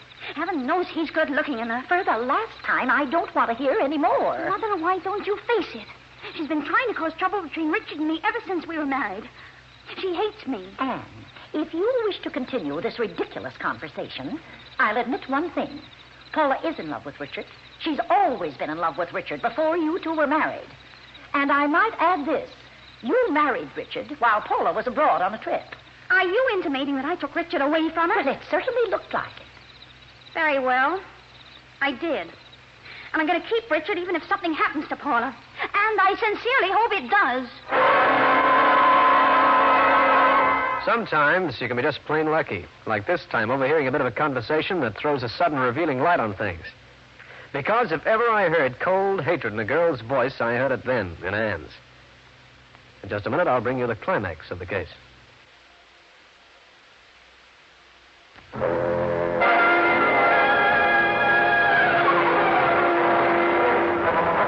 Things seem to be clearing up a little bit. The talk I overheard between Ann and Mrs. Loomis seemed to provide the motive for the attempts on Paula Crane's life. It was a lucky thing that Richard Terrace had sent me back for some matches. I sneaked into the house, came up with some matches, and moved back towards the lake without being seen. There was a rustling noise behind me. I crept into the shadows as quiet as a bird dog flushing a quail. It was Ann Terrace, a slim little shadow who slipped behind a convenient tree to do a little eavesdropping. I decided to do the same thing. Richard, we simply can't go on this way. I can't stand it. Paula, you're acting very foolishly about this whole thing. In the morning, you're going to ask for a divorce. I've told you 20 times. I don't want a divorce. I'm not going to get a divorce. And I want you to let me alone. Think it over tonight and meet me on the island at 7 o'clock in the morning. And, Richard. Yes? You have your choice. Be there or be sorry. I watched Ann Terrace, who'd taken in every word, slink past without noticing me. I hung around a bit longer, gave Paula Crane and Richard Terrace a head start, and moved back to the house myself. In my room, I suddenly felt a thirst. As I helped myself from a water pitcher on the nightstand, I thought about the triangle that existed in this house, a thoroughly unpleasant one, involving a married couple and the stepsister. This would be a good time to see Paula Crane. I started to get up, but never made it. I looked at the moon, which must have gone pixie because it was moving in a slow, tight circle. I shook my head, and this time the loony lunar eye was doing a figure 8. I tried to get up once more, but...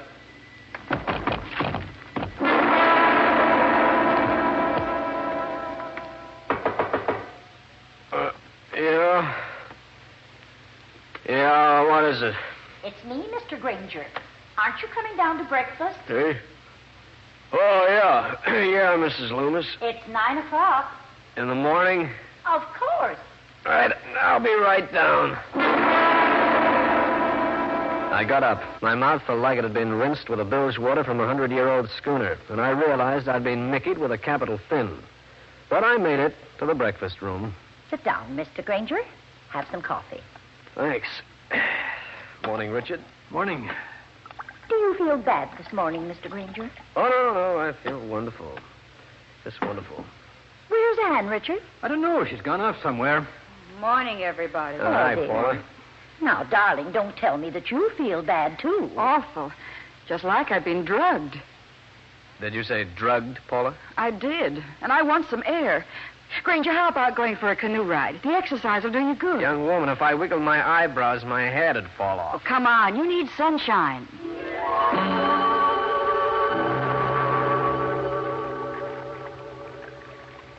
Grainger, somebody doped us all last night, didn't they? They did if we all drank water. We all apparently did. There's a fresh pitcher of water placed in each room nightly. First, your cat gets it with the milk. First, I was shot at. Correct. Then the cat. Then all of us are drugged. Why? You're the detective. You tell me. Think it might be Anne. Why do you say that? Let's come out into the open, Paula. You got a stepsister who hates you. Whatever gave you that idea? 2 conversations I overheard. One between Anne and your mother. The second between you and Richard Terrace. You overheard that? Little lady, you're asking for trouble. Anne heard it, too. I'm glad. I hate her. Richard and I were going to be married when she moved in. Just the same, you're in the wrong, and you know it. Say, doesn't somebody live on that little island? No, why? You got a picture of the doll in the white bathing suit. That must be Anne. She probably left the house early and swam over here. Let's turn around and go back. No. I've got something to say to Anne, and it might as well be now. Anne, mind if we come over? Must be sleeping. Come on. Grainger, that spot on her white suit. Is she dead? She is. Shot right through the heart. Oh, what'll we do? Notify the police. And tell Richard. Grainger. What? That's my bathing suit she's wearing. Yours? Yes, don't you see? Somebody thought it was me. Paula Crane and I made it back to the mainland in a hurry. Ashore, we notified the sheriff first, then Richard Terrace. He insisted on going back out to the island with us immediately. Oh, Richard, I don't know what to say. Anne. Oh, Anne. Richard, please. Paula, I ask you to let me alone. If it hadn't been for you, Anne would probably still be alive. Richard, don't say that. She was wearing your suit, wasn't she? Whoever killed her thought it was you. Richard, don't. And I wish it had been you. You've hated her ever since Anne and I got married. Now, take it easy, Richard, will you? And when the sheriff gets here, I'll have something to say to him, too. Now, get away, both of you. I want to be alone with Anne. But, Richard, how will you get back? Let me alone. Come on, Paula. Grainger, you've got to find out who shot and killed poor Anne. I intend to.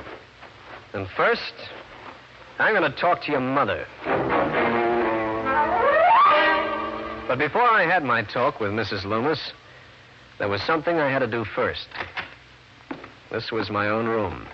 The water pitcher was empty.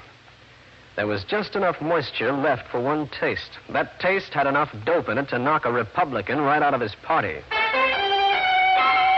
The other rooms were the same. The pitchers were empty, but contained enough moisture to give me what I wanted. The last room was Mrs. Loomis's. From under the door came the odor of smoke. I wasted no more time. Mr. Grainger, how dare you come into my room without knocking? What are you doing in that fire, Mrs. Loomis? Nothing. I think I'd better take a look at that, Mrs. Loomis. How dare you? Well, what have we here? A red bathing suit. Mr. Grainger. Mrs. Loomis, did you know that Anne was shot and killed this morning? Anne? Shot? Yes. And here are you all set to toss a red bathing suit into the fireplace. I wasn't. Not much. Or do people up here always start up fireplaces during the hottest month of the year? This is my home, and if I want a fire, I start one. To burn up bathing suits. Get out of here, Mr. Grainger. You've no right to intrude like this. Mrs. Loomis, You're not very excited about Ann's murder. You're more interested in this red bathing suit. Is it because you shot and killed her? Suppose I did. Why would you? Because she was ruining my daughter's life. My real daughter, Paula. By remaining married to Richard Terrace? Yes. That's why I killed her. And you were burning the bathing suit because you didn't want anybody to know you'd been swimming early this morning, right? That's right. Mother, the sheriff is downstairs. What are you doing with that bathing suit? Paula, whose suit is this? Why, it belonged to Anne. What's going on here? Your mother has just confessed to Anne's murder. What? And she was just going to burn this suit.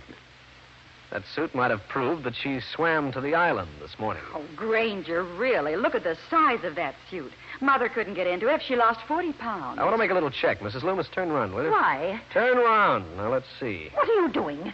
Just checking the back of your head, Mrs. Loomis, to see if your hair is wet. And it's not. So you couldn't have swum over to the island. Of course not. Paula, I'd like to see if your hair is wet. Keep away from me. You tipped yourself when you mentioned that your mother couldn't get into that suit. But you could. Wet hair doesn't prove a thing. Other things do, though. Like the pitchers that held the water. Although they'd been emptied, some had remains of dope and some didn't. Anne's didn't for one, yours for another. Are you saying that I shot Anne? Baby, I'd like to bet that you deliberately let Anne hear your talk with Richard Terrace last night. You knew she'd be on that island if it killed her. And it did. You're insane. You probably stole a suit, forcing her to wear yours. You swam after her in the red suit. You killed her. And your mother saw you do it.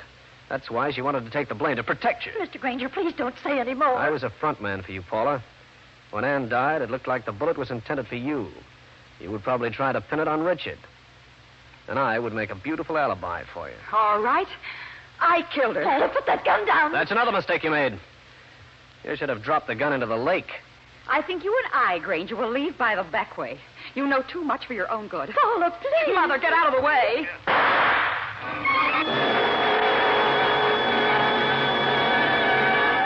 Well, friends, that's the story. I'll be back to wrap up the case in just a minute.